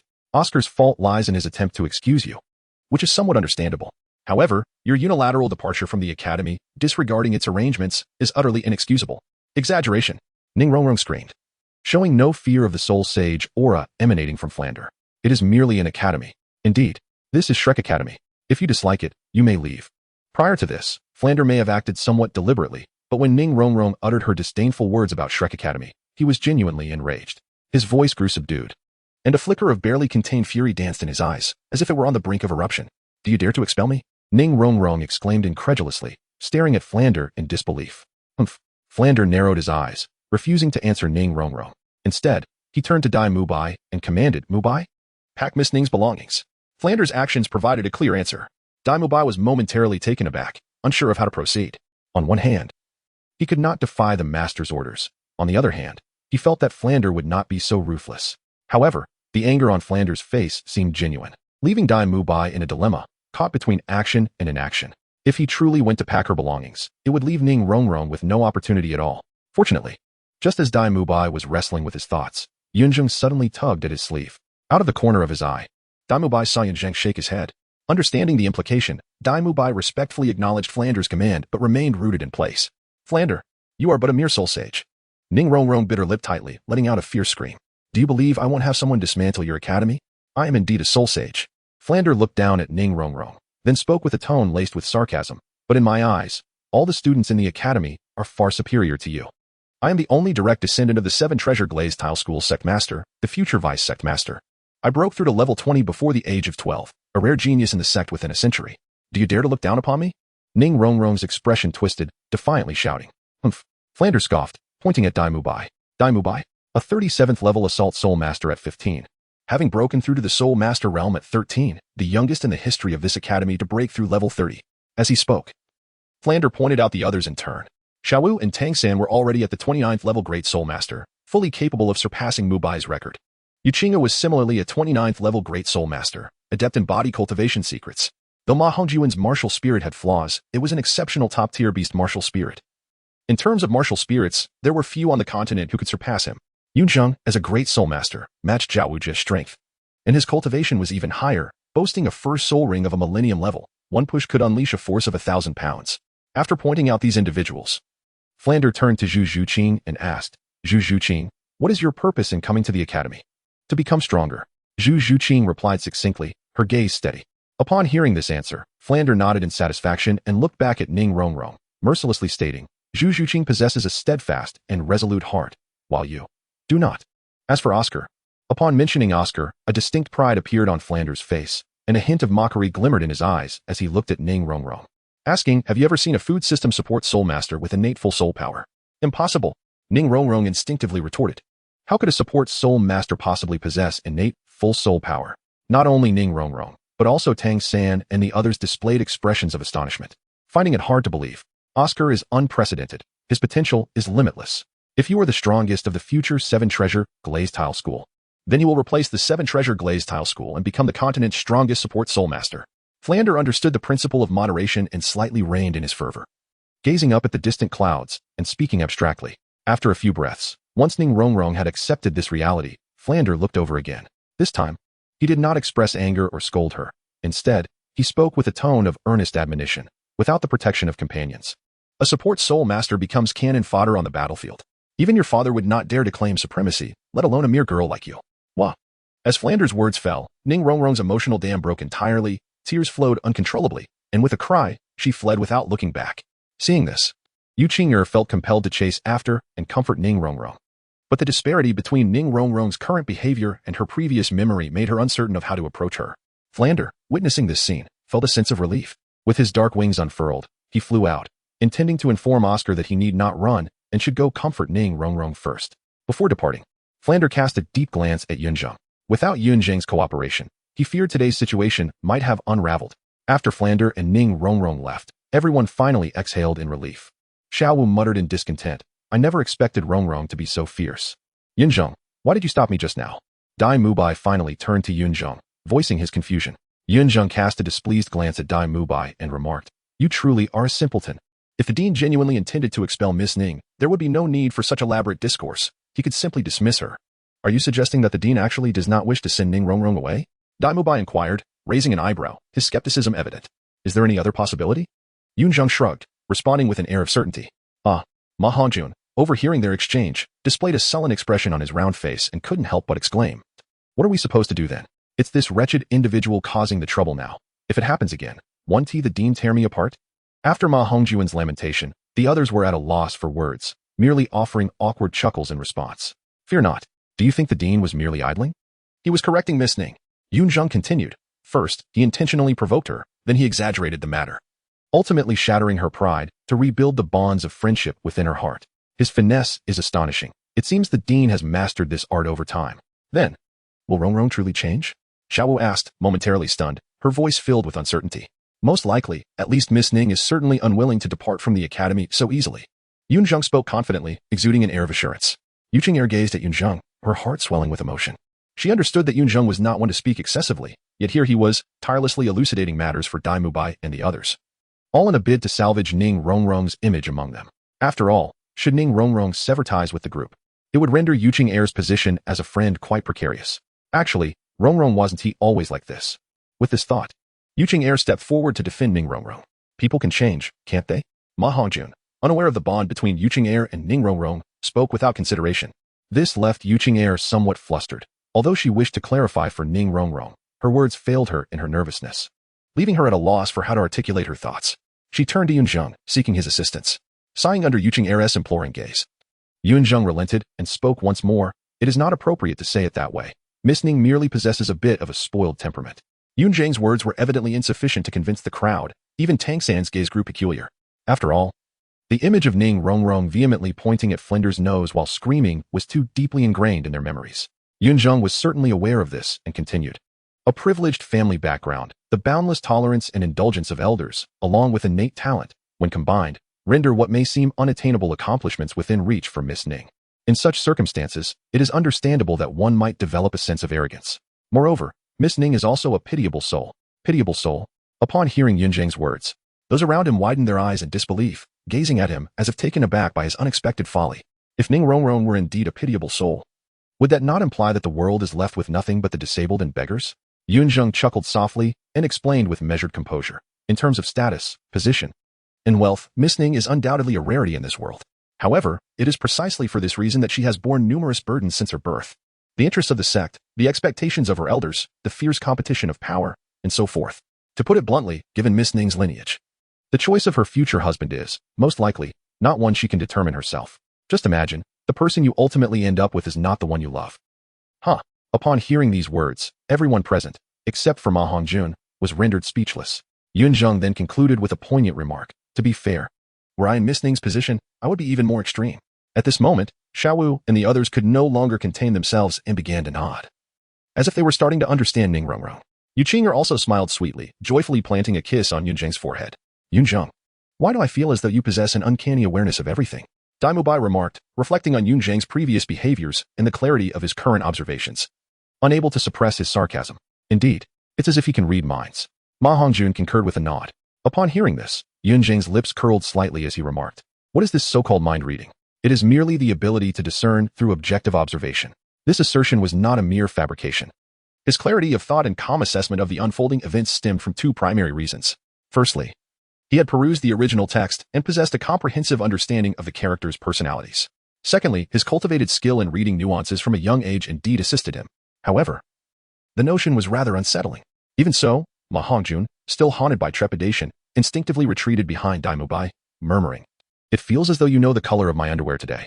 Even if I possessed such mind-reading abilities, your undergarments would hold no intrigue for me. Yunzheng retorted, a flicker of annoyance crossing his features. Chapter 50, The Grand Soul Arena. Today, upon viewing the comments, I pondered the nature of the audience. How could it be that many of you, merely 11 or 12 years old, stand at a height of 1.67 meters? After all, I am a sole sage of the agility department. Flinders swiftly returned. Upon his arrival, he noticed that Dai Mubai and the others had shed their previous reticence. A glance at Yunzheng, who was encircled by admirers, brought a knowing smile to Flinders' lips. Reminiscent of Zhao Wuji's earlier assessment, this lad is too clever to find companions. Since Yunzheng had already elucidated the matter, Flinder chose not to elaborate further, stating directly, today's lesson will not take place at the academy. We shall convene in Soto City in 1 hour. At the mention of Soto City, Dai Mubai and Ma Hongjun exchanged knowing glances, their eyes widening as they wished to speak, only to find Flinder had already taken flight. Ah, Dai Mubai sighed.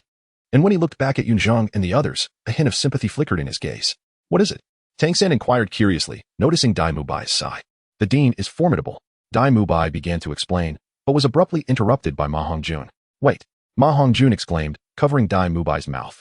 He squinted his already small eyes, feigning profundity as he directed his gaze at Yunzheng, saying, I refuse to believe you truly know everything, unless you reveal to me the reason the dean summoned us to Soto City.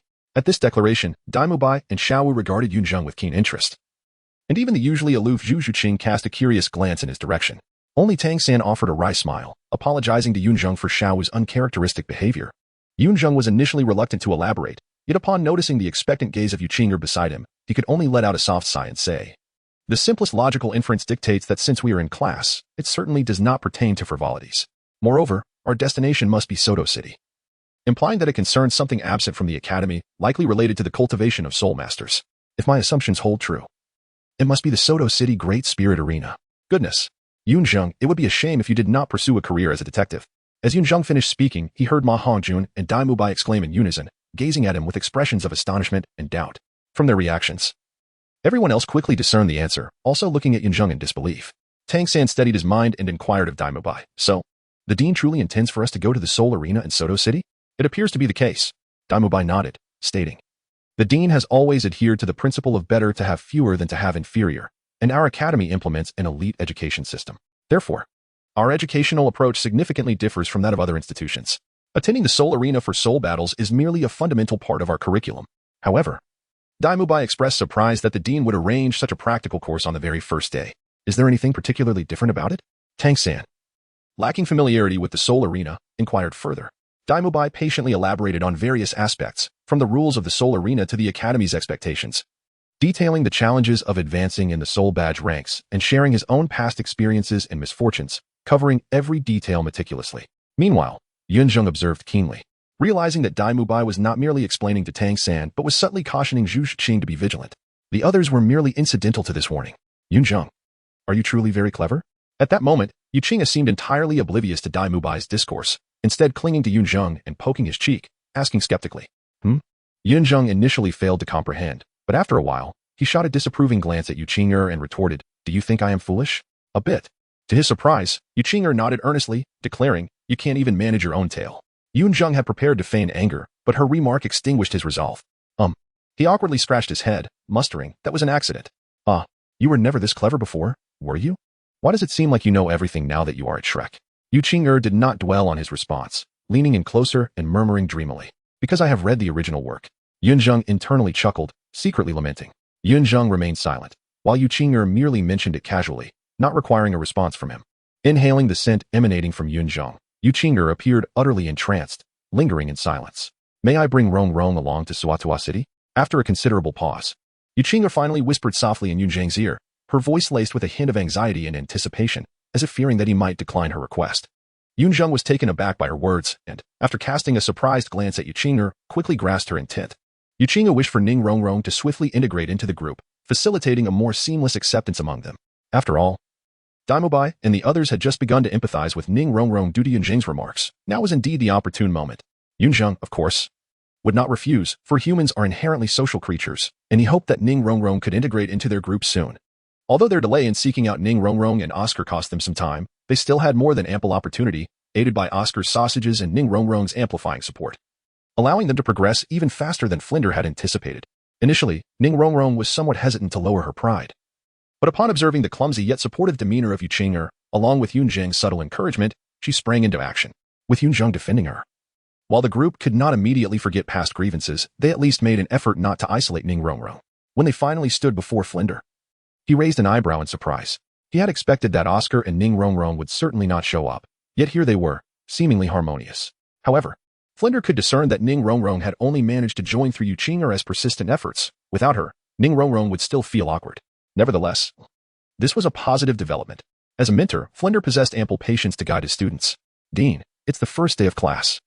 There is no need to be so serious. When Dai Mubai learned that Flinder genuinely intended to send Yunzheng and the others to the Grand Soul Arena for battle, he chuckled nervously and weakly protested. In response, Flinder merely cast a sidelong glance at Dai Mubai and replied, monsters must train in monstrous ways. Moreover, Flinder surveyed the room and stated gravely, as I mentioned earlier, you are the most exceptional class in the history of Shrek Academy. Surely, you do not wish to confine yourselves to the drudgery of textbooks, do you? No sooner had Flinder finished speaking than Xiao Wu and Yunzheng lit up with excitement. They were not dissatisfied. Rather, they had no desire to engage with so-called textbooks. Flinder's words resonated perfectly with their sentiments. Yunzheng, a princess of academia, had barely passed her written exams over the past 6 years, thanks only to Yunzheng's tutoring and the leniency of her instructors. Xiao Wu's situation was even more outrageous. While Yunzheng at least attempted to study, Xiao Wu outright refused. For her, gnawing on books was less appealing than gnawing on radishes. With Tang Sect, the walking encyclopedia of soul masters, by her side, Xiao Wu felt no need to learn anything. Seeing the excitement on Xiao Wu and Yunzheng's faces, Tang Sect and Yunzheng exchanged knowing sighs, resting their hands on their foreheads, sharing a wry smile. Yet, Dai Mubai remained somewhat unconvinced. Before he could voice his concerns, Flinder interrupted, enough. Xiaobai, perhaps you should focus on your own matters. Yunzheng and the others were all high-ranking soul masters above level 25. And achieving victory in the Grand Soul Arena would not pose a challenge for them. Conversely, you have been lingering in the Grand Soul Arena for 2 to 3 years now, and you have only won 3 matches. Do you even wish to graduate? Upon hearing this, Daimubai immediately deflated, nodding listlessly. Understood, teacher. It was no wonder Daimubai felt this way. The burden left from 2 years ago was simply too great. Having broken through to soul respect at 13, Daimubai had once been undefeated, dominating the Grand Soul Arena. However, after his breakthrough, he faced a sudden decline. Flinder forbade him from shying away from battles, compelling Daimubai, newly promoted to soul respect and barely at level 30, to face seasoned opponents at levels 37 and 38. In their hands, Daimubai scarcely emerged victorious. During that period, his confidence had nearly crumbled. Having persuaded Daimubai, Flinder departed without pause. He certainly would not let such a lucrative opportunity slip away. In Soto City's Grand Soul Arena, both Yunzheng and Tang Sect were new faces. Others were unaware of their true combat prowess, but Flinder was well aware. He planned to invest all his resources in the two of them. Flinder did not believe there could be anyone in Soto City's Grand Soul Arena capable of matching Tang Sect and Yunzheng. This was a golden opportunity, and losing was simply not an option. As Flinder hurried away, Tang Sect seemed to have further inquiries, but Flinder had already vanished. Tang Sect looked bewildered. While Daimubai and the other veteran students exchanged knowing glances, they were well aware of Flinder's character. Ma Hongjun, his eyes darting, pondered whether he should also seize the chance to make some money. After all, a penny can be a hero's downfall. Although Ma Hongjun was not greedy, he genuinely needed funds. The Spirit Hall provided 10 gold soul coins to each high-ranking soul master monthly, which should have sufficed for Ma Hongjun's needs. But he had other undisclosed extravagant expenses. As a principled benefactor, Ma Hongjun maintained his bottom line.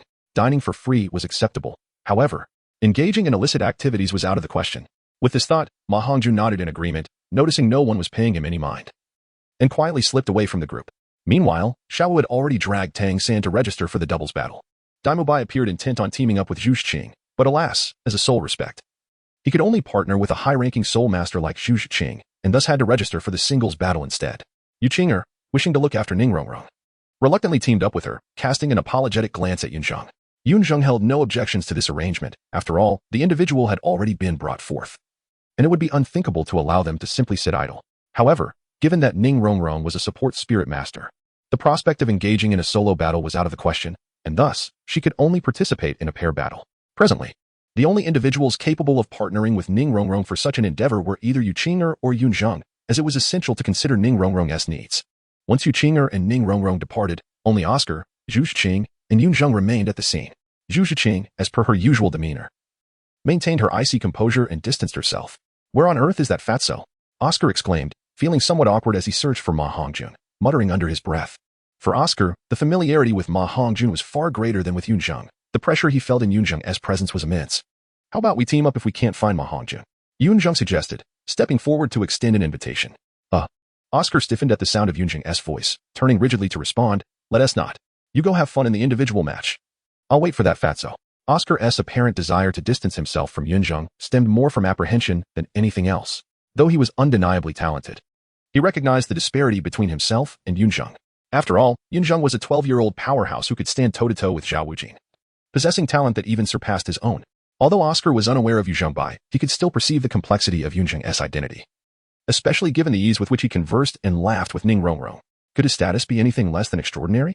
In the presence of Yunzheng, Oscar felt he could only rely on his looks. This sense of distance rendered Oscar unable to relax around Yunzheng. He felt overly constrained and preferred to seek out Ma Hongjun, where they shared a mutual understanding as fellow underdogs, sparing him from feelings of inadequacy. Very well then. Upon hearing this, Yunzheng did not insist further, merely nodding before heading towards the personal arena. Oscar's reaction was, as expected, quite predictable. After all, they had only known each other for a day. The bonds of familiarity were yet to be forged, making it unlikely for them to engage in camaraderie. Moreover, the apprehension radiating from Oscar was palpable. There was no need for Yunzheng to impose upon him. The registration process was rather straightforward. One simply needed to provide their name and submit a gold soul coin to acquire an iron soul badge in the Grand Soul Arena. However, due to the considerable number of participants, Yunzheng found himself waiting for a while. In his boredom, he sought out Daimubai, who was similarly idle. Daimubai had just come down from the Soul Master Arena. Compared to the Grand Master Arena, the Soul Master battles were far more exhilarating, with fewer participants. For it was rare for true Soul Masters to seek the limelight in such a setting. Seated beside Daimubai was Oscar. After exchanging brief greetings, the trio settled down. While the others busied themselves in preparation for the soul battles, only they three remained leisurely, with with the exception of the elusive Ma Hongjun. What do three men engage in when gathered? Watching soul battles? How superficial. Of course, their discourse turned to the topic of women, with Zhu Zhuqing absent. Dai Mubai felt no need to feign innocence, and he and Oscar found themselves critiquing the female competitors in the arena. While this behavior could be deemed somewhat vulgar, it was also one of life's simple pleasures, just as women might gather to discuss which young man was most appealing. Their banter served to lighten the atmosphere and alleviate the tedium of waiting. In contrast, Yunzheng found it challenging to interject. After all, they were still strangers to one another. Dai Mubai and Oscar were unaware of Yunzheng's true nature, and his demeanor, often steady with a maturity beyond his years, led them to unconsciously steer clear of him during their discussions. Look, that girl is outrageously attractive. I feel like her head is bigger than mine, exclaimed Dai Mubai, excitedly nudging Oscar.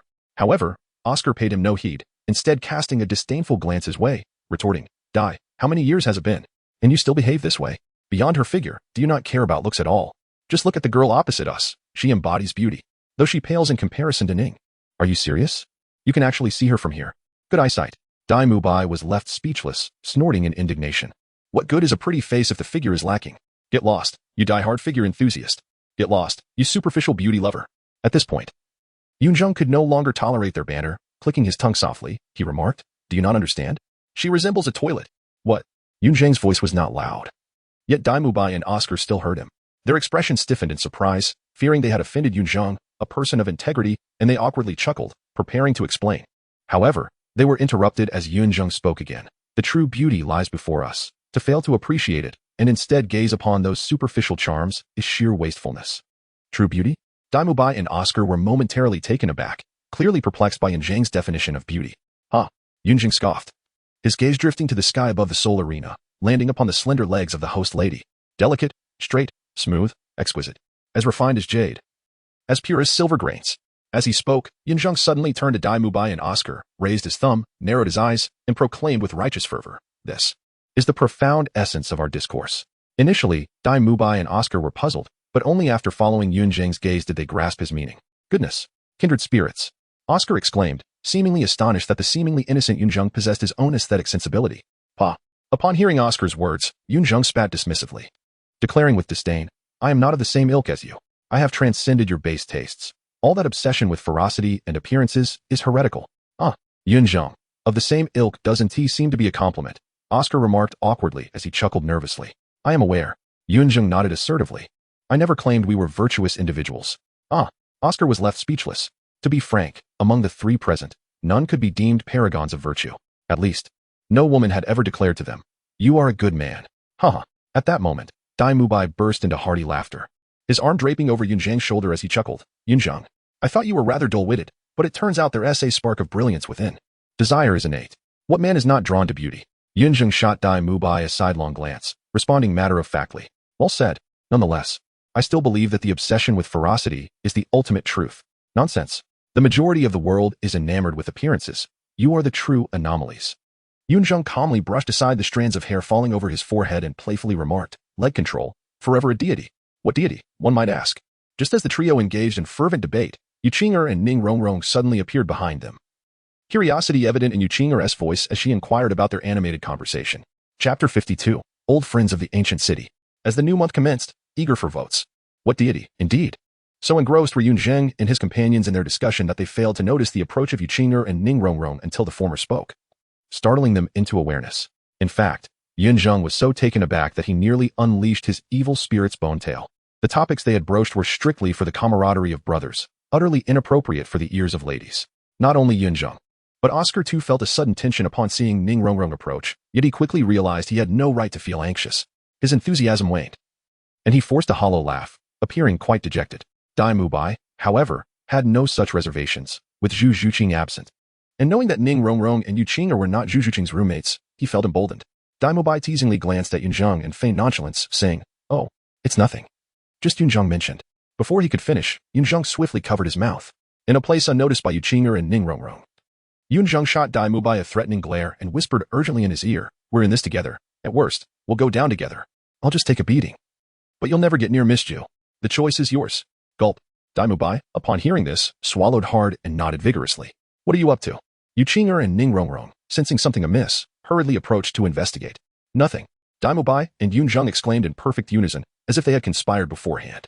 Yet, Observing their conspicuous demeanor, Ning Rongrong furrowed her brows, a hint of embarrassment coloring her cheeks as she queried, "If it's nothing, then why were you two embracing?" This statement left everyone momentarily stunned. Daimubai and Yunzheng exchanged glances, a wave of revulsion washing over them as they instinctively pushed each other away, grumbling, "Get lost." After a playful scuffle, Zhu Zhiqing returned. Perhaps due to the butterfly effect of Yunzheng's earlier actions, she did not encounter Tang San this time, instead achieving her first victory in the Soul Arena of Suatua City. Tang San and Xiao Wu had yet to return, seemingly intent on battling individually after their pair match. Upon Zhu Zhiqing's arrival, Dai Mubai straightened up, adopting a decorous demeanor, which incited disdainful glances from Yunzheng and Oscar. "So, Yunzheng, what were you all discussing?" Initially, Yunzheng believed he had successfully deflected the previous inquiries, yet Yuqing'er was relentless, closing in with her fair, flushed face nearly pressing against his. Yunzheng could even feel the warmth of her breath. However, his heart was devoid of any romantic inclination. Yuqing'er's gaze was decidedly menacing. Though she was unaware of the content of their prior conversation, the expressions of Yunzheng and his companions clearly indicated that it was anything but serious. Well, under Yuqing'er's relentless scrutiny, Yunzheng found himself flustered, his eyes darting about as he desperately contemplated how to evade her questioning. At that moment, he felt a sudden chill from behind as Yuqing'er playfully tugged at his anxious tail, grinning widely as she sweetly declared, "You ought to know, you can't deceive me. One day, I shall ensnare you." Observing his own betraying tale, Yunzheng seethed inwardly, vowing fiercely. Well, meanwhile, Daimubai and the others erupted in playful taunts at the interaction between Yunzheng and Yuqing'er. To them, it seemed as if Yunzheng possessed a unique insight, foreseeing events before they unfolded, while Yuqing'er appeared to be the most naive among them.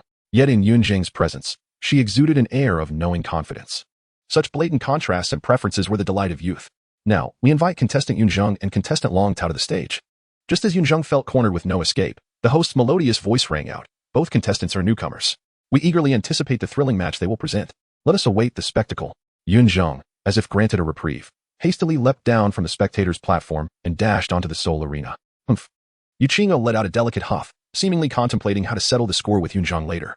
Once he departed, Ning Rongrong seized the opportunity to return to Yuqing'er's side, wrapping her arm around her and inquiring with genuine curiosity, "Qing'er, how is it that Yunzheng cannot deceive you?" "It is due to his tail." Upon mentioning this, a proud smirk involuntarily appeared on Yuqing'er's face as she replied, "His evil spirit Bonetail possesses the ability to speak and cannot utter falsehoods. It is simply that you all are unaware." Tail language. Oscar, perhaps sensing an opportunity to draw closer to Ning Rongrong or simply caught up in the moment, exclaimed in astonishment, "What is tail language?" As soon as Oscar finished, another voice chimed in. Without much thought, Oscar instinctively responded, "It refers to the language of the tail." "The language of the tail? Oh, you are referring to my brother Zheng." The newcomer instantly grasped the context upon hearing the mention of a tail, realization dawning upon him. It was only at this moment that Oscar turned around, recognizing the portly figure of Ma Hongjun. "What the heck? You glutton, where have you been? I've searched for you everywhere." Upon seeing Ma Hongjun, Oscar rushed over, scolding him while playfully thumping his belly. "I was just making some extra money." Ma Hongjun brushed off Oscar's playful assault, his excitement evident as he proclaimed, "Let me tell you, my brother Zheng's odds are 1 to 5. He is up against a seasoned soul master at level 29. I bet my entire fortune on him. If he wins, we feast and enjoy music. If he loses, I'll be left with nothing. By the way, has my brother Zheng taken the stage yet?" Upon finishing his statement, a profound silence enveloped the group, all staring at Ma Hongjun, momentarily at a loss for words. Oscar and Dai Mubai exchanged glances and simultaneously gave a thumbs up, each exclaiming, "You truly are something else. You never engage in matters that involve others." "What is wrong with that?" Ma Hongjun retorted innocently, defending himself. "Why would I refuse free money?" The remaining 3 women exchanged exasperated glances, rising to find new seats, clearly pretending not to know them. They could not afford to lose face over such trivialities. "Qing'er, you just mentioned that Yunzheng's tail can speak. What do you mean by that?" Once seated, Ning Rongrong remained intrigued by the so-called tail language, sweetly asking Yuqing'er. Yuqing'er let out a comfortable hum, reveling in the attention, yet she shook her head, saying, "I won't tell you. This is a secret between me and Yunzheng. How could I divulge it to others? So stingy." Noticing Yuqing'er's reluctance, Ning Rongrong scrunched her nose and playfully reprimanded her. Meanwhile, Yunzheng and his opponent had already arrived at the Soul Arena. The match did not commence immediately. A deliberate interval was left for the contestants to engage in verbal sparring. This served 2 purposes: to heighten the tension between the competitors, thus enhancing the forthcoming battle's excitement, and to cultivate an atmosphere, allowing the host to energize the audience. After all, who would be entertained by a mere battle devoid of context? Spectators yearned for the rivalries, the animosities, and the intricate deceptions that unfolded. Some would rise to glory, while others would fade into obscurity. Some would achieve fame overnight, while others would toil for a decade in obscurity. It was only through such narratives that the soul arena would acquire its legendary allure. Long Tao. Just hearing the name evokes the impression of a fleeting existence. Observing his unremarkable opponent, Yunzheng silently scoffed within, just as he indulged in this inner monologue. Long Tao also turned his gaze toward Yunzheng, smirking wickedly as he taunted, Yunzheng, I know you. You are that little beggar. Who would have thought you'd come into fortune? At this remark, Yunzheng instinctively felt a flicker of alarm. The only individuals who would know of his past as a beggar would be those from the August City. Who could have imagined encountering someone from August City in the Grand Soul Arena of Swado City?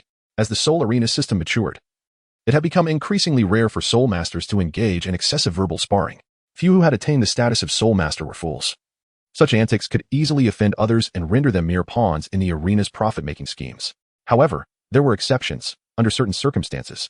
Soul Masters remained eager to engage in verbal exchanges, particularly experienced contenders delighting in provoking newcomers to disrupt their composure, thus enhancing their own odds of victory. In the Grand Soul Arena of Swado City, Long Tao was indeed a newcomer, yet in the Grand Arena of August City, he was a seasoned veteran, well-versed in these unspoken rules. Initially, Long Tao disdained such underhanded tactics, believing Yunzheng merely a youth lacking in experience and prowess. However, upon recognizing Yunzheng, his perspective shifted dramatically. 12 years prior, Long Tao had been in August City, already a Soul Master, and he was well aware of Yunzheng's past, having witnessed him beg alongside the old beggar. Thus, Long Tao understood that Yunzheng was not a scion of any noble clan. In just 12 years, he had transformed from a mere beggar into a prodigy, surpassing level 28 at the tender age of 12, with a limitless future ahead. This realization filled Long Tao with resentment. How could fate be so unjust? Why should a beggar raised by an old vagabond possess unparalleled talent, achieving level 28 at 12, while he, in his prime, remained stagnant at level 29? How could someone he once deemed unworthy now compete with him, and in the near future require him to look up to him? With such twisted thinking, Long Tao glared at Yunzheng, sneering, You were that little beggar from back then, aren't you? How have you grown into such a dwarf? Ah, I see now. You must not have eaten anything good under that old beggar's care. That old fool, unable to sustain himself, dared to take you in. What became of that old beggar? Let me think. Ah, I remember now. He must have perished. Before I died, I saw him, a mere husk of a man, utterly revolting. But then again, that means you are now without parents, right? Oh, how pitiful. Ah, I forgot. You are an abandoned child. Your parents cast you aside from the moment you were born. Long Tao spared no effort in uttering harsh words, primarily to provoke a crack in Yunzheng's composure, but also to vent the raw jealousy that festered within him. He would rather contend with the scion of a great clan than face Yunzheng, whom he regarded as a mere insect from the past. Disgusting. This person is utterly repugnant. Oscar exclaimed from the audience, filled with indignation. Ma Hongjun echoed his sentiments, shouting vehemently, Zhengge. This kind of person deserves a good thrashing. Show him what you did to teacher Zhao, and let him understand the treachery of human hearts. Dai Mubai rose abruptly, succinctly declaring, Teach him a lesson. Unbeknownst to Dai Mubai and the others, they were unaware of Yunzheng's past. Yet, observing Long Tao's demeanor, it was evident that he was deliberately hurling insults at Yunzheng, purely for the sake of annoyance. Were it anyone else, they might have merely enjoyed the spectacle. But on the battlefield stood Yunzheng, a person they had begun to regard as an ally after their recent exchange in the audience. They could not stand idly by while an ally was belittled. As for Ma Hongjun, his fortunes were intertwined with Yunzheng's, leaving him no choice but to worry. Yet, Yunzheng appeared to be deaf to their calls, remaining steadfastly silent and refusing to counter Long Tao's provocations. This left Oscar and the others perplexed, with Ma Hongjun directly questioning, Why is my brother Zheng not speaking? Is he pretending to be aloof? Oscar ventured uncertainly, Yunzheng is angry. At that moment, Yu Qing'er's worried voice pierced the air, her exquisite eyes fixed intently on Yunzheng's back, filled with concern and tenderness. The battle commenced. Simultaneously, the host announced the beginning of the duel. Long Tao regarded the situation with disdain, thinking, what true talent can a waste? Who has been scorned to the point of silence possibly possess? After all, a 12-year-old level 28 Soul Master has little time left for honing both mentality and combat skills. He is but a mere candle in the wind. However, just as Long Tao was lost in his thoughts, Yunzheng had already activated his martial spirit. The resplendent and intricate frost sky feather bow, captivating all present. The violet Millennium Soul Ring caused a hush to fall over the grand arena, where even the sound of a falling pin could be heard. A Millennium Soul Ring. Long Tao's eyes widened in disbelief as he gazed at Yunzheng, his jealousy intensifying. Second soul skill, Sky Leap Arrow. Yunzheng remained unaffected by his surroundings. As his second soul ring illuminated, he raised his hand, drew his bow, and released an arrow in one fluid motion. A brilliant icy blue light flashed through the air, vanishing in an instant. Long Tao was momentarily taken aback and instinctively murmured, Did I miss? Whoosh. The next moment, an ice arrow shot forth, leaving Long Tao no time to react. The arrow pierced through his abdomen, an intense pain surging through him, yet not a single drop of blood escaped as the frigid air ravaged his insides, freezing his blood before it could even flow. You. Long Tao's eyes were bloodshot, an overwhelming chill rising in his heart. The excruciating frostbite and the suffocating numbness instilled a profound terror within him, rendering him incapable of uttering a coherent word. At that moment, he felt a flicker before his eyes, and Yunzheng stood before him, softly stating, "If you wish for death, it is as easy as turning your hand." Immediately, Yunzheng seized Long Tao's legs, now encased in ice, and with an explosive force, hurled him towards the arena floor. Boom. A tremendous sound resonated, causing a large portion of the arena to collapse. Everything transpired too swiftly. Long Tao had not even summoned his martial spirit before the duel concluded. Many spectators, merely turning around, were met with the sight of Yunzheng standing proudly amidst the ruins, clutching a leg frozen to ice, while fragments of ice lay scattered among the debris. My goodness! Oscar, witnessing the entire event from the stands, gasped in astonishment, rooted to the spot with wide eyes full of disbelief. The act of killing did not terrify Oscar and his companions. As soul masters, they understood that death was an inevitable fate they could not escape. Even if they had yet to take a life themselves, they simply had not anticipated Yunzheng's decisive and ruthless nature. Gulp. Ma Hongjun nervously swallowed, murmuring, "If Zheng knew I had bet on him, would he come after me?" Oscar glanced at Ma Hongjun, nodding gravely, "Very likely." "What?" Ma Hongjun exclaimed in a panic, hastily asking, "So, if I were to face Zheng Ge, what are my chances?" 70-30. Oscar, pitying Ma Hongjun's distress, consoled him with a false sense of hope. "You scoundrel. While we are brothers, you truly need not deceive me so. A 70% chance is far too exaggerated." Unfortunately, Ma Hongjun did not find solace, instead wearing a mournful expression. Upon hearing Ma Hongjun's lament, Oscar's eyes widened in disbelief. 70%. That belongs to him. The 30% was merely out of brotherly affection, a guilty conscience. It's not that exaggerated. I'd say it's 50-50. At that moment, Dai Mubai, who had been silent, interjected. He shook his head and looked seriously at Ma Hongjun, stating earnestly, "What I mean by 50-50 is that there is a 50% chance Yunzheng will show mercy and spare your life. Otherwise, we may never see you again." What kind of 50-50 is that? In Chapter 54, A Dream of Returning Home, this was Yunzheng's first experience of taking a life. And though one could not say he felt entirely unaffected, his composure remained largely intact. Perhaps it was due to Long Tao's body being rendered into ice, devoid of any gory spectacle. Only a few shattered, bloodied remnants remained, dulling the impact of the event. He felt no guilt. Rather, a refreshing sense of relief washed over him, as if a long-held tension had been released. Yunzheng believed he had always lived with clarity. Although he seldom cared for others' opinions, he consistently viewed matters from an outsider's perspective, enabling him to comprehend actions that might seem illogical to others. By placing oneself in another's shoes, understanding their emotions, and contemplating their thoughts, one might realize that there are no truly strange occurrences in this world. Today was no different. Yunzheng recognized Long Tao's motivations were driven by jealousy and insecurity. However, understanding did not equate to forgiveness. Those are two distinct matters. If he were to simply overlook his emotions because he understood the other party, what would become of him? Even when Long Tao insulted him, Yunzheng bore no significant anger. He often jested about his own stature, fully aware he would continue to grow. There was no need to become agitated over such trivialities. Yet Long Tao made an unforgivable error, uttering words about an old beggar and, even more grievously, about Yunzheng's parents. The old beggar had saved Yunzheng's life, and his parents were the deepest source of his yearning. Those who dared speak ill of them would meet a fatal end. Yunzheng did not traverse willingly. Prior to his journey, he was not an orphan. He felt no sense of belonging to the Douluo Continent. While Yunzheng possessed a home within this realm, it was not his homeland. Deep within his heart, there lingered a dream of returning home. He envisioned a day when he could once again set foot on Earth, introducing Yunzheng to his parents, allowing them to witness their son's success and bringing them joy. Yunzheng is acutely aware that this dream is quite distant, and it may even be unachievable, even after he attains unparalleled strength and ascends to the realm of immortals. Yet, one must always harbor dreams. Moreover, since Lord Juzi has brought him here, he must possess the means to return, at the very least. Lord Juzi has already demonstrated that a passage exists between Earth and Douluo Continent, even if Lord Juzi can only traverse in one direction. Yunzheng is determined to forge a path back from Douluo Continent to Earth. If he must return early, Yunzheng will wait. If he must return late, he will manipulate the very fabric of time.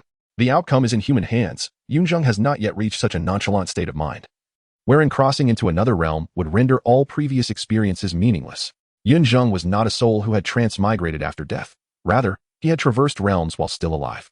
He harbored numerous unresolved matters and lingering sentiments from his previous existence.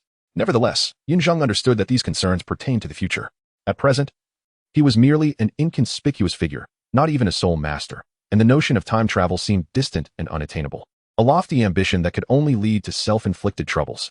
Had it not been for Long Tao's insults towards the old beggar and Yunzheng's parents, he would not have unearthed the dreams buried deep within his heart.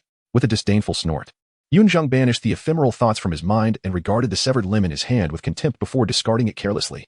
He then turned to exit the Soul Arena.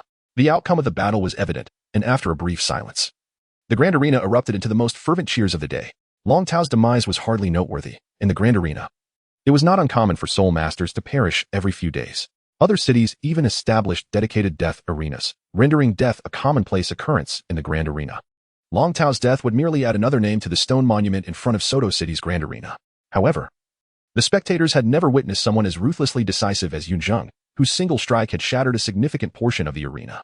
Was it not the thrill of the spectacle that drew them to the Grand Arena? What could possibly be more exhilarating than this sheer display of brute force? Yunzheng paid no heed to the waves of applause that surged towards him, instead making his way towards Yuqing'er and her companions. At that moment, Yuqing'er leaped down from the audience and rushed towards Yunzheng, concern etched across her face as she inquired, "Yunzheng, are you all right?" In comparison to Yunzheng's act of taking a life, her primary concern lay with his well-being. Yuqing'er was no longer the innocent girl she once was. The only person in this world who still believed in her unblemished innocence was her father, Yu Zhongbai. In her eyes, Long Tao had met a deserved fate, and his demise was justified. Conversely, Yuqing'er did not wish for Yunzheng to bear any psychological burden due to Long Tao's death. Meanwhile, Damubai and the others hastened to join them. Yunzheng first took the delicate hand of Yuqing'er, then surveyed the surroundings with a faint smile, assuring, "Do not worry. I am not so fragile." Upon hearing this, the crowd finally felt reassured. However, Yunzheng was somewhat perplexed by the sight of Ma Hongjun, who appeared to be quite terrified of him, hiding at the back and displaying a demeanor of reluctance to approach. Noticing the expression on Yunzheng's face, the others exchanged knowing smiles, and Oscar playfully nudged Yunzheng with his elbow, teasing, "Yunzheng, aren't you supposed to be in sync with his thoughts? Just look at what the chubby one is pondering now." "Stop," Ma Hongjun hurriedly interjected, wearing a smile that was more pitiable than a cry. Squeezing himself to the front of Yunzheng and obsequiously imploring, "Don't look, don't look. What is there to see? If you happen to offend Brother Zheng's eyes, that would be quite inappropriate." He continued, "How about this? I shall treat Brother Zheng to a meal. You are magnanimous, so please overlook this little matter." Coughing lightly, Oscar pretended to clear his throat and meaningfully remarked, "Chubby, inviting Yunzheng while neglecting us would not be proper, would it?" "You."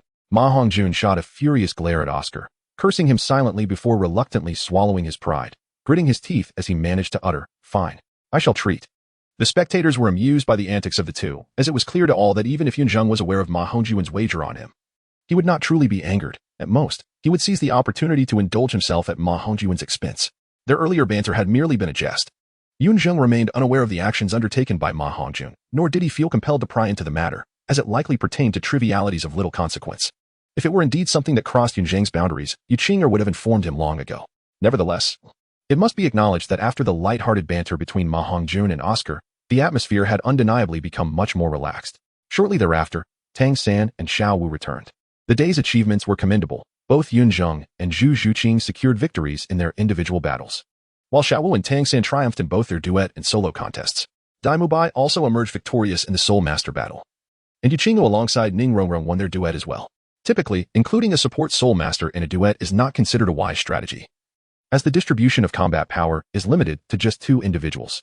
It often proves more beneficial to include an additional battle Soul Master instead of a support Soul Master. This was illustrated by Ma Hongjun and Oscar, who participated in a duet and consequently lost the match. In team battles, the role of the support Soul Master is undeniably crucial. However, in duets, it is unrealistic to expect a support Soul Master to exponentially enhance their partner's combat capability. Fortuitously for Yuqing'er and Ning Rongrong, they encountered two control-type Soul Masters. The ineffectiveness of the control Soul Masters in breaching Ning Rongrong's defenses posed little threat, and their complacency led them to underestimate Yuqing'er, a formidable attack-type Soul Master. They intended to incapacitate her, as it is well known that control-type Soul Masters have an advantage over attack-type ones. Yet, they were blindsided. Yuqing'er possessed immunity to control. The two control Soul Masters initially believed they had stumbled upon an easy target, only to discover they had unwittingly provoked a formidable foe. An attack-type Soul Master impervious to control renders the efforts of control Soul Masters utterly futile.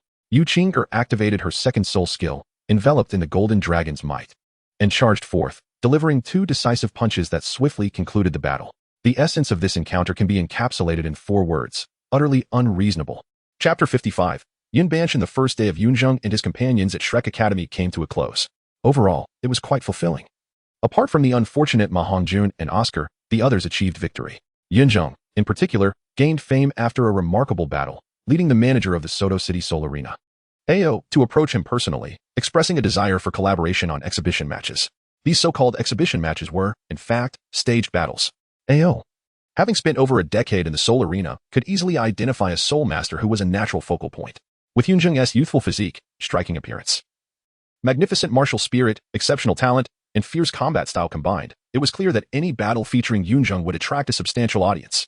If Yunzheng consented, Ao could leverage his influence within the arena to promote Yunzheng both overtly and covertly, leading him to victory in several thrilling matches. In this manner, Yunzheng would undoubtedly ascend to the status of a star player at the Soto City Soul Arena. This process exemplified the creation of a celebrity. Subsequently, Ao could orchestrate a few deliberate losses for Yunzheng. Whether in terms of audience engagement or underground gambling, Ao would reap substantial rewards. For Ao, the pursuit of profit overshadowed any concerns about morality. However, Yunzheng had no need for wealth, having received ample soul coins from Ningfengxiang. And his intentions in the soul arena were not driven by financial gain. Moreover, even if he were in need, he would disdain the idea of earning money through subservience. Familiar with the very process Ao described, Yunzheng outright rejected his proposal, leaving Ao lamenting for quite some time. Nonetheless, Yunzheng held no concern for Ao's thoughts. Even if Ao eventually found someone willing to sacrifice their dignity for profit, Yunzheng would not expose them. For disrupting one's means of livelihood is akin to killing their parents. Furthermore, in the culturally stagnant Douluo Continent, exhibition matches held their own necessity.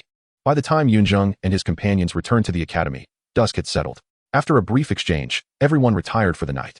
Ma Hongjun and Flander did not accompany the others back to the academy, and their activities were left to the imagination. Notably, among the 8 returning students, only Xiaowu genuinely went to sleep, while the rest seized the opportunity of the night to diligently cultivate their abilities. Prior to Yunzheng and Tang Sect's arrival, Daimubai and Oscar had not been particularly industrious, but now, witnessing their roommates' efforts, they found themselves unable to sleep, prompting them to join in the training. Ningrongrong, inspired by Oscar's talent and Yu Qing'er's encouragement, also began to cultivate. Zhu Zhiqing, undoubtedly the most disciplined among them, adhered strictly to her regimen. Only Xiaowu, blissfully ignorant, slept soundly. After all, while others were enhancing their skills, Xiaowu was merely recovering her own. What is cultivation? Xiaowu had practiced for tens of thousands of years. Why shouldn't she indulge in some rest? For her, as long as she remained alive. Becoming a titled Douluo was merely a matter of time. The night passed without incident. On the following day, the group gathered as usual, as Yunzheng had anticipated. The second class of their enrollment was related to Oscar's sausages. However, Oscar was late. It was unintentional, as he had experienced a breakthrough to level 30 during the night, which delayed his arrival. Flander, unaware of this, reprimanded him and ordered him to produce sausages for everyone to consume in his presence. It must be said that although Oscar's soul spells were rather crude, the taste and effects of his sausages were commendable. After overcoming his initial hesitations, they were not as difficult to swallow. Yet, upon hearing Oscar proclaim his spells, Yunzheng couldn't help but nostalgically reflect on his lost innocence. Once, he had innocently believed that Oscar's reputation for crudeness stemmed from the phrase old man. At that time, those 2 words had seemed to him an unspeakable vulgarity. With this thought, Yunzheng sighed inwardly. What transpired next was rather mundane. Flander sampled one of Oscar's sausages and, upon realizing Oscar had indeed reached level 30, was momentarily astounded before a smile crept onto his face. A 14-year-old food system support soul master possessed even more prestige than Dai Mubai, a 13-year-old assault system soul master. The group congratulated Oscar, greatly satisfying his vanity. Naturally, since Oscar had surpassed level 30, it was time for him to hunt for his 3rd soul ring.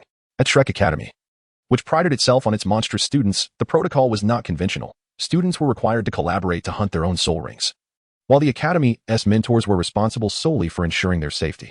Of course, when necessary, they would intervene. This approach was primarily aimed at fostering the students' teamwork skills. With Flander occupied with other matters, he entrusted Zhao Wujing to lead the expedition. Though unspoken, it was evident that Zhao Wujing was the only choice available. As Shrek Academy had only 3 soul saints, and with Flander otherwise engaged and Xiaoxin being a support soul saint, Zhao Wujing was the sole remaining option. This hunt would take them to the Stardow Forest, and it would be somewhat unreasonable to have Li Yusong lead the group, as they might not withstand the encounter with a powerful 10,000-year soul beast. Flander instructed them to proceed directly to the hunting town outside the Stardow Forest, where their supervising teacher would await them. The distance from Shrek Academy to the Stardow Forest was considerable, even with relentless effort. They would not reach their destination until evening. Upon their arrival at the hunting forest, Ma Hongjun could not help but inquire of Yunzheng. Are you truly certain that the supervising teacher will be old Zhao? Upon hearing this, Yunzheng shrugged and remarked, let us await the outcome with keen anticipation. Yunzheng's words left Ma Hongjun in a state of disbelief. Although the others had playfully teased that Yunzheng possessed the ability of telepathy, such jesting seemed too far-fetched to him. Was it truly possible for someone to devise an infallible plan? Nevertheless, The teacher leading their group appeared rather unreliable. At that moment, Oscar, observing the bustling soul-hunting town, suddenly chuckled and remarked to Dai Mubai, "The Stardow Forest is vast. You wouldn't have taken a wrong turn, would you? Do you think I'm a fool?" Dai Mubai shot him a glare, responding with irritation, "Use that flashy brain of yours. Would I make such a basic mistake?" "Dai Mubai, I suspect you are cursing me with your words," Ma Hongjun exclaimed indignantly, his voice rising. Dai Mubai chose to ignore him, casting furtive glances toward the girls, seemingly eager to discover what Zhu Xing liked.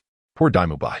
Ever since Zhu Xing arrived at Shrek Academy, he had transformed from a charming young man into a devoted admirer overnight.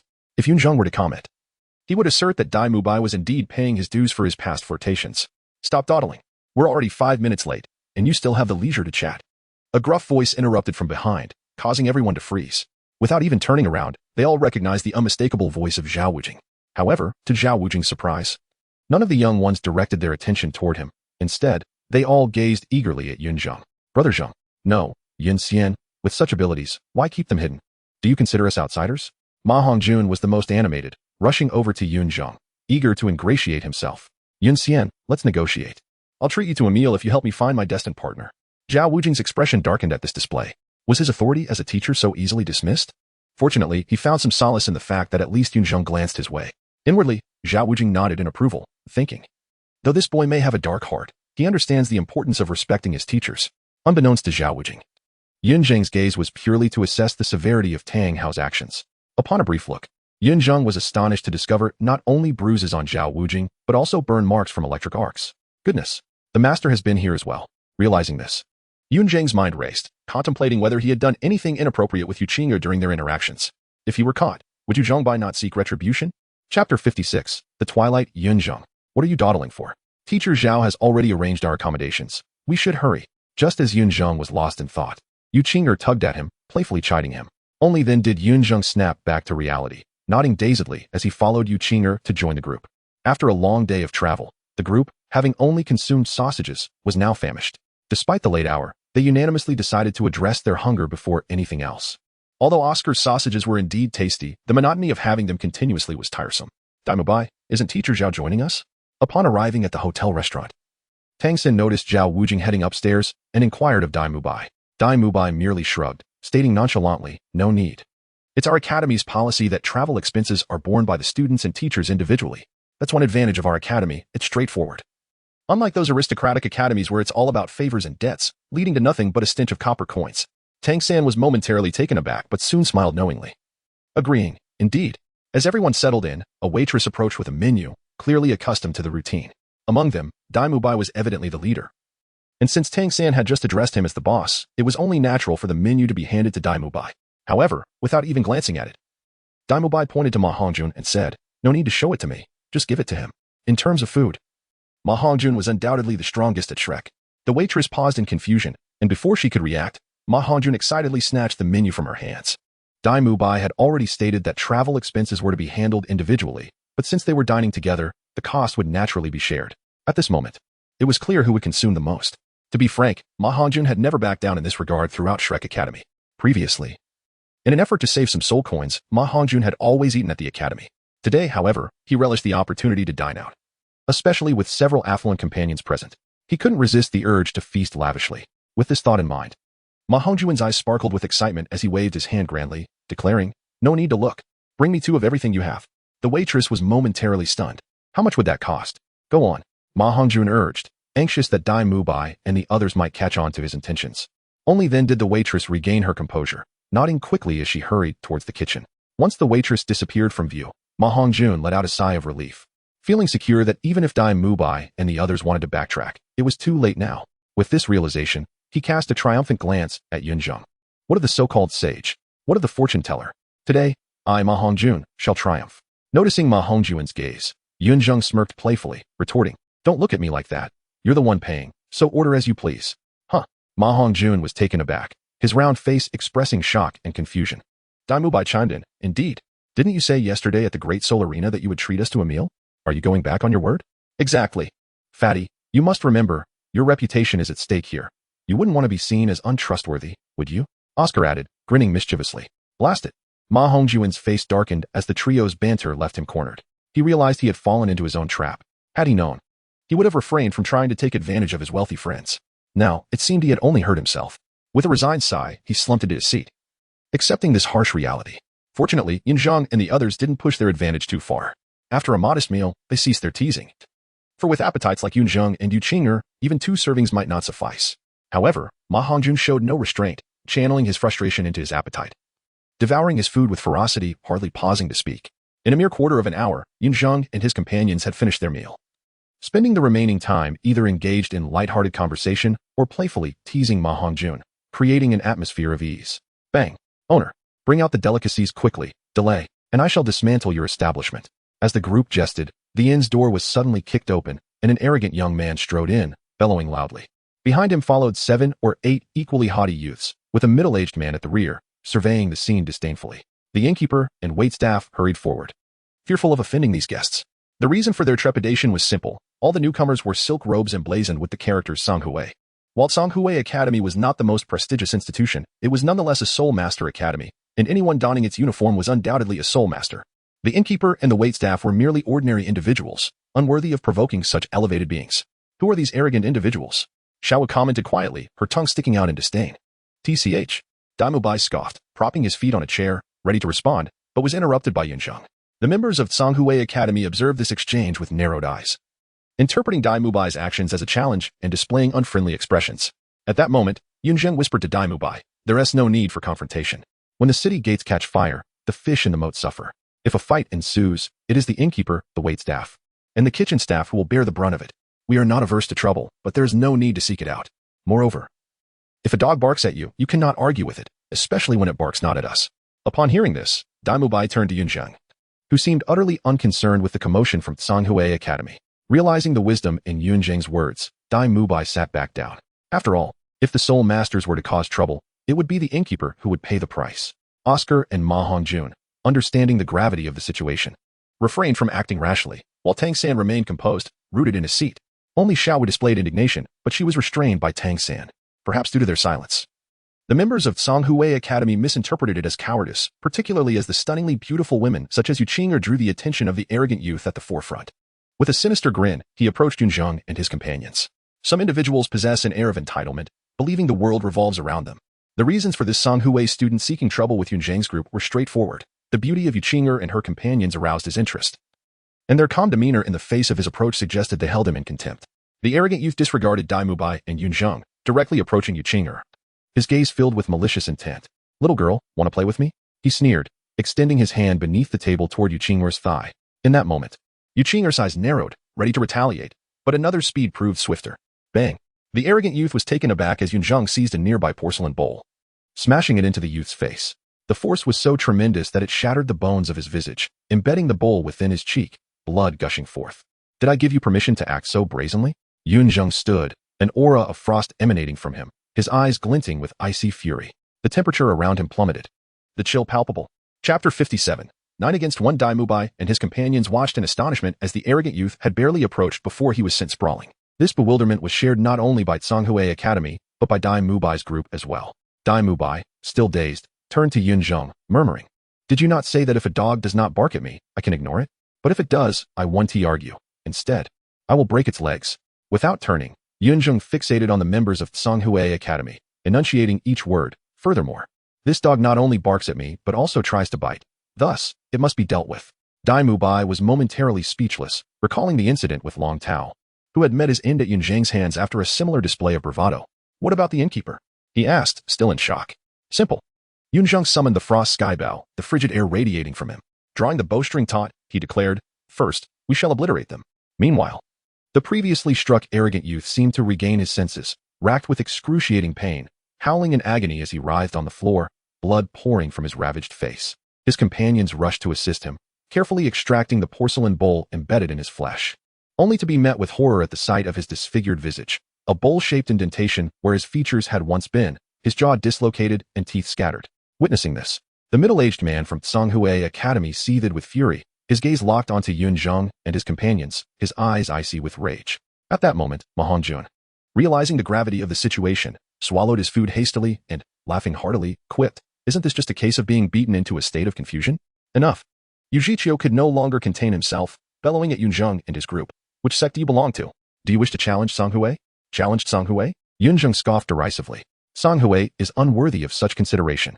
Yunzheng's words caused Yi Zhiqiu's pupils to contract sharply, a blend of astonishment and fury washing over him. His anger stemmed from Yunzheng's audacious mockery of Songhui Academy, while his astonishment arose from Yunzheng's calm demeanor, suggesting a formidable backing. Caught in this dilemma, Yi Zhiqiu hesitated to act. Humph. Is he too timid even to reveal his name? Uncertain of Yunzheng and his companions' backgrounds, Yi Zhiqiu narrowed his eyes and provoked. I am Daimubai of Shrek Academy. Daimubai rose and stood beside Yunzheng, declaring with pride. Shrek Academy? Upon hearing this name, Yi Zhiqiu squinted, contemplating for a moment before realizing he had never heard of such an institution, which eased his tension. An obscure third-rate academy dared to confront Songhui. It seems I must take it upon myself to teach you a lesson. With a cold snort, Yi Zhiqiu raised his hand and commanded, seize them. At Yi Zhiqiu's directive, the remaining students of Songhui Academy sprang into action. 8 individuals, all great soul masters, simultaneously summoned their soul rings, revealing 8 white and 8 yellow rings of light. Manifesting their martial spirits, some resembling deer, others hyenas, all glaring menacingly at Yunzheng and his companions. The 8 from Songhui Academy did not regard them as a threat, as the eldest among them appeared to be no older than 15 or 16, while the youngest seemed barely 10. Given their unknown academy, they assumed these youths were unlikely to be prodigies. At best, they could muster 3 or 4 great soul masters. What was there to fear? If only Yunzheng had revealed his soul rings, merely the presence of a single purple 1,000-year soul ring would have been enough to intimidate them. At this moment, Yi Zhiqiu maintained his composure, unwilling to intervene directly, yet what transpired next left him wide-eyed in shock. Before the 8 students could close the distance, Xiaowu could no longer contain herself. She leaped from the crowd, her soft bone rabbit spirit activated, 2 yellow soul rings shimmering around her. With the amplifying light from Ning Rongrong, she darted like a pink blur, and after a series of muffled thuds, the 8 students from Songhui Academy were sent flying from the inn. From Xiaowu's leap to the expulsion of the 8, it transpired in the blink of an eye. Fighting? I relish it. Upon landing, Xiaowu could not resist making a cute expression, her laughter filled with delight. 100-year soul ring. Yi Zhiqiu, without so much as glancing at the 8 students now airborne, fixated on the 2 yellow soul rings beside Xiaowu, astonished. Nevertheless, at this juncture, he had no choice but to act. Regardless of the student's merit, Songhui Academy's reputation was at stake. What of geniuses? Songhui Academy was not devoid of them. With this thought, Yi Zhiqiu sneered, 5 soul rings materializing, 2 white, 2 yellow, 1 purple, as his Xiangui martial spirit enveloped him, emanating an overwhelming pressure characteristic of a soul king. A sinister smile crept across his lips as he coldly proclaimed, Today, I shall take it upon myself to educate you properly. A soul king? Upon witnessing the emergence of Yi Zhiqiu's 5 soul rings, Tang Sect and the others, initially hesitant to engage, instantly rose to their feet. If Yi Zhiqiu were merely a soul master, it would be a trivial matter. Either Yunzheng or Daimubai could easily handle him. If he were a soul sovereign, the combined strength of Yunzheng, Daimubai, Xiaowu, and Ning Rongrong would suffice. However, if he were indeed a soul king, he demanded their utmost respect. You're the one I'm aiming for, you turtle. Yunzheng was the first to shout, her giant spirit golden dragon spirit activated. With golden-scaled armoring and a tremendous breath of power bolstered by the 7 treasures glazed pagoda, she launched a powerful punch towards Yi Zhiqiu like a phantom. The 200-year soul rings on Yunzheng astonished Yi Zhiqiu once more, but he remained unfazed, exuding a demeanor of contempt as he casually unleashed his first soul skill. A series of turtle shells formed around him, creating an impenetrable shield, as he awaited Yunzheng with derision. A dignified defensive soul king could not possibly be breached by a powerful attack soul master, could he? Xiaowu, Yunzheng, support me. At that moment, quick-witted Tang Sect revealed his martial spirit, blue silvergrass, ensnaring Yi Zhiqiu's legs like ropes, simultaneously activating his first and second soul skills. He shouted to Yunzheng and Xiaowu to follow suit. Yunzheng and Xiaowu immediately understood, synchronizing with Yunzheng's advance. The 3 girls, 1 strong attacker and 2 agile ones, unleashed a flurry of assaults, shattering the turtle shell shield and causing it to crack. Yi Zhiqiu's pupils contracted sharply, clearly unprepared for the ferocity of the trio's onslaught, and hastily activated his second soul skill, Xian Shui I Seal, with a crackling sound. As Yi Zhiqiu's second soul ring illuminated, the moisture in the air rapidly crystallized into solid ice, coating his turtle shield and augmenting its defensive capacity while imparting frostbite retaliation effects. Such a resilient shell, under the assault of the frost. The 3 girls had no choice but to retreat, with Xiaowu frowning in dismay. Swish! Just as the 3 girls withdrew, an ice arrow shot forth from the shadows. Yunzheng's arrow was released with an unabashed brilliance, without the invocation of a second soul skill. As a soul king, Yi Zhiqiu undoubtedly perceived this action, however. He was constrained by the blue-silver grass and held Yunzheng's attack in disdain. It is a well-known fact that the power of arrows is feeble. Even Yunzheng punch, imbued with the might of the giant spirit's golden light, failed to breach Yunzheng's defenses. What extraordinary effect could Yunzheng's arrow possibly possess? Yet, the truth revealed itself. There truly was an unexpected outcome. Although Yunzheng's arrow failed to penetrate Yunzheng's defenses, the frigid aura of the ice arrow, augmented by a 28% armor-piercing and damage enhancement, permeated through Yunzheng's sturdy turtle shell shield, effectively invading his meridians. As a soul master of the Xian Gui martial spirit, Yunzheng primarily specialized in defense. However, his soul power was inherently imbued with moisture and frost, which were perfectly countered by Yunzheng's ultimate ice. Furthermore, Yunzheng's primary soul skill specifically negated all defensive soul masters, rendering Yunzheng's encounter with him a stroke of misfortune. To be candid, even in a one-on-one duel, Yunzheng could easily wear him down like a kite. Yet, Yunzheng had no desire to act as a lone wolf with his teammates nearby. Under the impact of this arrow, Yunzheng experienced cold for the first time. A creeping numbness began to pervade his entire body, dulling his thoughts as well. Yunzheng appeared to have anticipated the outcome, releasing another arrow while commanding fiercely, "Attack." Among the crowd, the first to respond was Yunzheng, who, without a moment's hesitation, turned back and charged. With a breath as powerful as a giant's, she unleashed her spirit power, leaving no room for retreat. For Yunzheng, as long as Yunzheng was by her side, there was no need for excessive contemplation during battle. She would follow his every directive, trusting that he would find a way to compensate for any missteps. Following her lead, Daimubai, Tang Sect, and Xiao also reacted promptly, their eyes lighting up as they unleashed an array of attacks without restraint. The air was filled with ice arrows, dragon roars, tiger howls, and the rapid shadows of red and black, overwhelming Yunzheng with an incessant barrage. Under the dual constraints of frost and the blue-silver grass, Yunzheng's reactions and agility were severely hampered, forcing him to endure the onslaught without the capability for effective counterattacks. Fortunately, as a defensive Soul King, he was able to withstand the assault, unlike other Soul Kings from different systems who might not have endured such pressure. In truth, it was only Yunzheng, and Daimubai who inflicted real damage. Ning Rongrong's enhancement light significantly bolstered their efforts, while Tang Sect, Zhu Qing, and Xiao primarily served to distract. Xiao had concealed some of her own prowess, and Tang Sect refrained from using hidden weapons. Otherwise, even Yunzheng's formidable defenses would not have held for so long.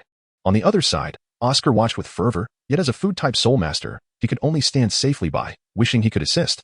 At that moment, Yunzheng and the others were not yet exhausted, rendering Oscar's sausage supplies unnecessary. Thus, he remained a mere observer.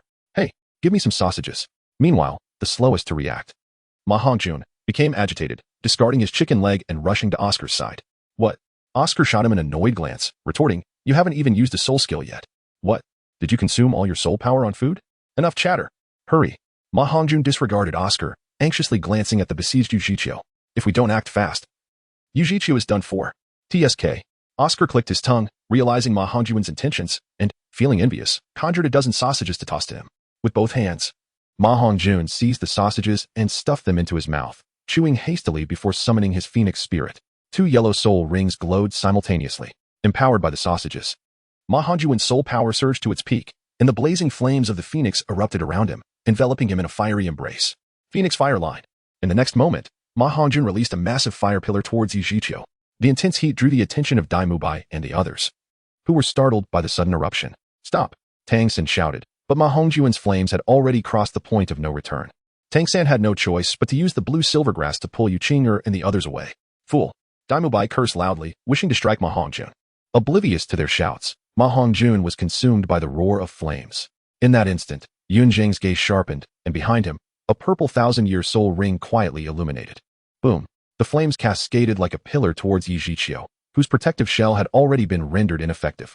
The fire acted as the final straw, breaking through Yunzheng's defenses. He had to rely on the shell granted by his spirit to withstand the inferno. Yet, the phoenix fire was not to be underestimated. Even as a Soul King, Yunzheng found the experience daunting. The shell behind him darkened and shriveled at a visible rate, a faint scent of singed flesh wafting through the air as his soul power rapidly diminished. Simultaneously, the ultimate ice that had invaded him began to melt under the heat, while the blue-silver grass that had ensnared him was reduced to ash. Tang Sect's blue-silver grass was not yet capable of fire immunity. Yunzheng remained composed. Realizing the ice's penetration was minimal, and with the flames assisting, he quickly suppressed the numbing cold within him. Rising waters. As he regained his composure, Yunzheng unleashed a piercing scream, activating his 5th soul ring. A wave of frosty water surged forth, directed toward Ma Hongjun. The collision of water and fire created thick steam that enveloped the first floor of the inn. "Fool!" Daimubai shouted angrily, rushing toward Yunzheng. But before he could approach, Yunzheng summoned the wave to force him back. From the outset, Yunzheng had underestimated Yunzheng and his companions. viewing them merely as a handful of soul masters, with Daimu Bai being the strongest among them. As a soul king, he believed he would not easily falter. However, after experiencing their strength firsthand, Yunzheng realized they posed a genuine threat. Driven by humiliation and rage, he was now fully committed to the fight. A serious soul king, even when injured, was not someone a mere soul master like Daimu Bai could approach. Ma Hongjun, realizing his blunder, felt a surge of panic. Caught between a rock and a hard place, Yi Zhiqiu, as a soul king, dwarfed Ma Hongjun in soul power, and retreating would only leave him vulnerable to the wave that could drown and freeze him solid. Rong, enhance me. At that moment, Yunzheng, who had been at the back of the group, suddenly roared, brandishing the frosty spear, moving like a dragon, and in an instant, he was before Yu Zhiqiu. Ning Rong reacted quickly, sending forth beams of enhancement light to envelop Yunzheng. Yu Zhiqiu was taken aback, clearly unprepared for Yunzheng's teleportation ability. The spear radiated a chilling aura, but with the situation pressing upon him, Yu Zhiqiu had no time for further contemplation. With a cold snort, he thrust his palm forward, intending to use the surging waters to push Yunzheng back. Yet before Yu Zhiqiu could summon the wave, Yunzheng's silhouette revealed a tail as dark as obsidian, its tip glowing ominously with a scarlet light. A whisper, ethereal and haunting, echoed in Yu Zhiqiu's ears as he found himself drawn into a pair of deep, entrancing eyes. Realizing he had fallen into an illusion, Yu Zhiqiu quickly bit his tongue, using the pain to snap himself back to reality. As the headmaster of the Tsanghui Academy, a master of illusion, he was well acquainted with such tricks. A descending strike. But as Yu Zhiqiu regained his senses, Yunzheng was already upon him. The massive blade of the spear descending from 3 meters above, while flames surged back toward him. In that fleeting moment, Yu Zhiqiu had no choice but to instinctively retract into his shell for protection. With a thunderous crash, the blade of the halberd and flames descended simultaneously, causing the entire inn to tremble under the immense force of Yunzheng. Yu Zhiqiu was not entirely at fault. Previously, Zhao Wuji had also succumbed to Yunzheng's relentless series of attacks. It was hardly surprising that a soul king would fall victim as well. In truth, Yunzheng was uncertain whether this strike would truly vanquish Yu Zhiqiu, but it undoubtedly represented his most formidable effort, regardless of the outcome.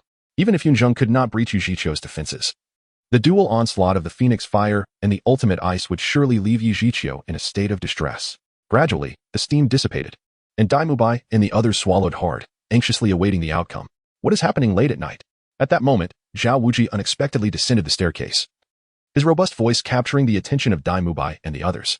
Zhao Wuji grunted as he made his way down, expressing his discontent. Eating is for eating. Sleeping is for sleeping. How can 8 or 9 people bully an old tortoise like this mid-sentence? Zhao Wuji suddenly froze. At the edge of his vision, Yunzheng stood with one foot upon Yu Zhiqiu's shell, wielding the moonlit frost sky feather, an ice arrow aimed at Yu Zhiqiu's brow. The chilling glint made Yu Zhiqiu break into a sweat. They had actually defeated a soul king. To be candid, Zhao Wuji had noticed their actions from the moment they engaged, yet he refrained from intervening immediately. He sought to test Yunzheng and his companions, as well as to enjoy their reverence when they found themselves in dire straits.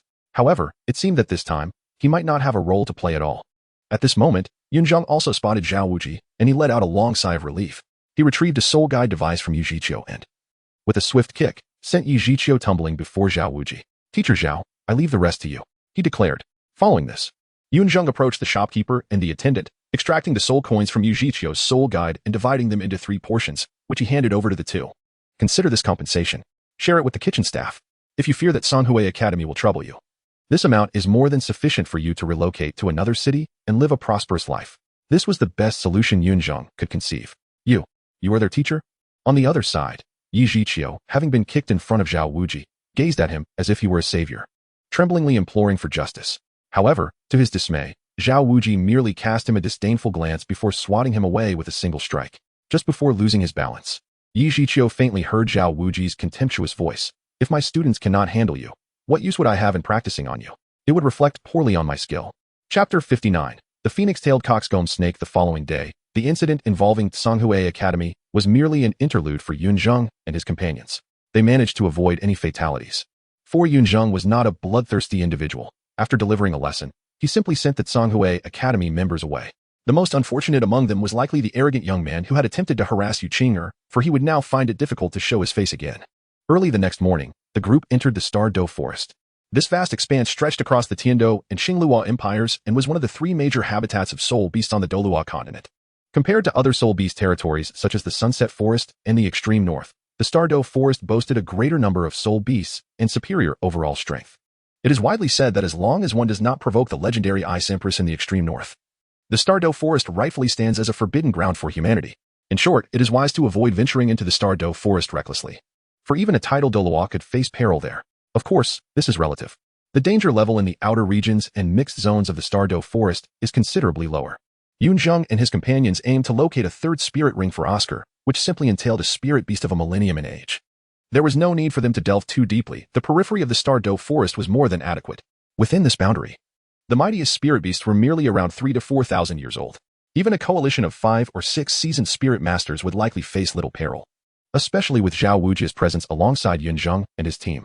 As they journeyed, Tang Sect had subtly emerged as the leader of the group, garnering the respect and trust of his companions. It was a natural outcome, considering Tang Sect's extensive knowledge. His expertise spanned the habitats of various spirit beasts, the distribution of flora, and even the intricacies of each beast's habits, the toxicity of plants, and their interrelations. He spoke with the authority of a living encyclopedia of the spirit master world, elucidating matters that even Zhao Wujia found perplexing. It must be said that having such an individual in their midst undoubtedly provided a significant sense of security. Tang Sect's wealth of knowledge stemmed from his master's teachings. Given the rapport between Yu Zhongbai and his master, it was clear that as long as Yu Qing'er and Yunzheng were willing, the master would gladly share his wisdom. However, the true challenge lay in acquiring the knowledge itself. As for Yu Qing'er, it was unnecessary to elaborate. Compelling her to study was akin to imposing an insurmountable task upon her, as the vast sea of eclectic knowledge felt like an enigmatic tome. Regarding Yunzheng, Yunzheng indeed wishes to learn, but to speak candidly, there is simply no time. After a day filled with essential learning, cultivation, accompanying Yu Qing'er, practicing archery and spear techniques, as well as physical training, Yunzheng found little time left for miscellaneous studies. Indeed, if one were to force it, spare time could be carved out, yet Yunzheng was not a machine. It was impossible to operate continuously for 12 hours. To return to the matter at hand. As summer transitioned into autumn, the soul beast remained quite active in anticipation of the impending hibernation period. Upon entering the Douluo forest, the group encountered a soul beast over 1,000 years old. However, its attributes and abilities were unsuitable for Oscar, leading them to abandon the pursuit. Subsequently, they encountered numerous soul beasts ranging from 10 to 100 years old, and adhering to the principle of sustainable development, they refrained from unnecessary slaughter. By noon, Ning Rongrong, feeling fatigued, leaned against Yu Qing'er and softly remarked, "Qing'er, I never realized hunting soul beasts could be so exhausting." Hunting soul beasts as a soul master was indeed a matter of chance. Endure it. Yu Qing'er smiled gently, offering her quiet consolation. Coming from the 7-treasure glazed tile school, Ning Rongrong was accustomed to having her soul rings prepared by the sect. She had never needed to hunt for them herself. This journey into the Douluo forest was indeed a novel experience for her. "Oh," Ning Rongrong exclaimed, sticking out her tongue, though she did not continue her complaints. She understood that her words were merely for Yu Qing'er, and after receiving a stern reprimand from Flinder, she realized she could not maintain a spoiled demeanor at Shrek Academy. Certain challenges must be overcome. However, the sight of Ning Rongrong and Yu Qing'er whispering to each other did not escape Yunzheng's notice, who, after a moment of contemplation, surmised their conversation. Turning to Oscar and Ma Hongjun, he observed their weary expressions and suggested to Tang Sect, "Brother San, perhaps we should rest here for a moment?" It is worth noting that among the 9 students of Shrek, the youngest 3 were still Daimubai, Oscar, and Tang Sect, while the 4th youngest was now Yu Qing'er, followed by Ma Hongjun. Yunzheng ranked 6th, with Xiao Wu, Ning Rongrong, and Zhu Shuqing following in succession. Of course, this merely reflected their apparent ages. If one were to consider their true ages, Xiao Wu could be regarded as their ancestor. Thus, it was somewhat misleading for Ma Hongjun to refer to Yunzheng as brother, yet according to Ma Hongjun's reasoning, the worthy should be treated as teachers. And given Yunzheng's performance in the arena, he did not dare to call him brother. Suddenly, Yunzheng's words were interrupted by a sharp command from Zhao Wujing. "Something is approaching." The group tensed, and Tang Sect called out, "Zhuqing, check what it is." "Understood." Zhuqing responded, her spirit beast, the netherworld demon cat, activating as she swiftly ascended to the treetops to survey the surroundings. It's a soul beast. Red, elongated, approximately 6 to 8 meters long, flying 3 to 4 meters above the ground at great speed. Can it fly? Is it a bird-like soul beast? Ning Rongrong speculated upon hearing Zhu Shiqing's report. Tang Sect furrowed his brow, already forming a hypothesis, and asked, "Shiqing, take another look.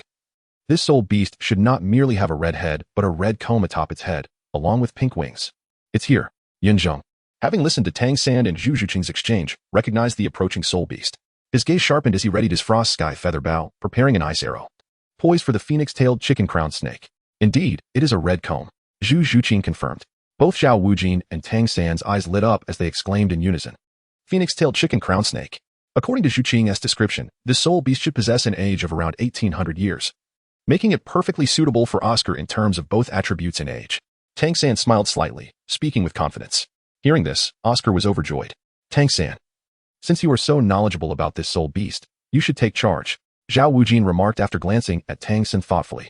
Tang Sen nodded and turned to Ma Hongjun. Instructing, Fatty. Your martial spirit has a suppressive effect on the phoenix-tailed chicken crown snake. When it approaches, summon your martial spirit. Afterward, Tang San looked to Yunzheng, Yu Qing'er, and Dai Mubai, only to find them already well prepared. He could only chuckle awkwardly and say, firepower suppression. Understood. Dai Mubai grinned and nodded confidently. Just as Dai Mubai finished speaking, the phoenix-tailed chicken crown snake burst forth from the foliage. Tang San's eyes sharpened as he shouted, Fatty, now is the time. With a resounding cry, Ma Hongjun summoned his martial spirit, unleashing a powerful phoenix roar that enveloped the phoenix-tailed chicken crown snake, causing it to momentarily freeze in place. Seizing the opportunity, Tang San launched his blue silvergrass, expertly ensnaring the snake's tail. Simultaneously, Yunzheng, Yu Qing'er, and Dai Mubai unleashed their attacks. The frigid ice arrows, suffused with the brilliance of the giant spirit's golden light and the white tiger's fierce radiance, shot forth. However, the ice arrows vanished midway.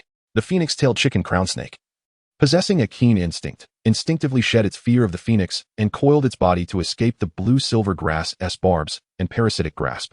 The giant spirit's golden light and the white tiger's fierce radiance struck simultaneously, yet the phoenix-tailed chicken crown snake twisted its body into an almost impossible angle, narrowly evading the twin beams of energy. In that moment, Tang Sen seemed to discern a mocking glint in the creature's eyes.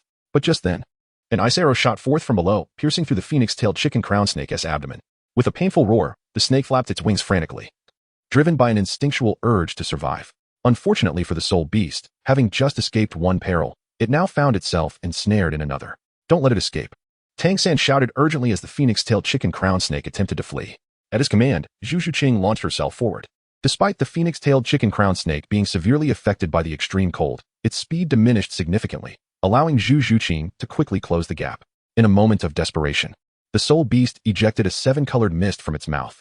Enveloped by the mist, Zhu Zhuqing felt a numbing sensation wash over her, losing control of her body and plummeting from the sky. Damn it! Overwhelmed with concern, Dai Mubai, witnessing this turn of events, mistakenly believed Zhu Zhuqing had succumbed to the snake's venom. In a fit of rage, he activated both his first and third soul rings, leaping before the phoenix-tailed chicken crown snake and seizing Zhu Zhuqing in his arms. Fueled by anger, he swung his fist in a furious strike. Wait, Mubai! Tang Sen shouted, realizing Dai Mubai was losing composure. That mist isn't poisonous. At this moment, Dai Mubai was evidently oblivious to Tang San's voice. Consumed by his desire for vengeance on Zhu Zhuqing's behalf, he unleashed a formidable punch, resulting in a resounding thud as the phoenix-tailed coxcomb snake was sent crashing to the ground. Observing this, Tang Sen hurriedly approached to assess the situation. Relieved to find that Dai Mubai's blow had not claimed the snake's life, merely rendering it unconscious. Had that punch delivered a fatal blow, Oscar would have been inconsolable. Fortunately, the snake's scales were sufficiently tough and slick, absorbing nearly 30% of the force from Dai Mubai's strike. Moreover, at that moment, Ning Rongrong was preoccupied and had already dispersed all her enhancement light, providing no additional power to Dai Mubai. Otherwise, the fate of the phoenix-tailed coxcomb snake would have been far more precarious. Seeing that the snake was still alive, Tang San exhaled in relief and promptly called Oscar over.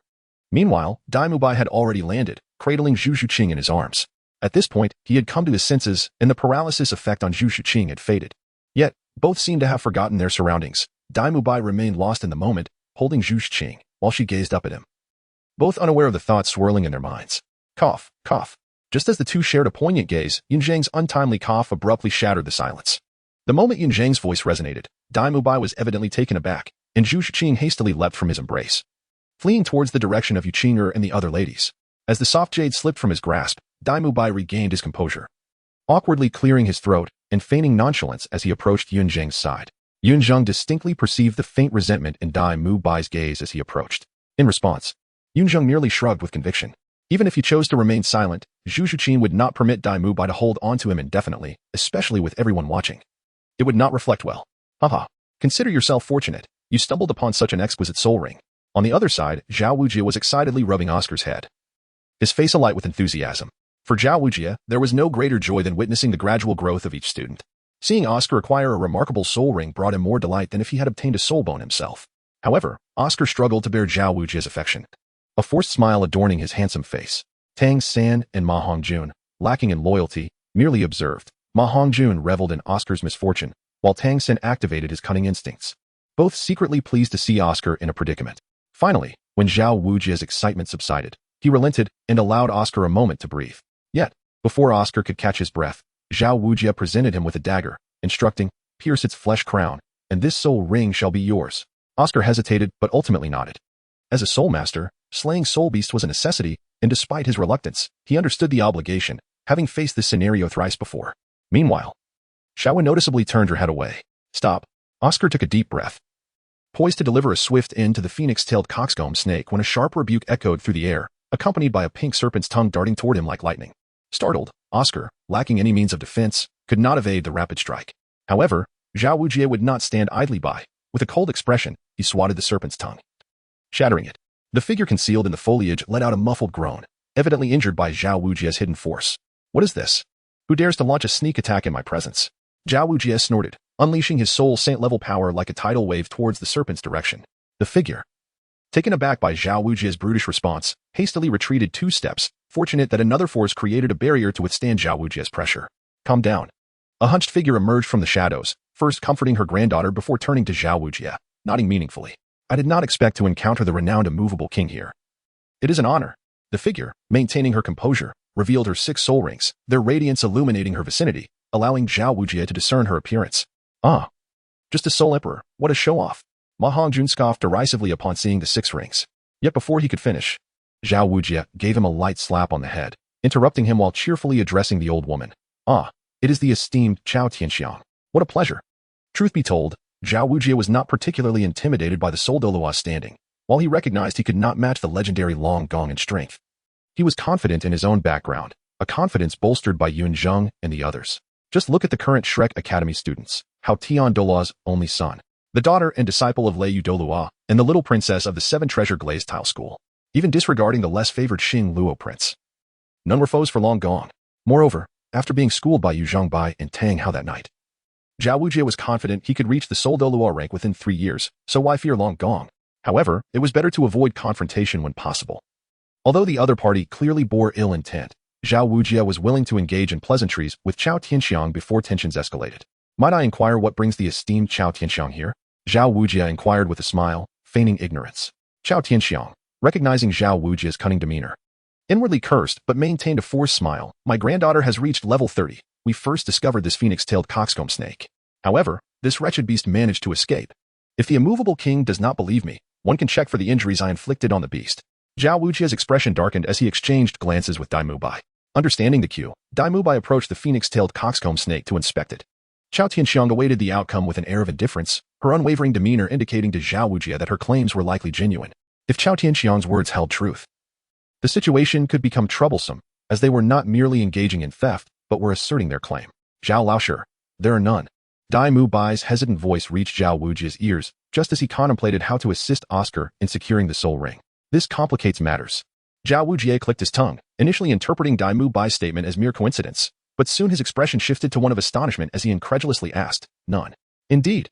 Dai Mubai nodded earnestly. "The phoenix-tailed coxcomb snake's abdomen bears only the arrow wound and frostbite inflicted by Yunzheng. There are no other marks." "None? How can this be?" Before Zhao Wujie could react, Chao Tianxiang let out a disbelieving scream, disregarding Dai Mubai's attempts to stop her as she dashed toward the snake to inspect it. To her surprise, the snake's abdomen indeed bore only an arrow wound and frostbite, devoid of her previous injuries. Or perhaps her marks had been obscured. Yet, this was inconsequential. What mattered was that Chao Tianxiang could no longer substantiate her claim to having encountered the snake first. Zhao Wujie was momentarily taken aback before bursting into laughter, feigning regret as he stated, "What a pity, esteemed Chao Tianxiang. It seems this phoenix-tailed coxcomb snake is not the one you previously encountered. You claimed the one you encountered bore your marks, yet this one does not. It is evident this is not the same beast." His logic was clear and reasonable. Zhao Wujie's words caused Chao Tianxiang to tremble with fury, glaring at him. However, upon meeting Zhao Wujie's unyielding gaze, she regained her composure. In truth, she had not brought Long Gong along for this soul-hunting expedition. If things escalated into open conflict with Zhao Wujie, the only one who would suffer would be her. With the evidence now absent, attempting to reclaim the soul beast from Zhao Wujie would be a fool's errand. After careful consideration, Chao Tianxiang forced a smile, gritting her teeth as she spoke to Zhao Wujie. "It seems you are indeed correct. In that case, we shall not disturb the immovable king any longer." "Grandmother," Meng Yiran protested, but this time Chao Tianxiang did not indulge her, firmly pulling her away. Zhao Wujie watched Chao Tianxiang's retreating figure, a flicker of uncertainty in his eyes. If she had contested the matter, it would have indicated the possibility of negotiation. However, her decisive departure suggested she was genuinely angered. It is anticipated that the next encounter will be marked by the esteemed visit of Long Gong to Shrek Academy. However, Zhao Wujie remains untroubled, reiterating his confidence that should he offend this group of young prodigies surrounding him, the ultimate outcome would reveal who truly suffers. Chapter 61. Fate outwits human schemes, Chao Tianxiang. After all, as a distinguished soul emperor, how could she possibly misplace a 1,000-year soul beast? In truth, Zhao Wujie comprehends that the phoenix-tailed coxcomb serpent they are pursuing is indeed the very same encountered by Chao Tianxiang earlier. Chao Tianxiang is equally aware of this, yet lacks the evidence to substantiate her claim, as even the darkest of truths can be transformed into light. The crux of this predicament lies in Yunzheng's arrow. Had it not fortuitously concealed the wounds left by Chao Tianxiang, Zhao Wujie might have found himself entangled with her over the spoils obtained. Retrieving such items from Zhao Wujie would be an impossibility, yet without Yunzheng's serendipitous shot, the matter could not have been so effortlessly resolved. And Zhao Wujie would have been unable to justifiably request Chao Tianxiang's departure. Reflecting on this, Zhao Wujie cast a glance at Yunzheng. Noticing Zhao Wujie's scrutiny, Yunzheng merely shrugged innocently. Zhao Wujie did not dwell on it, believing Yunzheng's actions to be unintentional, perceiving it as mere coincidence. After all, in Zhao Wujie's eyes, no matter how astute Yunzheng may be, he could not possibly possess foresight. It could only be deemed unfortunate for Chao Tianxiang and her granddaughter. Yet, unbeknownst to them, Yunzheng had orchestrated it all deliberately. Yunzheng does not intentionally target Chao Tianxiang and Meng Yiran. He simply wishes to prevent Tang Sect and Meng Yiran from competing against each other. Yunzheng was certainly aware that such actions might offend the Dragon Lord and the Serpent Matron. However, when confronted with the seemingly straightforward dilemma of the level 80 Dragon Lord versus the nearly 100,000-year-old Titan Ape, Yunzheng would undoubtedly make his choice. In comparison, he would much rather incur the wrath of the former than confront the latter. Yunzheng shall not forget that in the original narrative, Tang Sect ascended to the 30th level precisely due to his sparring with Meng Yiran. Subsequently, in their quest to procure Tang Sect's third spirit ring, the group lingered until nightfall, which ultimately led them to encounter the Titan Great Ape. While it is indeed true that Xiao Wu played a pivotal role in this encounter, the direct catalyst was Tang Sect's breakthrough to the 30th level. Had it not been for their pursuit of Tang Sect's third spirit ring, it is quite possible that they would not have crossed paths with the Titan Great Ape at all. Yunzheng had to admit his selfishness. His actions had not only deprived Tang Sect of the opportunity to break through level 30, but also cost him the formidable 8 spider lances. Yet, who would dare gamble against the Titan Great Ape? Although the original narrative did not depict any casualties, what if a soul beast of such caliber could easily reshape mountains with a mere gesture? As for Tang Sect, he could always offer compensation later. 5 years hence, when Yunzheng saved Xiao Wu from the Spirit Hall's soul-hunting mission, he would certainly repay today's selfishness. Wouldn't he? Impudent fool, if you do not act soon, that phoenix-tailed coxcomb snake will soon perish from the cold. Meanwhile, Dai Mubai urged Oscar, who was dazed by the encroaching chill of the extreme ice. Oh, Oscar, awakening from his reverie, nodded and without further hesitation, swiftly dispatched the phoenix-tailed coxcomb snake. Earlier, when it had approached Zhao Tianxiang, he feared for the safety of his third soul ring, but fortune had turned. In a matter of moments, Zhao Tianxiang had departed with her granddaughter. Now, Oscar was anxious that Zhao Tianxiang might reconsider, leaving no room for doubt. A purple soul ring ascended from the head of the phoenix-tailed coxcomb snake.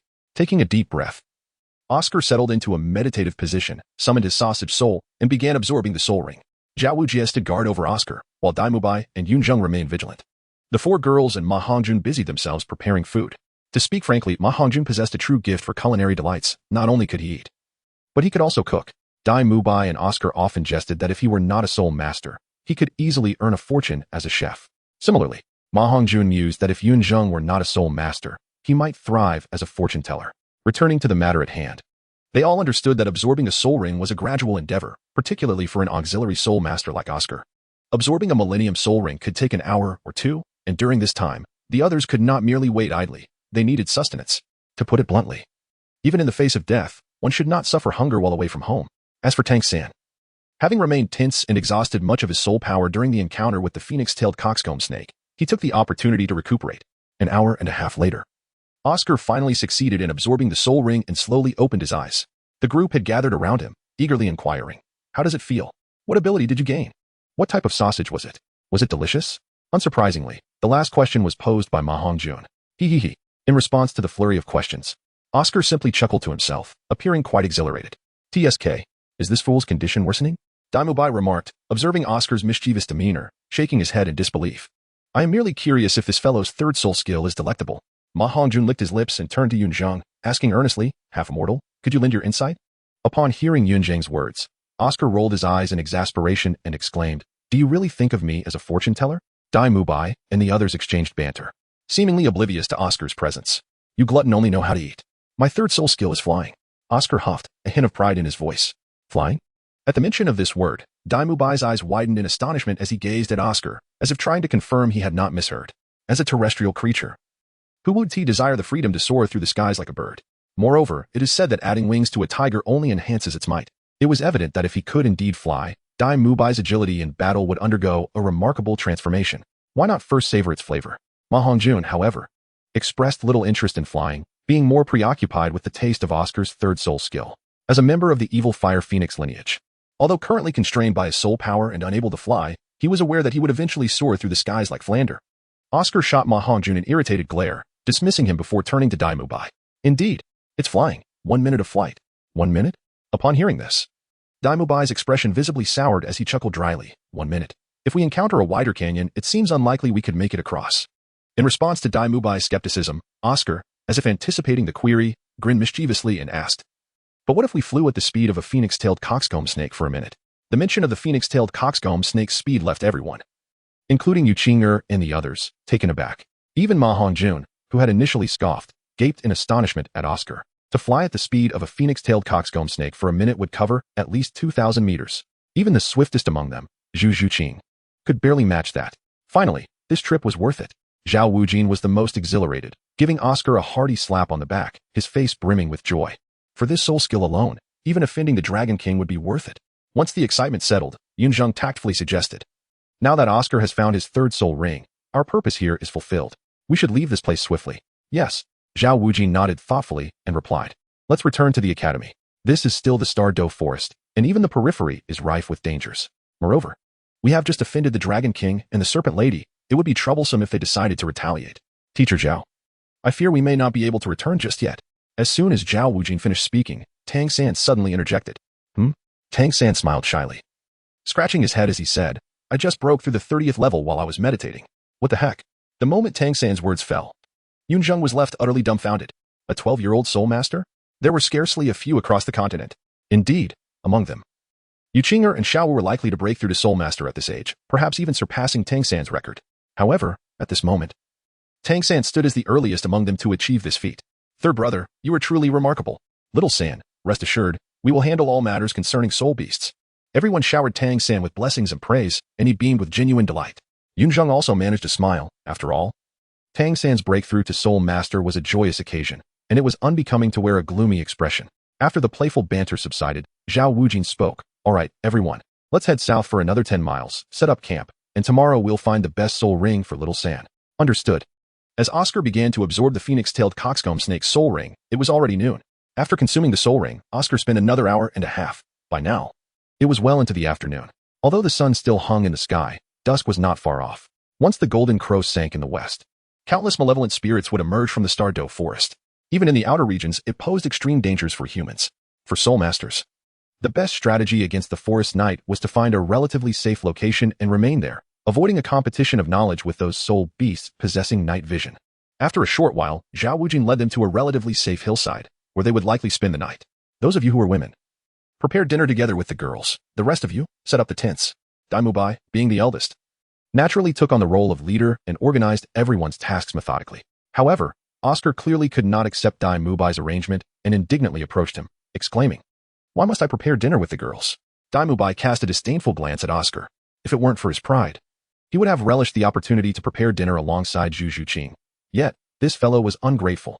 As the older brother, Daimubai had deliberately created opportunities for Oscar to get closer to Ning Rongrong. But this guy not only failed to appreciate it, but also turned the tables. "Make the best use of resources."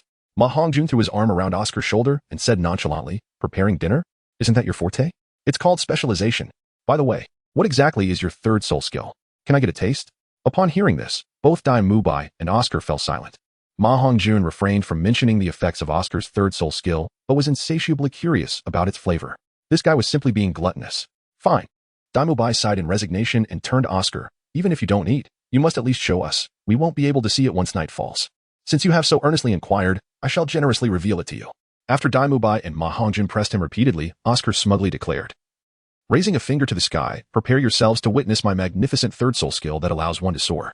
Then, Oscar ostentatiously proclaimed, "I possess a mushroom sausage." "I knew it."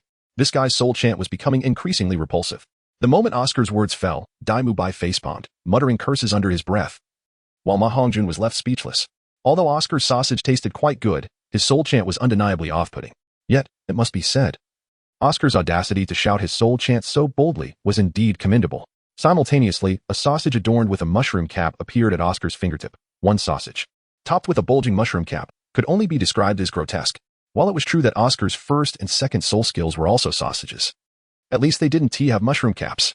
As the sausage made its appearance, the faces of Zhu Zhiqing and her companions turned crimson, while Ma Hongjun chuckled awkwardly, remarking, I suddenly realized that I am not particularly curious about the taste of this sausage.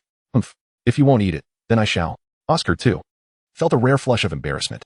However, being the master of his own soul skill, he feigned indifference with a haughty snort, raising his head to consume his uniquely shaped third soul skill. In that moment, as Oscar devoured the mushroom sausage, a fierce gust of wind roared, and the once dimly lit sky was engulfed in darkness. Ma Hongjun, lifting his head to gaze at the heavens, muttered foolishly, wasn't it supposed to be flying? Why has it turned off the lights? Gulp. Oscar swallowed hard, struggling to articulate, it wasn't me. Boom. In the next instant, a massive boulder hurtled towards them, leaving Oscar frozen in place, unable to react. At that moment, Yunzheng, who had been on high alert, teleported beside Oscar, seizing him with urgency, exclaiming, what are you dawdling for? Run. Roar.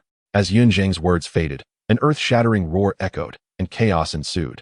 Dust and stones were swept away by the howling wind, while two colossal beastly eyes in the sky radiated a menacing aura. The Titan Great Ape. Tang Sect and Zhao Wujing recognized the towering beast, their pupils constricting in unison, hearts racing uncontrollably. The king of the forest, the Titan Great Ape, stood at the pinnacle of soul beasts. Its power, speed, and defense were nearly flawless. A century of cultivation could rival 1,000-year soul beast, and this Titan Great Ape boasted at least 50,000 years of cultivation, equivalent to a title Douluo among soul masters. Zhao Wujing quickly comprehended that their escape today was nearly impossible. Mubai. Zhao Wujing barked decisively. You must take everyone away at once and ignore me. While I am absent, you must protect everyone. Without waiting for Dai Mubai's response, Zhao Wujing stepped forward, inhaling deeply, and attempted to speak casually. Respected king of the forest, we mean no offense. If we have unintentionally trespassed upon your territory, we shall leave at once. Boom. Before Zhao Wujing could finish, the Titan Great Ape displayed a mocking expression, striking the ground mere inches from Zhao Wujing, creating a deep crater. Stunned, Zhao Wujing's rage surged, and with a furious roar, he activated his powerful golden Titan bear form, leaping high into the air as his first, third, and fifth soul rings illuminated simultaneously, charging towards the Titan Great Ape, while shouting to Dai Mubai, take them away from here. The Titan Great Ape could comprehend Zhao Wujing's words, but it paid them no heed. Its sole purpose was to see Xiao Wu. If not for her presence alongside Zhao Wujing and the others, it would have long since obliterated them without a second thought. What affection could a soul beast like the Titan Great Ape possess for human soul masters? However, since Zhao Wujing dared to attack, the Titan Great Ape had no qualms about teaching this reckless human soul master a lesson. With a mere finger, it repelled the charging Zhao Wujing. Following that, the Titan Great Ape casually hurled a stone, startling Zhao Wujing, who prepared to defend himself. Yet, Dai Mubai suddenly rushed forth, intercepting the boulder meant for Zhao Wujing. Dai Mubai, are you insane? Did I not instruct you to lead them away? Seeing Dai Mubai, Zhao Wujing felt a mix of gratitude and fury, shouting to mask his true emotions. You are the one who has lost your mind. Dai Mubai gritted his teeth, bracing against the boulder, and managed to utter, such a disgusting task. I let Tang Sect and Yunzheng handle it. With that declaration, Dai Mubai's third soul ring gleamed, his power and soul force surging dramatically. With a mighty shout, he shattered the boulder. You. Zhao Wujing choked on his words, tears glimmering in his fierce eyes. Whoosh. Just as Zhao Wujing was about to say something, an ice arrow suddenly shot between him and Dai Mubai, followed closely by a flaming tree ignited by phoenix fire. At the same time, Tang Sect's clear voice rang out. Big brother Dai. My apologies. Such a vile deed, neither Yunzheng nor I could commit. Chapter 63. Consider this a favor owed to me. With the assistance of Ma Hongjun, Yuqinger, and Zhu Zhiqing, Tang Sect hurled a formidable fire tree at the Titan Great Ape. However, while the spectacle was impressive, the force lacked potency. The Titan Great Ape merely roared in response, the shockwave extinguishing the flames. The fiery tree was utterly destroyed before it even approached the Titan Great Ape. Although Yunzheng's ice arrows possess a formidable armor-piercing effect, he is merely a great soul master. Even the most exquisite ice, when it strikes the Titan Giant Ape's mountain-like physique, dissipates into nothingness, as if a cow had plunged into the sea, never to return. Damn it!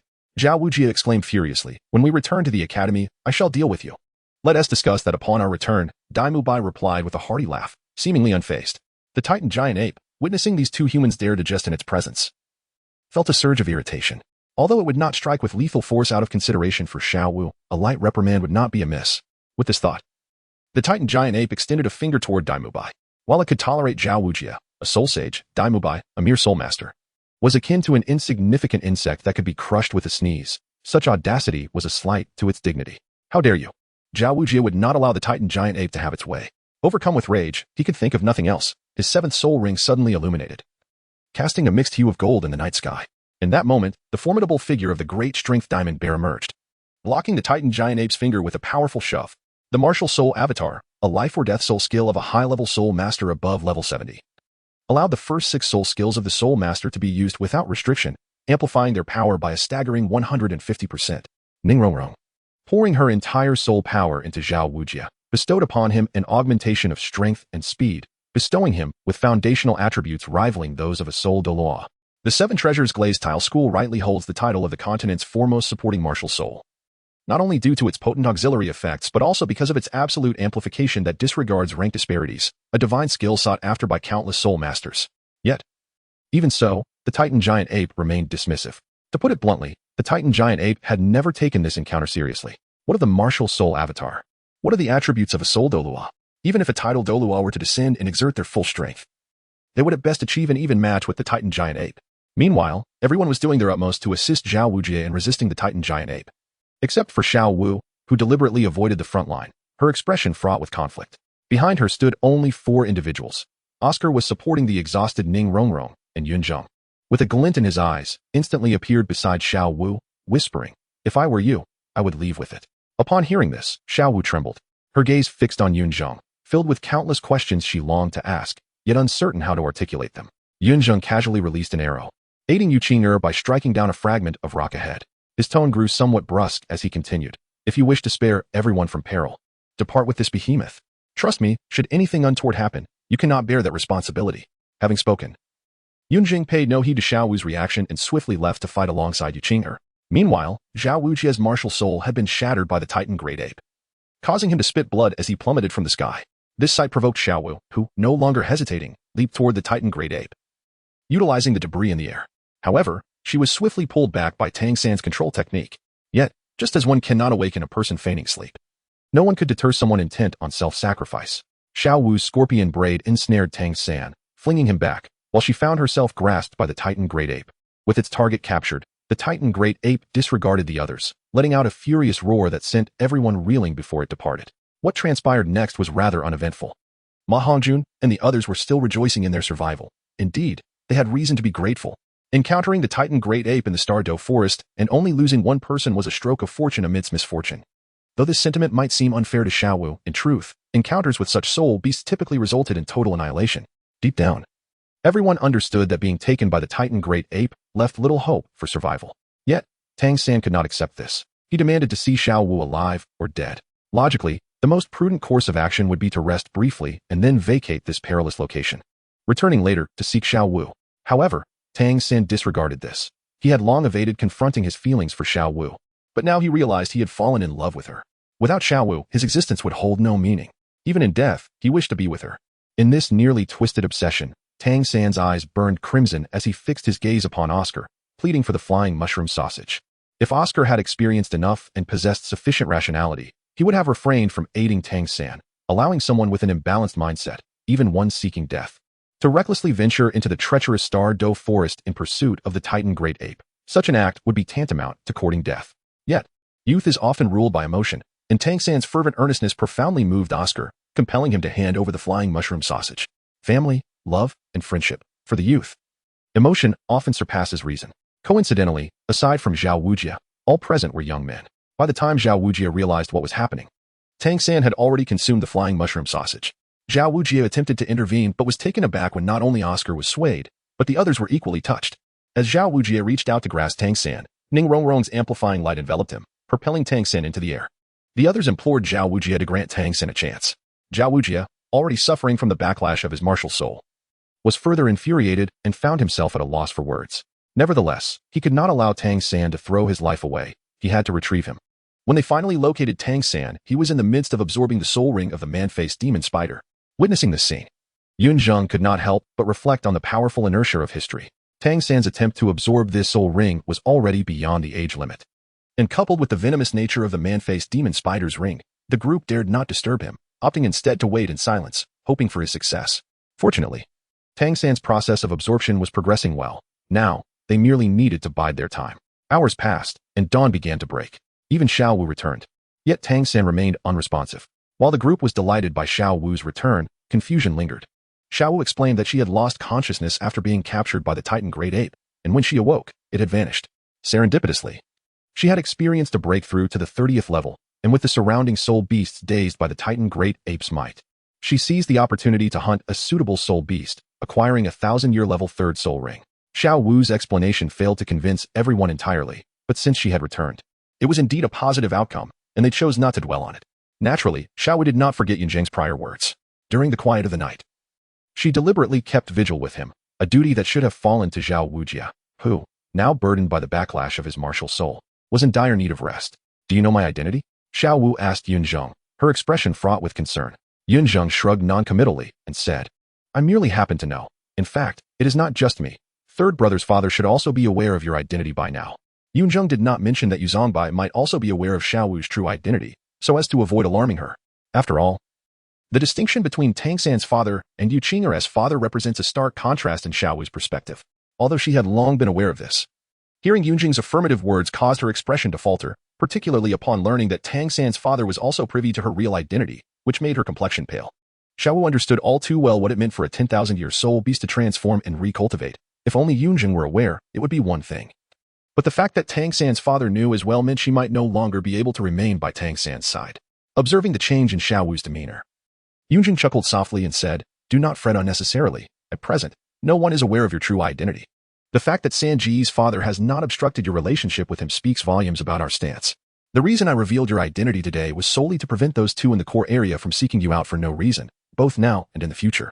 We are not in a romantic relationship, Xiao Wu exclaimed, her face flushing crimson as she instinctively denied it.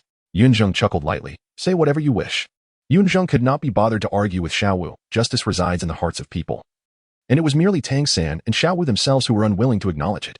As for the Titan Giant Ape and the Sky Blue Bull Python, Xiao Wu had already taught them a lesson, and without her permission, they would no longer intrude upon her life. Xiao Wu shot a glare at Yunzheng in frustration before falling silent. Regardless, thank you. After a considerable pause, Xiao Wu finally spoke hesitantly. But could you please help me keep this secret, especially from my brother? I suppose so. But this will count as a favor owed to me. Yunzheng pondered for a moment, raised an eyebrow, and replied casually.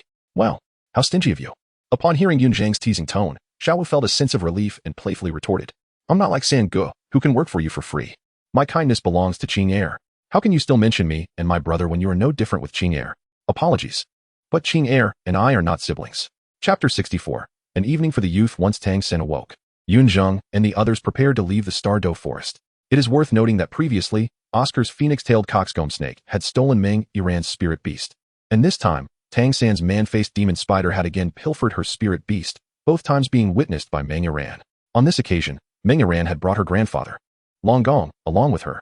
After experiencing 2 consecutive thefts, not only was Meng Yiran furious, but her grandfather Long Gong was also incensed, clearly intent on seeking justice for her. However, when Ning Rongrong presented the command token of the 7-treasure glazed tile school, the old man cowered, much to Zhao Wujia's disappointment. After bidding farewell to Long Gong and Snake Grandma, Yunzheng and his companions prepared to return to the academy. By the time everyone arrived at the academy, the moon was bright and the stars were few. Zhao Wujia instructed the group, everyone, return and rest. There will be a break tomorrow and the day after, with classes resuming in 3 days. Is that understood? Yes. Seeing Yunzheng and the others nod, Zhao Wujia, too fatigued to ponder whether this spirited group of youngsters had truly grasped his words, waved his hand dismissively and retired to his room. The backlash from the true form of his martial spirit had persisted for 7 days, and Zhao Wujia was still in recovery, feeling weak and dizzy. Now that they had returned to the academy, he no longer worried about Yunzheng and the other safety. All he desired was to collapse into sleep. Even if Yunzheng blew up the academy, he would not care. Let Flinder deal with it. Once Zhao Wujia left, Ma Hongjun immediately revealed his true self, exclaiming excitedly, "There's nothing like the feeling of being home. Is there anyone who wants to join me for a late-night snack? What time is it? All you think about is eating." Oscar sneered, casting a disdainful glance at Ma Hongjun and scolding him. "You don't understand anything. To be able to eat is a blessing." In the face of Oscar's ridicule, Ma Hongjun remained unfazed, in his view. It was Oscar who had the problem for not being enthusiastic about food. With that, Ma Hongjun turned away from Oscar and his companions, instead gazing at Zhu Shuqing and the others. Zhu Shuqing did not even glance at Ma Hongjun and left on her own, while Xiaowu and Yu Qing'er stuck out their tongues, saying, "Sorry, eating something so greasy at night will cause acne." Ning Rongrong appeared lost in thought, entirely oblivious to Ma Hongjun. After being rejected by the girls, Ma Hongjun shrugged it off, saying, "If you aren't eating, I'll have it myself." It was merely a token inquiry. From the start, Ma Hongjun had no intention of dining with the girls. Despite his seemingly foolish demeanor, he was quite clear-minded. His brothers each had their goals, and he dared not undermine them. With this thought, Ma Hongjun dashed toward the kitchen. Dai Mubai silently watched Ma Hongjun's departing figure and said, "We've all had a long day. Let us head back and rest." As soon as he finished speaking, Dai Mubai hurriedly chased after Zhu Shuqing. Although the night had grown deep, no one felt particularly sleepy, including Yunzheng. After escorting Yu Qing'er and Ning Rongrong back to their dormitory, Yunzheng sought a tranquil tree, leaped gently, and reclined comfortably on a branch, gazing up at the luminous moon in the sky, his eyes shimmering with an inexplicable brilliance. It must be acknowledged that although the Douluo Continent is technologically backward and lacks entertainment, its environment remains enchanting, unmarred by the pollution of industrial reform. The fresh air invigorates the spirit, the evening breeze caresses the face, while ethereal fireflies dance among the bushes, and the gentle sound of flowing water composes an ethereal melody. After the new rain in the mountains, the weather feels like autumn's arrival. The bright moon shines between the pines, and clear springs flow over the stones. The ancient poet's verses are truly captivating. Alas, I did not memorize more in my youth, and now I can only recite this one. Yunzheng mused, resting his arms behind his head. According to the calendar from Yunzheng's previous life, today should be the Mid-Autumn Festival, a fine day indeed. Not only for a holiday but also for mooncakes. Unfortunately, here, Yunzheng could only celebrate with himself. Indeed, the seasonal festivals of the Douluo Continent cannot be equated with those on Earth, yet the round moon on the horizon undeniably stirred in Yunzheng a sense of nostalgia. People are often so foolish, ignoring what is within reach while yearning for that which is forever out of grasp. Similarly, Yunzheng, during his time on Earth, once indulged in youthful fantasies of transcending to a brand new realm, ascending to the pinnacle of the world. Douluo Continent had been a beautiful world in his dreams. However, upon truly traversing to this realm, Yunzheng found himself yearning for home. His homeland lacked extraordinary powers, individual strength could not surpass the collective, nor could one attain the status of an immortal deity. Yet, at least there, harmony and stability prevailed. Ordinary individuals need not strive relentlessly to ascend the ranks. They could still enjoy equal treatment. This is a facet that Douluo Continent could never hope to rival with Earth. Just as Yunzheng's thoughts began to drift, a playful voice pulled him back to reality. Yunzheng looked down and was taken aback. "Qing'er, what brings you here?" Upon hearing this, Yu Qing'er huffed in annoyance. Her toes pointed as she gracefully leaped before Yunzheng, boldly asserting, "Of course, I came to find you. Don't you always enjoy gazing at the moon during late autumn and the year's end? You could spend the entire night doing so." Yunzheng was momentarily taken aback, as if a warm current flowed through his heart. Immediately after, Yu Qing'er, not waiting for Yunzheng's response, extended her delicate arms and sweetly exclaimed, "Hug me." Yunzheng's heart fluttered, yet upon recalling the scars of lightning on Zhao Wuji's body, he could only let out a dry laugh and wave his hand, saying, "I am not so fragile yet." Yunzheng's rejection left Yu Qing'er somewhat displeased. Her delicate brows furrowed as she pouted and then seized Yunzheng's arm, playfully admonishing him to come closer. With that, she pulled him into her embrace, resting her head on his shoulder, and affectionately nuzzled his cheek before breaking into a satisfied grin. Enveloped by the soft warmth of the girl, Yunzheng felt his face flush. After a token struggle, he acquiesced to her embrace. That night, it seemed no one intended to sleep. Yunzheng and Yu Qing'er sat on the branches, gazing at the moon, while Ma Hongjun busied himself in the kitchen. Others were equally occupied. At the far end of the village, Zhu Shuqing stood atop a dilapidated temple, quietly playing a clay flute.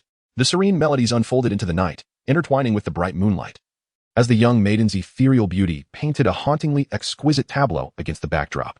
Dai Mubai sat obediently on a tree stump beneath the temple, silently lost in thought as he gazed at the girl playing the enchanting melody. Tang Sect and Oscar were engaged in conversation about the events of the previous day, with Oscar still feeling a lingering sense of unease. In truth, the moment Oscar handed the flying mushroom sausage to Tang Sect, regret washed over him. The role of an auxiliary spirit master is to assist others, not to lead them to peril. Had Tang Sect truly perished in the Stardow forest, Oscar would have been burdened with guilt for a lifetime. Tang Sect, however, dismissed the matter with indifference, even feeling unworthy of forgiving Oscar, as he genuinely appreciated Oscar for his support. With Tang Sect's words, Oscar found solace, deepening the bond of friendship between them. Among the youth, there exists no deceit or rivalry, only sincere camaraderie, which renders youthful friendships all the more precious. Before maturity, a mere 3 months of friendship can be cherished for a lifetime, while after maturation, 3 years of friendship can be easily forgotten. This illustrates the distinction between heartfelt connections and transactional relationships.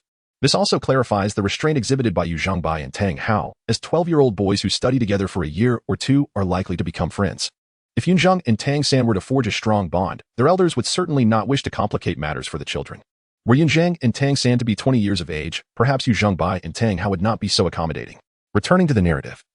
As Tang San and Oscar engaged in light banter, Ning Rongrong approached and called Tang San away. This scene was fortuitously witnessed by Xiao Wu from the dormitory. Undoubtedly, Tang San would owe Xiao Wu an explanation in the coming days. Meanwhile, Zhao Wuji in the room, hearing the commotion outside, huffed in a mix of envy and frustration, muttering to himself about the abundance of youthful exuberance, remarking that the late nights would eventually catch up with them. In the dean's office, Flinders smiled wryly, reflecting on the impending vibrancy of the academy. 2 days later, as classes resumed, everyone rose early, except for Tang San and Xiao Wu, who were still absent. Recently, Tang San had nearly landed himself in hot water, although he had explained to Xiao Wu that his conversation with Ning Rongrong that night was merely about a covert transaction. He had indeed neglected her while busy negotiating pricing with Ning Rongrong, provoking Xiao Wu's jealousy. It was likely that Tang San was currently occupied with soothing her feelings. When a girl is upset, reasoning often falls on deaf ears. It is essential to first utter kind words to remedy the situation. This was a truth even the most reserved and sincere of young men, like Tang San, fully understood.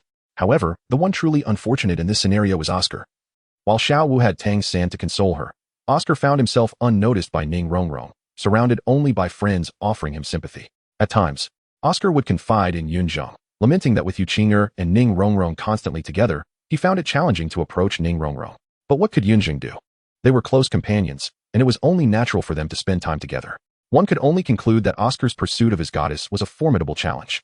Speaking of which, have you noticed how particularly lavish today's breakfast was, enough to sate everyone's hunger? Ma Hongjun, devouring his meal with gusto, mumbled. Has the dean struck it rich?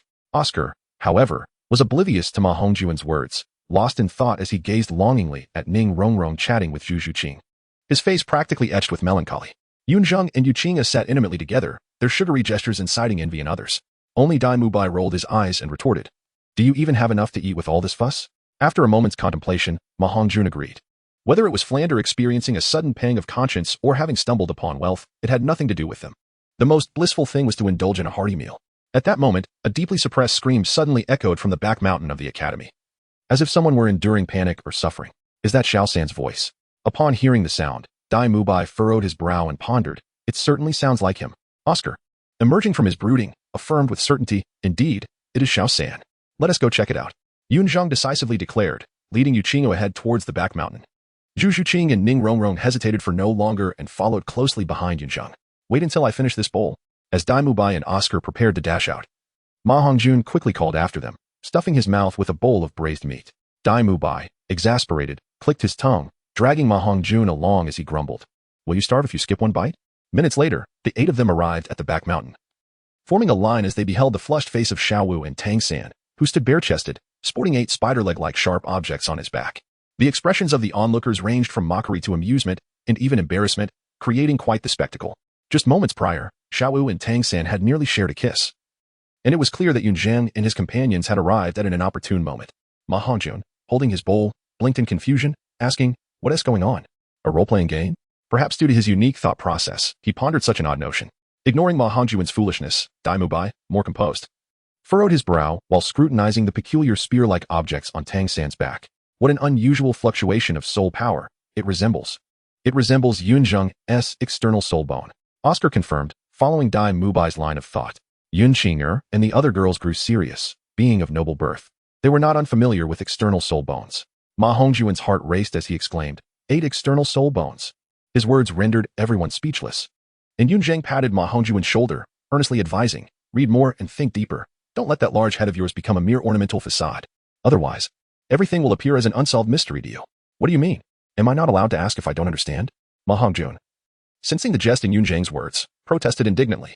This is an external soul bone. Before Yunzheng could respond, a steady and serious voice resonated from behind them. Teacher.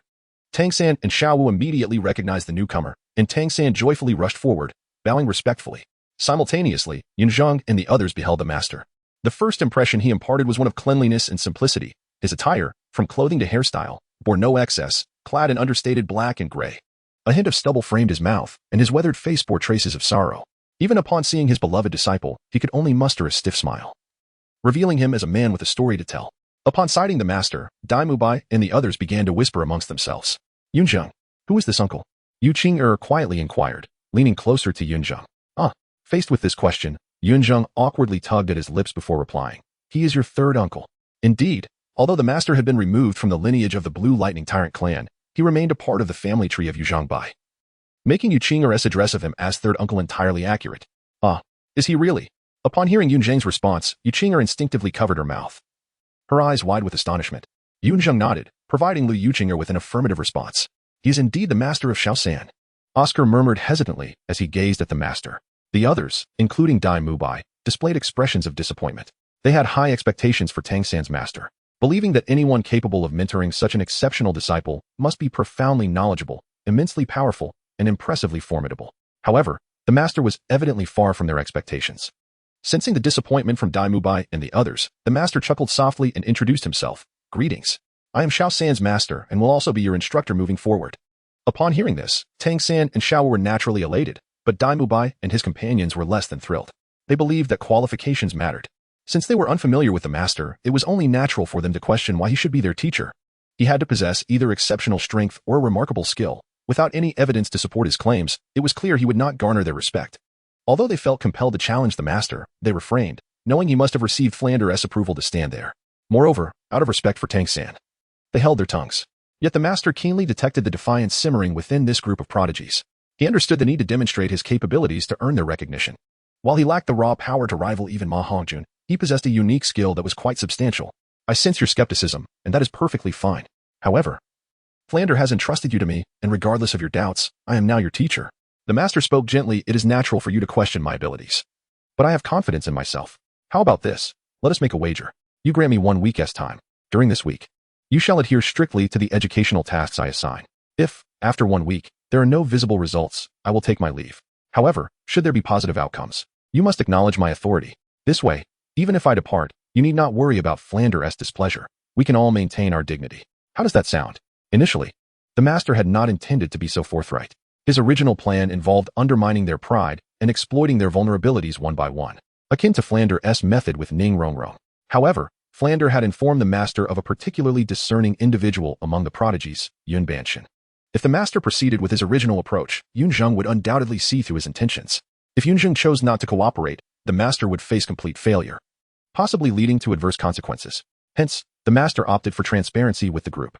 It can be said that this approach was directed squarely at Yunzheng. The master intended to convey to Yunzheng, I recognize your intelligence, and I shall not resort to trickery. I will demonstrate my abilities sincerely, hoping for a genuine reciprocation. Chapter 66. The Master-esh Training Teacher. Tang Sen found it difficult to watch the master humble himself thus. He could not help but ponder that just as the master believed in him, he too held absolute faith in the master. Tang Sen felt there was no need for the master to establish such a wager. Time would naturally reveal the truth. However, before Tang San could finish, the master waved his hand to interrupt him. After silencing Tang San with a meaningful glance, the master's gaze shifted to Dai Mubai and Yunzheng. He could discern that while Tang San and Xiao Wu had unwavering faith in him as his former students, the remaining 8 members were primarily influenced by the attitudes of Yunzheng and Dai Mubai. Dai Mubai's sentiments echoed those of Zhu Zhuqing, Oscar, and Ma Hongjun, while Ning Rongrong and Yu Qing'er looked to Yunzheng for guidance. Dai Mubai was beginning to waver. A week was neither too long nor too short, sufficient to ascertain whether this weathered man possessed genuine skills. Seizing the moment, the master pressed on. Furthermore, during my tenure as your instructor, I will have full authority over all aspects of the academy, including finances. I will ensure that your training is supported by the finest nutritional provisions, and necessary medicinal baths will follow. The breakfast provided this morning was merely the beginning, and even better will come. Dailata, I believe this gentleman is destined to be our teacher, Ma Hongjun exclaimed, his eyes sparkling with enthusiasm, as he instantly sided with the master, exuberantly addressing Dai Mubai. Initially, Ma Hongjun had wondered how Flander, known for his frugality, could orchestrate such a lavish breakfast. Upon discovering it was arranged by this man, he promptly switched allegiances. You glutton! All you think about is food. Dai Mubai recognized Ma Hongjun's motivations immediately and playfully smacked him, chiding him with annoyance. Yet, it was undeniable that the master's words had reached a point where Dai Mubai had no grounds to refuse. Taking a deep breath, he regarded the master earnestly and stated, Very well. Within a week, we shall cooperate fully, but we implore you to ensure our efforts yield results. Absolutely. The master nodded confidently. With Dai Mubai's consent secured, he turned his attention towards Yunzheng. Yunzheng did not overshadow Dai Mubai. He merely nodded subtly in acknowledgement of the master. Yunzheng undoubtedly has faith in the master's abilities. In truth, even without having read the original texts, he possesses a certain understanding of the master's prowess. Over the past 6 years, although he has never met the master in person, he has had some exposure through Yunzheng, who has occasionally sought the master's counsel on various matters. This alone serves as testament to the master's genuine expertise. However, since the master desires to prove himself, Yunzheng is more than willing to facilitate that endeavor. After receiving the approval of both Yunzheng and Daimubai, the master felt a sense of relief. With that settled, everyone gathered at the village entrance. Taking a deep breath, the master withdrew his previous gentleness, his demeanor turning icy as he bellowed. The sudden shift in the master's aura caused a shiver to run through the crowd. Daimubai furrowed his brow slightly, seemingly harboring some reservations. Yet, recalling his earlier agreement with the master, he maintained his resolve, nodding first and declaring, "Understood." With that, Daimubai dashed towards the village entrance. The others exchanged glances, each feeling a sense of foreboding as they followed suit. Ma Hongjun suddenly realized that his previous defection had been somewhat rash. The master did not appear to be as benevolent as he had imagined. Upon arriving at the village entrance, they were taken aback to find a series of baskets prepared, each filled with what appeared to be heavy stones, adorned with the names of each individual, one basket per person, with no one overlooked. Seeing this scene, an ominous premonition gripped their hearts. This is your first lesson. Carry these stones and run 10 laps around the village without using your soul power. If you do not return before nightfall, none shall dine. The master's voice echoed behind them as he delivered the decree. At the instant the master's words fell, Ma Hongjun and Ning Rongrong's faces turned ashen, while the others exhibited varying degrees of unease. Oscar's face turned a ghastly shade of green. Although the others had not experienced such a trial before, Oscar knew all too well what lay ahead. Shrek Village, though not vast, was still considerable in size. Previously, when Flander had instructed Oscar to run 10 laps around the village, albeit while utilizing his soul power, he had spent 2 to 3 hours in that endeavor. Now, with the master demanding they undertake this challenge without the aid of soul power while burdened, it felt as though their very lives were at stake. Yunzheng and Yuqing also exhibited somewhat peculiar expressions, yet their thoughts diverged entirely from those of Oscar and his companions. While Oscar and the others perceived the task as exceedingly formidable, Yunzheng and Yuqing found it to be remarkably straightforward.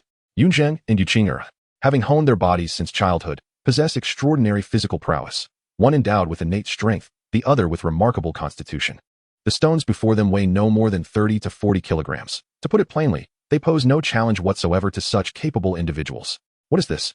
Observing the hesitation of the crowd, the master squinted his eyes and provocatively remarked, "Are the agreements you made now rendered null and void in the blink of an eye?"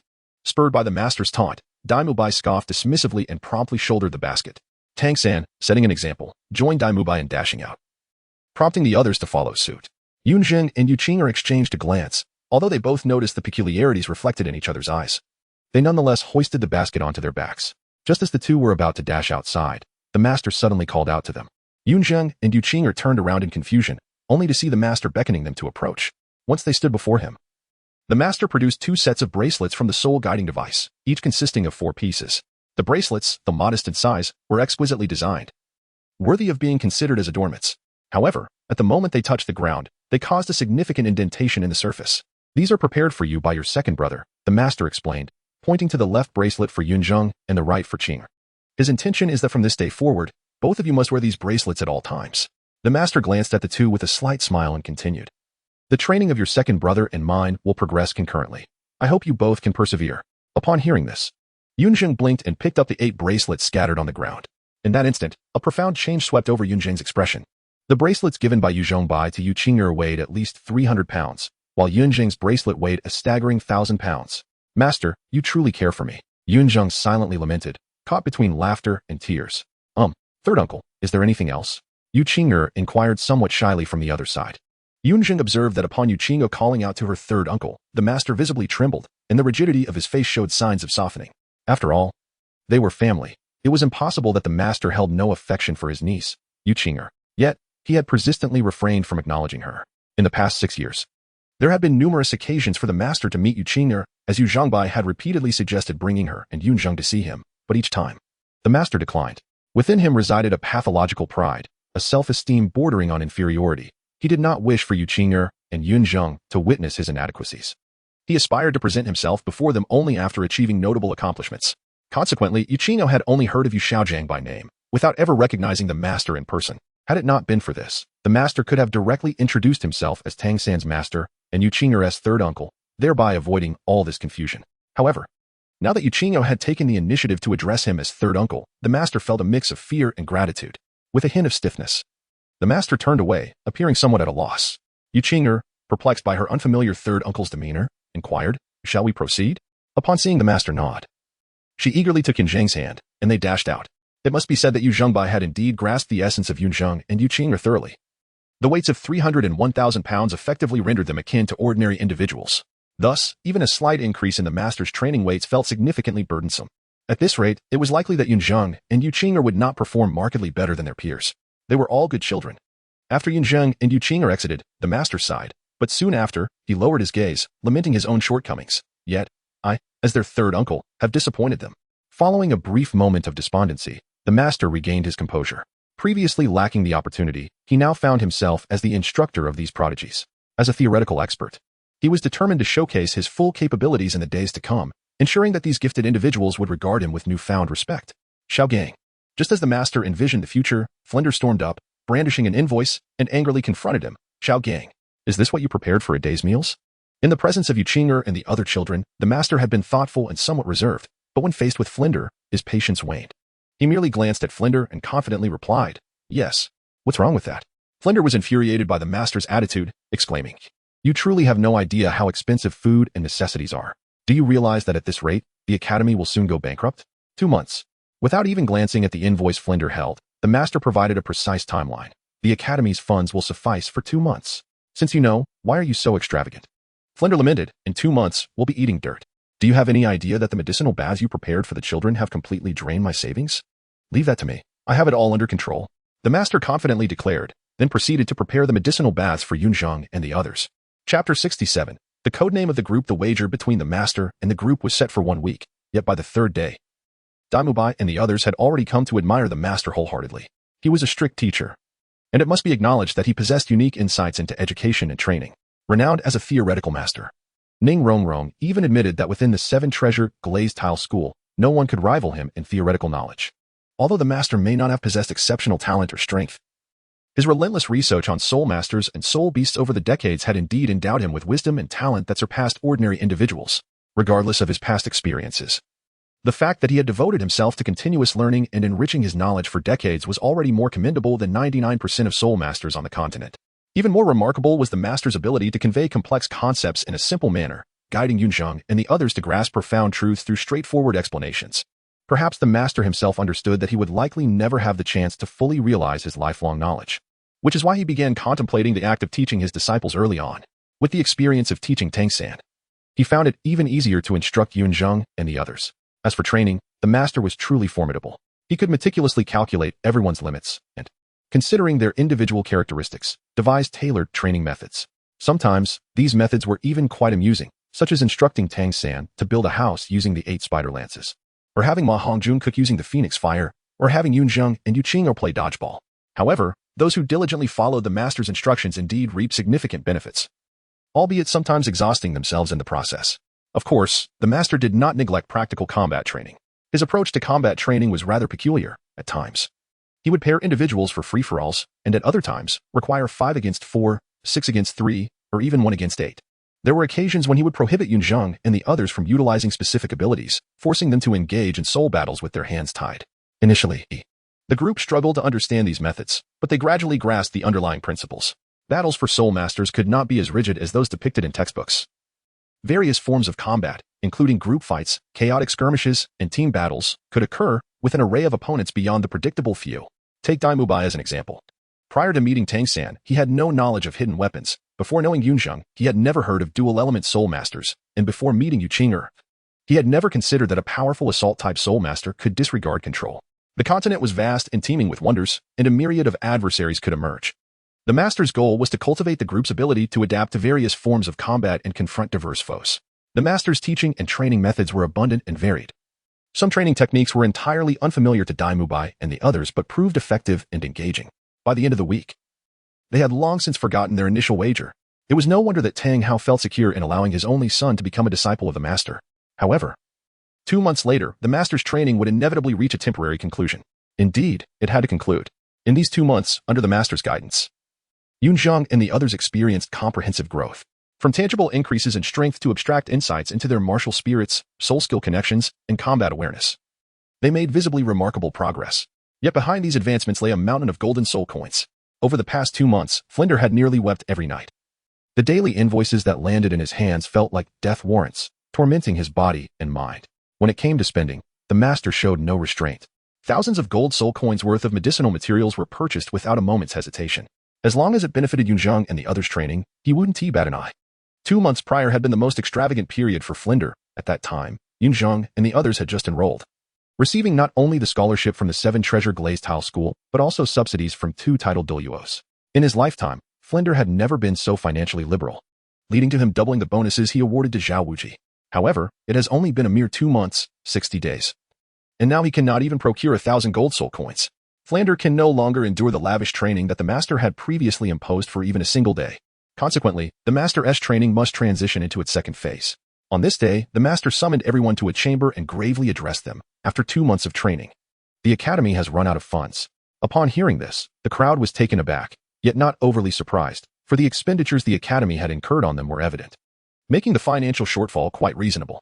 Therefore, in order to repay the academy's financial deficit and to facilitate the upcoming training, I require all of you to participate in the soul fighting tournament beneath Soto City. The master disregarded their reactions, his eyes half closed, continuing. There are 2 objectives for this competition. The first, as I have already stated, is to repay the academy's financial losses. The second is for each of you to earn the Silver Soul Badge from the Soto City Grand Soul Arena. At this juncture, the master suddenly opened his eyes wide, fixing an intense gaze upon the assembly, enunciating each word. Do you understand what this signifies? Under the master's scrutiny, a heavy silence enveloped the room, as everyone felt an undeniable pressure. Does this mean we can graduate? At that moment, Ma Hongjun swallowed hard and tentatively spoke. The master had previously mentioned that one of the conditions for graduating from Shrek Academy was to obtain the Silver Soul Badge from the Grand Soul Arena. Yet Ma Hongjun's sudden remark shifted the atmosphere in an unexpected direction, dissipating the previously grave ambience. The master raised an eyebrow, a peculiar smile tugging at his lips as he looked at Ma Hongjun, stating, Student Ma is quite humorous. Tonight, you shall be the first to engage in individual soul fighting. Should you lose, you may forfeit sleep and run 10 laps around the village. No, master. I was mistaken. Ma Hongjun cried out, hastily pleading for mercy. The master, however, paid him no mind, turning his attention to Tang San and instructing, Little San, you are not permitted to use hidden weapons without my consent. Hearing this, Tang San felt a pang of apprehension, but trusting the master implicitly, he nodded. Understood. Good.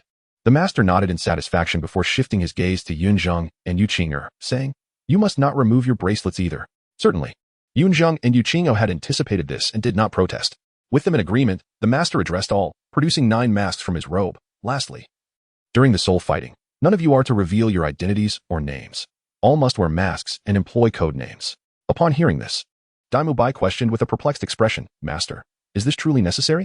During our soul fights, our martial spirits are visible, like Fatty, Yunzheng, and Qing'er's martial spirits. There exists only one of their kind across the continent. Additionally, I have mingled in the Soto City Grand Soul Arena for several years. Anyone with even a modicum of intent could easily uncover our true identities.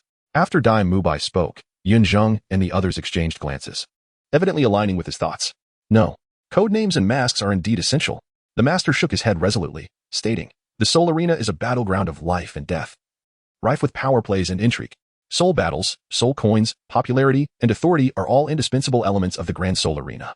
However, you are there to hone your skills, not to engage in power struggles or to become celebrity fighters. How can you expose yourselves to the public eye?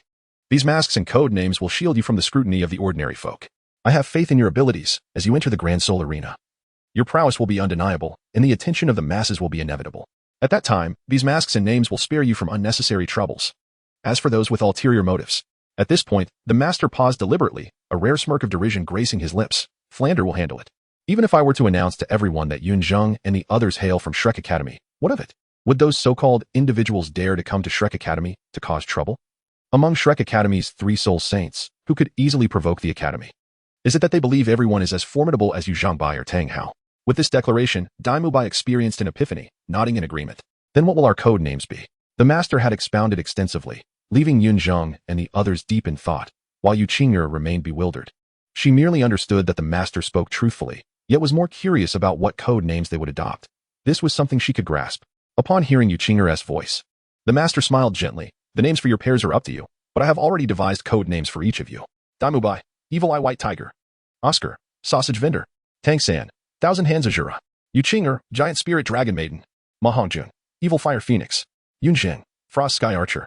Xiaowu, Softbone Enchantress. Ning Rongrong, Seven Treasure, Glazed Tile. Zhu Zhuqing, Spectral Spirit Cat. Chapter 68, The Little Tricks of the Frenzied Battle Team. The Soto City Grand Soul Arena was not a new venue for Yunzheng and his companions, yet. As the master had observed, after 2 months of intensive training, they were now capable of effortlessly defeating other soul masters of the same rank. For instance, Yunzheng, Yuqing, and Zhu Zhuqing, whether in individual or team battles, consistently emerged victorious with overwhelming force. Their cultivation was already among the highest within their rank. And even 2 months prior, they could easily claim victory.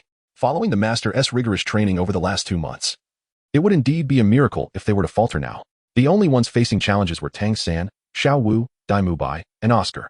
Tang San and Xiaowu had recently broken through to the Soul Master level, with their cultivation at merely 32. The Soul Masters at the Grand Soul Arena typically ranged from 35 and above, creating a substantial cultivation gap that presented some difficulties for the duo. Nevertheless, Tang San and Xiaowu possessed myriad techniques, and their strength far surpassed their peers, even with the master restricting Tang San's use of hidden weapons. They consistently triumphed in both individual and team battles, achieving commendable results. As for Daimu Bai and Oscar, Daimu Bai had no issues in the individual arena, his 37 level of cultivation allowing him to dominate the Soul Master individual arena. The problem arose in the team battles. Among the 9 from Shrek, only 4 were Soul Masters. Tang San and Xiaowu formed one team, leaving Oscar, the support Soul Master, to rely on Daimu Bai's strength. Yet the predicament lay in the fact that Oscar was only at level 31 and could not provide direct combat power. Thus, most of the time, Daimu Bai had to fend off 2 opponents single-handedly. Fortunately, under the guidance of the master, the 2 learned to utilize Oscar's 3rd soul skill to fly kites, and their performance began to improve significantly. Ultimately, it came down to the team battle. Organizing a team battle in the Great Soul Arena proved to be quite challenging, as the intricate web of interest behind such contest was vast, involving a greater number of Soul Masters. Most of the Soul Masters frequenting the Great Soul Arena were lone wolves. Furthermore, due to the arena's confidentiality protocols, the order of teams was randomized, resulting in the Shrek team not engaging in any team battles for an entire week. Nevertheless, they were finally scheduled to compete. Yunzheng and his companions were set to partake in their first 7-man team battle 3 days hence. It is noteworthy that team battles in the Great Soul Arena are not limited to 7 participants. There are also formats for 8 and 9 participants. Though a 10-man format is absent, as accommodating such a large number of Soul Masters becomes exceedingly difficult once the battle commences. In their inaugural team battle, Yunzheng and his companions engaged in a 7-member format, which necessitated that the master make a choice between Yunzheng and Tang San. Both Yunzheng and Tang San possessed commendable leadership abilities, prompting the master to establish a rotation system within the Shrek team during the 7-member battles.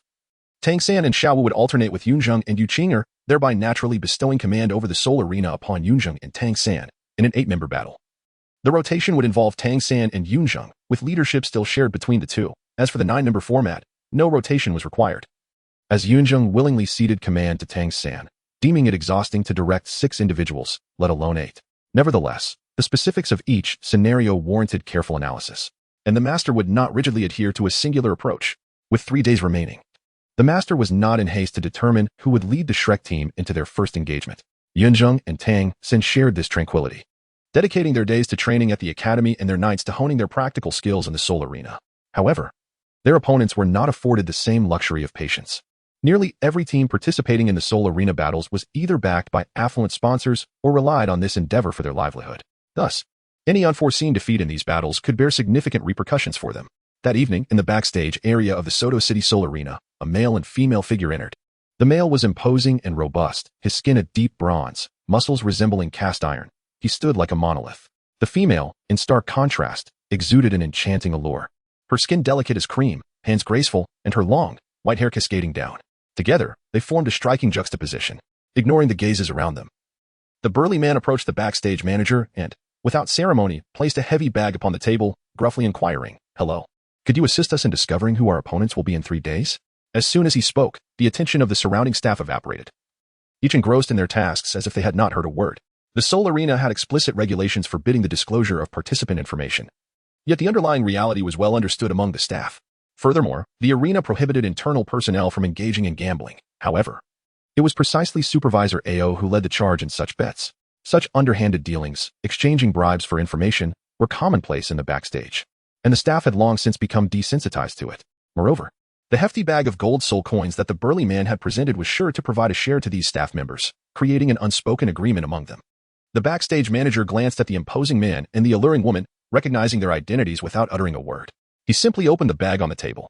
And as a glimmer of gold illuminated his face, a broad smile emerged, transforming his demeanor as he obsequiously addressed the burly man. Please hold on a moment. I will check for you right away. Before long, the backstage manager handed over 2 forms, stating, your opponents in 3 days will be the Shrek team. Here is their information. Upon seeing only 2 forms, the burly man frowned subtly but accepted them nonetheless. The Shrek team, a new squad with scan information. After perusing the documents, the man narrowed his eyes, visibly displeased, and passed the forms to the enchanting woman beside him. The backstage manager noted the man's dissatisfaction, but felt no concern. What could he do if he was unhappy? The information had been provided. Did he dare to retaliate? The alluring woman examined the forms and murmured thoughtfully, this new team has 9 members. It seems we require more information. The burly man shot a glare at the backstage manager, suspecting he was withholding further details. Yet, before he could express his ire, the enchanting woman pulled him away. Meanwhile, in the core area of the Soul Arena, a young lady, seemingly from humble beginnings, soared into the air with the assistance of her martial spirit, joyfully announcing, welcome everyone to the Soto City Soul Arena. The first 2 versus 2 soul battle of the evening is about to commence. Let us welcome the Explosive Flame Duo and the Frost Dragon Duo. The Frost Dragon Duo naturally referred to the pairing of Yunzheng and Yunzheng, and it appeared fortune favored them tonight, as they were set to engage in the opening battle. After this match, they would have the opportunity to rest. Yes, watch me crush them, exclaimed Yunzheng, her excitement palpable as she clenched her delicate fists and leaped from her position. Yunzheng responded with a light chuckle. Just as they were preparing to take the stage, the master suddenly called out to them. Yunzheng, Chingo, I want you to deliberately conceal your abilities in today's and tomorrow's battles, ensuring that you do not lose while attempting to hide your true strength. Can you manage that? The master regarded the 2 young ones with a serious expression, his words laden with meaning. Yunzheng paused, clearly grasping the underlying message of the master's request. Yunzheng smiled knowingly, refraining from providing a direct affirmation to the master, and instead countered with a question. Have you already decided to let us take the stage in 3 days? Indeed, you are astute. The master's lips curled into a rigid arc as he replied, 3 days hence will mark the Shrek team's inaugural group battle. Not only must you secure victory, but it must also be a resounding one. Do you comprehend my meaning? Understood. Yunzheng confidently signaled before leading Yunzheng onto the stage, even up until their entrance. Yunzheng remained perplexed, raising her delicate brows and pouting. What riddle are you and Uncle Sam playing at? The master wants us to feign weakness, to act like pigs while eating tigers. Yunzheng patiently elucidated. But we still do not know who our opponents are for the group battle, Yunzheng protested, still bewildered. Well, I find it quite difficult to explain. Yunzheng shrugged helplessly, indicating his own confusion. Soon, the soul fight commenced. Yunzheng and Yunzheng, at levels 28 and 29 respectively, wielded top-tier martial spirits, making it rather unfair against 2 white-range soul masters. Yet, amidst their battle, a striking woman in the audience was fixated on them, even more engrossed than the host. Meanwhile, in the competitor's resting area, Daimubai and his team did not bother to watch Yunzheng and Yunzheng's match, instead focusing on preparing their own winning strategies. What was the point? At that moment, a burly man with dark skin unexpectedly approached Zhu Shiqing, humorously commenting, hey there. Nice figure. Why cover your face? Let me have a look. As he spoke, the man reached out to remove Zhu Shiqing's mask. Daimubai could not tolerate this. He swiftly dashed forward, seizing the man's wrist, and coldly commanded, get lost. A pretty boy seeking death? Snickered the burly man, unleashing his soul power and throwing a powerful punch. Daimubai was equally unyielding, countering with a punch of his own. The 2 strikes collided, neither yielding an inch, sending ripples of force through the air. The burly man took a step back, snorting. So there is a flower protector. Boring. With that, he turned to leave. Daimubai's eyes flashed with anger, ready to pursue, but was halted by the staff of the Grand Soul Arena. Clearly, the burly man was well-versed in the arena's rules and adept at exploiting them to bully others. Chapter 69. A single arrow. What more is there to say? I forgot to solicit votes this week. You understand what I mean, right? In the blink of an eye. The 3 days had swiftly passed, and it was time for the Shrek team's first group battle. Group battles are renowned for being the most popular events at the Grand Soul Arena, and today, a particularly large crowd had gathered, their cheers rising and falling in anticipation of the night's grand finale. Welcome, everyone, to the Grand Soul Arena in Soto City. Meanwhile, the impoverished yet spirited host reappeared, exclaiming cheerfully, it seems everyone is quite enthusiastic. I know what you are all waiting for. The Grand Soul Arena will not disappoint. Next up is the highly anticipated 7-person group battle. Alright, I shall not waste your time any longer. Let the competing teams enter. The undisputed rookie champions of the Grand Soul Arena, the Shrek team. The seasoned veterans of the Grand Soul Arena, the Frenzy team. Under the host's deliberate embellishment, the atmosphere reached a fever pitch, with waves of fervent cheers erupting, chanting the names of both the Shrek team and the Frenzy team. Although it was their first group battle, Yunzheng and the others had already made a name for themselves at the Grand Soul Arena. boasting an almost flawless record that justified their title of rookies. The Frenzy team, having fought through the arena for years, naturally had a loyal following. In the preparation area, Tang Sect and Xiaowu encouraged the team, give it your all. Daimubai exchanged reassuring glances with them before leading the group onto the stage. On the other side, the 7 members of the Frenzy team also took to the arena. Upon spotting the towering, dark-skinned man at the forefront, a fiery intensity ignited in Daimubai's heterochromatic eyes beneath his mask, and he muttered through clenched teeth, "It's him. What's wrong?" Yunzheng noticed Daimubai's unusual demeanor and instinctively inquired. "The tall fellow at the front. He made me feel sick 3 days ago." Daimubai replied with a cold snort. "Oh?" Yunzheng squinted and glanced at the burly man, suddenly chuckling softly. "Perhaps he is not nauseating you, but rather gauging your capabilities." Daimubai, not one to be easily fooled, quickly grasped Yunzheng's implication, his gaze sharpening with disdain as he glared at the burly man, remarking, "And yet he speaks of justice and fairness. As long as one is willing to spend a little money, there are no secrets in the Grand Soul Arena. Just a chip added to the week's bargaining." Yunzheng shrugged nonchalantly, appearing quite at ease. "Regardless, he is in my hands now," Daimubai stated earnestly, casting a serious glance at Yunzheng. Yunzheng had long anticipated Daimubai's response. With a faint smile, he remarked, "As you wish." The match had yet to commence. They were still in the banner phase.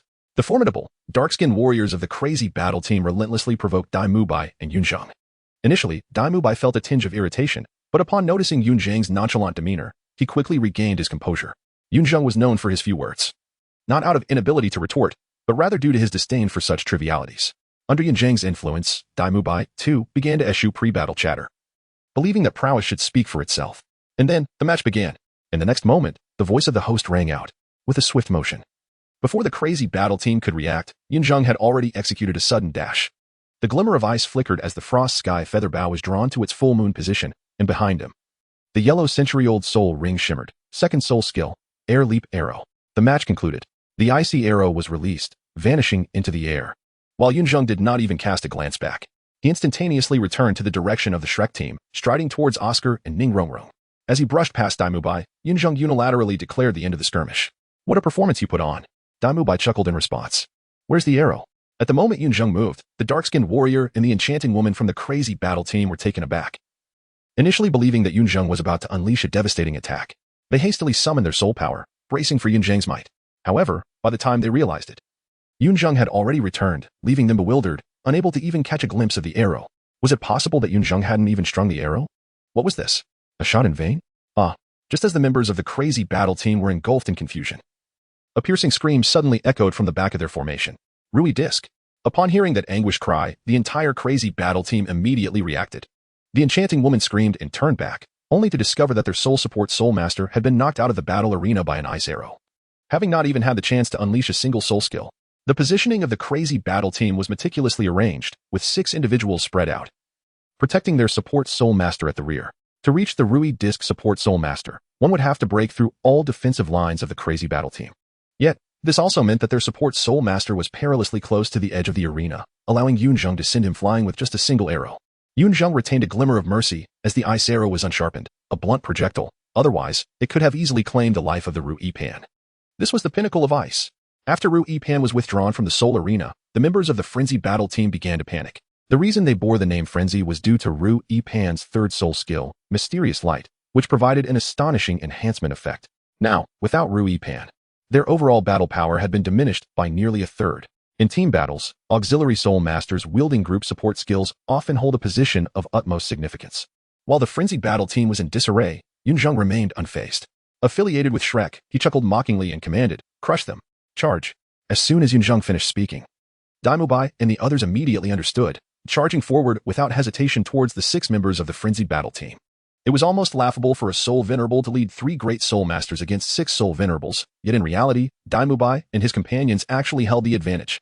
The Frenzy battle team had lost their support soul master, but Ning Rongrong's enhancement light was ever present, and Yunzheng's frost sky feather bow could provide long-range support at any moment.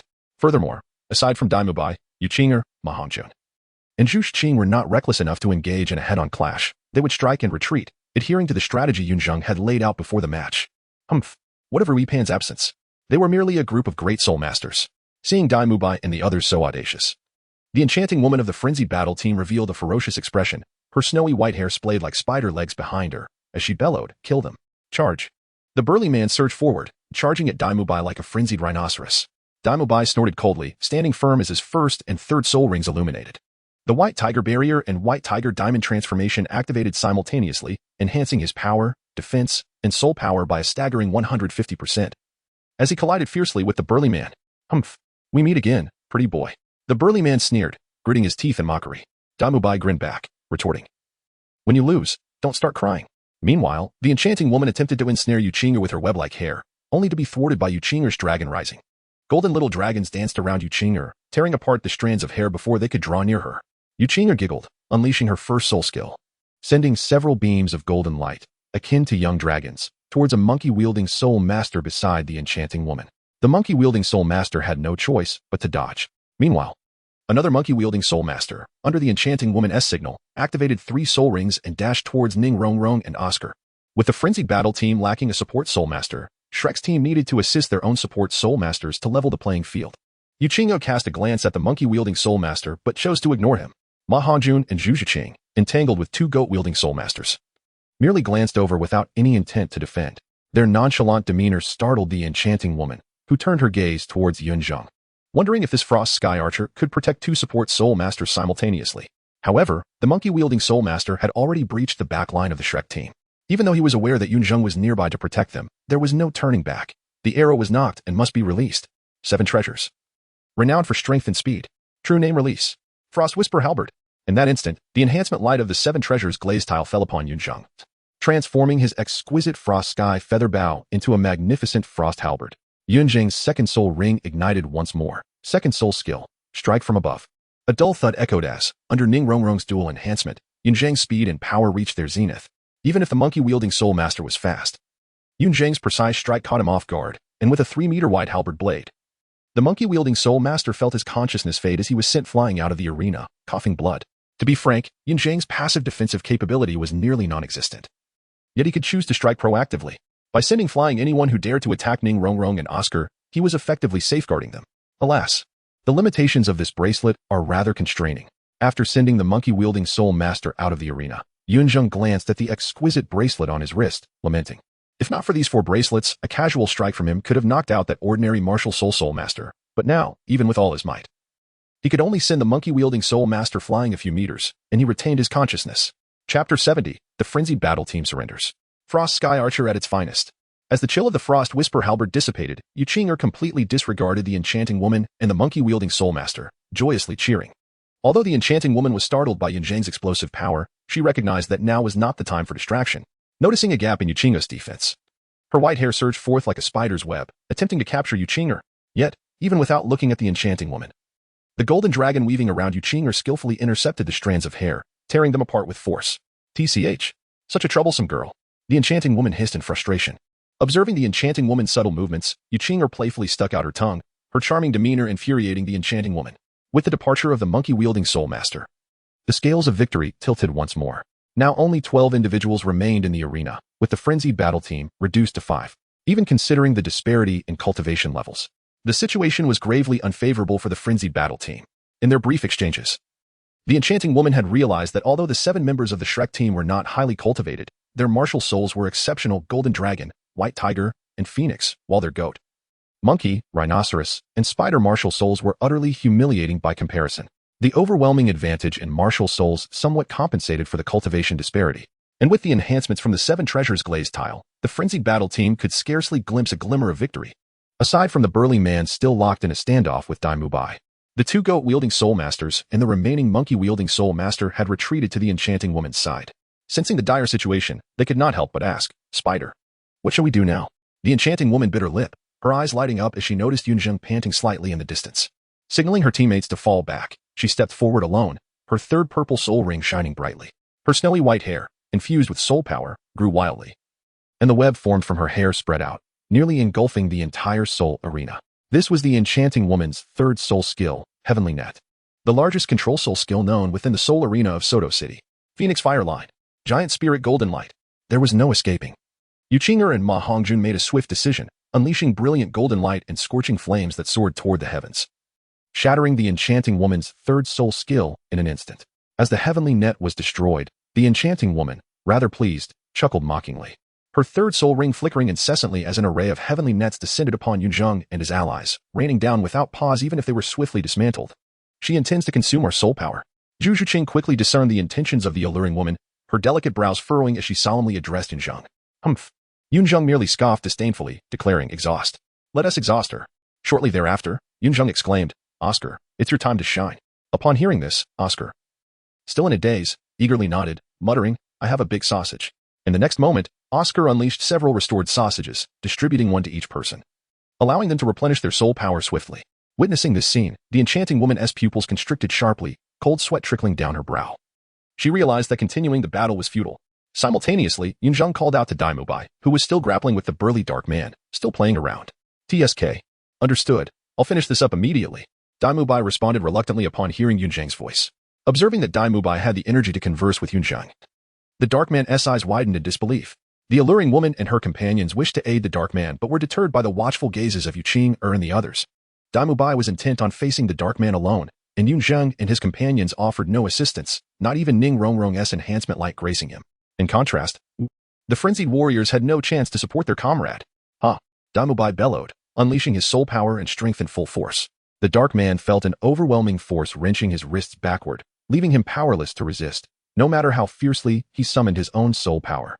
A male and a female entwined their fingers, creating an air of intimacy. However, when two muscular men locked fingers in a test of strength, no one could perceive any hint of affection. Crack, crack. Daimubai gradually forced the dark man's hand down, the bones crying out under the strain. In excruciating pain as his joints twisted, the dark man had long lost his capacity to fight back, collapsing helplessly before Daimubai.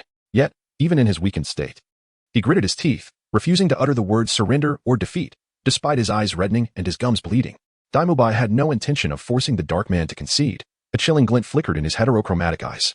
At the moment the dark man's fingers twisted to a breaking point, a series of heart-stopping cracks echoed, and the dark man's fingers shattered. With 10 fingers connected to his heart, the intense pain elicited a piercing scream from the dark man as he curled up in agony. Unable to rise even after Daimubai had spared him. I break your fingers to teach you a lesson, Daimubai remarked coldly, turning to leave. Throughout, the dark man had underestimated Daimubai's strength. He believed that the earlier punch was Daimubai's full power, yet in reality, Daimubai had deliberately restrained his strength due to the rules of the Great Soul Arena, leading the dark man to mistakenly think him merely average. Consider this, the dark man and Daimubai were nearly equal in cultivation. One wielded the supreme evil eye white tiger martial spirit, with soul rings painstakingly arranged by the Star Luo royal family over centuries. The other, possessing a rhinoceros martial spirit, could only be deemed ordinary. With a lackluster soul ring configuration, isn't the disparity evident at a glance? Frenzied Rhino. Only after Daimubai departed did the remaining members of the frenzied warriors dare to approach. The enchanting woman let out a worried scream. But upon seeing that the dark man only suffered broken fingers with no irreversible internal injuries, she sighed in relief. Broken bones could heal. But any treacherous schemes would indeed pose a true threat. At least the Shrek team had conducted themselves honorably. Even the initial arrow from Yunzheng, which could be considered a sneak attack, had not harmed the auxiliary spirit master. Reflecting on this, the last vestiges of the enchanting woman's fighting spirit dissipated. 3 out of 7 members of the frenzied warriors were incapacitated, and the remaining 4 were in dire condition. The enchanting woman had repeatedly unleashed her third soul skill, leaving her soul power nearly depleted. In contrast, the Shrek team was fully intact and had regained strength thanks to the sausages, making the outcome painfully clear. Sigh. The enchanting woman sighed, raising her hand wearily, declaring, we, the frenzied warriors, concede. Yunzheng's lips curled into a slight smile upon hearing this. Well, as soon as the enchanting woman's words fell, the impoverished yet spirited host rushed forth, exclaiming in astonishment, incredible! The Shrek team has overwhelmingly defeated the frenzied warriors, compelling the once proud frenzied warriors to surrender.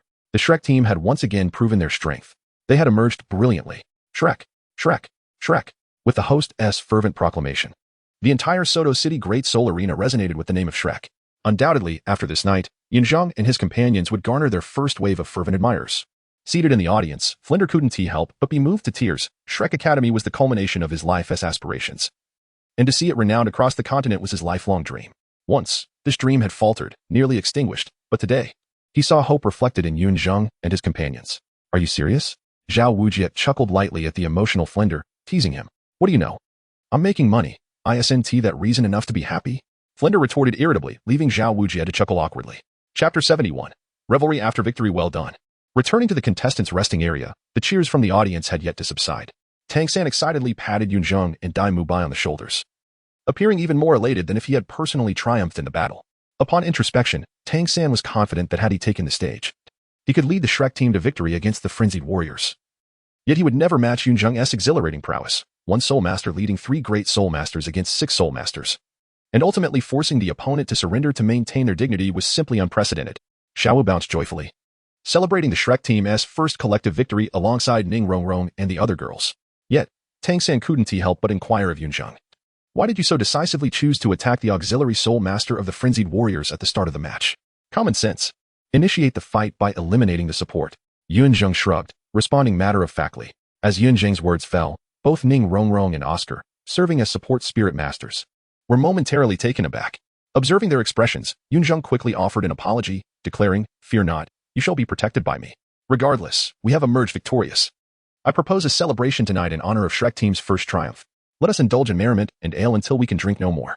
Oscar, not dwelling on the earlier incident, soon cast it aside and exclaimed with enthusiasm.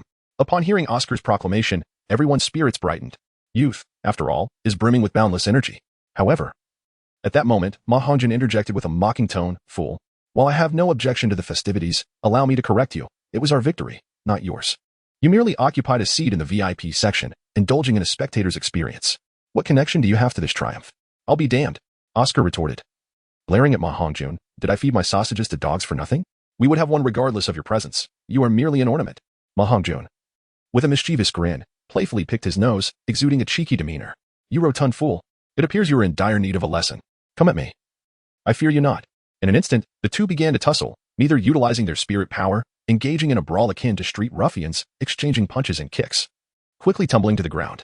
Witnessing the spectacle, Yunzheng and the others tactfully took a step back, pretending not to know the two, feeling a touch of embarrassment even in the absence of an audience. Ahem. At that moment, the master's cough broke the tension, causing Ma Hongjun and Oscar to spring up as if electrified, standing upright before the master.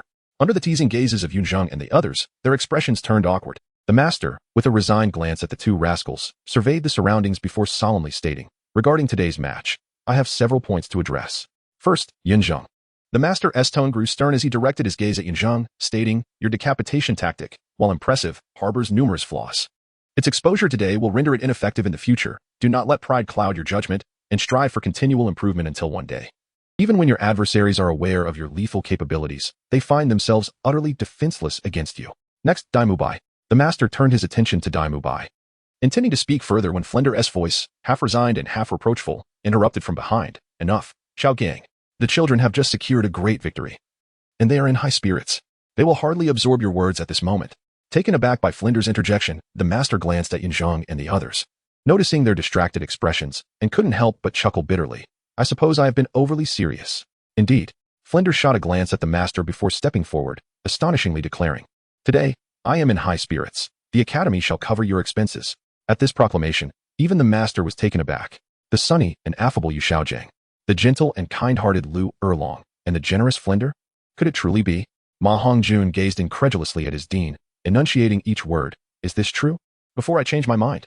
Flender, already feeling the pinch, bit his lip at the resounding cheers from the audience and resolutely announced, "The dean treats. Such an opportunity is rare. I shall take the lead." No sooner had Flender's words left his mouth than Dai Mubai dashed forward, leaving only a blur behind. "I want 10 servings of braised meat. We won't return until we are inebriated. Wait for me." In the ensuing chaos, before long, only Tang San remained, as even Xiao Wu abandoned him to join Ning Rongrong and the others in their revelry. "Master Dean." Tang San chuckled ruefully, unsure of what to say. The master shot him a glare, commanding, "Why do you linger? Go after them." Flender is one of the few sources of amusement for the master. "Yes." Tang San replied repeatedly, following suit. When Tang San finally caught up with Yunzheng and the others, they had already begun to drink, but the atmosphere had turned peculiar. Dai Mubai was encircled by Zhu Zhiqing, who seemed quite unwilling to let him go. Oscar, attempting to drink with Ning Rongrong, found her engrossed in a hushed conversation with Yu Qing'er, leaving him to seek out Ma Hongjun for companionship. Yunzheng was busy fetching more drinks, a rare sight of him being so industrious. Upon seeing Tang San approach, Xiao's eyes lit up, and she leaped over to him. Without much thought, Tang San joined in the festivities. As the drinks flowed, the scene grew increasingly strange. Ma Hongjun and Oscar were among the first to succumb to intoxication. Ma Hongjun merely couldn't hold his liquor, while Oscar sought solace in drink, only to find that inebriation led to greater sorrow. In his haze, he mistook Ma Hongjun for Ning Rongrong, lavishing her with overly affectionate words, leaving Ning Rongrong blushing fiercely, ultimately shoving a chicken leg into Oscar's mouth to silence him. Next came Daimubai and Yunzheng. Daimubai, known for his thick skin, seized the opportunity to express his true feelings under the influence of alcohol. Though Yunzheng was initially moved, it all fell apart when Daimubai inadvertently revealed his past romantic misadventures, resulting in Yunzheng knocking him unconscious with a slap, leading to her own collapse shortly thereafter. Tang San and Xiao Wu formed a duo of drunken antics, with Xiao Wu, once intoxicated, clamoring around Tang San, mumbling incoherent phrases, while Tang San, in a daze, sat in his seat, mindlessly pouring himself drinks, continuing even when his cup had long emptied. The juxtaposition of their stillness and motion was indeed amusing. As for who observed all this? Naturally, it was Yunzheng. Yunzheng was not inclined to present himself in a drunken stupor, and he was well aware of his own capacity for alcohol. Initially, he cleverly evaded a predicament under the pretense of fetching more drinks, and subsequently, he managed to down 6 glasses, leaving him only slightly intoxicated. However, what troubled Yunzheng was the fact that both Yuqing'er and Ning Rongrong were quite adept at drinking, and they appeared to be conspiring about something while casting glances in his direction. Yuqing'er, already nearing inebriation, intermittently displayed a silly grin, her cheeks flushed, which instilled a sense of foreboding in Yunzheng. Before long, Yuqing'er took action, approaching him with 2 glasses of wine in hand. Perhaps due to the effects of alcohol, she staggered as she walked, nearly losing her balance and requiring Yunzheng's assistance to steady her, regardless of her unsteady gait. Upon spotting Yunzheng, she beamed sweetly and said, "Yunzheng, drink with me." All right. Yunzheng responded with a blend of exasperation and indulgence, reaching for one of the glasses in her grasp. Yet, Yuqing'er thwarted his attempt. "No, this glass is mine. This one is yours," she exclaimed, protectively cradling her own glass while handing him the one meant for him. Yunzheng furrowed his brow in confusion, yet he still accepted the goblet. Yunzheng and Yuqing'er clinked their cups, poised to drink, when Yuqing'er suddenly called out to Yunzheng, "Exchange cups. I yield to you." Yunzheng and Yuqing'er pressed their foreheads together, their arms intertwined in the air. The young girl smiled sweetly, a glimmer of mischievous allure dancing in her eyes. The next moment, just as Yunzheng was about to sip the beer in his cup, his expression abruptly changed, his entire face contorting in disbelief. "What on earth did you add to this, Qing? It's overpowering," Yunzheng exclaimed, glancing at Yuqing'er with urgency. "An aphrodisiac." Yuqing'er, half in a dream, giggled and replied candidly. Upon hearing this, Yunzheng's face darkened. "How much did you put in for it to be this pungent?" Noticing Yunzheng's reluctance, Yuqing'er huffed playfully and attempted to snatch the cup from his hands, teasing, "If you want to drink, then I shall." Wait. I'll drink it." Yunzheng hurriedly interrupted her, an intense chill emanating from him, instantly freezing the beer. Then, in front of Yuqing'er, he tilted his head back and pretended to drink deeply. After a breath, he exaggeratedly tipped the cup upside down, showing it was empty, despite not having spilled a drop. Seeing this, a hint of shyness and excitement flickered across Yuqing'er's dreamy face. She leaned in and pressed her moist lips against Yunzheng's cheek, leaving a lingering scent of wine that sent a shiver through his heart. Soon after, Yuqing'er contentedly drifted into sleep in Yunzheng's embrace, her long legs wrapping around him like a serpent. At that moment, Yunzheng shot an annoyed glance at Ning Rongrong, who was still conscious nearby. These two have truly never seen a beast.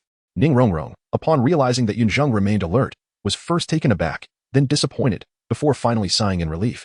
In truth, the cup contained not only the aphrodisiac but also an antidote, explaining its strong flavor. Even if Yunzheng drank it, he would merely feel a fleeting warmth, with nothing unexpected to occur. Yet, he had outsmarted Yuqing'er, denying her the kiss she desired, while also preventing Ning Rongrong from witnessing his lapse in composure. After all, Yunzheng had previously dismissed support soul masters as easily defeated characters. Chapter 72, A Collective Stroll Through the Brothel. 3 weeks had passed since the Shrek team's victory over the Berserker team. During this nearly month-long period, Yunzheng and his companions had grown accustomed to their current routine. Days were spent freely, while nights saw a collective gathering at the Grand Soul Arena for mandatory duels, both individual and paired. Occasionally, they engaged in team battles, though these were infrequent, totaling only a few dozen over the month, with formats ranging from 7 to 9 participants.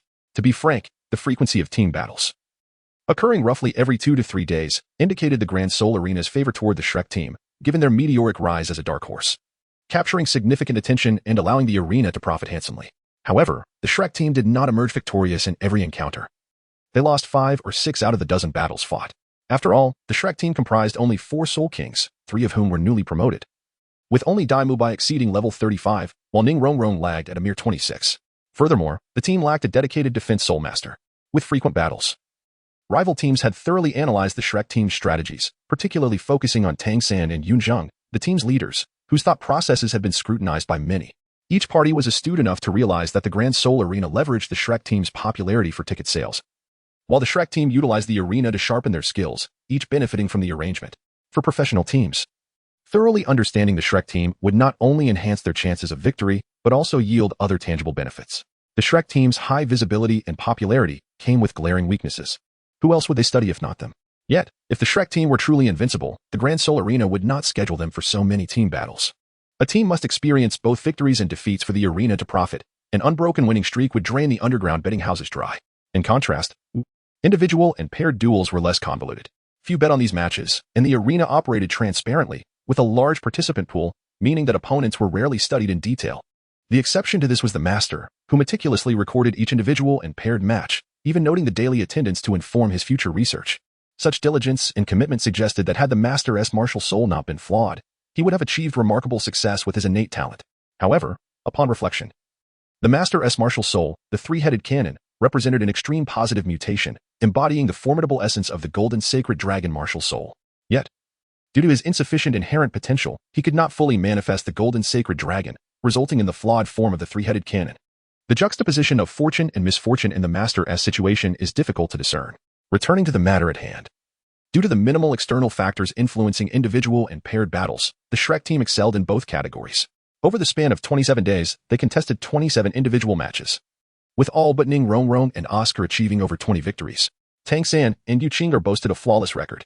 The paired battles reflected a similar trend with all teams, except for Ma Hongjun's, winning more than they lost.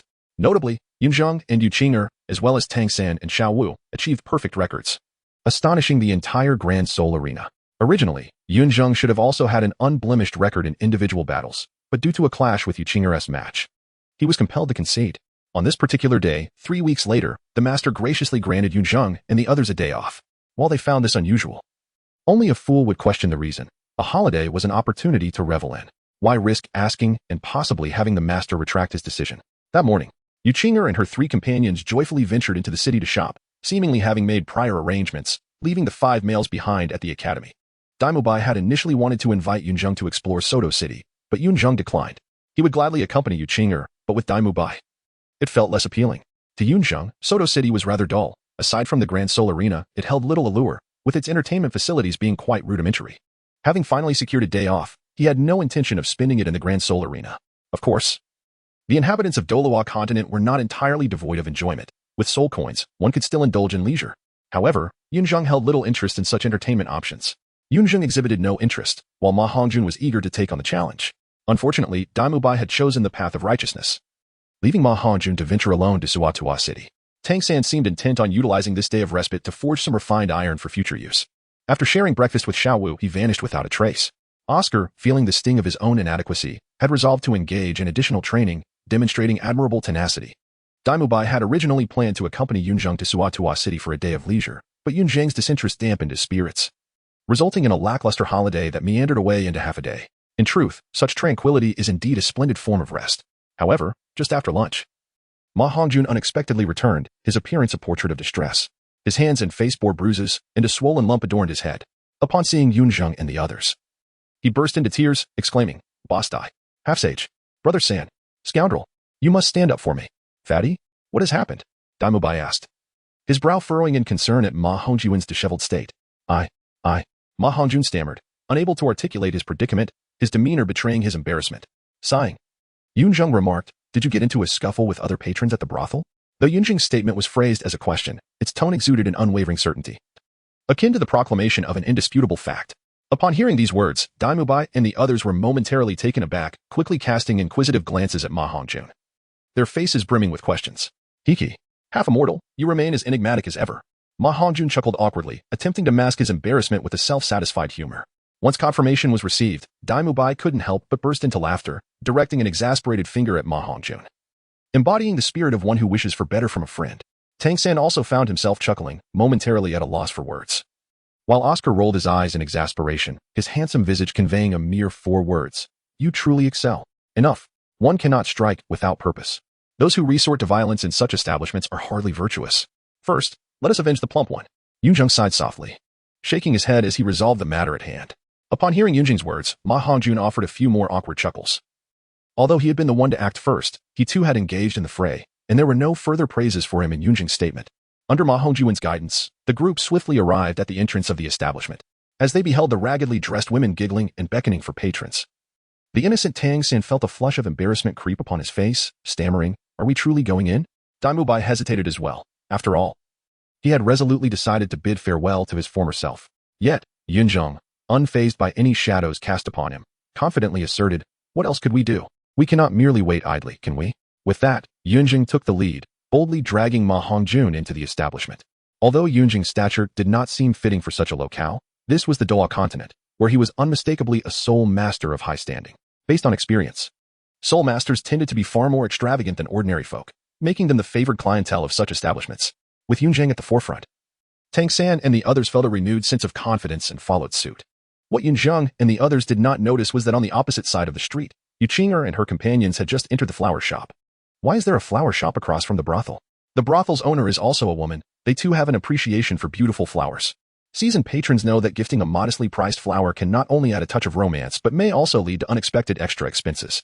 Of course, the flower shop is a legitimate establishment. Whether all the customers who visit are earnest is another matter altogether. Yuqing'er and her friends were not purchasing flowers to present to the brothel owner. Rather, it was simply the nature of youthful exuberance. Xiaowu, look. There's a flower woven from blue silver grass. Upon entering the shop, Ning Rongrong quickly spotted a particularly special bloom and called Xiaowu over. Xiaowu, upon hearing, leaped to Ning Rongrong's side with a gleeful exclamation. Indeed, Ning Rongrong, linking her arm with Xiaowu's, teased, "Xiaowu, don't you think this flower pairs well with Sangu?" Xiaowu, realizing the playful undertone in Ning Rongrong's words, felt her cheeks flush. Yet she pretended to be unfazed, nodding earnestly, "Absolutely. I shall buy it and gift it to my brother. He will surely appreciate it." Saying this, she picked up the blue-silver flower. Suddenly, a loud crash echoed from across the street as a middle-aged man clad only in shorts plummeted from the third floor. His body ensnared by blue-silver grass, his visage marred with bruises and scorch marks adorning his hair, causing a stir among the onlookers. Yuqing'er and the others were drawn outside by the commotion. Xiaowu glanced at the colorful buildings across the street. Puzzled, she inquired, "Rongrong, what is that place?" "That's the brothel." Ning Rongrong, blushing slightly, managed to utter after a brief pause. "A brothel? What does it do?" Xiaowu, still perplexed, pressed for clarification. This question was challenging even for the renowned Ning Rongrong, who could only stammer, "Oh, it's just not a good place." At that moment, as Ning Rongrong and Xiaowu were whispering, Yuqing'er suddenly gasped softly, while Zhu Shiqing emitted a cold scoff. Ning Rongrong and Xiaowu instinctively turned to look across the street, where they spotted Yunzheng, Tang Sect, Daimubai, and Oscar emerging from the brothel, with Ma Hongjun trailing slightly behind, brazenly tossing several gold soul coins into the hands of a heavily made-up older woman. Witnessing the scene left Ning Rongrong momentarily stunned. Chapter 73. The predicament of Manager Ao. The individual who was confronting Ma Hongjun was a soul master named Douluo, a frequent visitor to the brothel. Though Douluo was a soul master, he hardly embodied the traits expected of one. His strength was inferior to many soul sovereigns, and his soul power was mediocre at best.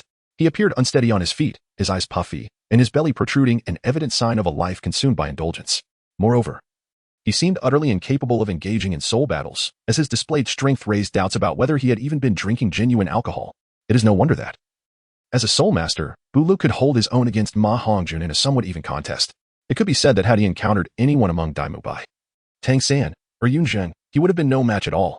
When Yunzheng and his companions discovered the situation with Buell, this fellow was still sowing seeds, albeit in a rather eye-watering manner.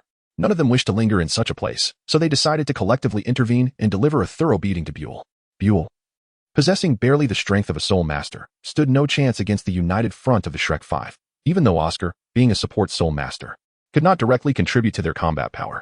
Buell was left with no option but to endure the punishment, ensnared by the blue-silver grass. What surprised Yunzheng was that, despite their assault on the notorious Buell, the tavern's courtesans actually applauded their actions.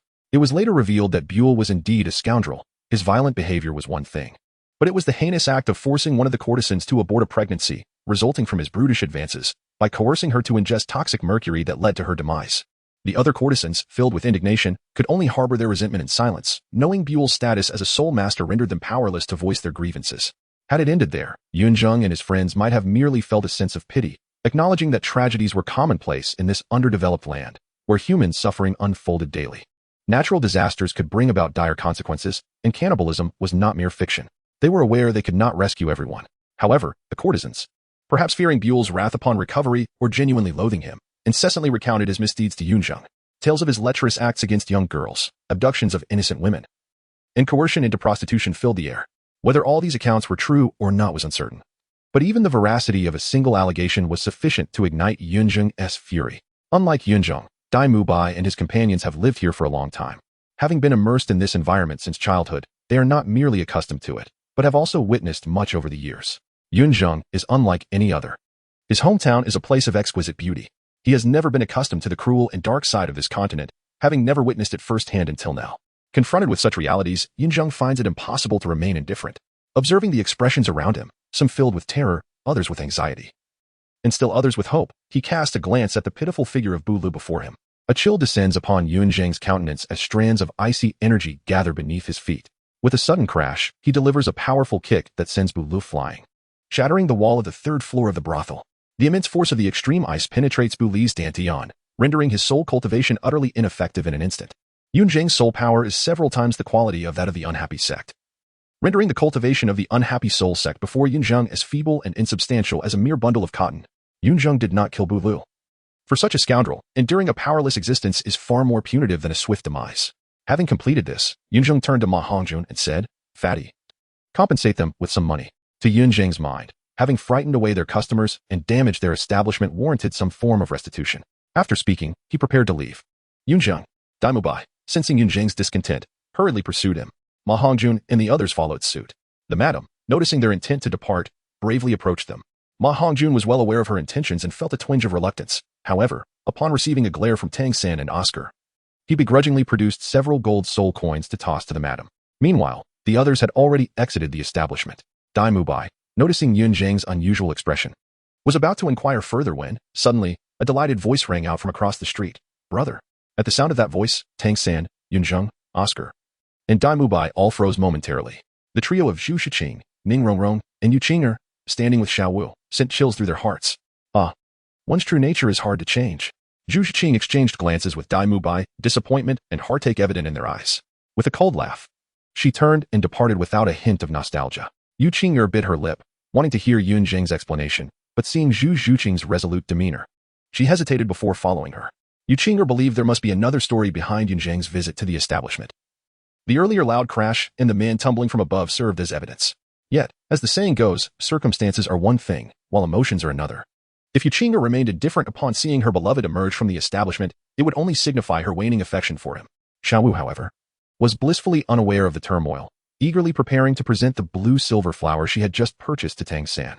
But before she could take a step, Ning Rongrong yanked her away, exclaiming in irritation, "Don't pay any attention to those despicable men. Zhu Qin, let me explain." Dai Mubai called out, hastily chasing after her. Followed closely by Tang Sect, Oscar trailed behind Tang Sect, fully cognizant that the relationship between himself and Ning Rongrong had yet to reach any substantial development. However, if this situation were not clarified, the opportunity for any advancement might be lost entirely. Yunzheng let out a soft sigh, turning around to glare at Ma Hongjun with a hint of irritation before hastening towards Yu Qinger. The moment Yunzheng shot him a fierce look, Ma Hongjun immediately panicked. Though Dai Mubai occasionally called him a foolish fatso, it was true that he was plump, yet he was by no means dull-witted. He was acutely aware of the dynamics among the other 8 members of their academy. Today's incident was merely coincidental.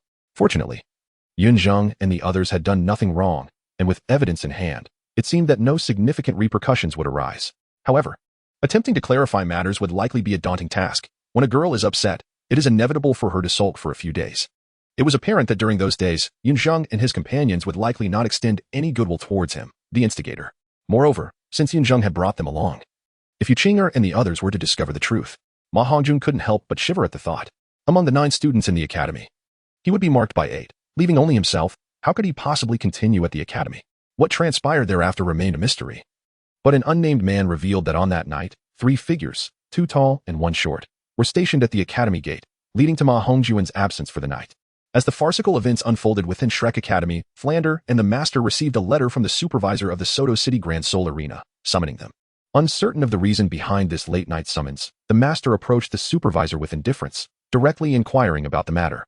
A few days prior, the city's noble families had enlisted a Soul Master-level team to compete, aiming to rake in substantial bets, and this team bore the rank of silver. The supervisor, unwilling to feign grandeur before Flander, spoke plainly.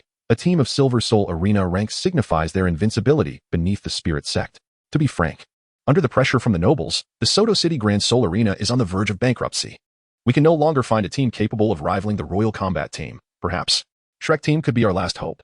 With this, The supervisor's intense gaze fixed upon Flander and the master, though he did not directly plead. His eyes conveyed an unmistakable appeal. Humph. The supervisor had scarcely finished speaking when Flander let out a cold snort, reprimanding sharply, "Do you intend to use us as mere tools?"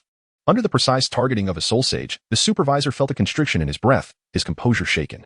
Fortunately, the master placed a calming hand on Flander's shoulder, signaling him to remain composed, and then asked, "What team possesses such formidable strength that it has left the entire Soto City Grand Soul Arena at a loss?" "The Royal Combat Team," the supervisor promptly replied. The master pondered for a moment before shaking his head, stating, "I regret to inform you that the Shrek team does not engage in battles against teams of dubious origin." With those words, the master turned to leave, indicating that without benefits or guarantees, and with limited chances of victory, he had no intention of acquiescing to the supervisor. "Please, do not leave." Seeing the master and Flander about to depart, the supervisor grew anxious and quickly retrieved a stack of documents from his drawer, urging, "Here are the details of the Royal Combat Team. Perhaps you may reconsider after reviewing them." "Oh?" Observing the supervisor's sincerity and the availability of the team's detailed information, both the master and Flander expressed their curiosity, eager to uncover the identity of a team that could compel the supervisor of a grand arena to such a state. As the supervisor noticed their interest, he seized the opportunity to add, "Regardless of whether the Shrek team triumphs, I can assure you of a financial aid package. Should the Shrek team win, I could even make an exception and elevate your team's badge to Silver Soul Arena rank." Realizing that coercion would not suffice, and with Flander being a soul sage alongside the absent Zhao Wujing, the supervisor was keen to avoid antagonizing either of them. Failing to intimidate, he resorted to temptation. Knowing that the Shrek team was likely in need of funds, otherwise, they would not be participating in matches daily. "Let us review the documents first." The master replied non-committally to the supervisor's inducement. However, as soon as the master glanced at the first page of the documents, his expression changed dramatically. "Yunzheng, Blue Lightning Tyrant Dragon." These words struck the master with astonishment. "What is it, Xiaojang?" Flander inquired with concern upon noticing the master's reaction. Without responding, the master composed himself and continued to peruse the information. The supervisor, observing the master's reaction, sensed that the matter had already progressed significantly. Once the master finished reviewing all the materials, the supervisor continued, "The Royal Combat Team specifically requested to compete against the Shrek team, and they have expressed their desire to meet with you, regardless of your agreement. They are currently awaiting you in the VIP lounge." Exchanging glances, the master and Flander proceeded towards the VIP lounge. Chapter 74. Behind the scenes at last, we are graced by your presence. As the master and Flander entered the lounge, a refined and gentle voice greeted them.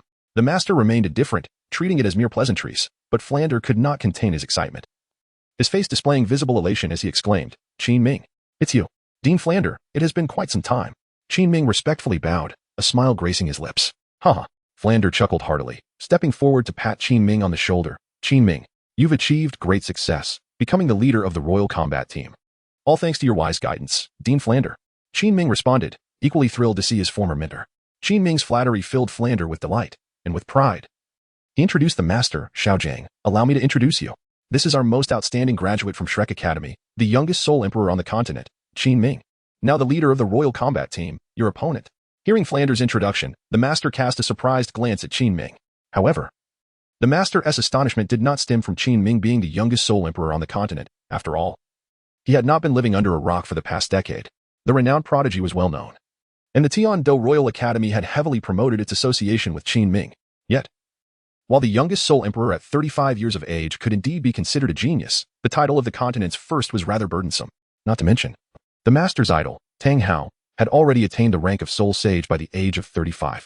Immediately thereafter, Flander introduced the master to Qin Ming, who was taken aback by the master's esteemed reputation. To his astonishment, this renowned figure turned out to be an old friend of Flander's.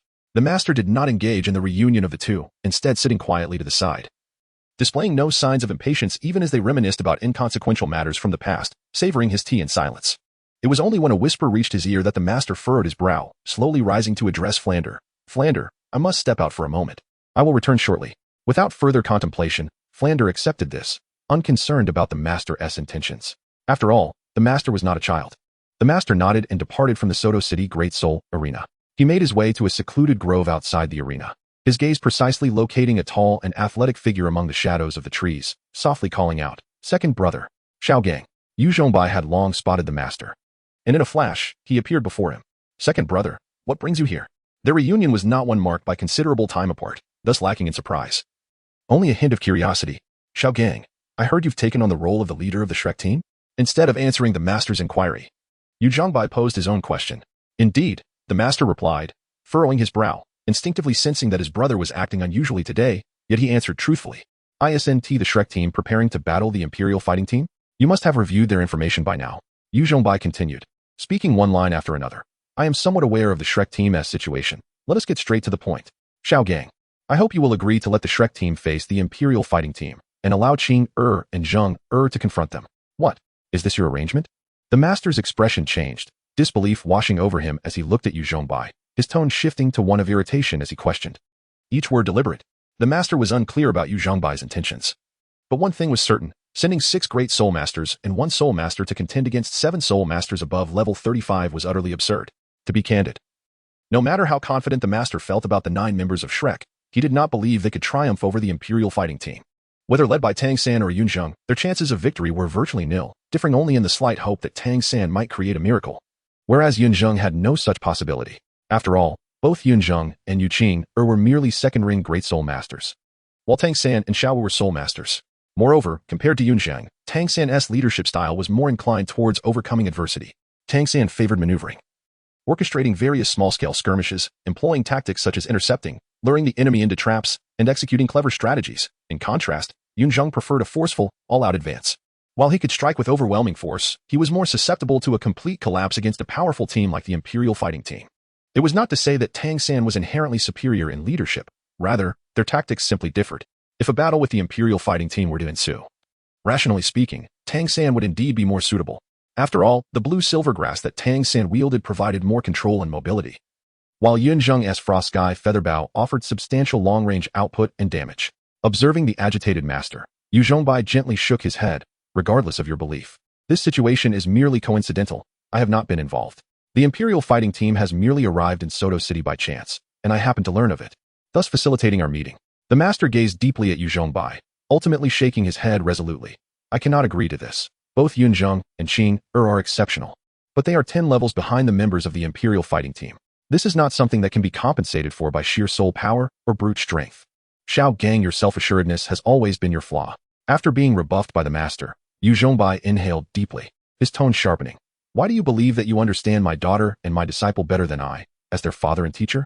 Who told you that the purpose of a soul battle must always be victory?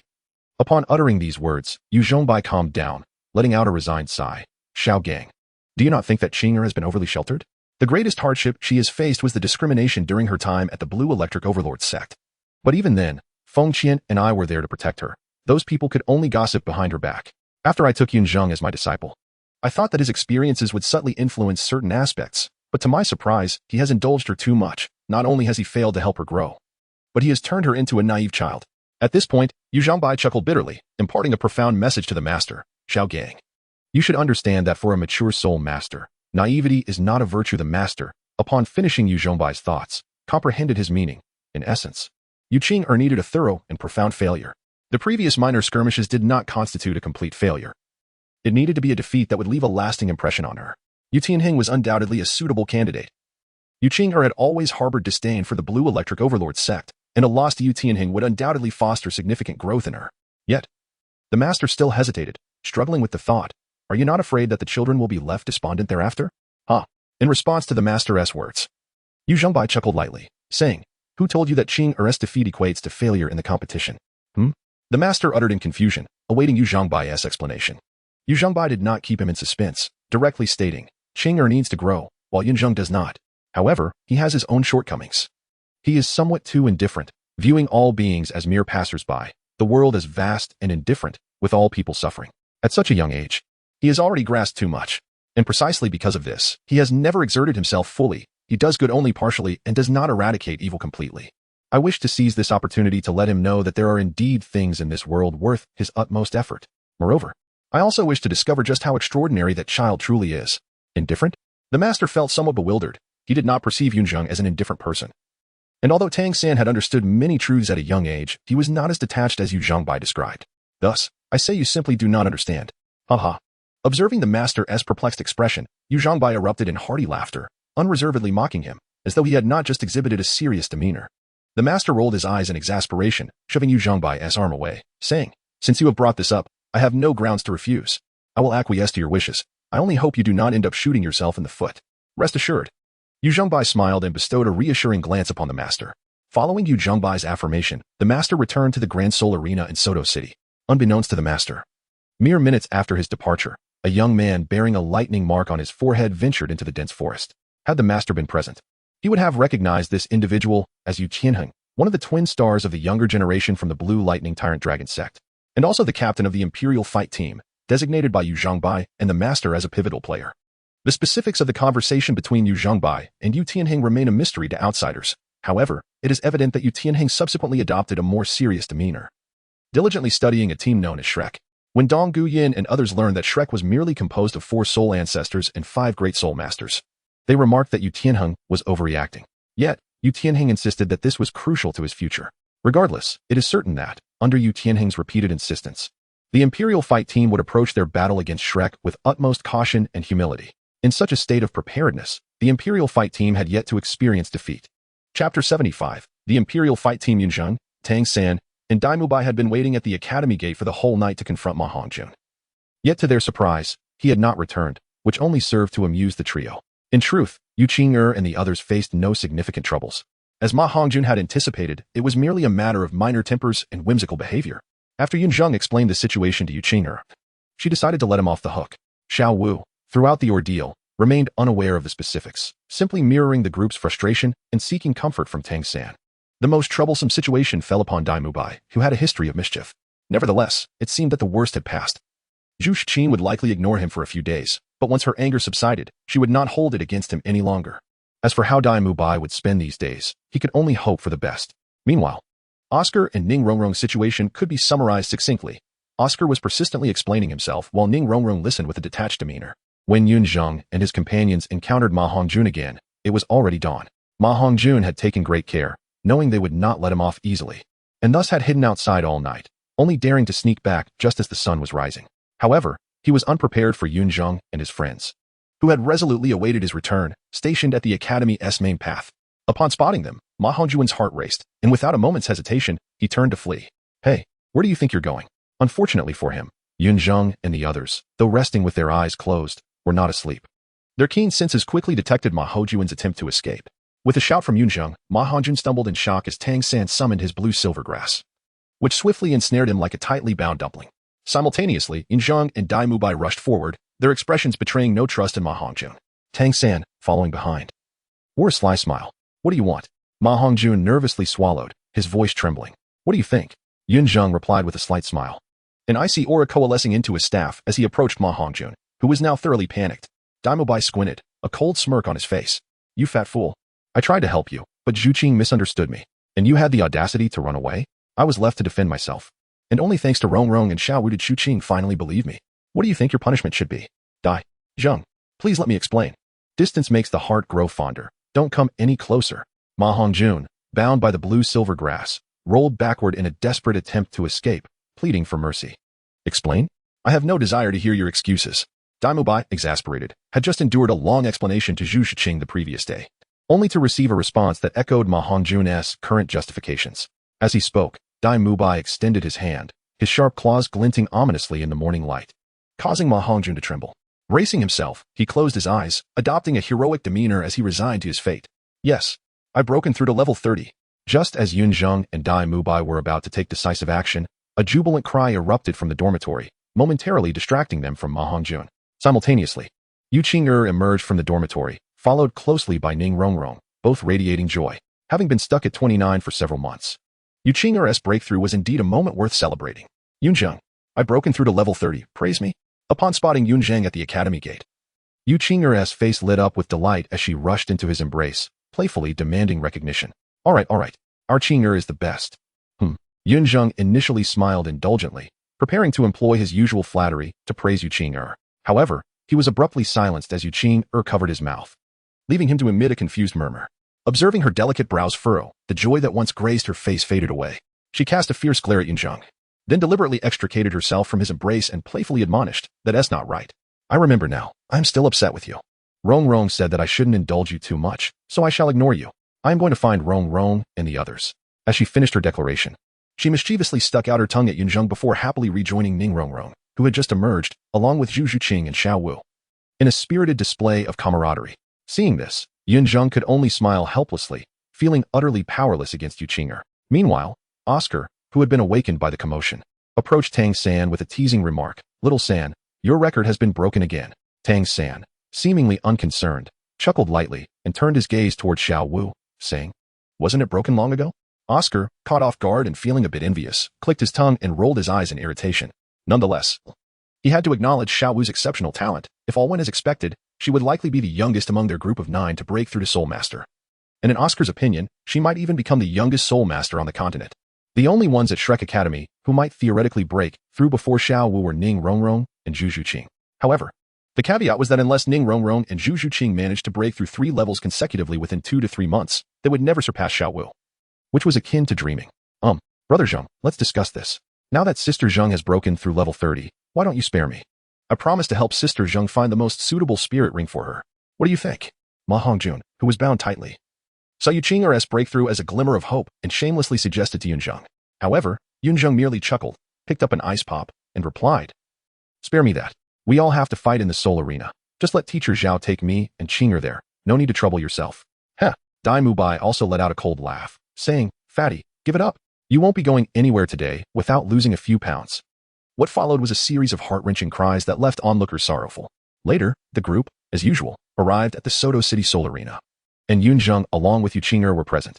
Since Youthful had reached level 30 and needed to hunt for a spirit ring, they initially planned to go directly to the Star Dove Forest with Zhao Wujing. However, considering that Flander and the Master were in Soto City, they decided to inform them. To their surprise, upon their first meeting with the Master, they were told that tomorrow they would face the strongest opponent the Shrek team had ever encountered. The Royal Fighting Team. When the Master revealed that the captain of the Royal Fighting Team was Yunzheng, who possessed the Blue Lightning Tyrant Dragon martial spirit, both Yunzheng and Youthful were taken aback. For Youthful, the Blue Lightning Tyrant Dragon held profound significance. Her feelings towards it were quite complex. On one hand, the Blue Lightning Tyrant Dragon represented the injustices she faced in her childhood, while on the other hand, it was also the martial spirit that Yu Zhongbai took pride in. Regardless of how complicated her emotions were, Youthful understood that her foremost desire was to represent the Shrek team in the battle against the Royal Fighting Team. She even longed to confront Yunzheng directly, to compete with this remarkable prodigy of the Blue Lightning Tyrant Dragon lineage, and ultimately win the match. Proving to all those who once looked down on her that, even without the Blue Lightning Tyrant Dragon, she was not the mixed breed they spoke of. The young girl harbored no thoughts of a rebellious comeback against her youthful struggles. She merely wished to validate herself and silence the ugly voices once and for all. As for the disparities in cultivation, age, and strength, Youthful could no longer afford to ponder them. Noticing the unusual expression on Youthful's face, the Master sighed inwardly. While everyone else continued to discuss the formidable lineup of the Royal Fighting Team and strategize how to confront them, the Master suddenly declared, I have decided that Yunzheng will be the commander for tomorrow's match. On what grounds? As soon as the Master finished speaking, Xiao retorted in disbelief. It was evident to anyone with discernment that Tang San was far more suited for tomorrow's battle. Xiao did not think the Master was exploiting Tang San and his opportunities to participate. She simply felt that sending Yunzheng, a great soul master, and Youthful, who had yet to reach the 3rd ring, against a team with an average cultivation level above 35 was tantamount to subjecting them to abuse. Xiao was indignant on behalf of Yunzheng and Youthful. However, she did not anticipate being pulled back by Tang San just as she was about to voice her thoughts. Xiao was unaware of what the Yu surname and the Dragon Clan martial spirit entailed, but Tang San, Dai Mubai, and Zhu Zhuqing had gleaned some understanding. And combined with Youthful's current demeanor, they had a rough idea of the situation. Such personal grievances could not simply be judged by what was suitable or not. All they could do was support Youthful as best they could. Xiao Wu, not being oblivious to the atmosphere, recognized her own misstep upon seeing Youthful's expression and awkwardly retreated behind Tang San. The Master ignored Xiao Wu and fixed his gaze on Yunzheng, asking deliberately, do you have confidence? Yunzheng cast a glance towards Youthful, and in that fleeting moment, the Master perceived an unprecedented seriousness in Yunzheng's eyes. Akin to the dawn breaking through the darkness, the momentum that erupted at that instant sent a tremor through the Master. At that moment, he suddenly grasped why Yu Zhongbai had remarked that Yunzheng had been indifferent in the past. This battle, it shall be victorious. Immediately thereafter, the Master heard Yunzheng's unwavering declaration, akin to an oath. Chapter 76, the utterly serious Yu Tianheng simultaneously in the resting room of the Royal Combat Team. The handsome and impatient Yu Feng tossed aside the document in his hand, lamenting to Yu Tianheng, Boss, is it truly necessary to be this serious? Beside him, Osro, clad in black attire, nodded in agreement, expressing his grievances. Boss, I genuinely feel it's unnecessary. There are merely 3 newly ascended soul venerates and 5 great soul masters, the most powerful among them barely reaching level 37. Our lowest ranked member is already at 35. How could we possibly lose? even if they possessed the fusion techniques of the evil white tiger and the nether cat, that second prince. Having left home at a young age, likely has T had a single opportunity to utilize their martial soul fusion. What kind of fusion capability can they possess? Even if we entertain the notion of the nether cat, with one soul venerate and one great soul master, their combined strength would merely equate to a temporary soul king. We could easily withstand that with 4 of our members. Yunzheng nodded vigorously in agreement. Even the typically taciturn brothers, Shimo and Shimo, displayed a hint of unusual expression. After all, in their eyes, the Shrek team's most formidable threats were likely limited to Dai Mubai and Zhu Shiqing's martial soul fusion techniques. The rest posed little menace. Admittedly, Ma Hongjun's evil fire phoenix martial soul and Ning Rongrong's 7 treasure glazed tile martial soul were indeed noteworthy. And perhaps Yunzheng's frost sky bao and Yuqing Er's giant spirit golden dragon, both of which had never before been revealed, possessed unique qualities. However, their cultivation levels were simply too low, nearly 10 levels inferior to that of the Royal Combat Team. What does a 10-level difference signify? Years of arduous training. In the eyes of Yunzheng and his companions, this match seemed akin to an 18-year-old beating a 12-year-old. For a contest that appeared utterly devoid of suspense. Yunzheng and the others had dedicated their morning to meticulously studying the tactics of the Shrek team, reviewing all information regarding their team battles, individual contests, and pair matches, even uncovering Dai Mubai's background. Barring any unforeseen circumstances, they anticipated spending the next day engrossed in this tedious review. It was clear that Yunzheng, typically lively, and even the Shimo brothers were beginning to feel the strain. If they were facing a formidable opponent, it would be understandable. No one wished to lose. However, in a situation where victory seemed assured, why waste time? It is worth noting that prior to this, the Royal Combat Team hadn't even bothered to learn the names of their opponents in Soto City. Once the match commenced, Yunzheng could single-handedly resolve everything. Yet, now, Yunzheng had suddenly become so cautious and earnest, leaving his teammates somewhat bewildered. Osro. Amidst Osro's complaints, Dogu Yin chided him sharply, signaling for him to be silent. Dogu Yin was unwaveringly supportive of Yunzheng, for he was her beloved. Regardless of what Yunzheng aimed to accomplish, Dogu Yin would unconditionally stand by him, even finding joy in the otherwise tedious task of reviewing documents. At her reprimand, Osro begrudgingly fell silent, while Yunzheng's shoulders slumped in resignation, deterred from speaking further. Observing this, Yunzheng raised a hand to halt Dogu Yin. He recognized that he was perhaps demanding too much, yet this was a matter of his future, leaving no room for negligence. With this thought, Yunzheng's mind drifted back to the previous day in the dense woods outside the Soto City Great Soul Arena. Clan Uncle. Upon meeting Yunzheng again, Yunzheng was visibly elated. After all, Yunzheng was a prodigy coveted by the Blue Lightning Tyrant Dragon Sect, the youngest title Douluo in its history. Among the younger generation of the sect, nearly all regarded Yunzheng as their idol, and Yunzheng was no exception. In contrast, Yunzheng remained calm, gesturing for Yunzheng to not be overly astonished. Tianheng, is it true that your Royal Combat Team is set to compete against a team named Shrek? Yunzheng inquired with a hint of curiosity. Yes. How does my clan uncle know? Yunzheng responded, exhilarated, presuming that Yunzheng had been secretly observing him. How would I know? Yunzheng replied with a knowing smile. Countering, the Shrek team comprises my daughter and my disciple. How could I not be aware? Boom. Upon hearing this, Yunzheng felt as though a thunderclap had erupted in his mind, quickly kneeling and anxiously pleading, Clan uncle, forgive me. Tianheng, in his youth, acted thoughtlessly and committed offenses against the clan's younger sister. Should the clan uncle wish to hold me accountable, I willingly accept punishment. Yunzheng rolled his eyes, exasperated. What do I have to settle with you children? At the time, you were merely being used as pawns. The true masterminds are those now sitting in the elder seats of the Blue Lightning Tyrant Dragon Sect. I have no intention of quarreling with a group of naive youngsters. Then, does my clan uncle imply that he wishes for Tianheng to lose the match? Tianheng, relieved by Yunzheng's lack of anger, couldn't help but speculate. No, quite the contrary. To Tianheng's surprise, Yunzheng directly refuted this notion, continuing. I am not here to instruct you to deliberately lose the match. Rather, I want to convey that when facing the Shrek team, you must present your strongest self, assured of victory and not defeat.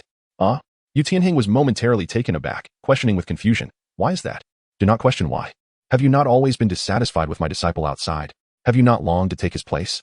Defeating him honorably in the Soul Arena, triumphing over the Shrek team, will earn you the opportunity to become my disciple.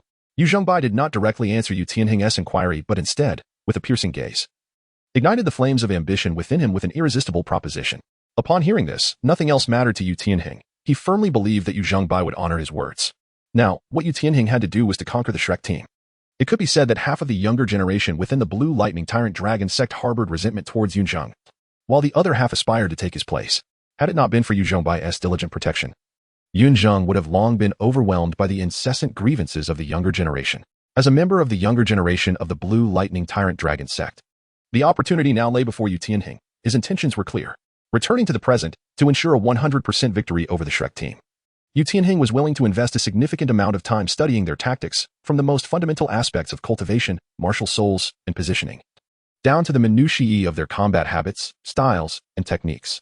Every detail was meticulously examined. However, others struggled to comprehend Yunzheng's fervent dedication. Understanding their complaints, he simply remarked, "If you are unwilling, feel free to rest. I can manage on my own." Upon the conclusion of Yunzheng's words, both Yufeng and Oscar fell into a profound silence, diligently examining the Shrek team. Although it was evident to all that Yunzheng's statement was merely a literal invitation to rest. Stepping out of the room at that moment elicited an unsettling sensation of betrayal towards him. Unfazed by the reactions of others, Yunzheng focused intently on the two forms before him.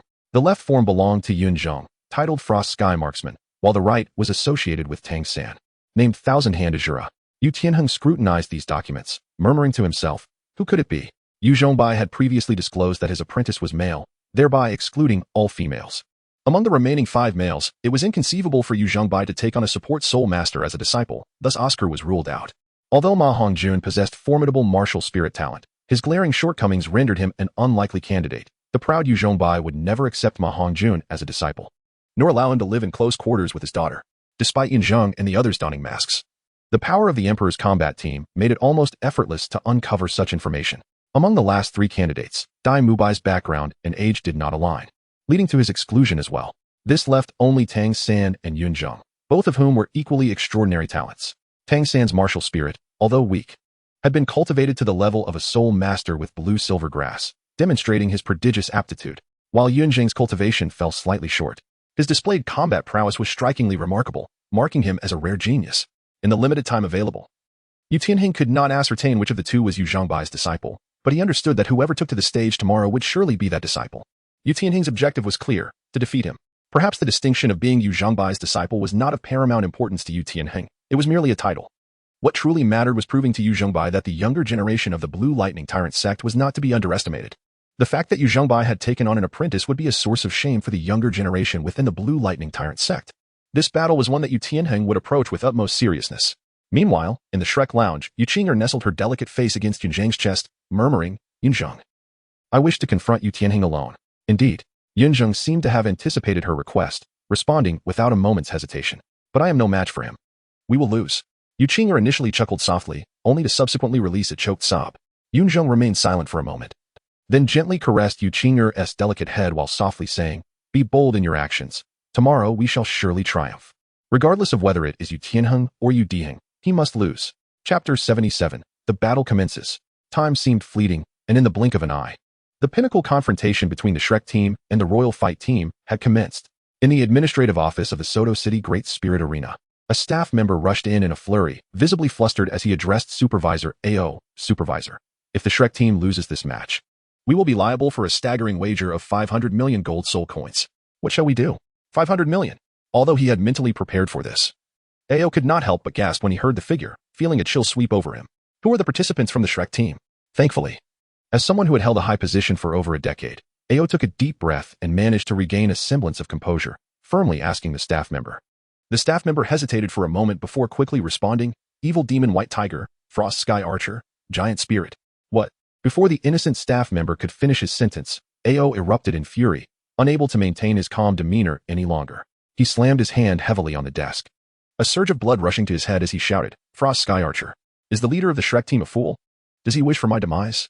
It was evident to any discerning observer that Tang Sect was far more suited to face the Royal Fight team than Yunzheng, at least based on their current performances. With 4 Soul Emperors accompanied by 3 Great Soul Masters, AO had already felt the odds were tenuous. Now, with 2 Soul Emperors and 5 Great Soul Masters, what was the difference from surrendering? As this realization struck him, AO found it difficult to breathe. His labored gasps echoing throughout the room, his expression twisting into one of rage, as if he were on the verge of committing some reckless act.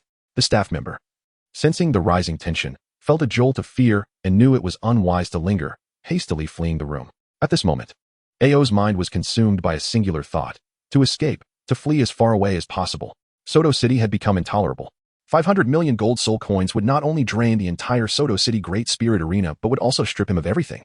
Had it been Tang Sect in the arena, AO might have held on to a glimmer of hope. However, with Yunzheng taking the stage, he was entirely convinced that the Shrek team stood no chance of victory. Yunzheng's style is exceedingly audacious. Not only did manager Ao express his disdain, but the great nobles of Soto City also erupted in piercing laughter upon witnessing Yunzheng and Yuqing'o take the stage. To them, it seemed like a contest devoid of suspense. Yet, the audience's enthusiasm remained unabated, their thunderous cheers rising in waves, rendering the presence of the host unnecessary as they became exuberantly animated. In stark contrast, the main arena displayed a remarkable calmness between the Shrek and Imperial fighting teams. Although it was the trash-talking segment, influenced by Yunzheng and Yu Tianheng, even the most loquacious among them, Ma Hongjun and Yu Feng, found themselves inexplicably silent. On one side of the arena, Yu Tianheng fixed a burning gaze upon Yunzheng, fully aware that this seemingly inconspicuous figure among the Shrek team was, in fact, the direct disciple of Yu Zhengbai and the opponent he must vanquish today. Conversely, Yunzheng did not cast his eyes upon Yu Tianheng. Instead, his gaze swept across each member of the Imperial fighting team, his eyes as frigid as glaciers, absorbing every movement of his adversaries with an unprecedented intensity of focus. Even Yunzheng himself could not comprehend the source of this fervor. He merely recognized that since his arrival in the Douluo Continent, he had experienced a compelling urge to act. There was no particular reason for this determination. It simply crystallized within him after he heard Yuqing'er's weeping the previous night. Even if her distress was merely a manifestation of her caprice, Yunzheng resolved to assist her in realizing her desires. The match commenced. In the ensuing moment, with a resounding call, Yunzheng's figure flickered and vanished instantaneously. At that very instant, Yu Tianheng, as if rehearsing for this moment countless times, instinctively bellowed, "Protect Lingling." Shimo, the bearer of the Xuanwu turtle spirit, stood guard beside Yu Lingling. His second soul skill activated, 2 obsidian shields materializing before him and Yi Lingling. A chilling sound echoed as an ice arrow descended, striking the exact center of the dark shield the moment Shimo's skill emerged. The collision shattered the ice arrow, yet Shimo's shield remained unscathed. With a smirk, Shimo was about to mock the effort as trivial when he suddenly sensed a wave of bone-chilling energy infiltrate his body through his soul power. Though minimal, it sent a shiver down his spine. "Are you all right?" Yi Lingling inquired with concern, noticing Shimo's slight tremor. "I'm fine," Shimo replied gruffly, shaking his head. Then called out, "Frost Sky Divine Archer possesses abilities we are unaware of. His arrows carry a coldness capable of penetrating the Xuanwu shield." Yu Tianheng frowned slightly upon hearing Shimo's revelation. This was something he had not anticipated. Nevertheless, this minor development did not alter his resolve. He commanded sternly, "They have restorative support soul masters. Do not engage in a war of attrition. Advance directly. They lack defensive soul masters. Yu Feng, Oscar, go directly for the 7 treasure glazed tile and the sausage specialist. I will deal with the evil eye white tiger and join you shortly. Shimo and Shimo, protect Yinzi and Lingling. Be wary of their spirit fusion techniques." With that, the tempestuous blue lightning descended amidst a roar as Yu Tianheng boldly charged forward. While he strategized, Oscar at the rear discerned the unfolding situation, continuously crafting sausages while indignantly exclaiming, "Damn, the Imperial fighting team must have studied us in advance. Otherwise, how could they have so decisively blocked Yunzheng's ice arrow without a glance, charging headlong into battle? There's nothing to say. We have also researched them beforehand. It's merely a matter of 50 steps mocking 100, Ning Rongrong replied, shaking her head, her expression devoid of anger, yet tinged with solemnity, as she articulated, "Only, with the Imperial fighting team exerting themselves so fully, we..." Her unspoken words hung heavily in the air, unmistakable in their implication. The disparity in strength between the Shrek and Imperial fighting teams was glaringly apparent. They had initially hoped that the Imperial team might falter due to their arrogance, yet they were taken aback by the latter's sudden shift to an unexpectedly cautious demeanor. This undoubtedly rendered an already grim situation even more dire. Yunzheng had also realized this, but time did not permit him to ponder extensively. He swiftly darted back to the team, simultaneously unleashing ice arrows to persistently suppress Shimo, while solemnly commanding, "Sausages for Dai Mubai and Xuqing." Upon hearing this, Oscar promptly handed over the sausages he had just crafted to Dai Mubai and Xuqing. Without the slightest hesitation, the two of them consumed 3 large restorative sausages and a small detox sausage in one go. Upon witnessing the situation, Yunzheng fixed his gaze upon the 2 individuals and earnestly implored, "Mubai, Xuqing, I beg of you." Dai Mubai, noticing Yunzheng's intense look, felt a sudden jolt in his heart. Unsure if it was due to the surge of soul power from the restored sausage or the palpable conviction emanating from Yunzheng at that moment. A grin spread across his face as he assured, "Don't worry," before dashing out alongside Zhu Xuqing. Yu Tianheng, observing Dai Mubai's charge, narrowed his eyes as arcs of blue lightning crackled around him. The first soul ring behind him lit up, and a formidable claw of lightning coalesced in his palm, flanked by several small blue lightning dragons, as he launched a furious assault towards Dai Mubai. However, to Yu Tianheng's astonishment, Dai Mubai evaded the attack with the enhanced speed granted by the 7-treasure glazed tile pagoda, effortlessly slipping past him while declaring, "Your opponent is not me." Simultaneously, Yunzheng took a deep breath and cautioned Yuqing'er, "Qing'er, act within your means." Understood. Yunzheng nodded vigorously, though only she knew whether she truly absorbed the advice. On the other side, Yu Tianheng, incensed by Dai Mu Bai and Zhu Zhuqing's blatant disregard, was about to pursue them when a sharp voice rang out, "Giant spirit golden light." At the sound, Yu Tianheng faltered, an awkward expression creeping onto his face. Nevertheless, he could not remain passive. He turned to unleash a bolt of lightning, shattering the golden dragon wave, then glanced at Yunzheng, offering a resigned smile and murmuring, "Cousin." Though Yunzheng was masked, her giant spirit golden dragon martial soul had completely unveiled her identity. Whether driven by guilt over his past foolishness or a deep-seated reverence for Yunzheng was undoubtedly the one he least wished to confront within the Shrek team. In Yunzheng's eyes, the martial soul fusion techniques of Dai Mu Bai and Zhu Zhuqing were not particularly troublesome. It was Yunzheng who posed the greatest challenge. "I am not a member of the Blue Lightning Overlord sect. I cannot bear the title of cousin." Yunzheng, empowered by her giant spirit golden dragon martial soul, advanced with her dazzling golden-scaled arm guard, her expression fierce and resolute, resembling an invincible Valkyrie. "Cousin, Qing." Yu Tianheng, noticing the cold intensity in Yunzheng's demeanor, wished to apologize but could only sigh and advise, "Step aside. You are not my opponent. Whether I am an opponent or not, one must engage to know." Yunzheng disregarded Yu Tianheng's words, unleashing a fierce command as several beams of giant spirit golden light pierced through the air. Chapter 78, The Netherworld White Tiger with Plans Altered. Yu Tianheng was momentarily detained by Yunzheng, allowing Dai Mu Bai and Zhu Zhuqing to charge into the royal fighting team's ranks. Aware in advance of the duo's formidable martial soul fusion technique, the royal fighting team remained vigilant. Originally tasked with eliminating Ning Rongrong and Oscar, Yufeng and AOC Luo swiftly regrouped. Yufeng, braving the challenge, engaged Dai Mu Bai, narrowly avoiding a devastating white tiger radiant wave that grazed him, sending chills down his spine. Conversely, AOC Luo found himself at an advantage, given the nearly 10-level disparity in cultivation between him and Zhu Zhuqing. After a few exchanges, he forced Zhu Zhuqing to retreat, effectively separating the two. It is widely known that martial soul fusion techniques necessitate contact between the two parties. Thus, the most effective countermeasure against such techniques is to isolate diffusing partners. However, the royal fighting team was not naive enough to believe that merely separating Dai Mu Bai and Zhu Zhuqing would completely neutralize the threat. They had prepared meticulously for 2 days for this battle. If the Shrek team were truly so easily overwhelmed, it would belittle their efforts. The Shrek team undoubtedly possessed means to counter the situation. Otherwise, their preparations would have been in vain. Nevertheless, it was crucial to implement necessary precautions. Apart from the frontline fighters Yufeng and AOC Luo, Dugu Yin was shielded by Shi Mo, while Yu Lingling was protected by Shi Mo as well. Notably, Shi Mo's protection of Dugu Yin was proactive, whereas Shi Mo's defense of Yu Lingling was reactive.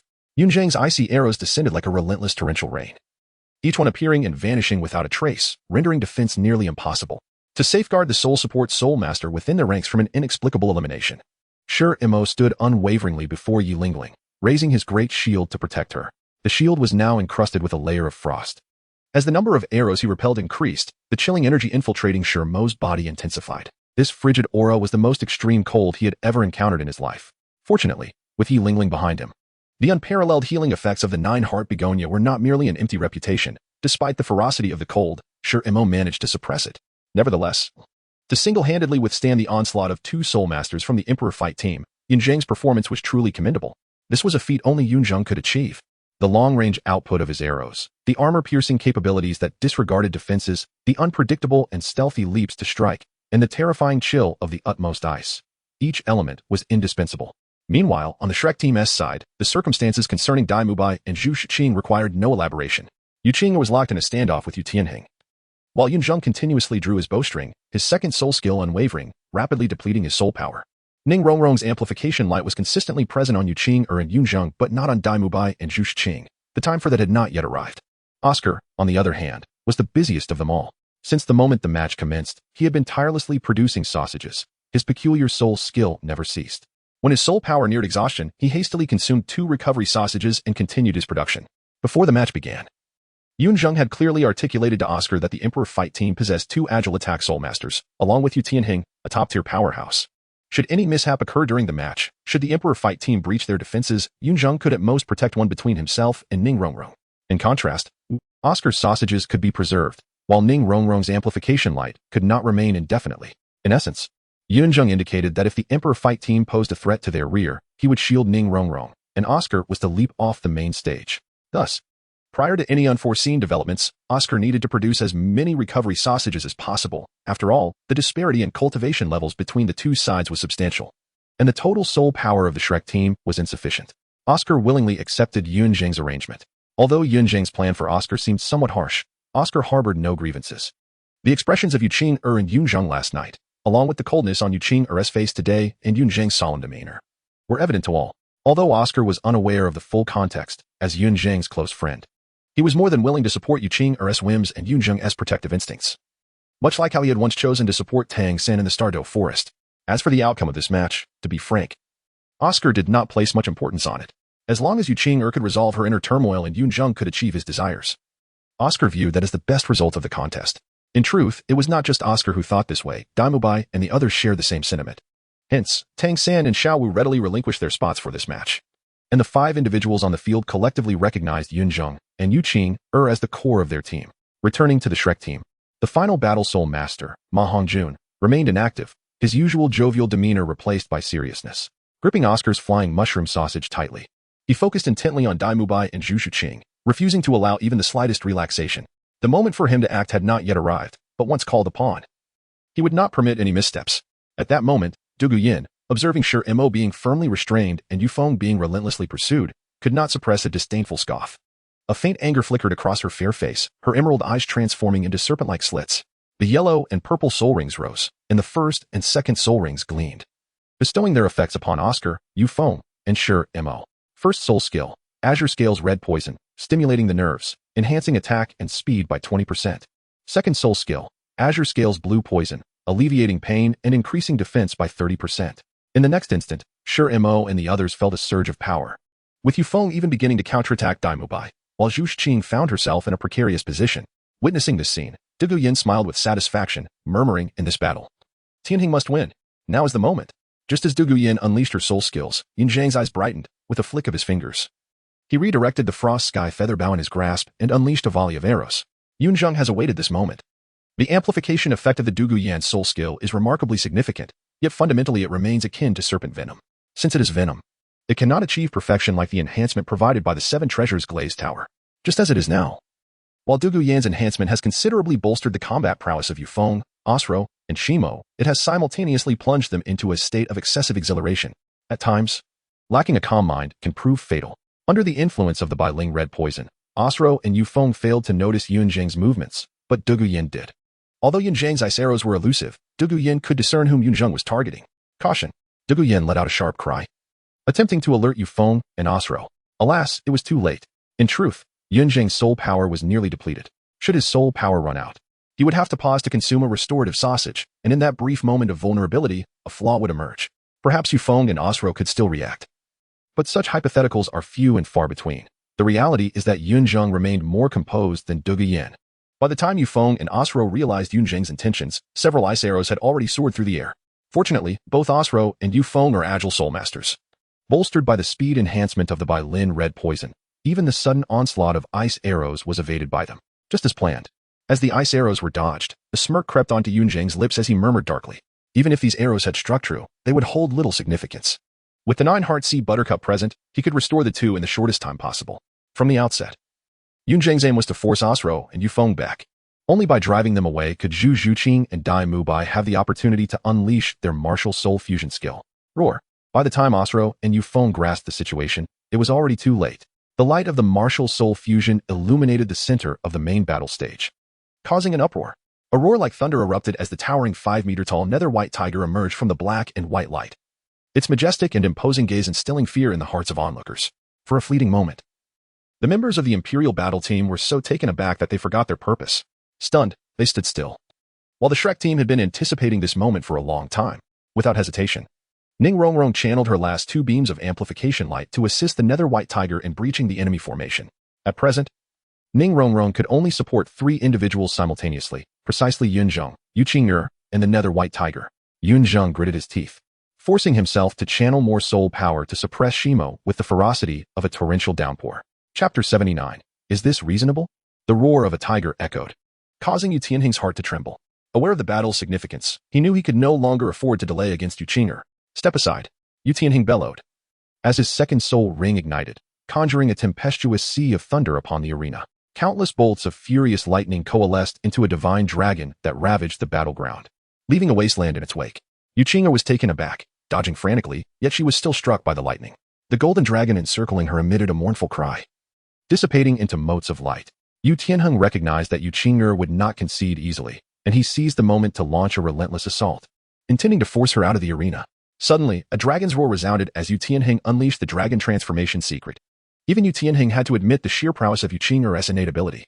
If Yu Qing'er possessed the blue lightning tyrant dragon martial spirit, then the existence of the blue lightning twin stars would be rendered moot.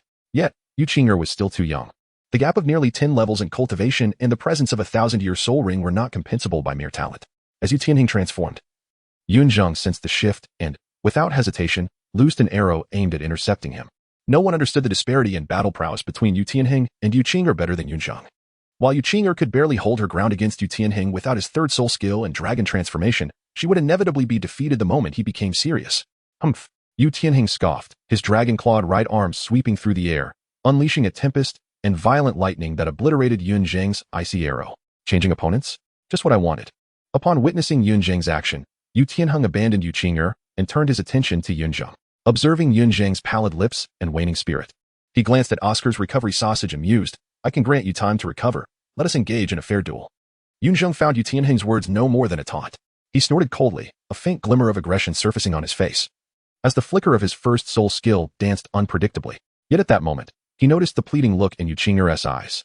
This battle was crucial for both Yu Tianheng and Yu Qing'er, but for Yunzheng, his only desire was to protect Yu Qing'er and help her unravel her inner turmoil. With that thought, Yunzheng clenched his teeth, ultimately retracting the frost sky, feather bow, and haphazardly stuffing Oscar's recovery sausage into his mouth. His soul power had been severely depleted, and if he wished to prevail, he needed to recuperate. Yu Tianheng, witnessing this, felt a surge of joy. Mistakenly believing Yunzheng had acquiesced, his expression brimming with anticipation. However, the next moment, Yu Tianheng heard a sharp command from behind him. He swiftly turned to see Yu Qing'er, her fist radiating brilliant golden light, resembling two dragon heads, charging towards him with immense force. Caught off guard, Yu Tianheng had no time for a more calculated response, and hastily swung his dragon-transformed arm. Boom! The golden dragon collided with the lightning dragon, resulting in an explosion of golden light and thunder, sending shockwaves that shattered the arena bit by bit. Coughing violently, Yu Tianheng staggered back several steps, his heart filled with astonishment. While Yu Tianheng indeed acknowledged Yu Qing'er's formidable talent, the innate pride of being a member of the Blue Lightning Tyrant clan, coupled with his reverence for the Blue Lightning Tyrant dragon, led him to believe it was the strongest beast martial spirit in the continent. Even mutations arising from it were merely inferior degradations. Neither Yu Qing'er's giant spirit golden dragon nor Lu Erlong's fire dragon could match the might of the Blue Lightning Tyrant dragon. Yet now, Yu Qing'er had delivered a resounding slap of reality to him. Admittedly, Yu Qing'er's giant spirit golden dragon lacked the ability to control lightning and bore no elemental powers. Yet its strength was undeniably terrifying. As fellow body-refining soul masters of dragon lineage, Yu Tianheng had trained almost twice as long as Yu Qing'er.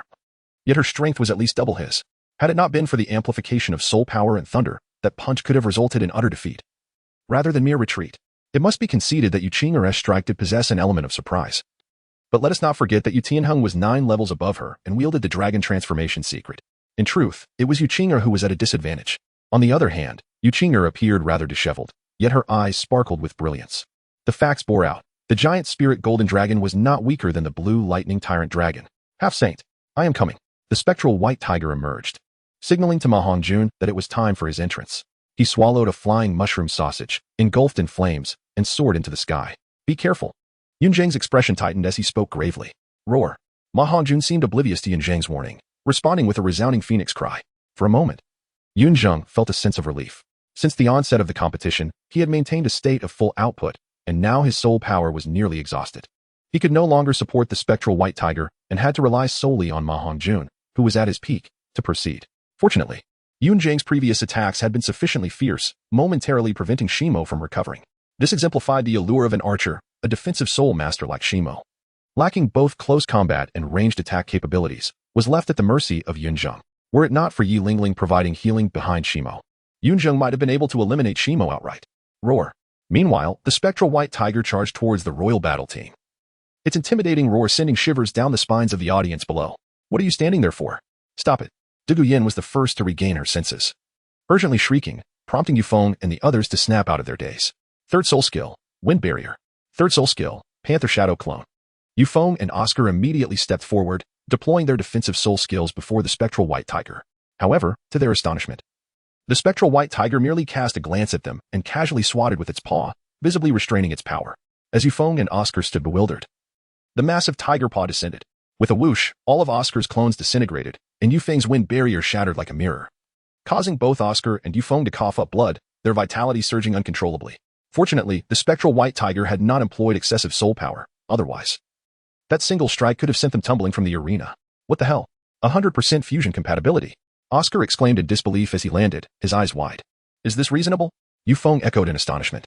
The royal battle team had indeed made preparations against Dai Mubai and Zhu Zhuqing's martial spirit fusion technique, but they had never anticipated that the might unleashed by the spectral white tiger would rival that of lower-ranked soul kings.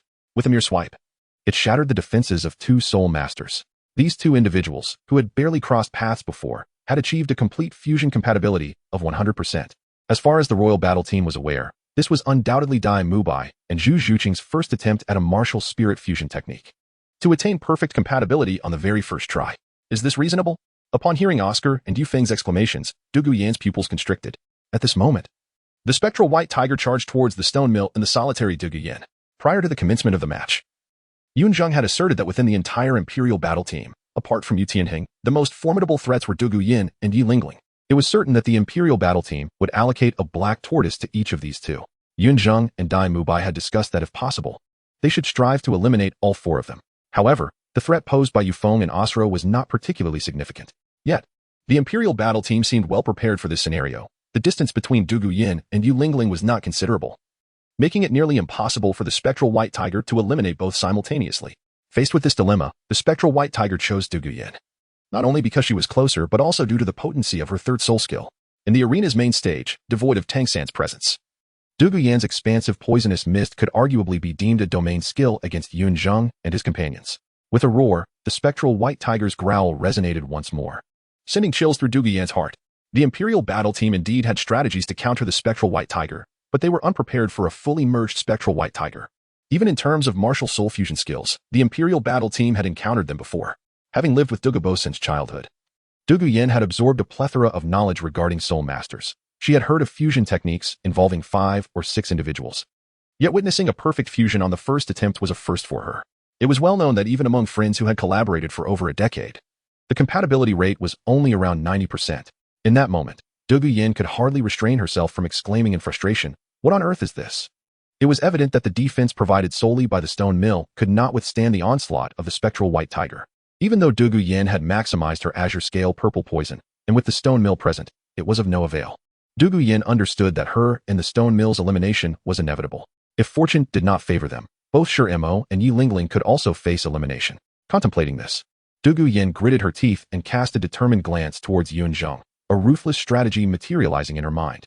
At that moment, Yufeng and Osro were desperately harassing the spectral white tiger. Although they could not inflict substantial damage, they were effectively depleting the spectral white tiger's soul power. Yufeng, Osro, forget about that monster and head straight for Oscar and Ningrongrong, Du Guyan shouted. Upon hearing her command, Osro and Yufeng were momentarily taken aback. But they quickly regained their composure, decisively abandoning the spectral white tiger and rushing towards Oscar and Ningrongrong. Observing this, the spectral white tiger's eyes glinted with ferocity. And with a powerful leap, its massive paw descended like a shooting star. While it did not directly strike Yufeng and Osro, the ensuing gusts and soul power knocked them to the ground. Once again, they were sent crashing down, groaning as if their bodies were falling apart. Yet, Du Guyan seized this fleeting moment, her third soul skill activated, enveloping her in a swirling cloud of purple mist. Before the toxic fog could fully disperse, the spectral white tiger's paw struck down with a thunderous crash, sending both the stone mill and Du Guyan off the stage. Yunzi, Yu Tianheng, engaged in a fierce struggle with Yu Qing'er, bellowed as he witnessed Du Guyan being flung away. A tempest of fury erupted from him, his dragon-like arm swelling in size as he delivered a powerful punch towards Yu Qing'er.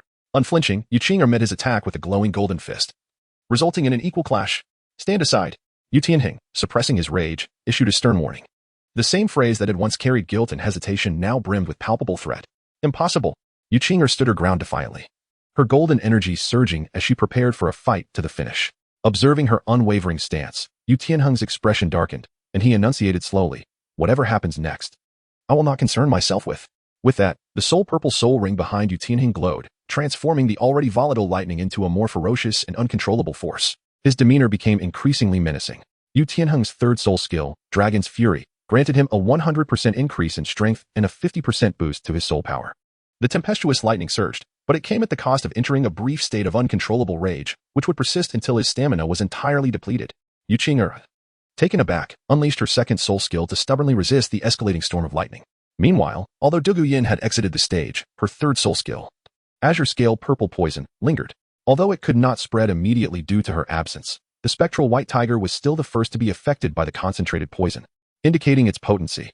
The spectral white tiger's fierce gaze faltered momentarily, but Yunzheng had anticipated such a turn of events and had preemptively instructed Dai Mubai and Zhu Zhuqing to consume Oscar's detoxifying sausages. After all, being Douluo Yin's mentor, Douluo required utmost caution. While the detoxifying sausage could not completely eliminate the Azure Scale Purple Poison, it did mitigate some of its toxicity, allowing the spectral white tiger to endure. Dai Mubai within the spectral white tiger cursed himself in frustration, acknowledging that Zhu Zhuqing had dedicated her consciousness entirely to him to maximize the fusion skill's efficacy. Yet, he had made such a grievous error, not only betraying Zhu Zhuqing's trust, but potentially jeopardizing their chances of victory. With this thought, Dai Mubai became increasingly vexed. Nevertheless, the mistake had been made, and no amount of ire could change that. Now, the only course was to amend the error. The spectral white tiger faced two choices: easily dispatching Youthful and Osro, or risking failure by targeting the most significant threats, Mo and Yi Lingling. After a brief moment of hesitation, the spectral white tiger made its decision. It would take a gamble. This, however, did not prevent it from causing further chaos for Youthful and Osro. Before dashing off, the spectral white tiger stomped its powerful hind legs, sending shockwaves that rattled the recently risen Osro and Youthful, causing them to cough up blood once more. Youthful shot a furious glare at the retreating form of the spectral white tiger, indignantly exclaiming, "Are you playing games with us? Enough. Don't let Sister Yin down." Osro, glancing at him with resentment, admonished. Youthful, aware of the stakes, snorted in annoyance and then joined forces with Osro, sprinting towards Ning Rongrong and Oscar. They paid no heed to the spectral white tiger's condition, fully aware that despite not being at their strongest, overcoming the black tortoise with the full support of the nine-heart seaflower would be an arduous task. Just as Youthful took off, he collided with Ma Hongjun. Ma Hongjun glanced at the approaching spectral white tiger and then at Youthful, deciding to intercept Youthful first. Leave everything to Yunzheng. The pressure on him is already immense. Get out of the way, you turkey. Youthful shouted angrily as he saw Ma Hongjun blocking his path. Feathered freak. I'm a phoenix. Ma Hongjun retorted with a scoff, flames engulfing him in a blaze of fiery intensity. Seeing this, Youthful hastily dodged, cursing, "Damn it. If it weren't for that damn tiger draining my soul power, I could have dealt with you in a heartbeat. I'll say it again. I'm a phoenix." Ma Hongjun, consumed by fury, unleashed a vehement outburst, intensifying his efforts. In contrast, Youthful found himself nearly devoid of resources, and the outcome was all but predetermined. "Youthful!" Osro cried out, eager to assist him. Yet, Youthful halted Osro's advance, declaring, "Do not concern yourself with me. Seek out their support, Spirit Master. This firebird is my burden to bear." Osro, upon hearing this, clicked his tongue in acknowledgement and hastened towards Yunzheng. Meanwhile, the ghostly white tiger's paw descended upon Shimo, who gritted his teeth in resistance but was forced back several paces, perilously close to being expelled from the main stage. At that moment, a fragrant aroma wafted through the air, and from behind Shimo's two large shields, a radiant light emanated, bolstered by the absolute healing prowess of the Nine Hearts Sea Tang. Shimo felt a surge of vitality, barely managing to withstand the ghostly white tiger's assault. Shimo understood that the longer he could endure, the more rapidly the Bailinzi dew would spread, ultimately working to his advantage. Indeed, as Ma Hongjun finally triumphed over Youthful, a resounding thud echoed, and the imposing ghostly white tiger dissipated in an instant, leaving behind only the exhausted and severely poisoned Dai Mubai and Zhu Zhuqing. Observing this, Ma Hongjun flared his wings in a fervent display, slicing through the air in a fiery arc, swiftly retrieving Dai Mubai and Zhu Zhuqing, and transporting them safely off the battlefield. The task entrusted to Yunzheng is precisely this. Ma Hongjun's responsibility is to safeguard the abyssal white tiger while dealing damage, and to ensure that Dai Mubai and Zhu Zhuqing, once their soul power is exhausted, are safely escorted off the main battlefield. Yunzheng could not allow the exhausted Dai Mubai and Zhu Zhuqing to remain within the ranks of the Imperial fighting team. After Ma Hongjun set Zhu Zhuqing and Dai Mubai down, he glanced back at Mo and Yi Lingling. Undeniably, the spectral white tiger was indeed formidable. Even with the full healing power of the Nine Hearts Sea Peony, it seemed they were merely a hair's breadth away from eliminating Mo and Yi Lingling. Alas, that slight margin proved to be their undoing. Witnessing this, Ma Hongjun felt a surge of determination. He turned back, the phoenix fire blazing fiercely, as he aspired to be a hero. Chapter 81. I Must Win. Boom. Ma Hongjun had already envisioned the scenario in his mind. He would force Mo and Yi Lingling off the main battle stage, leaving the Imperial fighting team reduced to just 5 members, with only Yunzheng and Osro remaining to resist. Subsequently, he would team up with Yunzheng and Yuqing'er to effortlessly defeat Yu Tianheng and Osro. Such was the choice left for Ma Hongjun. He could not surpass Yu Tianheng in strength nor catch up to Osro.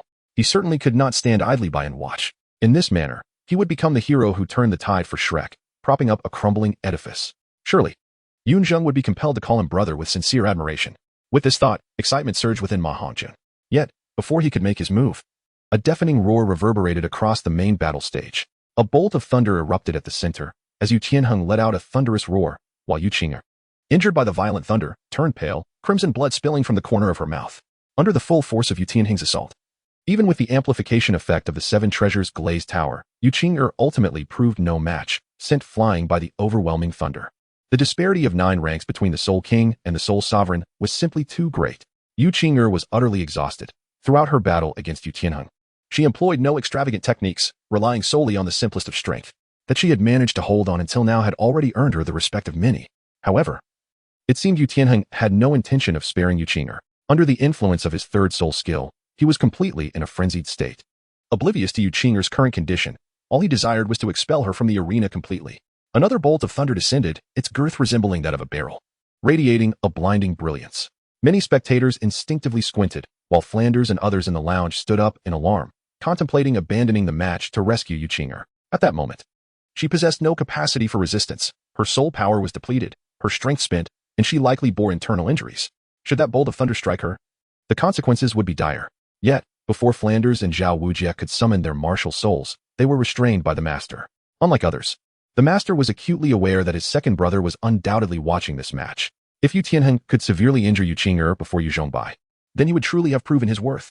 Unaware of the underlying circumstances, Flanders and Zhao Wujie brusquely shook off the master's grasp, only to witness that the thunderbolt had been blocked on the main battle stage. As Yu Tianheng pursued, Yunzheng became enraged. Yunzheng allowed Yuqing'er to confront Yu Tianheng alone, not due to an inability to intervene, but rather because this was the crux of Yuqing'er's heart. In truth, as long as Yuqing'er consented, Yunzheng could have eliminated Yu Tianheng from the very outset. For Yunzheng, victory was not the focal point. Rather, it was Yuqing'er's happiness that mattered most. Thus, even though Yuqing'er stubbornly insisted on facing Yu Tianheng by herself, which rendered Yunzheng powerless from the beginning and led to his rather extreme tactical arrangements regarding others, causing the entire Shrek team to be on edge. Yunzheng accepted it willingly. Yunzheng's affections have always been laid bare, devoid of any pretense. Consequently, he has consistently restrained himself from intervening in the conflict between Yu Tianheng and Yuqing'er. However, he can no longer contain himself. Yuqing'er's defeat was anticipated. Aside from a select few prodigies, no soul master could triumph across a 9-level disparity, particularly when the ranks of their martial souls were closely matched. Yet, Yunzheng has never implied that refraining from meddling in the battle between Yu Tianheng and Yuqing'er equates to indifference towards Yuqing'er.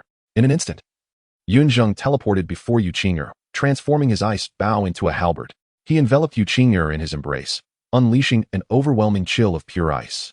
With a fierce strike, thunder clashed against unyielding ice, arcs of electricity intertwined with shards of ice, culminating in the obliteration of the thunder, leaving the resilient ice standing. In Yunzheng's embrace, Yuqing'er had already succumbed to exhaustion. Her once charming and innocent visage now adorned with a faint trace of sorrow, her delicate brows slightly furrowed, evoking a pang of heartache within Yunzheng.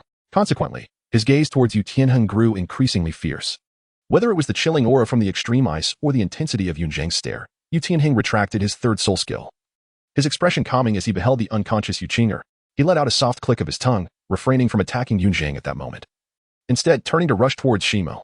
As Yu Tianheng brushed past Osro, Yunzheng stood resolutely in the center, cradling Yuqing'er, his eyes flickering as if he were making a critical decision. Alarmed by Yu Tianheng's approach, Ma Hongjun instinctively unleashed a torrent of phoenix fire, aiming to force Shimo down. Yet, as a defensive soul sage, and with Yu Lingling's support, Shimo would not easily succumb to Ma Hongjun's onslaught. Even after expending considerable soul power to counter the spectral white tiger, given more time, Ma Hongjun might have achieved a remarkable feat, but alas, Yu Tianheng had already arrived. On the other side, Osro glanced at Ning Rongrong and Oscar, who were fleeing in opposite directions, chuckling lightly without a hint of hesitation as he charged directly towards Oscar. Oscar's restorative sausage posed a significant threat to the Emperor fighting team, akin to a weakened version of the Nine-Heart Sitang. One could recall how Yunzheng had nearly exhausted his soul power previously, yet was still capable of overcoming Yu Tianheng's formidable strike. However, Osro was taken aback when, just as he reached Oscar, the latter leapt off the main battle stage, playfully sticking out his tongue in mockery. Oscar had exerted himself to the utmost. Having previously crafted recovery sausages for Dai Mubai and Zhu Xing, a detox sausage for himself, flying mushroom sausages for Ma Hongjun, and a recovery sausage for Yunzheng, as well as one for Ningrongrong. He was utterly fatigued, feeling as though he had run laps around Shrek Village. And it was time for him to exit the fray. Osro quickly grasped Oscar's intentions, cursing his cunning before hastening towards Ningrongrong. At that moment, Ningrongrong had already taken to the skies, but this posed little challenge for Osro. He merely needed to concentrate his soul power in his legs and leap to capture her. Just then, however, Osro was startled as Yunzheng appeared before him, cradling Yuqing'er in one arm and wielding the frost spear in the other. Although alarmed, Osro remained composed, confident that his speed would allow him to bypass Yunzheng. With this thought, he disregarded Yunzheng entirely, propelling himself forward at maximum velocity to resolve the situation with Ningrongrong. Yet, in the next instant, a jet black tail, as dark as obsidian, lashed out from behind Yunzheng, its tip glowing with a crimson hue. Osro felt a momentary disorientation before a frigid spear struck his abdomen, folding him in half like paper, causing him to expel gastric acid. Immediately thereafter, Osro felt his neck ensnared, lifted from the ground, and he heard Yunzheng's voice, release the evil fire phoenix. In the distance, Yunzheng had captured Ma Hongjun, casting a somber glance towards Yunzheng. The scene was dramatically poignant, with one captor and one captive. Osro attempted to resist, yet the tail around his neck tightened inexorably. No matter how he struggled, he could not shake off Yunzheng's sinister bone tail. Do not move.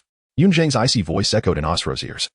The chilling spear tip poised at the back of his head, instilling a profound fear that rendered him incapable of further defiance. Observing Osro's capture, Yunzheng, now calm, bore no signs of blame or anger. Instead, he sighed gently and addressed Yunzheng, Frost Sky Archer. Surrender, for you have already lost. The giant spirit dragon maiden has been rendered incapable of combat. Even if the evil fire phoenix were to exchange places with Osro, you would still stand but 2 against us. We possess not only 2 fully powered soul sages but also the continuously restorative 9-heart Tang. Not to mention the ever-expanding toxic mist. You need not struggle any further. As he spoke, Yunzheng shifted slightly to reveal Yulingling behind him, tirelessly healing their wounds. He continued, Frost Sky Archer, you are indeed exceptional, but this match is yours to concede. After this, I shall gladly engage you in a fair contest to determine the victor. Frost Sky Archer. Meanwhile, Ningrongrong had also arrived behind Yunzheng, calling out to him in a strained voice. Yunzheng fell into a moment of silence, refraining from responding to Yunzheng. Instead, he entrusted Yuqing'er to Ningrongrong, saying, take Qing'er down for treatment. I will be unable to attend to you later. Once the toxic mist disperses, I will be unable to protect you.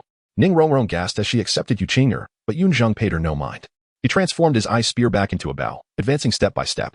As he walked, Yunzheng removed the weighted bracelets from his wrists and legs, murmuring softly, I apologize, master. It seems I must defy your orders. However, I must prevail. Oslo, overhearing Yunzheng's murmurs, dared not voice his thoughts but internally scoffed at the theatrics, dismissing the removal of the 4 bracelets as inconsequential, wondering if they could possibly enhance his combat prowess. Suddenly, as if in answer to Oslo's thoughts, Yunzheng nonchalantly tossed the bracelets onto the main battle stage. A cloud of dust erupted, and a thunderous sound reverberated, striking the hearts of all present, particularly Oslo. As the dust settled, those 4 seemingly ordinary bracelets had embedded themselves into the main stage, causing it to crack. Oslo's eyes widened in disbelief. How heavy could they be? Had Yunzheng been bearing such a burden throughout the entirety of the battle? Reflecting on Yunzheng's previous feats, he had single-handedly subdued both Shimo and Yulingling, rendering the 2 soul sages immobile, withstanding Yunzheng's formidable strike, and even capturing himself with ease. This was utterly outrageous. In the Shrek lounge, Master Flander shouted in outrage, tugging at the collar of the master, demanding angrily, Gal, have you allowed this child to carry such a heavy burden all this time? Yunzheng, merely 12 years of age and in the midst of his growth, should not be subjected to the burdens of rigorous training. Such recklessness could not only hinder his development, but also leave him with dire afflictions that might haunt him for a lifetime. Flander could not comprehend how Master, wise throughout his life, could momentarily lose his clarity. The Master, powerless against Flander's fury, was helplessly tugged back and forth, rolling his eyes in exasperation as he retorted, This is not my decision. It is my second brother's wish. Your second brother? Flander paused, taken aback. My second brother, Yunzheng, the Thunder Prison Douluo. The Master chuckled softly, revealing a rare teasing expression, and feigned indifference. At the mention of the Thunder Prison Douluo, both Flander and Zhao Wujie stiffened, with Zhao Wujie's eyes twitching, seemingly recalling some unpleasant memories. Upon realizing this was Yunzhengbai's directive, Flander awkwardly smiled, releasing his grip on the Master's collar. He cleared his throat twice and nodded, declaring, So this is the intention of His Excellency the Thunder Prison. Truly.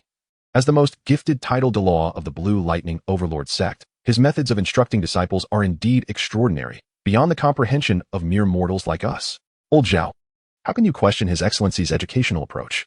Zhao Wujie, caught in the crossfire, retorted with irritation, Dean, you truly lack shame. The audience erupted in astonishment. shocked by Yunzheng's profound concealment of his abilities.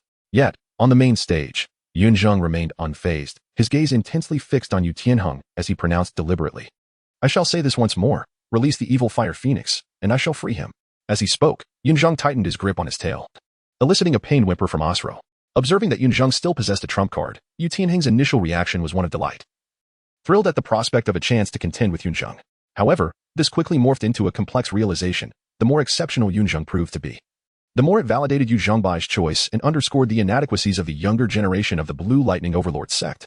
Very well, Yu Tianheng acquiesced, flicking his dragon claw to cast Ma Hongjun from the main stage.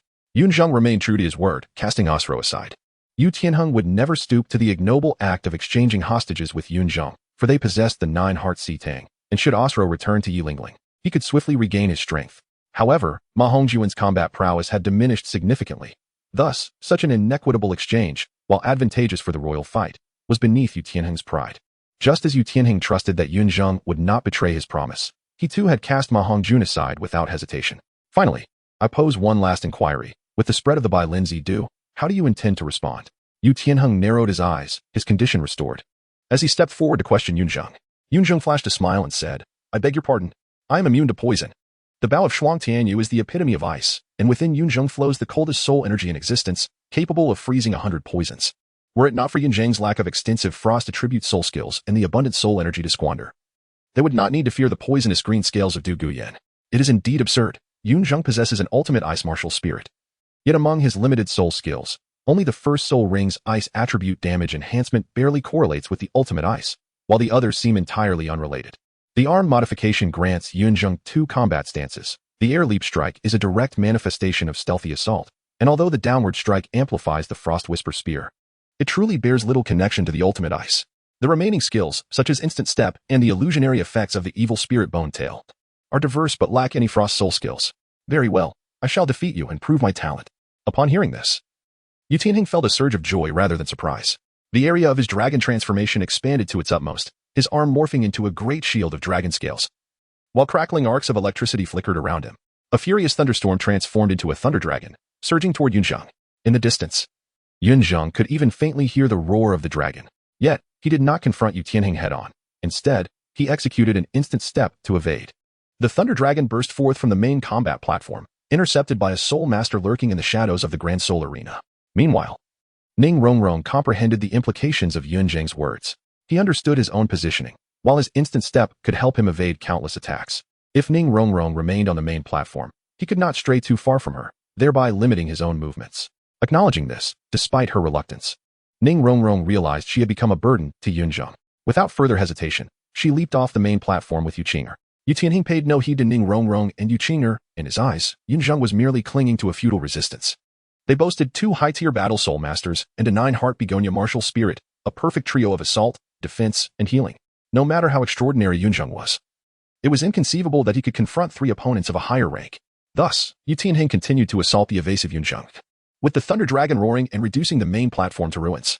Nonetheless, even so, Yu Tianheng could not capture Yunzheng. Humph, is dodging all you can do? After several missed attempts, Yu Tianheng let out a cold snort. His second soul ring illuminated, and countless bolts of lightning rained down indiscriminately, transforming the entire main platform into a forest of thunder. Under the baptism of the overwhelming thunder, even with Yunzheng's instant step, there was no way to evade. He had no choice but to take the initiative and charge toward Yu Tianheng. As if anticipating this move, Yu Tianheng's first soul ring glowed.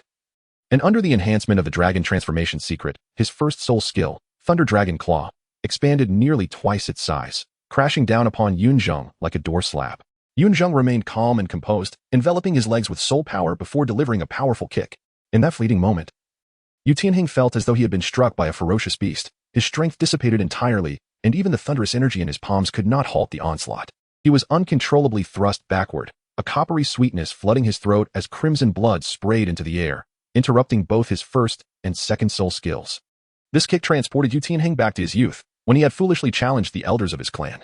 The same sense of helplessness, the same unstoppable force. Yu Tianheng's heart raced in terror. This was yet another monster, a bona fide and genuine beast. This kick was not merely 1,000 pounds. Even among the many soul kings of the Blue Electric Tyrant Dragon Sect, who had refined their bodies for decades and possessed robust vitality, few could claim strength exceeding 1,000 pounds. Yet Yunzheng accomplished it with ease. A natural divine strength. At that moment, Only these 4 words echoed in Yu Tianheng's mind. However, Yunzheng did not linger. After sending Yu Tianheng flying, he swiftly drew his bow and released an arrow. All in one fluid motion, aimed directly at Yi Lingling. Shurimo, protect Lingling. Fortunately, Yu Tianheng's fervent desire for victory snapped him back to reality. Seeing Yunzheng's icy arrow already in flight, he urgently alerted Shurimo, understanding the gravity of the situation. Shurimo, though astonished by Yunzheng's power, unhesitatingly positioned himself in front of Yi Lingling. The first and second soul skills illuminated simultaneously, raising their defenses to the utmost. While Yi Lingling stood ready to employ her absolute healing, resembling a stance prepared to withstand the onslaught of the netherworld white tiger. Clang! Yunzheng's ice arrow arrived in an instant, its force significantly enhanced. Yet, as it was merely a bow and arrow, and not a projectile, Shurimo was able to withstand it. Just as Shurimo thought he could finally breathe a sigh of relief, Yunzheng appeared before him in a flash. Gazing at the obsidian tortoise shield that stood before him, with a mocking smile, he encased his fist in ultimate ice, coldly inquiring, "How much frost lies within you?" "I'm most curious. Let us find out." With a thunderous impact, Yunzheng unleashed a devastating punch upon the dark tortoise shield. A terrifying force erupting forth as 2/3 of his soul power surged like a breached dam, crashing down upon Shurimo. This singular blow weighed an astonishing 1,500 pounds. That seemingly indestructible tortoise shield crumbled under the immense strain in an instant, allowing Yunzheng's fist to penetrate unimpeded, striking Shurimo squarely in the abdomen. In that fleeting moment, Shurimo's martial soul was shattered by Yunzheng's strike, rendering his armor utterly ineffective. He felt as though his very organs were tossed into a tumult, internal fragments and gastric fluids mixed with blood spilling forth. As a premier defensive soul master, Shurimo swore that this was the most excruciating experience of his life. Yet, this was not the end. Yunzheng's punch also harbored the chilling essence of soul power. How many arrows had Shurimo previously blocked from Yunzheng? Even Yunzheng himself could not keep count. He only knew that during his first depletion of soul power, every ice arrow he had released was nearly fully absorbed by Shurimo. Each arrow had allowed a touch of ultimate ice to invade Shurimo's body. Though temporarily subdued by the healing effects of the 9 heart sea Tang, this did not signify the disappearance of the ice's formidable power. Yunzheng's punch utterly unleashed the ultimate ice concealed within the graphite, sending a chilling terror that could make one's heart race, radiating from the graphite's core, nearly freezing the entire main arena. The icy blast erupted behind the graphite, transforming into a breathtaking mist of ethereal beauty. Yet, before the graphite lay a tragic spectacle of blood-red ice crystals. The stark contrast in colors might have been mesmerizing, but in that moment, no one appreciated the beauty. All eyes were fixated on the fact that Yunzheng had vanquished the graphite in its prime.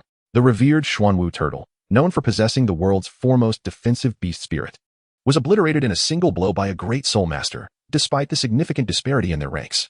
The unconscious graphite was sent flying, taking the hidden Yi Lingling along with him, both tumbling off the main stage. What began as a 3-on-1 skirmish had swiftly devolved into a solitary 1-on-1 showdown.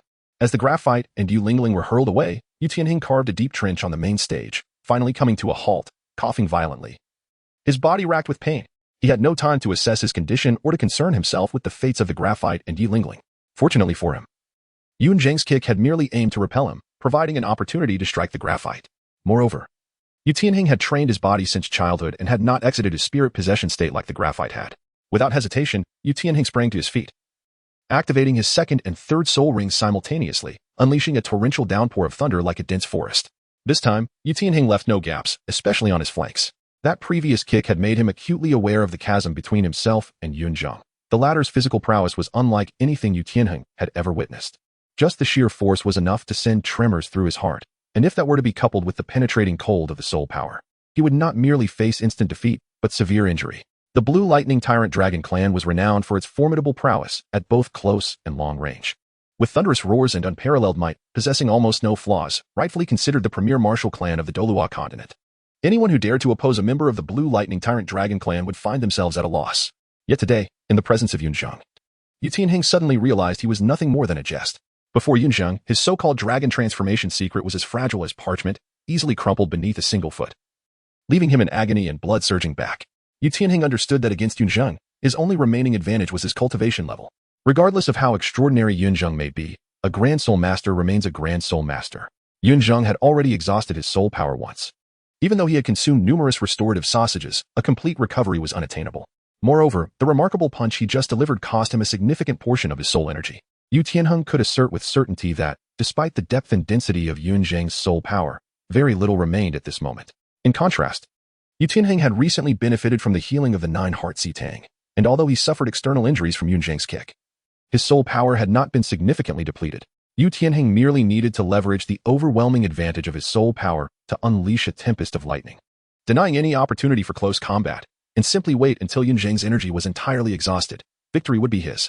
Unbeknownst to Yu Tianheng, his attitude towards Yunzheng had subtly shifted. Initially, he harbored feelings of disdain, disbelief, and resentment towards Yunzheng. In Yu Tianheng's eyes, it was a stroke of luck, coupled with the influence of Yunzheng, that allowed this outsider to become a disciple of their esteemed blue electric overlord sect's most talented title Douluo. Therefore, when Yu Tianheng first encountered Yunzheng, he envisioned usurping Yunzheng's position, triumphantly defeating him on the grand stage of the Soul Arena, thereby proving himself to Yu Zhongbai and revealing who the true prodigy was, ultimately becoming Yu Zhongbai's sole direct disciple. However, as the competition commenced, every astonishing feat performed by Yunzheng dealt a blow to Yu Tianheng's pride and confidence, tearing at his sense of superiority. Even now, while Yu Tianheng professed a desire for a fair battle with Yunzheng, he had consistently sought to maintain an absolute advantage in cultivation, condition, and numbers. As Yunzheng systematically dismantled these so-called advantages, panic began to set in for Yu Tianheng. The initial noble intention of a straightforward contest had quietly dissipated, replaced by a deep-seated desire to defeat Yunzheng by any means necessary. Even if it required leveraging his cultivation forcefully, as long as he could claim victory, he would prove his talent and earn Yu Zhongbai's mentorship, even if it meant being a junior to Yunzheng. The thunderous might. Perhaps Yu Tianheng had already realized that he had been subdued by Yunzheng, yet he was reluctant to acknowledge this truth. In a frenzy of rage, he unleashed his second and third soul abilities to their utmost, enveloping the entire main arena. The audience could scarcely see what transpired on stage, only hearing the deafening roars and witnessing the impenetrable web of lightning. Those with a modicum of cultivation could vaguely discern a figure flickering within the lightning net. This figure, of course, was Yunzheng. At this moment, Yunzheng was in a precarious state. Yu Tianheng was indeed formidable. In the face of Yu Tianheng's desperate onslaught, even with Yunzheng's instantaneous movement technique, he could not approach and was forced to evade on the periphery, let alone draw his bow and shoot. Yunzheng is undoubtedly aware of what Yu Tianheng is contemplating. In truth, Yu Tianheng is correct. Yunzheng's remaining soul power is indeed dwindling. With each use of his instant step, he nearly exhausts the last vestiges of his soul energy. However, Yunzheng does not dwell on this. He is solely cognizant of the promise he made to Yu Tianheng that they would certainly triumph, and that the Shrek team would prevail over the Emperor fighting team. 2 minutes later, in the Shrek team's resting area, Flender observed Yunzheng darting between the electrical nets, his eyes filled with concern. Unable to contain himself, he addressed the master. Shao Gang, perhaps we should concede. The children's performance has been commendable enough. I no longer desire the soul coins. Continuing this battle could lead to dire consequences. During these 2 minutes, though Yunzheng adeptly evaded with his instant step, Yu Tianheng's thunderous onslaught was overwhelming. Even a pure agility-type soul master could not guarantee evasion from such a vast net of lightning. While Yunzheng is indeed exceptionally gifted, he ultimately sustained injuries from the thunder. Others may not perceive this, but Flender, a soul sage, comprehended the situation all too well at this moment. Yunzheng resembled a mere shadow stained with blood. The master, too, furrowed his brow in distress. Yunzheng's performance had far surpassed his expectations. When the master first encountered Yunzheng, his understanding of him was akin to that of Tang Sect, both possessing extraordinary talent and a multitude of techniques. The power of Yunzheng is indeed formidable, yet Tang Sect possesses the ability to shift the balance with minimal effort. The master has always believed that Tang Sect is not inferior to Yunzheng. However, today's battle has profoundly altered the master's perception of Yunzheng. He had never anticipated that Yunzheng could unleash such terrifying energy. Honestly speaking, the master does not believe that Tang Sect, without the use of hidden weapons, could be a match for Yunzheng. It seems he is indeed a cold-hearted child. With this thought, the master waved his hand and stated, "There is no need. Second brother is here, and he will ensure that Yunzheng and Tianheng remain unharmed." Upon hearing this, Flandre felt a wave of relief wash over him, allowing him to settle back down. However, have you noticed how peculiar Yunzheng's soul power is? Shouldn't he have exhausted it by now? Just then, Zhao Wujie suddenly spoke up, his voice deep and resonant. Hearing this, Flandre was taken aback as well. Indeed, where could Yunzheng possibly have sourced such ample soul power? The sausages Oscar provided him could not possibly sustain him to this point. Yunzheng has infused his soul power into his blood. Before either the master or Tang Sect could respond, Xiao Wu interjected. Yunzheng has channeled his soul power into his blood, continuously stimulating his meridians to produce more soul power, which is why he possesses such an abundance. Xiao Wu's revelation left Flandre and Zhao Wujie momentarily stunned. The infusion of soul power into the blood is a well-known desperate measure among soul masters, yet it is not a technique that every soul master can employ. It first requires meticulous control of soul power. A rough individual like Zhao Wujie would never have been able to accomplish it in his lifetime. Furthermore, the potential dangers are severe. The slightest misstep could lead to blocked meridians, the loss of cultivation, and a descent into mortality, in the worst case. It could result in soul power running rampant, severing meridians, and even death. In that case, let us surrender swiftly. Zhao Wujie, not wishing to see Yunzheng engage in such perilous actions, exclaimed urgently. This time, Tang Sect shook his head and replied, there is no need. The most challenging aspect of infusing soul power into the blood is maintaining rationality amidst the boiling blood. Yunzheng's soul power is of the utmost coldness. The infusion will not lead to loss of control, but rather place him in a state akin to absolute rationality, rendering it less dangerous. Moreover, since Lord Lei Yu has yet to intervene, it suggests that the situation is still under control. Then Zhao Wujie blinked and hesitated. Could it be that this young man has struck luck? Infusing soul power into blood so casually. I envy him. I have never done it, even once in my lifetime. Not quite. Zhao Wujie had barely finished speaking when the master shook his head and remarked, I once conducted research on this. The reason infusing soul power into the blood is regarded as a forbidden technique is not only due to its difficulty and danger, but also because the properties of the soul power can somewhat affect the soul master's psyche after entering the blood. Yunzheng is not without side effects. We simply do not yet understand what those side effects are. You three seem to know so much. I, old Zhao, am utterly clueless. After being schooled by Xiaowu, Tang Sect, and the master, Zhao Wujie could only chuckle awkwardly, wishing to avoid further discourse with intellectuals. His focus returned to the arena. For him, as long as Yunzheng was not in mortal danger, that was a considerable blessing. On the main stage, Yunzheng was also eager to understand how Yunzheng possessed such abundant soul power. Was it possible that the nearly instantaneous skill did not consume any soul power? Unable to find an answer, Yunzheng continued to unleash thunderous attacks, denying Yunzheng any opportunity to counter. Boom. At that moment, an extreme chill erupted amidst the network of lightning, the terrifying cold almost freezing the thunder itself. Yunzheng, nearest to the source of the cold, involuntarily shivered. A sense of foreboding creeping over him. He knew that the epicenter of this chill could only be Yunzheng. Countless bolts of lightning converged into a thick lightning dragon, yet it was cleaved in half by a 3-meter ice spear. Yunzheng was startled, instinctively stepping back, only to see Yunzheng emerge, bloodied and battered. At that moment, Yunzheng's appearance was undeniably tragic. His body was covered in blood clots, fresh blood oozing from multiple wounds, and charred lightning marks marred his skin, leaving almost no area unscathed. Yet, Yunzheng's gaze was chillingly cold, akin to a vast, unyielding glacier, devoid of any emotional fluctuation. Upon seeing Yunzheng, Yunzheng's lips curled into a smirk. Though the mirth did not reach his eyes, only a chilling aura emanated from him. The sinister cold spread, and Yunzheng spoke in a haunting whisper. I am waiting for the cooldown. What are you waiting for? Naturally, Yunzheng was unaware of what cooldown meant. But he did not need to understand, for Yunzheng was already charging forth, spear in hand. Yunzheng's colossal force erupted, and the frost whisper spear sliced through the air, accompanied by a howling tempest and a piercing chill, reminiscent of dragons and tigers ascending. Even before the spear had descended, it seemed that all witnesses instinctively longed to see Yunzheng emerge victorious. Chapter 84. Qin Ming's intervention. Xiao Gang. Your nephew is about to be struck down, Flander exclaimed urgently from the Shrek team's resting area. Though not present on the battlefield, Flander, with the keen perception of a soul sage, could discern that Yunzheng's strike bore at least 1,000 pounds of weight, infused with the power of extreme ice, rendering it impossible for Yunzheng to withstand. The events unfolding on the main stage had surpassed the master's judgment, and he rarely displayed such a grave demeanor. Nevertheless, he maintained his composure and gritted his teeth, saying, Do not panic. Second brother would never allow harm to come to either Tianheng or Yunzheng. We need only await the outcome. Upon hearing the master's words, Flander hesitated momentarily before refraining from further comment. After all, in the grand scheme of victory and defeat, Tianheng was not his nephew. On the main stage, Yunzheng stood like a statue of ice, perpetually emanating an aura of frigid air. The frost whisper spear had reverted to its original size, but this did not signify a diminishment of Yunzheng's power. Quite the contrary. This strike was the most formidable blow he could unleash, born from a state of utmost calm, with both his vitality and soul power exploding to their limits. Every step taken by Yunzheng leaves a distinct imprint on the main battlefield, clearly visible for all to see. Every step taken by Yunzheng seemed to resonate profoundly within the heart of Tianheng, each sound distinctly audible. The thunderous roar of the dragon, Yao Shi, fall, echoed in the air. Under Yunzheng's menacing threat, Tianheng summoned forth his utmost abilities.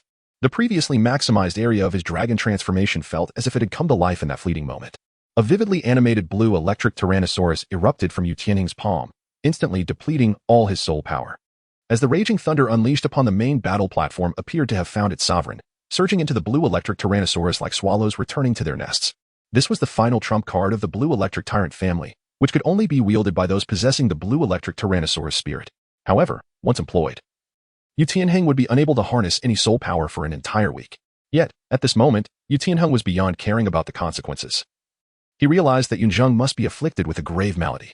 Yu Tianheng wished to settle the score with Yunzheng, but this madman sought to determine life and death. It could be said that even during Yu Zhongbai's ascension to the title Douluo, Yu Tianheng had never regretted as much as he did now, had he known this day would arrive. He would have never foolishly mocked Yu Qing'er when she was still with the Blue Electric Tyrant Sect. As Yu Tianheng unleashed his desperate technique, it was as though he had summoned the true Blue Electric Tyrannosaurus, issuing a resounding dragon's roar that reverberated throughout the Grand Soul Arena. Nevertheless, Yunzheng remained unfazed. Or rather, he seemed devoid of any such emotion, fixating intently on the imposing Thunder Dragon, advancing unrelentingly. The battlefield was divided. One side roared with tempestuous thunder, while the other was enveloped in frigid ice and snow. The clash between the Blue Electric Tyrannosaurus and the Ultimate Ice had reduced the main battle platform prepared for both teams in Soto City to ruins. Yet no one paid heed to this destruction. All eyes were captivated by the confrontation between Yunzheng and Yu Tianheng. This was no mere spectacle that could be produced by a great soul master and a soul sovereign. Even a pinnacle clash between two soul sects could scarcely compare. Clang, rip. Before the majestic and formidable Blue Electric Tyrannosaurus, Yunzheng's Frost Whisper Spear, though resplendent and as beautiful as a celestial artifact, was as fragile as glass. Many sensitive young women instinctively covered their eyes as they beheld the moment when the claw of the Thunder Dragon was about to make contact with the Frost Whisper Spear, seemingly unable to bear witness to the impending brutality. Yet, in truth, it was the once mighty Blue Electric Tyrannosaurus that appeared vulnerable before the Frost Whisper Spear. Yunzheng effortlessly tore apart the claw of the Blue Electric Tyrannosaurus Rex as if slicing through vegetables, and in one fluid motion, he cleaved the Blue Electric Tyrannosaurus Rex summoned by Yu Tianheng into two halves. Yunzheng possesses an overwhelming force of suppression, coupled with the extraordinary attribute of Ultimate Ice, leaving Yu Tianheng with no chance of victory. As the Blue Lightning Tyrant Dragon dissipates into arcs of electricity, Yu Tianheng's pupils constrict sharply, seemingly unable to fathom that his desperate strike could be so effortlessly thwarted by Yunzheng. In that very moment, Yunzheng has already surged forward, confronting Yu Tianheng directly. The frost language spear in Yunzheng's grasp never ceased its motion. Each rotation summoned howling cold winds that trembled the ground. Yet, within Yunzheng's eyes, there existed neither joy nor sorrow, not even a hint of battle fervor or murderous intent, reflecting the very indifference of the spear he wielded. With another deliberate step, Yu Tianheng found himself utterly devoid of any capacity for resistance. Depleted of soul power, he stood before Yunzheng with no room left for defense. It was only at this moment that Yu Tianheng comprehended the truth. Yu Zhongbai had not granted him an opportunity. Rather, he had merely served as a whetstone for Yunzheng's blade. Though he claimed indifference to past matters, was he not, in truth, rather petty? Contemplating this, Yu Tianheng let out a bitter laugh, never imagining that he, one of the dual stars of the Blue Electric Tyrant Sect, would one day be reduced to a mere jester. Just then, a piercing wolf howl erupted abruptly, as a fiery azure wolf burst forth from the rest area of the Imperial battle team, racing towards Yu Tianheng with astonishing swiftness. Yunzheng remained unfazed by the upheaval around him, wielding the Frost Whisper Spear as it descended like a shooting star, only to be caught in the jaws of the suddenly appearing azure wolf. A thunderous roar erupted, akin to mountains splitting and clouds parting. As the main battle platform was reduced to ruins, a chaotic blend of flames and frost intertwining, Yunzheng made no advancement. While the fiery azure wolf had no intention of triumph, merely restraining Yunzheng fiercely to prevent him from inflicting harm upon Yu Tianheng behind him. The clash of extreme cold and searing heat conjured a tempest within the arena, hurling Yu Tianheng away, leaving only the duel of ice and fire, obscuring all clarity of the ongoing events. In the eye of the storm, Yunzheng had exhausted his strength, the Frost Whisper Spear retreating within him.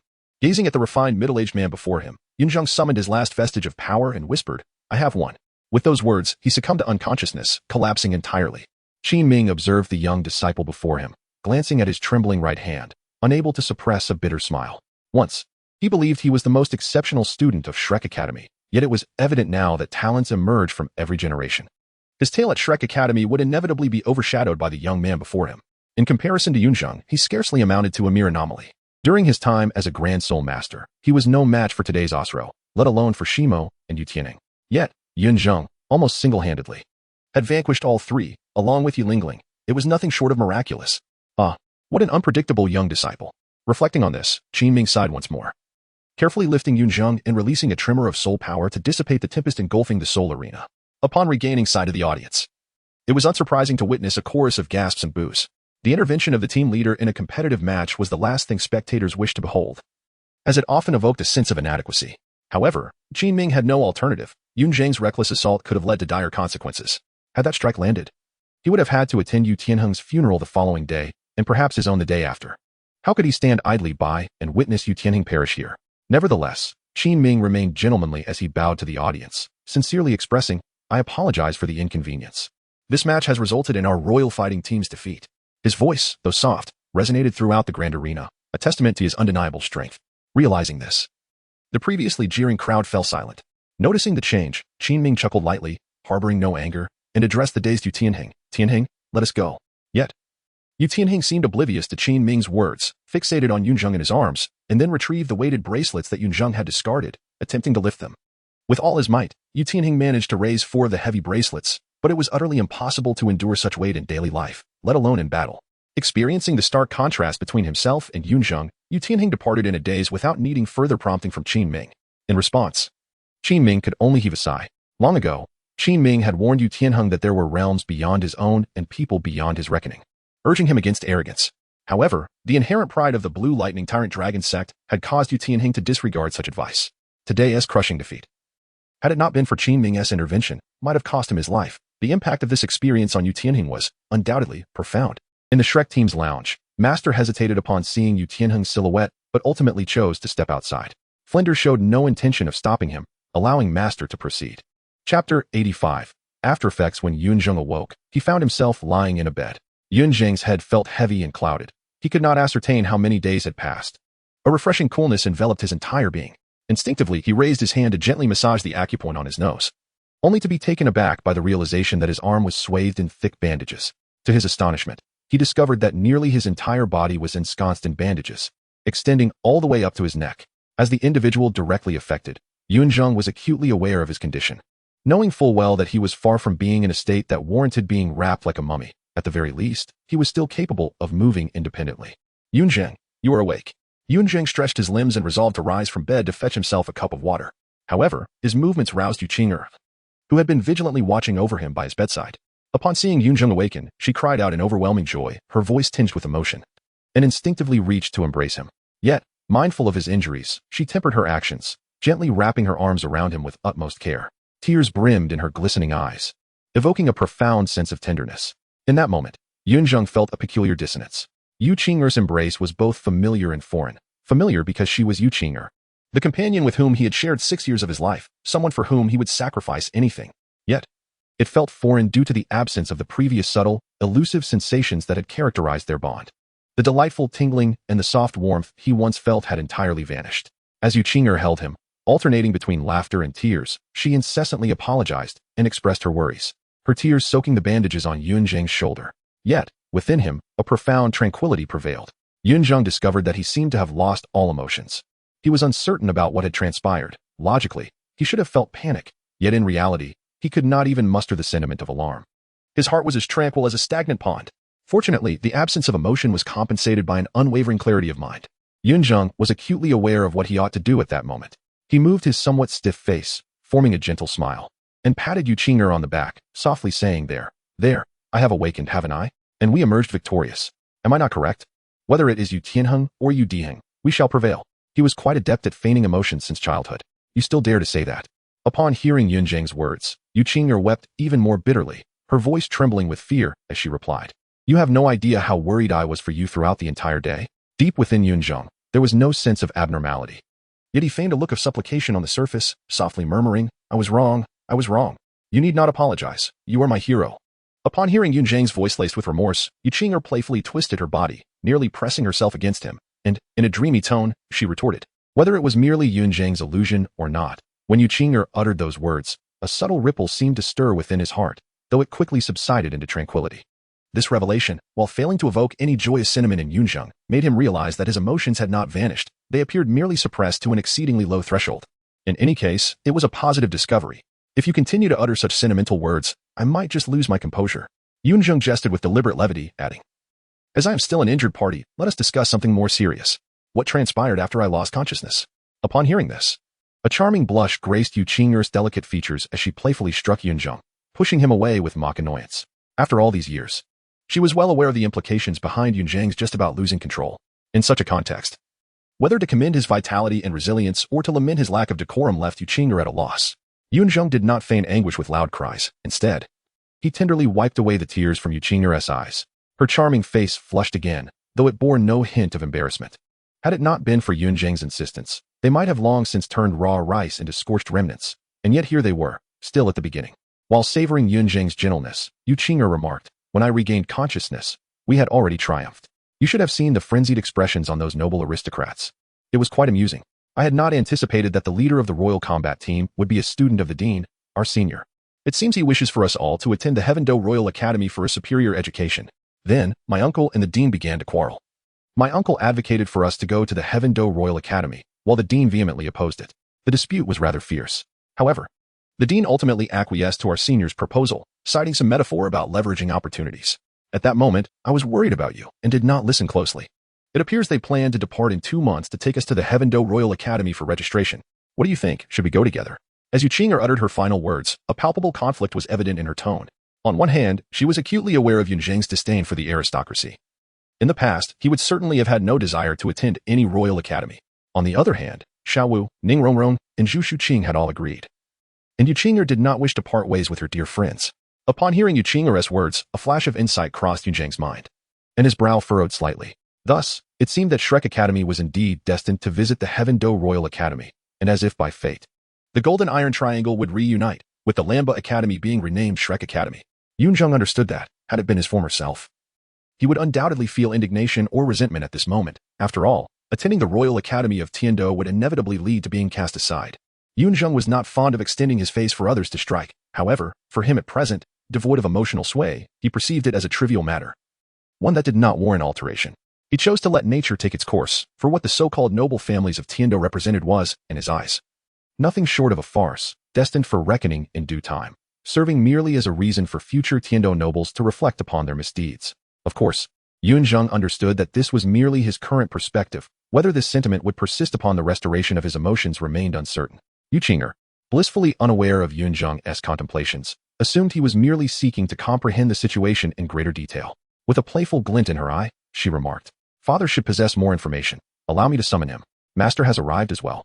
Upon hearing this, Yunzheng furrowed his brow, as if he had seized upon an elusive thought, yet it remained obscured, shrouded in ambiguity. Indeed, Yu Qing'er nodded with natural assurance, pecking Yunzheng lightly on the cheek before joyfully dashing out. After a brief interlude, Yu Zhongbai and the master entered, with Flanders and Zhao Wujie trailing behind. The two appeared rather ill at ease in the presence of Yu Zhongbai. Upon their arrival, Yunzheng promptly greeted Master. To his surprise, Yu Zhongbai merely rolled his eyes and responded, "Do refrain from putting on airs before me. If I am not mistaken, you are currently devoid of any emotional fluctuations. Am I correct?" Suddenly having his condition laid bare by Yu Zhongbai, Yunzheng exhibited no astonishment whatsoever. He only nodded and requested, "I beseech you to enlighten me, Master." Yu Zhongbai, a titled Douluo, discerning Yunzheng's peculiar state was not extraordinary. On a positive note, the fact that Yu Zhongbai could articulate Yunzheng's symptoms indicated that it was not an insurmountable ailment, which was a far more favorable outcome than the dire scenarios Yunzheng had contemplated in his mind. Neither Yu Zhongbai nor the master were taken aback by Yunzheng's reaction. Instead, they sighed, a blend of reproach and concern in their tones, saying, "You have infused your soul power into your blood. While this has precipitated a substantial surge of soul power in the short term and, with the aid of your martial soul's frost attribute, mitigated the violent symptoms of this infusion, it has nonetheless affected your body.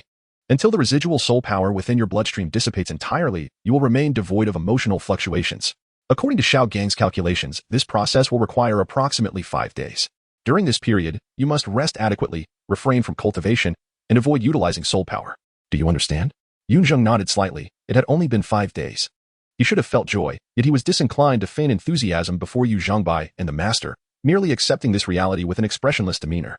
To put it simply, as Yunzheng would articulate, the extreme chill had frozen his internal organs, rendering his body incapable of secreting various hormones, thus diminishing his emotions to an almost imperceptible level. Of course, there must be some esoteric factors at play, but Yunzheng found himself unable to elucidate them. After all, it seemed that only his emotions were affected. Everything else appeared to function normally, as if he were not a wounded individual at all. Such was Yunzheng, had he not been the sovereign of ultimate ice. Any other person would have succumbed to one of two fates, either freezing to death outright or, like graphite, blossoming a flower of ice mist within to expel the frigid air. Yu Zhongbai had initially intended to impart a few words of wisdom, but upon witnessing Yunzheng's demeanor, he found himself at a loss for words. "Very well, tomorrow I shall take Qing'er to hunt for the third soul ring. You are to rest and recuperate at the academy, understood?" Ultimately, Yu Zhongbai offered this brief admonition and refrained from further discourse. "By the way, Yunzheng, perhaps this question would be better posed after 5 days. Yet I shall inquire now. Are you willing to accompany the academy to the Tiandu Royal Academy?" Following Yu Zhongbai's statement, the master stepped forward slightly and casually posed the question. Yunzheng pondered for a moment and remarked, "Since it is the decision of the deans, I have no objections." Upon hearing this, the master let out a sigh of relief. Yet he was also aware that the current Yunzheng was not the same as before. He continued, "In 5 days, once you have regained your composure, I shall inquire again." To this, Yunzheng was indifferent. Chapter 86, a suggestion to depart from this world. The chapter will be published on Friday at noon, with a significant update on Saturday. I hope everyone will lend their support. The following day, Yu Zhongbai took Yu Qing'er to hunt for soul rings. Although Yu Qing'er was reluctant to part from Yunzheng, she understood that given Yunzheng's current condition, it was impossible for him to accompany her in the hunt for souls. She could only suppress her feelings of longing and allow Yunzheng to recuperate at the academy. No one followed them, for Yu Zhongbai was a distinguished title Douluo, and bringing a prospective soul master along to hunt for a third soul ring hardly required any assistance. Moreover, it was evident to all that Yu Zhongbai was taking his daughter out for a leisurely outing, cherishing some family time. Yu Zhongbai had long felt he owed Yu Qing'er too much and sought to make amends, with the only one deemed worthy to partake in this endeavor being Yunzheng. Even the master, who was a distant uncle, could only be considered a half-participant. But now, with Yunzheng unable to wield soul power, the master had no leisure for such matters, and it was unnecessary for outsiders to meddle. As for Shrek Academy, Flander and the others were preparing to depart for Tiando City in 2 months. The master, Flander, and Zhao Wujia were all quite busy.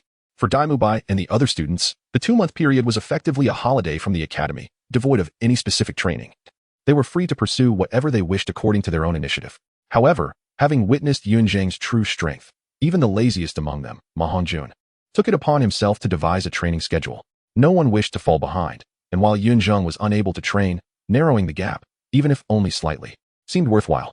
After all, even if it bore no practical benefit, it would at least provide a sense of peace of mind, proving that they had made an effort rather than squandered their time. Yet, the others noticed that Yunzheng had seemingly been intentionally avoiding them these past few days. Coupled with his cold demeanor that exuded an aura of no entry, it caused them some concern. Yunzheng intentionally avoided Dai Mubai and the others, not out of any grievance or hidden troubles, but because he recognized that his emotional state was currently quite muted. Even Yu Qing'er could only slightly stir his emotions. How could he possibly connect with Dai Mubai and the others? This emotional detachment not only allowed Yunzheng to maintain absolute rationality, but also led him to unconsciously overlook the feelings of others, risking unintentional hurtful remarks. In essence, Yunzheng's humanity had diminished, rendering him more machine-like. To avoid unnecessary complications, he felt compelled to steer clear of Dai Mubai and the others. However, it was evident that his deliberate avoidance only exacerbated misunderstandings. Ultimately, after a discussion among the members of the Shrek 7, it was unanimously decided that Dai Mubai should inquire further. Why Dai Mubai? It was simply because he was Yunzheng's roommate.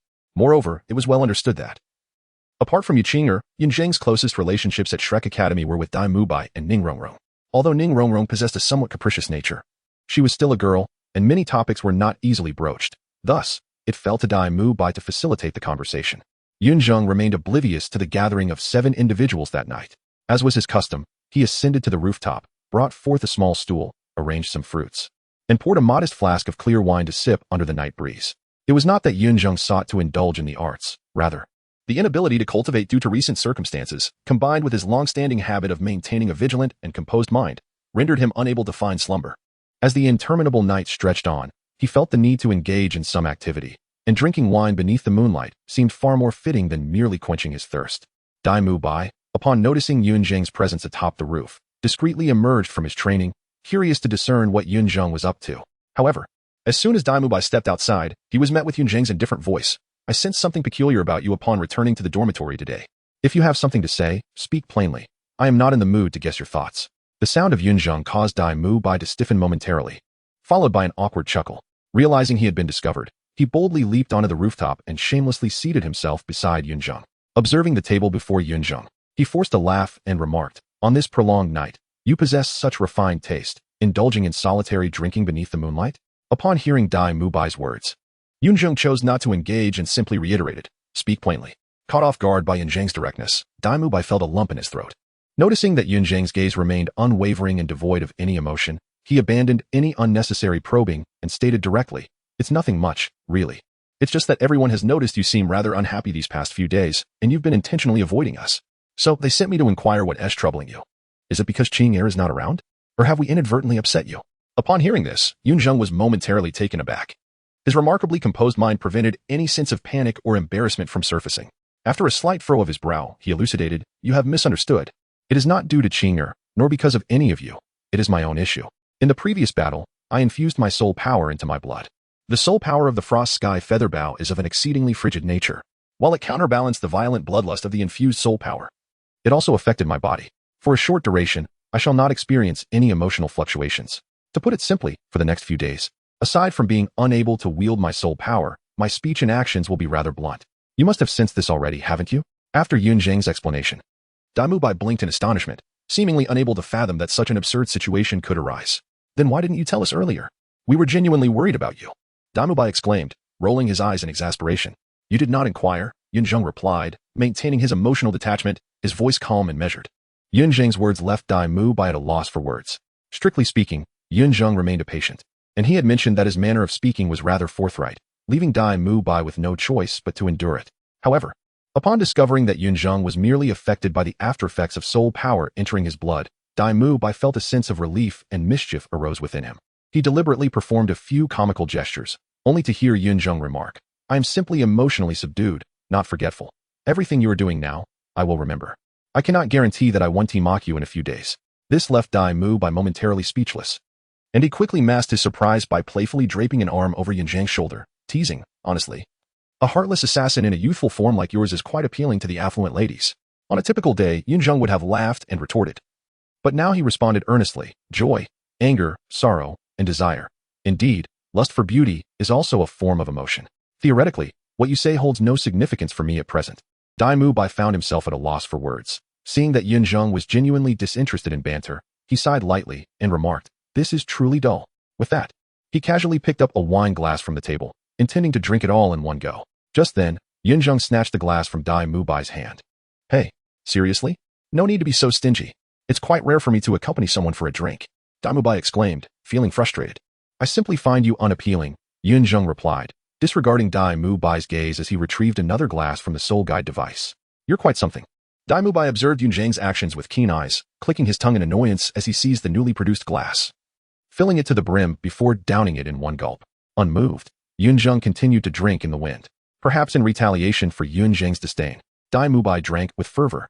The spirits contained within Yunzheng's soul guide were exquisite treasures of the continent, the finest of wines, rich and fragrant, yet potent. After several cups, Daimubai found himself pleasantly tipsy. Lying sprawled across the rooftop in a state of mild inebriation, a profound sense of melancholy unexpectedly surged within him. "Hey, Yunzheng." Daimubai suddenly turned, his unusual eyes clouded with confusion. "May I pose a question?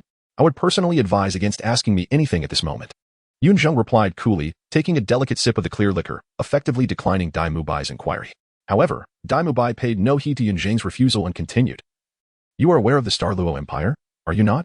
You must have heard of the imperial succession model there? I have a friend who is one of the two princes of Luo, with an older brother 6 years his senior, born into the imperial family. My friend was told from the very beginning that he was merely a shadow, forever unable to surpass his older brother. His fate was to serve as a stepping stone for his brother's ascension, destined to end his life in the competition for the crown at the age of 18. At first, my friend was defiant. He trained diligently, striving to become stronger, until one day he mustered the courage to challenge his brother. Yet fate is cruel, and he was utterly defeated in that battle. From that moment on, he became the target of ridicule and exclusion. Though a prince, he was held in contempt by all, and his brother never regarded him as a rival. Eventually, unable to endure the scorn any longer, he fled the Luo Empire and took refuge in the Tiando Empire. There, he descended into self-destructive arrogance, until he encountered his fiancée, Yi once more. Contemplating the dismal life that awaited her in light of his failure, he resolved to regain his resolve. "Yunzheng, what do you think you should do now?" By the end of his tale, Daimubai's voice had grown hoarse, perhaps reflecting his own bewilderment. He did not wish to be defeated. Yet the specter of Davis haunted him relentlessly, rendering him unable to find peace at the mere thought of Davis and the Luo Empire. Yunzheng remained entirely unaffected by Daimubai's emotional turmoil, maintaining an air of indifference as though the matter held no relevance to him. He regarded Daimubai and calmly remarked, "Wait a few more days, and you shall receive the answer you seek. What I think and say at present will not align with your desires. No, I yearn to understand your thoughts, unclouded by emotion." Daimubai countered, shaking his head, his gaze fixed intently on Yunzheng, exuding an unwavering determination to extract a response. Yunzheng fell into a momentary silence, and upon confirming that Daimubai would not waver in his resolve, he uttered with an unsettling candor, "I suggest you simply embrace death." Chapter 87. A heap of garbage. Daimubai could foresee that Yunzheng would not offer any comforting words. But he was taken aback by the sheer bluntness of Yunzheng's remark. For a brief moment, Dai Mubai found himself at a loss, caught between laughter and tears. As he managed a dry response, "You are rather callous, aren't you? I have long since stated that my thoughts and feelings are not what you wish to hear. Yet you insist on probing." Yunzheng shrugged and articulated slowly. Following this, Yunzheng fell silent, and Dai Mubai too embraced quietude. After a considerable interval, as Dai Mubai sipped his drink in solitude, Yunzheng, despite his emotional detachment, recognized the necessity of his words. "In matters of action, not intention, you have committed no wrong. Had I been in your position, I would have acted similarly. The Douluo imperial family is not a place for permanence. Only the Tiando imperial family, distanced from strife, can gather strength." Upon Cloud Zheng's words, Dai Mubai suddenly rose, his unusual eyes gleaming with a mix of excitement and determination as he pressed down his emotions and inquired earnestly, "Is that truly the case?" Peering beyond the surface to grasp the essence, Cloud Zheng noncommittally nodded before continuing, "As you mentioned, your imperial brother is 6 years your senior, both sharing the evil white tiger martial spirit and being born of the same mother. Even if you are exceptionally gifted, the disparity between you would not be substantial.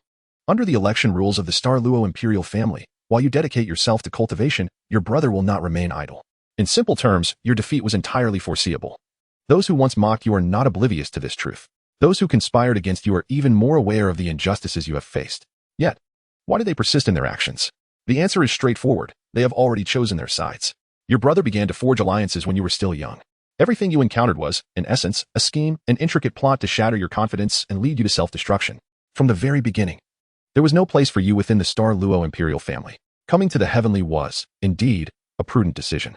Every utterance from Yunzheng illuminated Dai Mubai's gaze, as if the long-standing shadows enveloping his heart were suddenly dispelled, granting him a moment of profound clarity akin to a divine revelation. In that instant, all that had transpired became strikingly vivid, revealing the darkness that had lingered before. Previously, Dai Mubai had perceived his own talents as lacking, feeling inferior in skill, yet now he comprehended the depth of strategy possessed by his imperial brother. However, in the next moment, Yunzheng shifted his tone, stating, "Your actions are indeed justified, yet your heart is misguided. Departing from the Douluo royal family is a strategic retreat, a means to seek alternative paths, rather than the escape you suggest. Upon arriving in the Heavendo Empire, it is essential to endure and strive, not to succumb to self-destructive arrogance and delusion. By your own admission, you have already resigned yourself to inevitable defeat.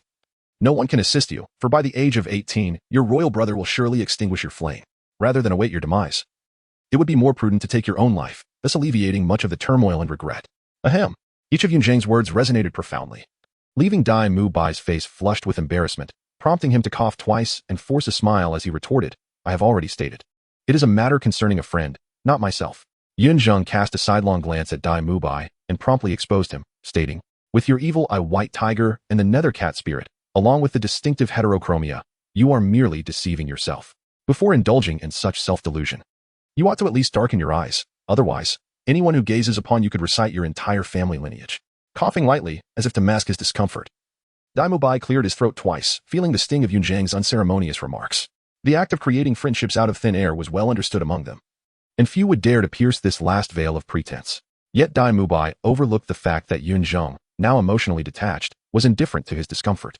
In truth, Yunzheng felt not a flicker of embarrassment. Ultimately, under Yunzheng's indifferent gaze, Dai Mubai chose to concede, abandoning his pretense, and boldly inquired, "How may I surpass my imperial brother?" "The simplest answer is to diligently train, and, by the age of 18, defeat your brother," Yunzheng replied slowly. A 6-year gap. Upon hearing this, Dai Mubai hesitated, uncertainty clouding his thoughts. Upon hearing this, Yunzheng glanced at Dai Mubai and remarked, "There is no hope. You might as well await your demise." Although such candid advice is often unpalatable, Dai Mubai had already arrived at a resolution after absorbing each word spoken by Yunzheng. Man's determination can triumph over fate. Regardless of the circumstances, he must take a leap of faith. Otherwise, as Yunzheng suggested, it would be better to end his own life. Ultimately, he sought Yunzheng's affirmation. While Yunzheng's words were harsh, Dai Mubai realized that they stemmed from support. With this understanding, Dai Mubai let out a hearty laugh, caught in a state of inebriation, and half seriously, half jokingly declared, "Excellent. Yunzheng, should I ascend to the throne one day, I shall appoint you as, no, I shall designate you as the national mentor." Upon hearing this proclamation, the tranquility of Yunzheng's heart was unexpectedly stirred by a subtle ripple of emotion, a feeling of distaste. This aversion was not directed at Dai Mubai's half-hearted slip of the tongue, but rather towards the notion of the national mentor that Dai Mubai had conjured. Yunzheng instinctively rejected, saying, "I refuse such worthless things. I have no desire to assist you in consolidating imperial power and exploiting the common people." "What? Dai Mubai was taken aback, almost unable to believe his own ears. At this moment, Yunzheng became aware of his indiscretion and ceased to speak. However, Dai Mubai was not inclined to let Yunzheng off so easily, pressing further. You just mentioned something akin to garbage. Are you referring to the Star Luo Emperor or the Star Luo National Master? Don't ask. There's nothing more to say, Yunzheng replied, shaking his head, seemingly attempting to evade the question. No, this is of great importance to me, Dai Mubai declared with a serious tone. Today, I speak from the heart. You are my most valued brother. If I survive, I will become the Emperor of Star Luo.